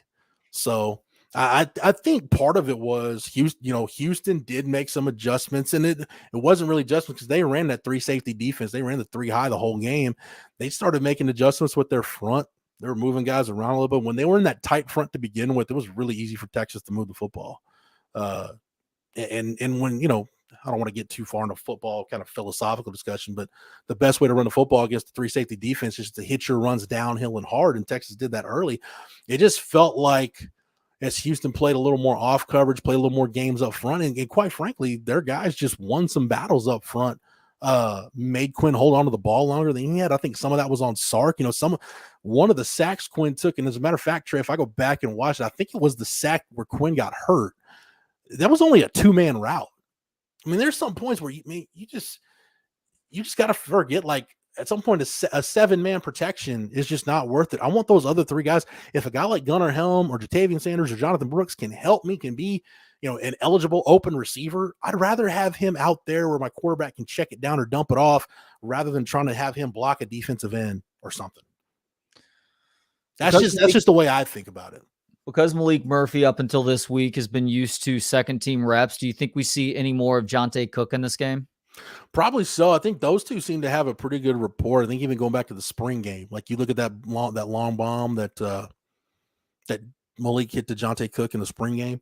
I think you will. I think at some point, look, it's even more of an issue to me with like a Derek Williams or an Anthony Hill on defense. Man, at some point,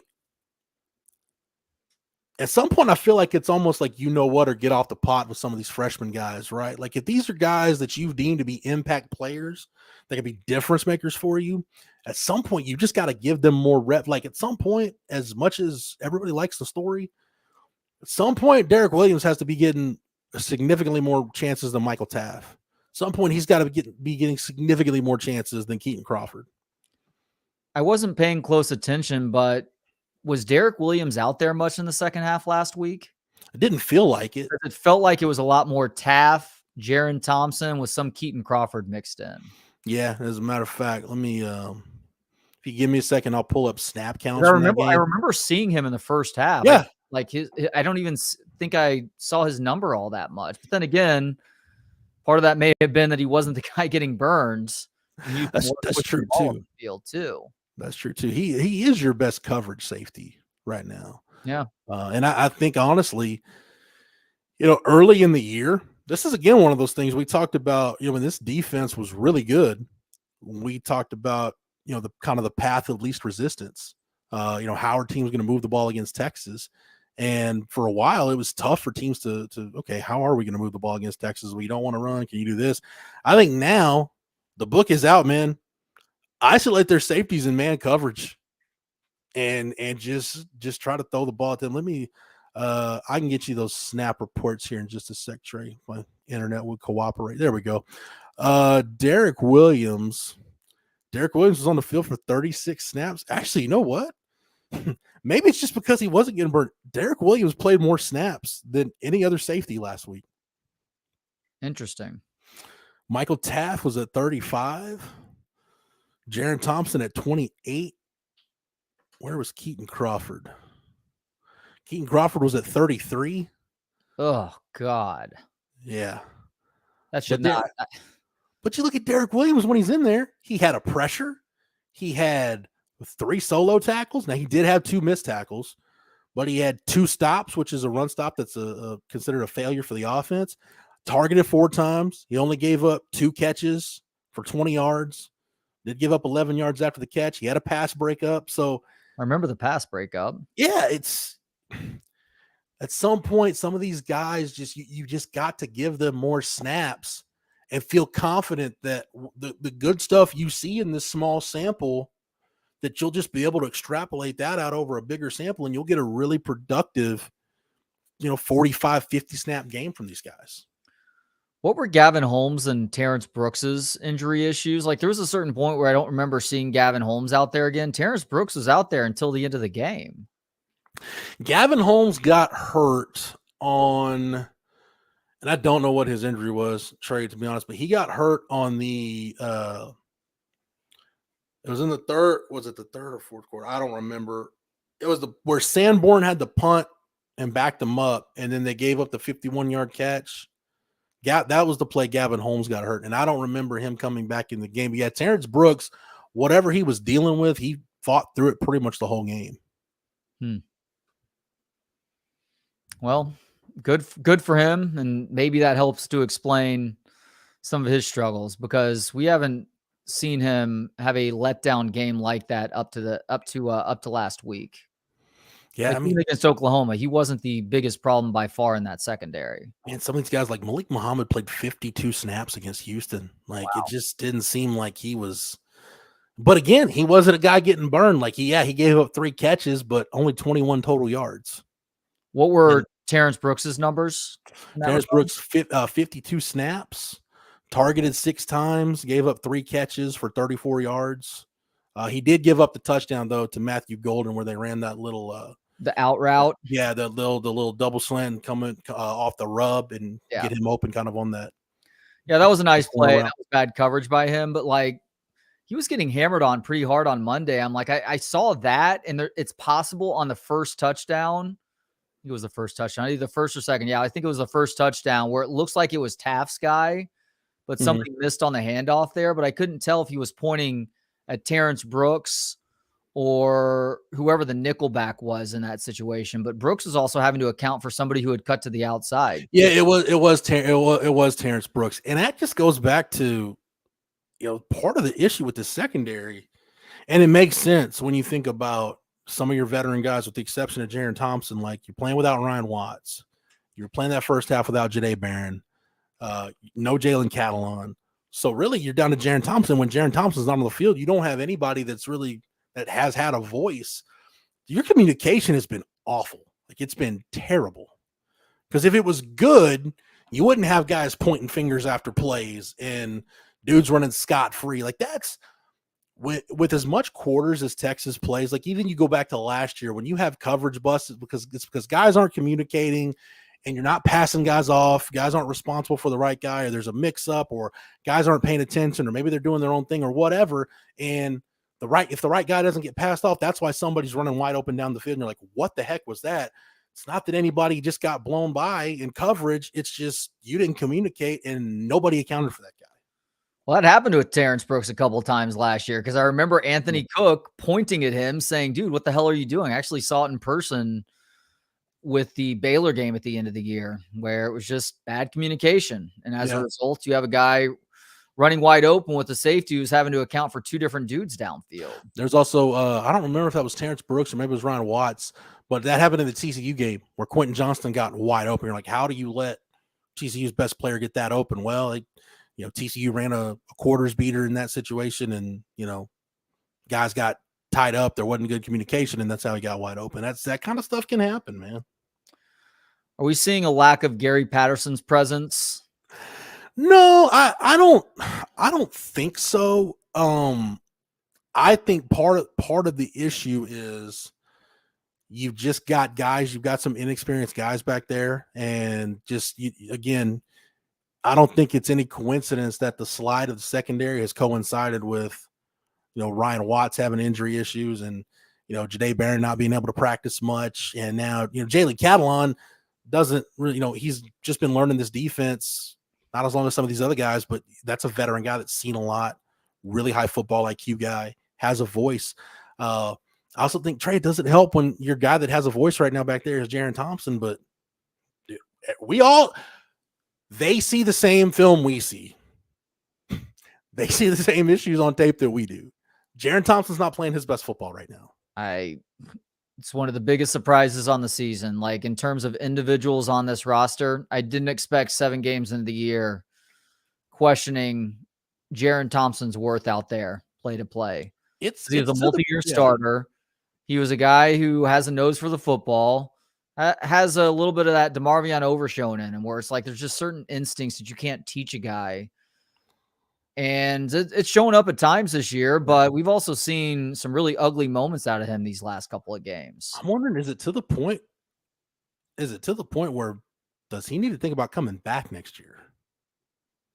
Oh, is he not even a senior? Wow, I thought he was a senior. He's got a COVID year he could use. Oh, We're down to the last of those guys that have the COVID year that they can use. So Jaron Thompson's a true senior, but he's got that 2020 season if he wants to use it.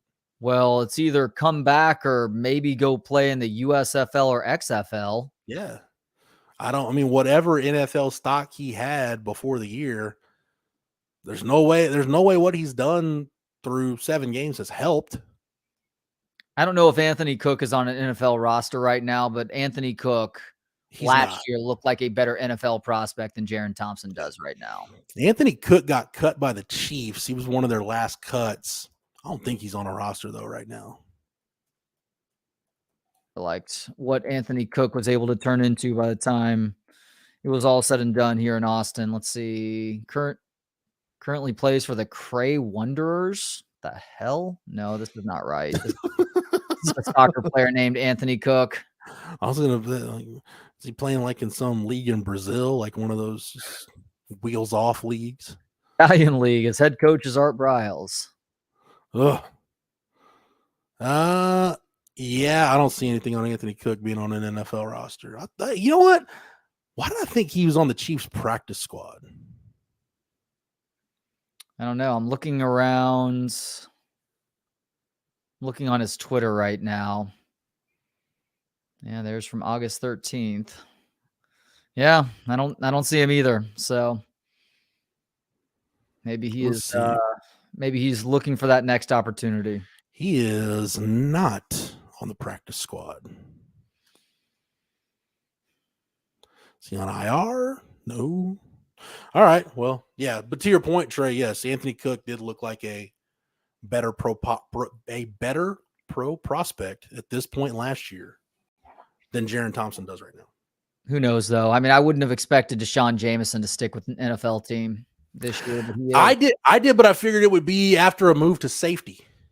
But is he still a cornerback? I don't even know. I Yeah. just see him on special teams from time to time. Yeah, and I think you see a guy's value when I was kind of surprised that the 49ers didn't try to hang on to him, that they let him go to waivers, and Carolina scooped him up off waivers real fast.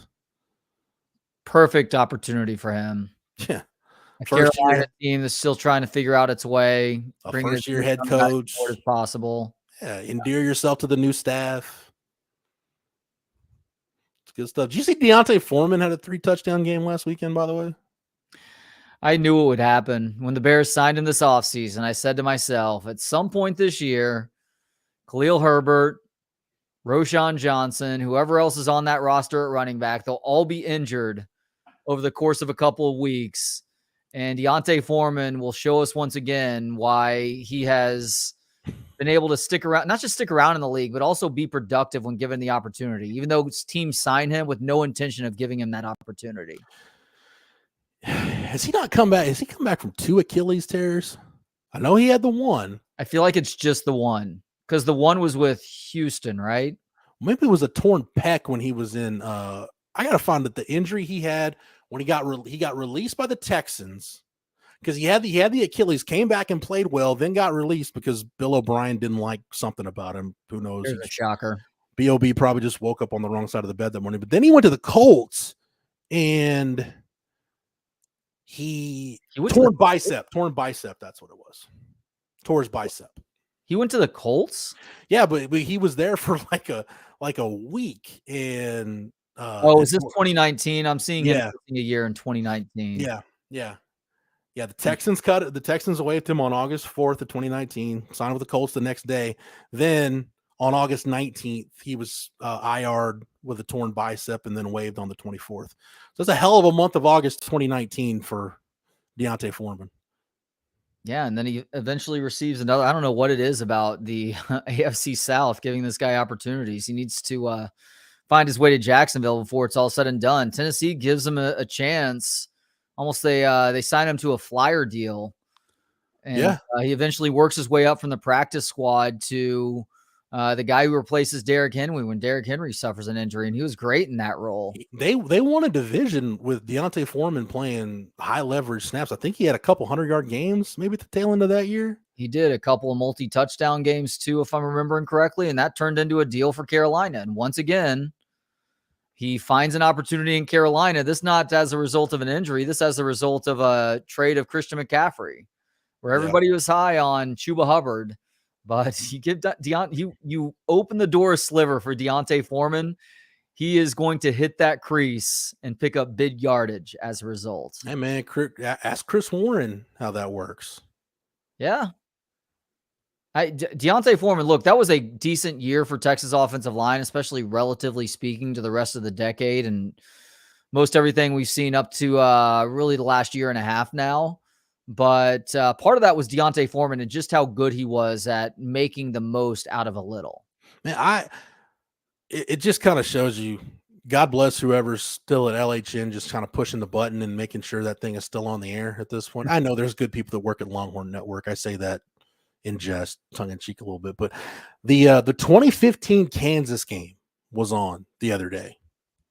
Don't ask me why, and don't ask me why I chose to watch a portion of it. The 2015 Kansas game? It was a home game. Texas wore the throwback. They wore throwback jerseys. And Gerard Hurd hits John Burt for an 84-yard touchdown on the first play. Deontay Foreman, Trey, has a 93-yard touchdown run in that game where that's where you appreciate, like, this dude at, what was Deontay at that point, 230-ish? Between 225 and 230? And granted, that was not the best Kansas team we've ever seen, but just to be burning away from everybody At his size, it was he's a freaky combination of size and speed. He is the closest Texas has had to Ricky Williams since Ricky left. Now he wasn't quite as shifty as Ricky was. Yeah. But in terms of just how physically imposing he was, but also having the speed to boot. I'll agree with you. The combo of strength and straight line speed. Yeah. Tough guy too. I mean, in that 15th season, he would have had 1,000 yards, but the West Virginia game, he went over 100, broke his hand. Deontay Foreman might have had the 276 or whatever it was that Chris Warren ran for on Thanksgiving against Tech. Was he also the result of nepotism too? The Texas coaches wanted Armani, and so they decided to give Deontay a scholarship. Deontay was the throw-in. It's funny how that works out sometimes. And sometimes it doesn't work in your favor. So, Alabama's finding that out with the Brockermeyers right now, right? Yeah, because Tommy's deal with his transfer. I mean, it's just the injuries at some point, have kind of added up for him. Is he starting for TCU? Last I checked, no. No, but he missed some pretty critical developmental time with the shoulder injuries. But yeah, Deontay was the throw-in. And the thing with Deontay too was there was considerable worry his entire process that he wasn't going to qualify because he had gotten behind.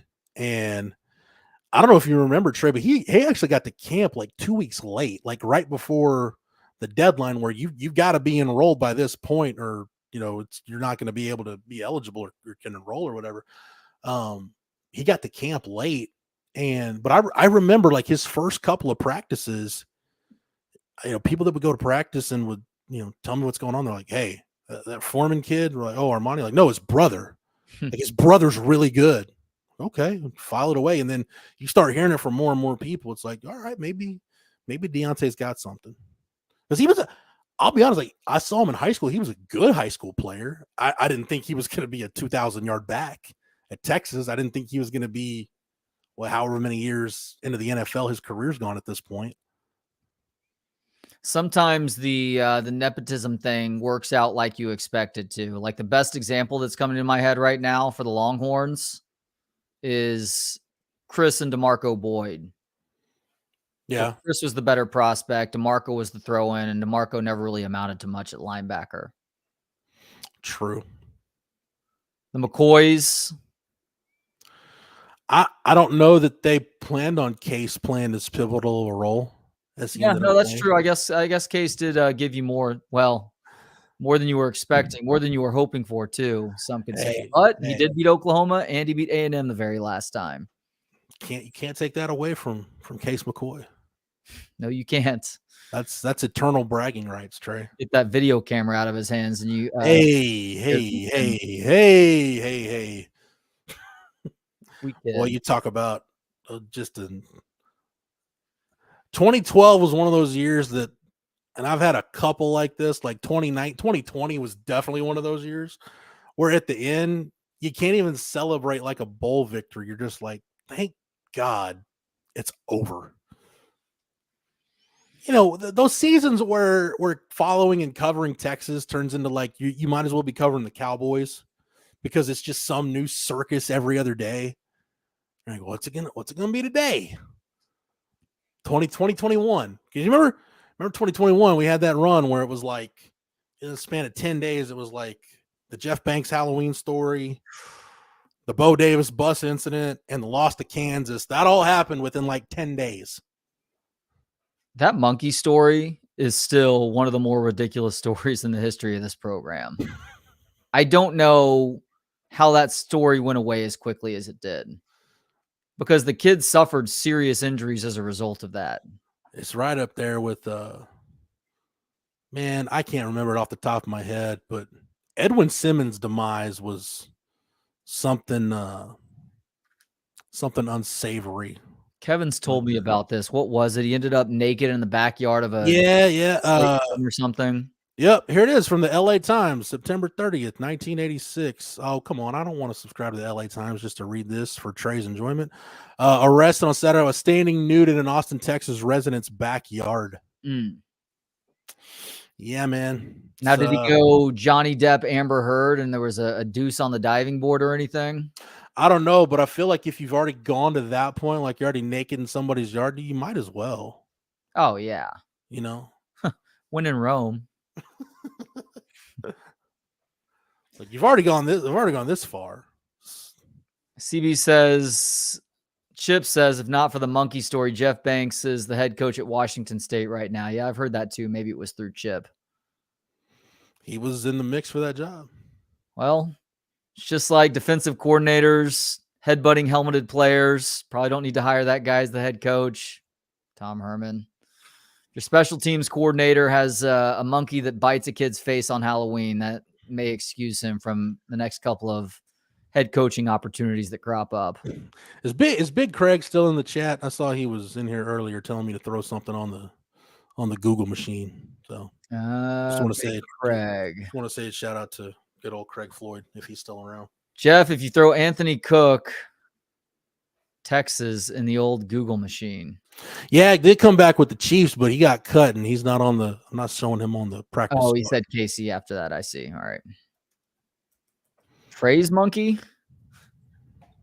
I don't get it, Jake. I don't get it. There's really, in terms of ranks matchups this weekend in college, Jeff, there's 2 ranked matchups. I don't know who outside of Louisville or Durham cares about Louisville Duke. But Pac-12 is providing another interesting one with Oregon at Utah. Where's that game? Where's game day this weekend? Is game day is Oregon, Utah, right? That would be my guess, but I don't know for sure. Okay. That is like rankings wise, that is far and away the best matchup, though. I mean, part of me was kind of hoping that, Louisville Duke, maybe you could get like Purvis Ellison and Danny Ferry to be co-guest pickers on game day. Something like that. Purvis Ellison, speaking of bad knees. Never nervous Purvis. Yeah, Duke Louisville, I don't really care. What about Oregon, Utah? It's kind of interesting now that Kyle Whittingham has come out and said Cam Rising's done for the rest of the year, which we're kind of wondering. I was like in limbo. Yeah, no shit, Kyle. Thanks. Well, it's like Cameron Rising's injury status, Trey, was turning into is Desmond Harrison still suspended this week? Like Utah's problem is that Cam Rising came out like 2 weeks ago saying that it was a much more severe knee injury than anybody was letting on. Cam I wish Chip was here because I think Chip reported this. At least Cam Rising didn't have a bullet graze his leg. He wasn't shot during winter break at one point. Yeah, Desmond Harrison had like a bullet. I think Chip reported that. Desmond Harrison had like a bullet like graze his leg. Dude, the Desmond Harrison recruitment and stay at Texas was, if there is such a thing as a wheels off tenure on the 40 acres, it was Desmond Harrison or Sasquatch, as I came to call him, because we heard about Desmond Harrison. He was allegedly there. We just never saw him. Well, I forget where he went after Texas, but he ended up in the NFL. I remember seeing him on. He was an opening day starter for the Browns one year, I think, as a rookie. Yeah. What the? Yeah. And then he got himself in trouble, and Desmond Harrison's stay in the league was short-lived. It's just now he's probably serving as a bodyguard or a door guy somewhere. I remember talking to people. By the way, I'm considering I'm Facebook friends with some of them. I'm surprised how many former Longhorn linemen get into the private security gig, the private security field. Seems to be a lucrative field. Not surprised because it seems like a pretty lucrative field if you play your cards right. Yeah. But I remember asking people in the program, Trey, like, look, man, because remember, like, he had to deal with the BYU classes and was he even going to be eligible to play? And it's like, man, there's all these red flags with Desmond Harrison. And from the top down, it was always, yeah, but he's really good. Like, you got to see how good he is. Like, oh, he better be for the headache it's causing everybody. And we never really got to see it. That was a Mac Brown recruit too, wasn't it? That was at the point where Mac was just so desperate. You're just adding talent. I feel like he had played at a California City College or junior Contra Costa College. Trey, that'd be in the Bay Area. Yeah, Contra Costa Times. Yeah, one of the as a secondary newspaper in the Bay Area. Probably not still around because most second newspapers in major metropolitan areas no longer are, unless you're in New York City. Desmond Harrison, I remember, dude, that was the week of the 2014 BYU game. So go back and think about that week, right? Charlie buries the lead in the press conference coming off the North Texas game. Like he goes through, like, I don't know, you give out like the Boss Hog Award and whatnot and all this.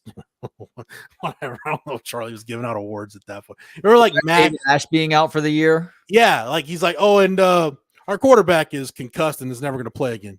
I'll take any questions. Like, can we go back and erase that 10-minute filibuster and you just go straight to that nugget you just dumped on everybody? So you had David Ash was done forever. Dominic Espinosa was done forever.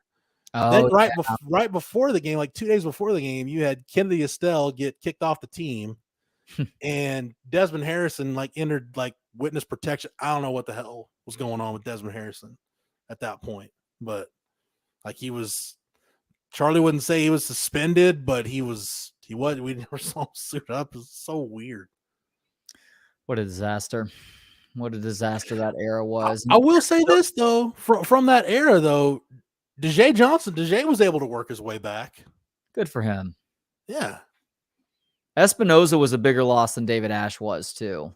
Yeah. Because you ended up, Jake Rollerson got a shot at center, and you ended up with Taylor Doyle as your starting center. Man. Oh boy, these are some names from the past. Dude, you had an Oklahoma game that year where you had Taylor Doyle and Marcus Hutchins starting on the offensive line against OU. I think Darius James got a start against OU. I have to go back and look at that, who all started that game, but that's, boy, you talk about like Twilight Zone years of Texas football. Yeah, that was the closest Charlie got to a winning season. Because like within pretty much from like late 2013 to like the second game of the 2014 season, you had Espinosa injury. He had the injury, never played again. Josh Cochran had to medically retire because of shoulder problems. That Kennedy Estelle got kicked off the team. Desmond Harrison got suspended. Rami Hamad got kicked off the team. You had Darius James, who for whatever reason, Joe Wickline just hated him. You had Cameron Hughes, who Charlie would call NCAA no contact at all during press conferences. Ooh. Like, yeah, it was a strange time for the Texas O-line, Trey. So as much as I've complained about the offensive line lately, trust me, I know it could be way worse than it is. Was the UCLA debacle at Jerry World that first year too? Yes. Oof. I've seen Desmond Jackson several times since then, and in no way, shape, or form am I interested in bringing up the coin toss with him. No, that's probably a good thing to let be. Just leave that over to the side and deal with that later. Anything else on the college football docket, Trey? It's kind of a shame that the Big 12 as a whole just sucks so bad. Yeah, that, like it's almost not even worth looking at the schedule, like to see who else is playing. Yeah, like Oklahoma, Kansas could theoretically be interesting, but Bean is starting for them, and Jalen Daniels isn't. Which is speaking of mysterious injuries and coaches being secretive. Yeah, I mean, look, I'm to the point where I can't help but to wonder about the Jalen Daniels conspiracy theory being true, that he's just choosing to sit out this season because Kansas decided not to match his offer. The holdout started just before the Texas game, and we will see him again next year playing for a different program. Ooh, you know what? Jalen Daniels, in theory, could redshirt. Yeah, he's only played in 3 games, and a postseason game would not count against his eligibility. So if Kansas makes a bowl game, which I think they will, he could, in theory, kind of play the bowl game as like a farewell. Thank you, Lance Leipold and Kansas fan base, for everything. Let's go have a great time at the Weed Eater Bowl or whatever, and we'll see you guys in the SEC next year. Bean was better throwing the football in Kansas's last game, but I don't know. I'm going to have to see it against this Oklahoma defense before I believe that he's come around as a passer. I'm just trying to think of which SEC school is going to be desperate enough to throw the kind of bag that would need to be thrown at Jalen Daniels to get him to go to Alabama. Yeah, but are they pretty content with Jalen Milroe at this point? So you're right about that. Milroe has looked better as a passer going back about a month now. Like, he is doing a better job of going through his progressions and really getting it together at points in games where if it continues to come unraveled for him, they will lose these games. Instead, you're seeing Alabama beat A&M going away and beat Tennessee going away too. So there is less of a need there right now. I'll agree with you on that one. I'm thinking about LSU. I just don't know how many years Jaden Daniels has left. Well, no, Jaden Daniels is done after this year. Yeah. This is his final year. Okay. Yeah. This is his 5th year. Florida, I know it's not SEC, but Florida State could perhaps use his services. Jordan Travis is done after this year, isn't he? Yeah, I was gonna say Oklahoma, but I'm just assuming they'll just go turn it over to Jackson Arnold next year. Yeah, I don't know if you mess around with that if you're Oklahoma. Heavy Arkansas with a question mark. Who's going to be the offensive coordinator at Arkansas? What offense are they going to run? It's a fair question. Is Sam Pittman going to be the sense? You're right about that, Heavy. Is Sam Pittman going to be the coach? At Tennessee would make sense. Graham Mertz has been pretty good for Florida. Is this his last year there, though? I don't even know. I would think so. But, man, dude, trust me, Jalen Daniels is an upgrade from Graham Mertz. Yeah, you're right about that. I agree. I concur. I think that people are a little bit too high on this Utah offense right now after what they did to USC. Oregon wants this game going away. Dude, I'm pretty sure Westlake could move the ball on USC. That's how bad that USC defense is. Did you hear the hot water Alex Grinch got himself into, Trey? Where he said Utah put a play on film that they hadn't run all year, and the people pulled multiple examples of Utah running that play. Ooh. Bro, you're not watching film? That's worse than Steve Sarkeesian saying something like that in a presser where it's like, please don't say that out loud, Steve. Like, I know Sark is watching film. Oh, I get that. I don't doubt that he is, but don't let that be an excuse. Sports is all about doing, especially if you're an underdog, doing what the opponent doesn't expect. USC is like one slip up away from being like the Dumb and Dumber, our pets' heads are falling off portion of the season that nobody wants to be in. Well, they were holding it together by duct tape for a couple weeks there, and things have finally come completely undone, starting with Caleb Williams not being all world for a couple of weeks. You've got 2 losses. Caleb, Emmanuel Acho is encouraging Caleb Williams to sit out. Alex Grinch is playing Call of Duty with Kyler Murray or whatever the hell he's doing instead of watching film. Lincoln Riley's got pneumonia. Oh, is that what it is? Pneumonia? He's got pneumonia. Our pets' heads are falling off. Look, I would normally be all for people calling Lincoln Riley out as faking an illness, but if he's actually dealing with pneumonia, I dealt with it a year ago. It was hell. Like, I thought I was dying for 2 weeks until I finally got antibiotics and steroids. Dude, I had pneumonia for it was like a 2-week period. I'm pretty sure it was pneumonia. I never went to the doctor to find out, but it was like 10 days or so. And dude, Trey, I had my throat was swollen up. I couldn't drink or eat anything.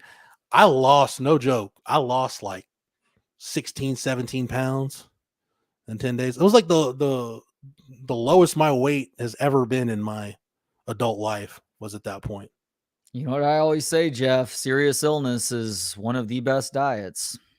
Well, it's kind of like when my dad had cancer and he started losing weight. I'm like, Dad, you look like you're losing weight. He goes, well, son, I don't recommend it as a weight loss plan.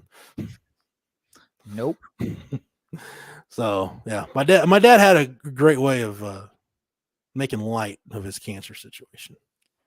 Always appreciate that. Hey, look, you've got to, if you can't laugh, you'll just cry about it. So I respect that too. I'm an inappropriate sense of humor guy when it comes to a lot of situations, especially those sorts of moments. You know what my dad did, though, that actually is a great idea. I think we should all do this if we're afforded the opportunity. He decided that because he had esophageal cancer, and we knew what the end was going to be like. His oncologist and everybody told us, look, at some point, what's going to happen. So he decided, you know what, those last couple months or weeks, he's like, I don't want people to see me like that.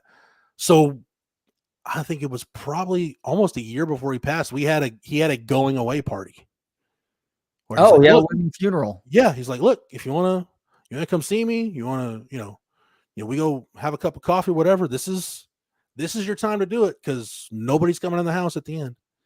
And what happened at the end? Like, what did they tell you to expect, and is that what happens? Oh, it was rough. Yeah, just the hardest part was when he started losing like cognitive functions. Just couldn't remember people and stuff like that. Yeah, that type of stuff was happening. So he didn't want that. So, and like people would ask him like, well, where are you going? He's like, well, I hope I'm going to heaven when this is all done. Like, he wanted to have a chance to say goodbye to everybody. But yeah, I would strongly, seriously, seeing like how much that improved, not just my dad's mental health, but like a lot of like, I know his brothers and people that were struggling with it. Like, it really helped people come to terms with like, well, I mean, if he's this much at peace with it, I might as well be. See, in that situation, I also don't fault somebody for turning to the proverbial Kevorkian to avoid a sort of crash landing like that. But I also respect if somebody wants to gut it out to the end too. The only time my dad and I even remotely disagreed was I told him he should get his medical marijuana card because he could have. I'm like, they're giving you a free pass to do this. It's like that episode of South Park where Randy got testicular cancer so he could get a marijuana script. But it's a gateway drug. Is it? Does that matter at this point? Bruh.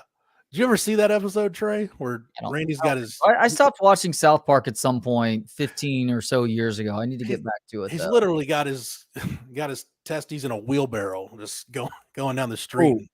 Jimbo sees him, like Randy's just smoking on the corner. He's like, Jimbo's like, Jesus, Randy, your balls. He's like, yep, smoking weed in front of a cop. It's like, no, really, your balls.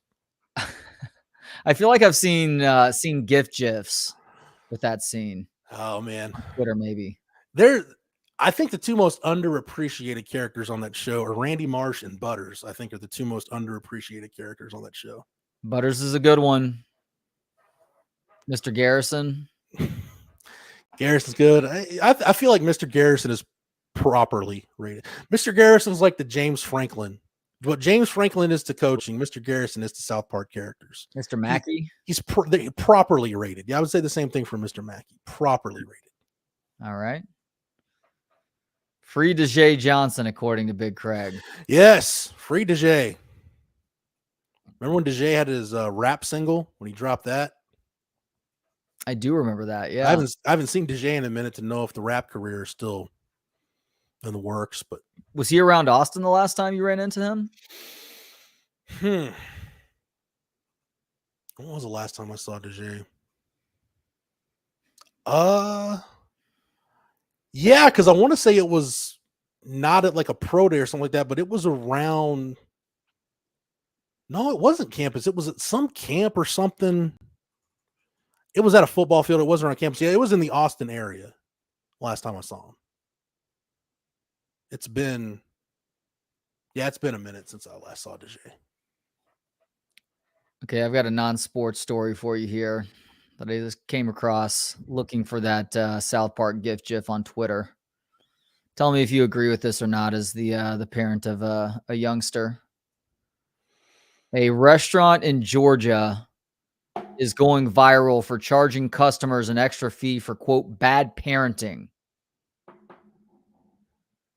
It is Toccoa Riverside Restaurant with a cuisine that features American-style food with an emphasis on fresh seafood.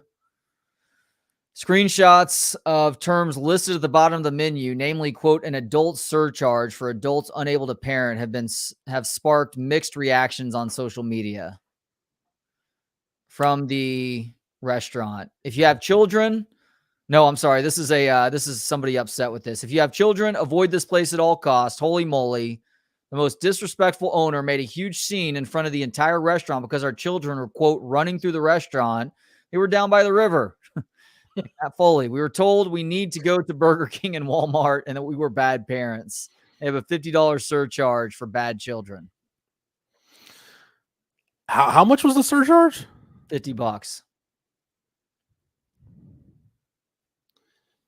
If you want to charge me $50 because you deem my kid to be unruly to where I'm out of line. I'm bad. I'm a bad parent. While I'm paying this bill, why don't you go outside and practice falling down, and I'll be out there in a minute.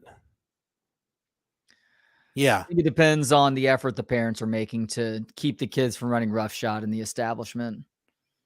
I see situations where parents just let their kids play tag around tables. Yeah. Okay. Not at all cool.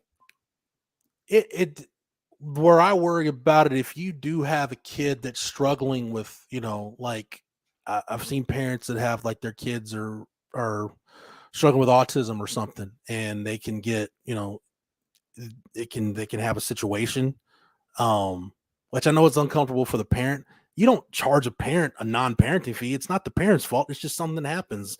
The kid doesn't want that to happen. They don't want that to happen, but it's just, it is what it is. You're going to charge, are you going to make a ruling and charge someone a $50 service fee for that?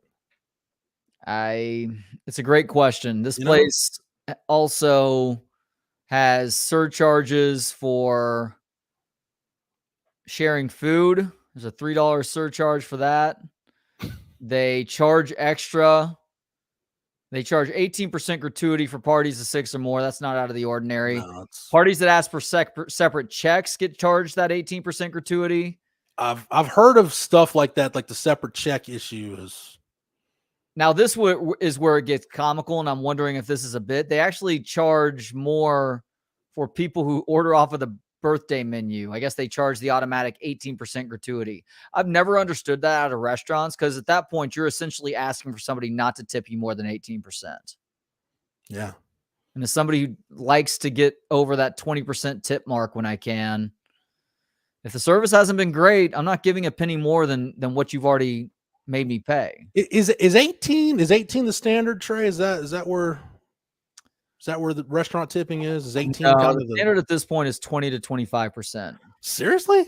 For being a decent tipper, yeah. Damn. Okay. According to people in the service industry. All right. Bad tippers tip somewhere between 10 to 15%. If I feel like it's been bad service, like just completely half-assed or something, I go 15. If I feel like it was good, I'm somewhere in that like 18 to 20 range. Very, very rarely do I go over 20%. Like it's got to be, or I will tip extra. Like if there hasn't been many times where this has happened, like if there's, if there's a problem in the kitchen, like with the food, but our server was really good, I'll tip the server a little extra because somebody at our table might not like the food situation, but I know it's not the server's fault. So I'll tip the server a little extra in that case. I'm sorry, what was that situation? I just had to answer a text message that. Oh, it's all good. Basically, like if the food is bad or whatever, or just not cooked properly, or they forgot something or left something on the plate they're supposed to take off, and the server like is genuinely, I'm so sorry, whatever. Yeah, I'll tip a little extra. Yeah, I think that's good. So when the service is good, you go 18 to 20%. Yeah, somewhere in there. Yeah. So 20% is kind of the benchmark for me, just for ease of math more than anything else. Where you take the tab, you move the decimal place over once, multiply that by 2, and then just round up to the nearest dollar amount. That's pretty much what I do. Yeah. But there's also, there's little nuances within the tipping rule too. Like if you get something for free, again, this is according to friends that I've had that either, I guess most used to serve, some still do. Yeah, I think some still do. If you get something for free, a free entree, free drinks, you're supposed to, this is where the math gets complicated, but you're essentially supposed to add that to the tip. So if you're going to tip 20%, it probably goes up to 25% because you're going to throw a couple extra. I got you. Okay. Yeah. Okay. Yeah. That makes sense. It's kind of a you scratch my back, I scratch yours sort of deal. Big Craig thinks Lincoln Riley might have gotten pneumonia from some of that brisket, that Lincoln actually ate the bad brisket. Well, there was not enough barbecue sauce in the world to make that thing look edible. Yeah, if you've got to put barbecue sauce on your brisket, then you have failed miserably. It just looked like, I don't even know. It didn't look like brisket. No. No. I don't know what it looked like. Not brisket. What is going on in the Big 12 this weekend other than Texas BYU? Let's see. You said Oklahoma, Kansas. No Jalen Daniels. U of H is at K-State. Say that again. U of H is at K-State. Yep.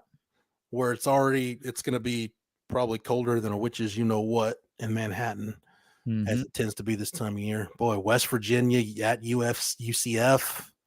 Iowa State at Baylor, Cincinnati at Oklahoma State. Ugh. Ugh.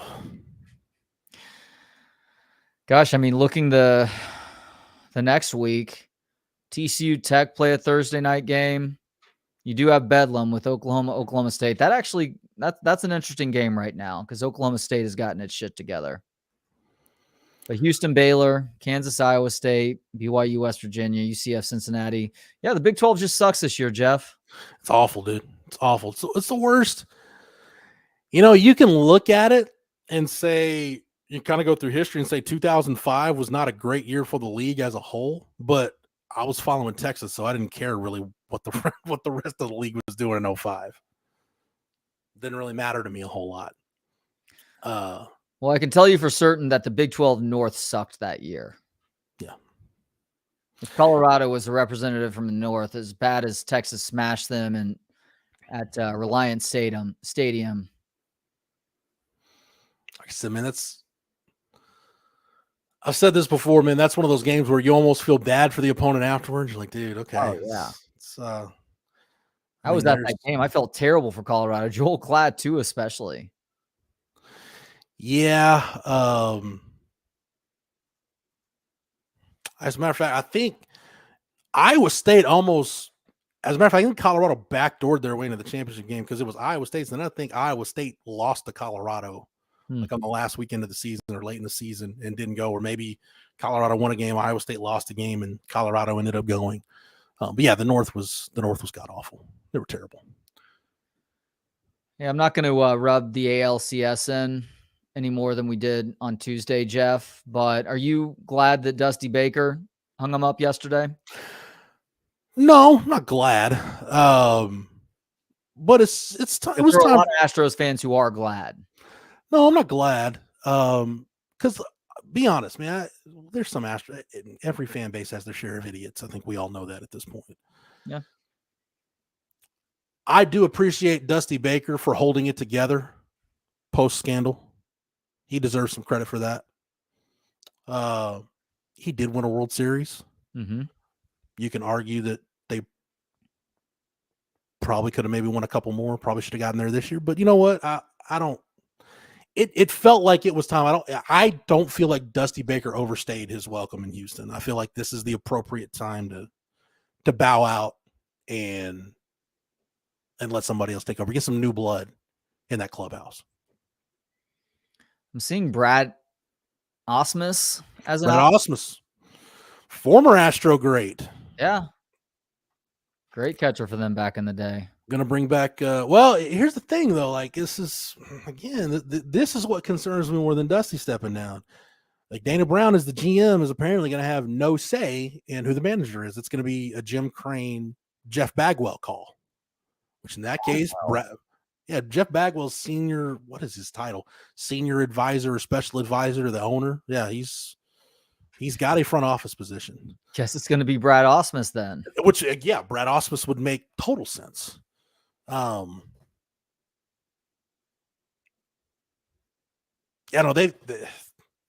got a lot to figure out in the next year with some of these contracts in terms of, what does Justin Verlander want to do? Are you willing to pay Jose Altuve for the bad years that he's got left from maybe the one or two good years that you're going to get out of him? How old is he now? 34? 34. Same thing with Alex Bregman, and Alex Bregman's 30. Your core now, your core is Yordan, Pena, and Tucker. That's your core. Michael Brantley won't be back. We know that. No, it's probably time for him to move on or hang him up. I think that you do keep Altuve. You probably keep. I mean, you are keeping Bregman. I think you keep Altuve. Yeah. You let him play until he's ready to retire. You want him to begin and end with that franchise. If you're an Astros fan, you do the. It's kind of like if Albert Pujols would have stayed in St. Louis. It's like, yeah, you're gonna pay him for 4 or 5 years where he's not going to be that player, but you're still going to get a year, 2, hopefully 3, maybe, if you're lucky, where he's still playing at an all-star level. You did it with Biggio, who obviously played that same position. You remember the Craig Biggio center field experiment? No. Holy hell. Yeah, neither do Astros fans. It's almost like you just like try to block it out like it was a nightmare. Yeah, they tried. Was that 2003 or 4? I forget. They tried. It was when, I think it was 2003. They had signed Jeff Kent in free agency. And the plan was move Craig Biggio to center field. And watching Craig Biggio try to navigate, because at that time, you very much still had Towles Hill, and you had the light pole was in fair territory at center field. Yeah, it was sad. It's like looking at my 14-year-old dog right now, Trey, how spry she used to be, and just she's still happy to see you, but it's going to take her a minute to get off the floor now. Like it was painful. Well, I guess Biggio played every position except shortstop in terms of the straight up the middle of the field. Yeah. Started as a catcher, wanted to save his knees, moved into second base, and they experimented with him in center field. He's in that catching gear, I think, on his 89 Don Russ rookie card. You see Craig Biggio in the catcher's gear. Yeah, because he was exclusively a catcher early on. Jake brings up a point in the chat. I thought Lance Berkman played center. No, they moved. They wanted to move. This was the problem with the Astros. This is why the Astros, like the American League transition, was about 10 years too late for that team. Ideally, what they would have done had they been able to, or just had the DH been universal at that point, Jeff Bagwell would have moved to permanent DH because like he literally could not throw at that point. Like he was shot putting baseballs. Oh yeah. And Lance Berkman would have gone to first base. They were trying, because I was covering Round Rock at the time. I'm like, whether it was Tim Purpura or Tal Smith, who was somebody in the organization, I was privy to a lot of Astros conversations I probably should not have been privy to at that point. But basically, they were doing everything they could to get Lance Berkman out of the outfield because they're like, he's going to, we talked earlier about sometimes you need to save guys from themselves. He plays so hard. Yeah. He's going to run into a wall or hurt himself, and we're going to miss him for half the year just because, he ran up Towles Hill and, tweaked the knee or something. He did play a little bit of center field, though, didn't he? He did, yeah. Yeah. It's just crazy to think about. I mean, he's one of those bigger guys that you would not expect to move as well as he did. But no, Lance Berkman goes, he goes in my fat guy / unathletic Hall of Fame, just for a dude that you look at Lance Berkman, he does not look like the athletic specimen of the time. Hell of a player. And honestly, of the pro athletes I've interacted with, interviewed, met, maybe the nicest guy I've ever met in the pro sports realm. Lance Berkman is. Lance Berkman, yeah. Oh, that's good to hear. Great dude. I heard Ken Caminetti was a pretty nice dude too. Wish I'd have gotten to meet Ken Caminetti. That's I'm talking about Astro stuff. Like that was my wheelhouse. That was my youth growing up as an Astros fan. Actually, weren't the core guys for those Astros teams pretty nice dudes? Like Bagwell and Biggio had good reputations too. Bagwell, not so much. Biggio, yes, absolutely, 100%. Craig Biggio. Yeah. Ken Caminetti. Derek Bell seemed like that kind of guy. I was just thinking, what was the other killer B? Derek Bell. And then it was Lance Berkman. Yeah, Jeff Bagwell didn't have the best reputation. That was an era from when I liked the Astros. I said Jeff Bagwell should have been a Hall of Famer because whatever his home run total is, just round it up to the nearest 100 because he played like the prime of his career in the freaking Astrodome. So that's gotta be, you gotta give him something for that. Ike says not Jeff Kent in terms of the nice guys. No, Jeff Kent was a bona fide asshole. It's why he and Barry Bonds are such great teammates. It's like they balanced each each other out. Now, Jeff Bagwell, my favorite thing about Jeff Bagwell, I love the batting stance. My favorite thing about Jeff Bagwell is just how smart of a base runner he was. Never the fleetest of foot, but he was such a high IQ base runner. Yeah, man, you forget Jeff Bagwell, early career Jeff Bagwell was like an athletic dude that could run the bases. He was lean and then became, thicker, stockier, power hitting Jeff Bagwell. Even when he was that, he always understood when to take the extra bag and when not to. Yeah. CB says the 98 Astros are still one of his favorite all-time teams. There'd be the whole 2 months they had Randy Johnson. Forgotten about that. Yeah. I remember exactly where I was, Trey, when the Randy Johnson trade went down, when it was in the process of getting done. I was on my way, because I guess this was the thing. I was going into my freshman year of high school. So everybody was going to Scott and White and Temple to get physicals because they had a certain day that you could go get physicals. We all stopped at the McDonald's in Belton. It was like me and probably 7 of my friends. And that's all the dads were talking about. Hey, did you hear this Randy Johnson thing might actually happen? They got the minor leaguers worked out. Like this Randy Johnson to Houston thing might happen. And by that night, it was a done deal. Who did the Astros trade for Randy Johnson? Okay. Can you Google that and I'll see if I can remember all the pieces that went to Seattle. It was trade. John Halama, Freddie Garcia, Carlos Guillen. There's somebody else I'm missing, but I know Freddie Garcia, John Halama, Carlos Guillen, I know were 3. Those were the 3. That was it? Randy Johnson to Houston for 3 minor leaguers. Okay. I thought there was somebody else, but I knew it was those 3. Astros got 2 months of the big unit. What a nickname. Before being bounced in the first round of the playoffs and losing him in free agency that offseason to the Arizona D-Bags. Which brings us, not really full circle, but brings us to this year's World Series. Rangers, D-backs, do you have strong feelings one way or the other about this matchup? Honestly, Trey, I probably won't watch any of it. I don't blame you. Until it gets, you know what? I will say this. I'll say this. As an Astros fan who suffered through, the Tim Purpura years and then the 100-loss seasons, whatever you want to say about 2017, that's one as a cynical adult sports fan where a lot of the joy of it kind of gets pulled out of you at times. You can almost become desensitized to it. That was one of those moments where I was legitimately happy. Like I never thought I would see the day when my team, the Houston Astros, won a World Series. I've got a lot of friends who are hardcore Rangers fans. I want that for them. Trey, somebody like you that grew up a Rangers fan. Like I want somebody like BK that grew up a Rangers fan. Everybody that grew up Rangers fans. I want you to know what that feels like to watch your team finally do it. Yeah. I may have eclipsed this with Longhorn football games, but there was a point where I had been to way more Rangers games than any other live sporting event, most of which were at Old Arlington Stadium, but there was a fair number at the ballpark. And I haven't been to the Gilf yet.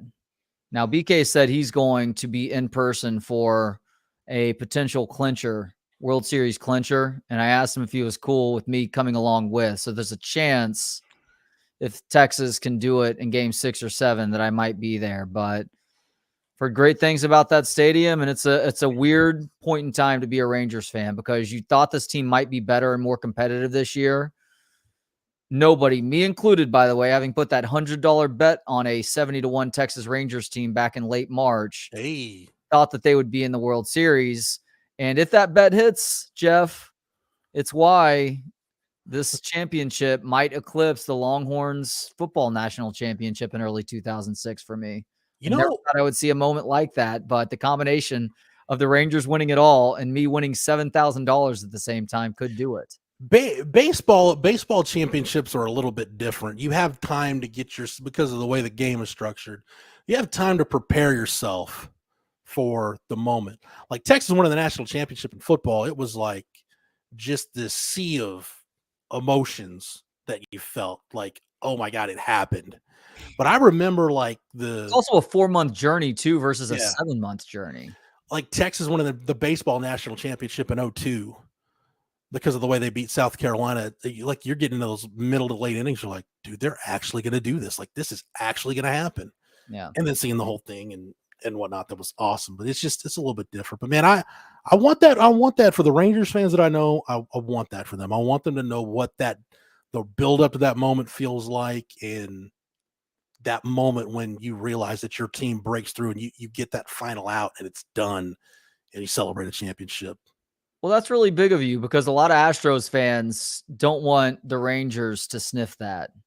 Even if they do have friends or family members who are Rangers fans, that's just how deeply the rivalry runs for some. Yeah, but it's to me, I don't take the baseball rivalry all that serious. Trust me, did the ALCS piss me off? Yes, 100%, without question. But part of that was, I'm like, dude, the better team won, and if you get 4 cracks to win, all you got to do is win. It's kind of like Texas it's why the Oklahoma game wasn't like as crushing as it otherwise could have been. Man, you get 4 cracks, and all you got to do is break through once at home, and you can't. You don't deserve to win the series at that point. Just like you get 4 shots at point blank range from a yard out to score, you don't. Well, that's on you. Yeah, that's a very adult perspective on things. Very level-headed, which I expect out of you with your sports takes. Yes, evil kill switch. You will be waiting forever for the Mariners. I lose forever. You have little faith in Julio Rodriguez, Trey? He's a fun player. J-Rod's awesome. But Mike Trout has been one of the best players in baseball for a long time now, and the Angels haven't won one with him, have they? No, and I don't think they're going to win one anytime soon. The Mariners, though, that AL West ended up being tough this year because I don't think I didn't expect the Rangers to be as good as they turned out to be. The Astros weren't going anywhere this year. And just in terms of the drop-off wasn't going to be that significant. But the Mariners, the Mariners had a great year last year. Had a really competitive playoff series, division series with the Astros. The Mariners, you said? Yeah. The AL West is tough, man. Except for the A's. Well, but that's the thing with the swinging A's, Trey. Like some years, they're going to suck, and they really suck. Some years you think they're going to suck, and you're like a month out, and you're like, dude, they're right in the thick of this. Like how? I don't know. Is that still the case, or now that everybody else is playing the Moneyball game, it's not as likely that we see them do that? It's not so much the Moneyball thing. I think it's just trying to stay ahead of the curve with how you identify talent and prop up your farm system. Because the farm system in pro baseball, it's a lot like college football recruiting. Like all it takes is a couple gaps in the pipeline to where a guy doesn't develop, or in the case of baseball, like you trade a couple of guys that creates gaps or whatever the case is, which you would compare that to attrition.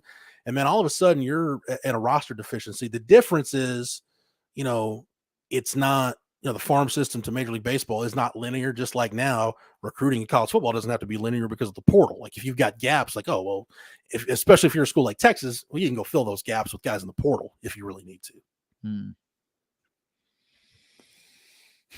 That's what's been remarkable about what the Astros have done is they've managed to replenish the farm system time and again. And yeah, they got lucky, like with the Brady Aiken draft and getting a pick back and being able to get Alex Bregman. Like there's some stuff that's broke that they've got some breaks along the way. Well, they've just been really good at identifying, isn't it? What's that? It's starting to run dry too, though, isn't it? A little bit now. Yeah, it's at some point it does for everybody.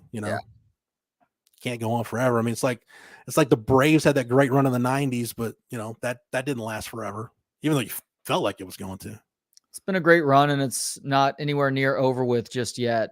In my opinion, I know everybody is saying that this is the beginning of the end for the Astros, but they've still got at least a couple more years. Yeah. Whatever, you were muted just now, Trey, whatever you tried to say. I had to tell my daughter to put the iPad away. She is dealing with the consequences of some bad decisions, and she's sitting here making more bad decisions in front of my face, but I'm on YouTube right now, so Can't chastise her as much as I need to. We're going to go ahead and call it here. I appreciate you doing the heavy lifting today. I cried at a movie this morning, and so I'm just wiped out right now. Volleyball practice tonight, games all weekend, World Series tonight. Always appreciate the conversation, though, man. I got to figure out what I'm doing for dinner, and I got to figure out how to make my right hip pop. Man, this thing is killing me right now. It needs to pop, and I just can't make it pop. Get those hip flexors warm. That might help. I'll start doing some squats. How about that? Squats could help. Do a couch stretch or two. Couch stretch on each leg. That might help you out. Y'all want to do squats on the air, like get a little workout going on the air or something? It just depends on how tight your shorts are. Actually, Trey, I'm going to go get a Macintosh Apple and then figure out what the rest of the night holds. The night is young. 8 Fujis today, so you're only 7 behind me after that. 8? How do you not have a trash can strapped to your waist? Don't they say, what's the popular saying? 8 apples a day keeps the doctor away? 8 apples a day keeps the diarrhea flowing, apparently. One of the two. All right. Thanks, man. Trey, everybody have a good weekend, man. Thanks as always, Trey. Yep. As he just said, everybody have a great weekend. If you enjoyed the shows today, do click that thumbs up button. Subscribe to Texas Sports Unfiltered on YouTube. Download the free app if you have not already. Just search Texas Sports Unfiltered in your app store. For Jeff Howe and everybody else here at Texas Sports Unfiltered, I am Trey Elling. Thank you for watching and listening. We will talk to you pregame before Texas BYU tomorrow. That will be Bucky and BK, and then Kevin and me on postgame. Until then, have a great start to the weekend and hook 'em.